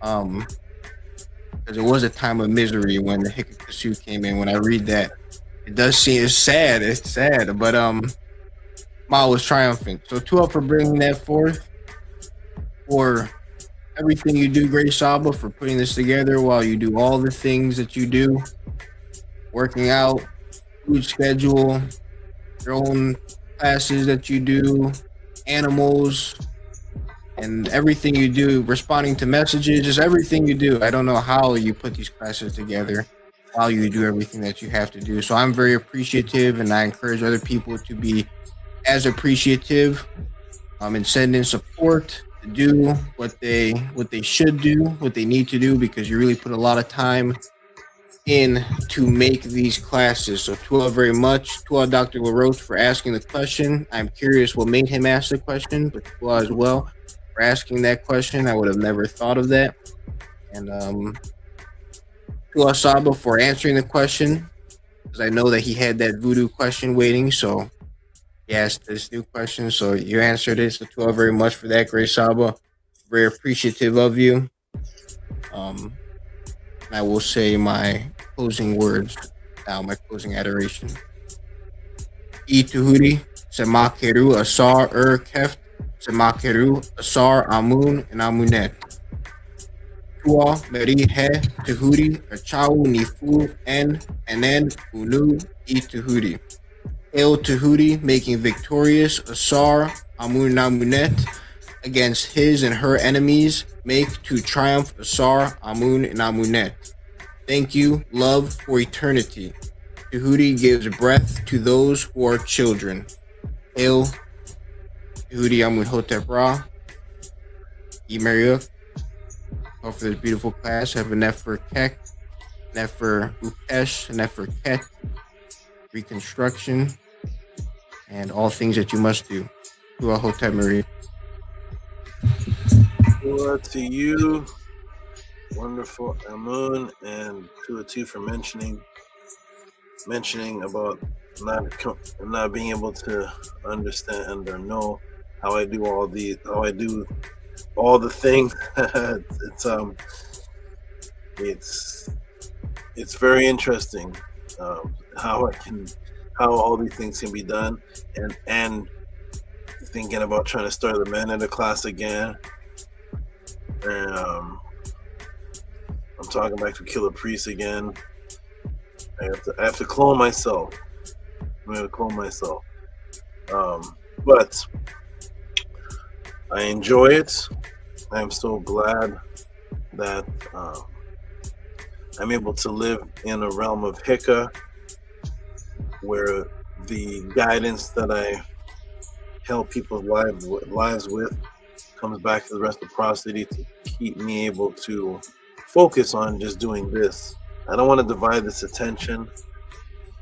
If I divide the attention, the podcast answers will not be the same. If I divide the attention, I would rather divide it on me going on other channels and teaching, which would be fine, because as I'm teaching, I'm also gathering information for the next class. It's a frequency, so I could be teaching a class on another channel, and in my back of my mind, I'm preparing for something else, something other class, and it keeps the cognizance and the consciousness going. So wonderful words, Amun. You keep up the great work. You're doing wonderfully consistent. Your messages, I eventually get to see them all. Every once in a while, I'll peek into one and look, like a little game I play with your messages, you and Amunet's messages. I'll peek in and see if there's something that looks different. And if I see something different, I may comment on it. But it's a good thing that you're consistently sending. I know some of it is a format, but every once in a while I see a different sentence or something in there, and you're doing it consistently. So wonderful. You're very, very consistent, and I don't know. I'm happy you're this consistent. I don't know when it started. I don't know what sparked it, when it started, but there was a time in the very beginning where I had to ask for you. I was asking Amunet and the other young lady, where is the male here? And something clicked, and now I can't stop hearing from you. I don't know what, something clicked. Whatever that was, you're every day now, and it's a beautiful thing. I'm really glad. So keep up the good work. I'm always happy with what you do, and you're one of the people that I look forward to starting the Mednetter class for. Well, very much, Chris. Oh, and I look forward to diving in. I think next week I'm gonna look at this Geb thing. I don't see a Geb question from Nut S, but he'll send it to me, and I'll get to that. But definitely your question should be coming up next week, and I look forward to it because it's all going to be from the teachings. Oh, very much, Brother Saba. So for being my inspiration, your beautiful words give me power and life. So for resurrecting me, I look forward to the question being answered. Niniuk. And let's go on to the wonderful, excited, motivated, dependable. I don't know if she's on your left side or right side because it's inverted. I don't think I'm looking at you, but let's go to Amunet, who in my view is on your right side. She's on your left side, isn't she? Yes. Okay, it's reverse. Okay, so the wonderful Amunet on your left side, my right side. Okay, on to Amunet. Dua Uncle Justin Neb for F. Sabakuti. Dua for your life, your health, your never existence, for your protection and safety, and for your whole out being protected and healthy, and all those never words that I said.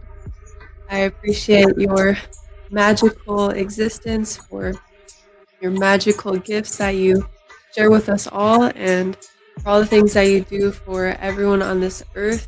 You are doing so many powerful works on this earth that are needed, very, very needed, and it is extremely big, extremely huge, and I appreciate you and all that you do every single day for every single thing that you have done in the past to become who you are and to also teach us in the way that you do, and to offer creating me, to offer creating Amun, and for structuring our life, our mind, purifying our life and our mind, and for changing our life, for every single thing that you've done to do that, as you know.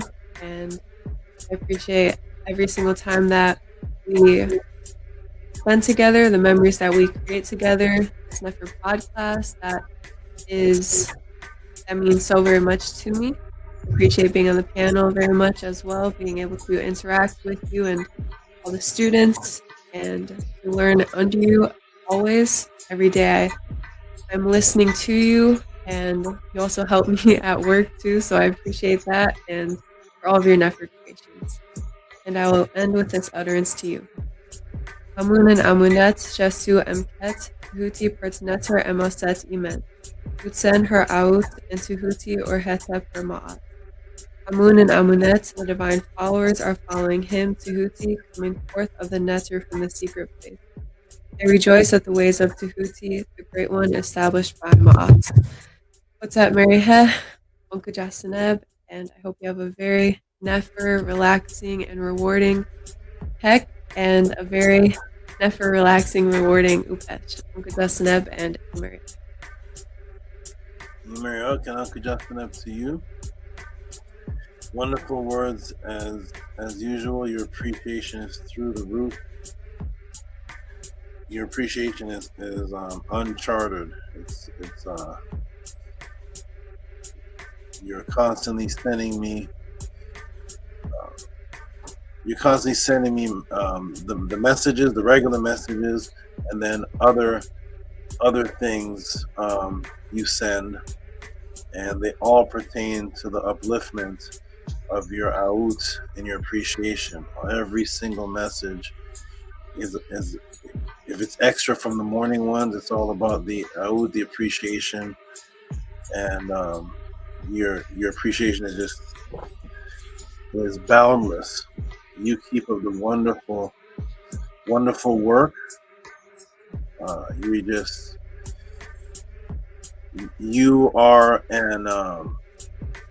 an example, especially to females. I don't like separating females from males when it comes to the consciousness, but as far as females, you are the most consistent female on the panel for sure. On the panel, and just with everything. You keep up a good creative work. Nana is very happy with you. There's never been a complaint about you. Well, there's been a complaint about you, but the complainer was removed. So the complainer, I don't hear the complaints anymore because they to the complaining to the molecules now. So, but as far as the people that are in Ma'at in this, there's never been a complaint about you. Only positive things. Everyone who's come in contact with you has only said positive things about you. You keep that up, and your reputation will just continue to echo. Be the great being you are to Amun. He is the only one that appreciates you. Second to second, as in he knows you more than he can appreciate you for things that no one else can even see when this podcast shuts down. He's the only one of that you can share that with. Keep up those memories. It helps Amun's health and he helps your health. Good luck with everything. Have a wonderful night yourself, and Uncle Justin Ebb, Shinama to you, and thanks for the read at the end for both of you, actually. For your never life-giving words. That's an it. Uncle Justin Ebb, wonderful. Okay, and on to who's awake here. Where's Tehuti and where's Kesbetu? I just see screen icons. Who is here? Who is awake? Tehuti? Kesbetu? Shout out to the new people in the room. We got Jesus Christ _is truth, love for all, with the what we know as the Ka hands, but maybe Jesus Truth may not know that's the Ka hand. But shout out to Jesus Truth. I always give a respect to all the new people that may pop up in the room.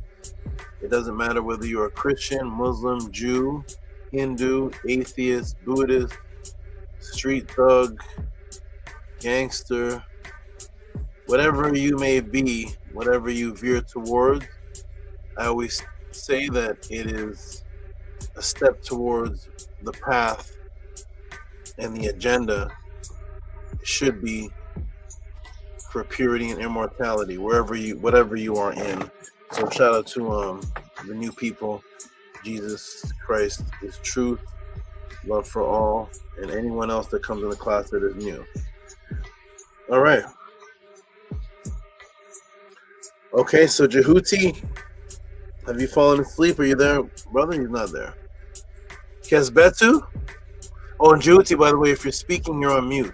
Somebody doesn't know he's on mute. And Kesbetu has muted his consciousness. He is in the patch, knocked out.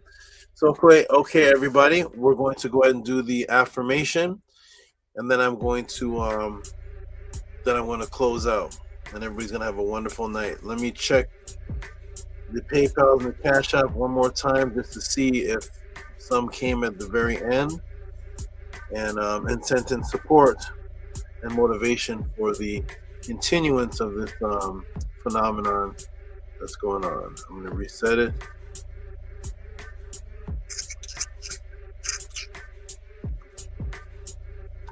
And nothing yet. Okay. Maybe I'll see before the night's over, or maybe tomorrow. So we're going to go into the affirmation and close it out. Then I'm going to go big screen and go ahead and take this off. Wonderful. Okay, beautiful, everyone.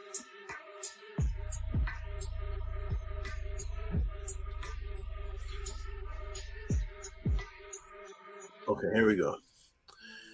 Okay, you want to put up on the screen?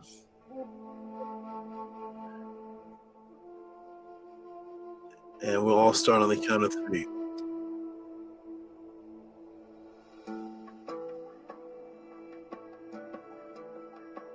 Where is it? So many new things on this thing. Okay. There it is. Okay, we'll start on the count of 3. 1, 2, 3. Ankia Ma'at, Un NS, Nin Tet Aset and Ma'at, Min have a pet and Ma'at, Her and Hu Kiwi, Her Ikut. I live from Ma'at. I exist within her. I do not speak in the place of Ma'at. Every day, I advance towards Ma'at. My being is surrounded in darkness. I come forth as conscious light.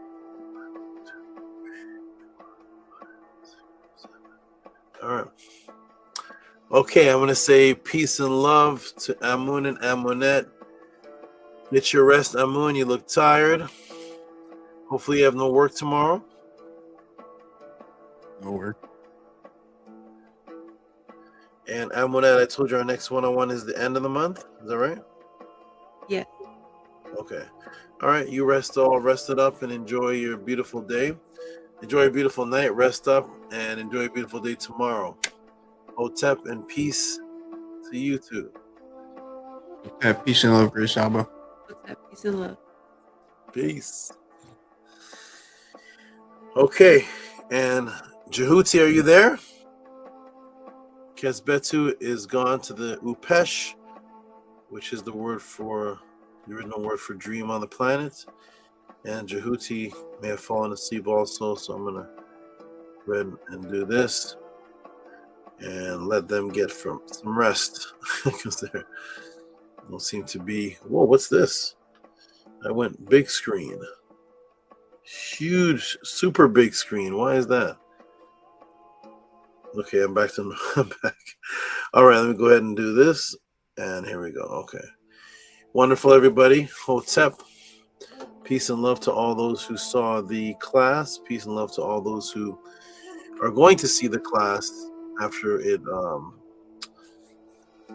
goes onto YouTube.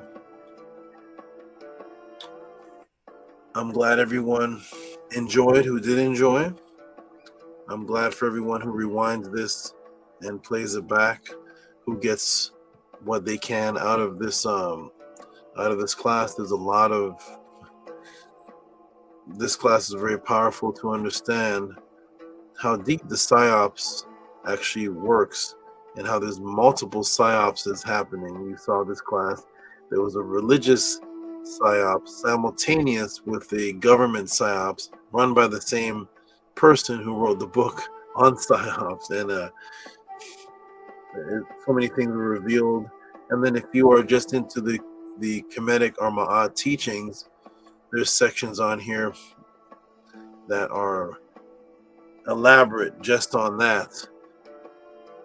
It was a beautiful, beautiful class. To Dr. LaRoche for asking the question. I didn't see him in the pod class today. Maybe he was. But to Tim for asking the question, which sparked a beautiful segment of the Tutti pod class. For those who missed the class, if you just happen to tune in, like the Jesus, was it Jesus Love for You? I can't see the name right now, but the topics today that we covered that you can rewind and watch are Satanists are now plagiarizing Kemet, the Egyptian Satanic temple that contacted Set, the Neter Patah debunks the Satanic Church, the Pentagram and the Transgender attack on the children, the origin of the word Psyops, and the revelation of who actually was one of the co-authors and the author of the book. That person is on the Charlie Kirk board, and all type of things are happening. Sabatuti breaks the Psyops psychological operations, and this was the beautiful class that I taught on today. And of course, support the Tutti Pod class only if this has benefited you in any way. The support is Cash App TT Moon, PayPal at RockySV, which everyone should know by this point. It's been several years. I'll put the AI moderator on the screen at any rate. Send in your questions, everybody. That's what keeps the Tutti Pod class moving. Is I am based on the questions that you send. A movie is made on each question that you send if it warrants that. Some questions are more simple and short to answer, but most of the questions are going to get 45 minutes. In this case, 3 hours, was it? What was the time that Dr. LaRoche got for this question? Let me go ahead and check and see. Oh, it's over 3 hours. It was 3 hours and that coming up on the screen? I wonder why it's coming in reverse like that. 3 hours and 19 minutes. Usually it doesn't come reversed. That's odd. But 3 hours and 19 minutes. Is it upside down? No, I'm not sure what this is. 3 hours and 19 minutes for this answer, and that's what you get. And you get it nowhere else. So I hope you appreciate this for as long as we can keep this phenomenon lasting. This phenomenon will only last as much as it is appreciated. Because all based on reciprocity and your curiosity for guidance. A lot of testimonies were given today by people interacting with interdimensional beings, Ouija boards. I missed some of them because I stepped off, but there was a lot of stories of people's experiences today with contacting the other side, with having witnesses as well. So to everybody who participated in this beautiful class. And Uncle Jasaneb, Shunama to you. Everyone rest well. You shall do wonderful if you continue on the path of Min Ma'at. Peace.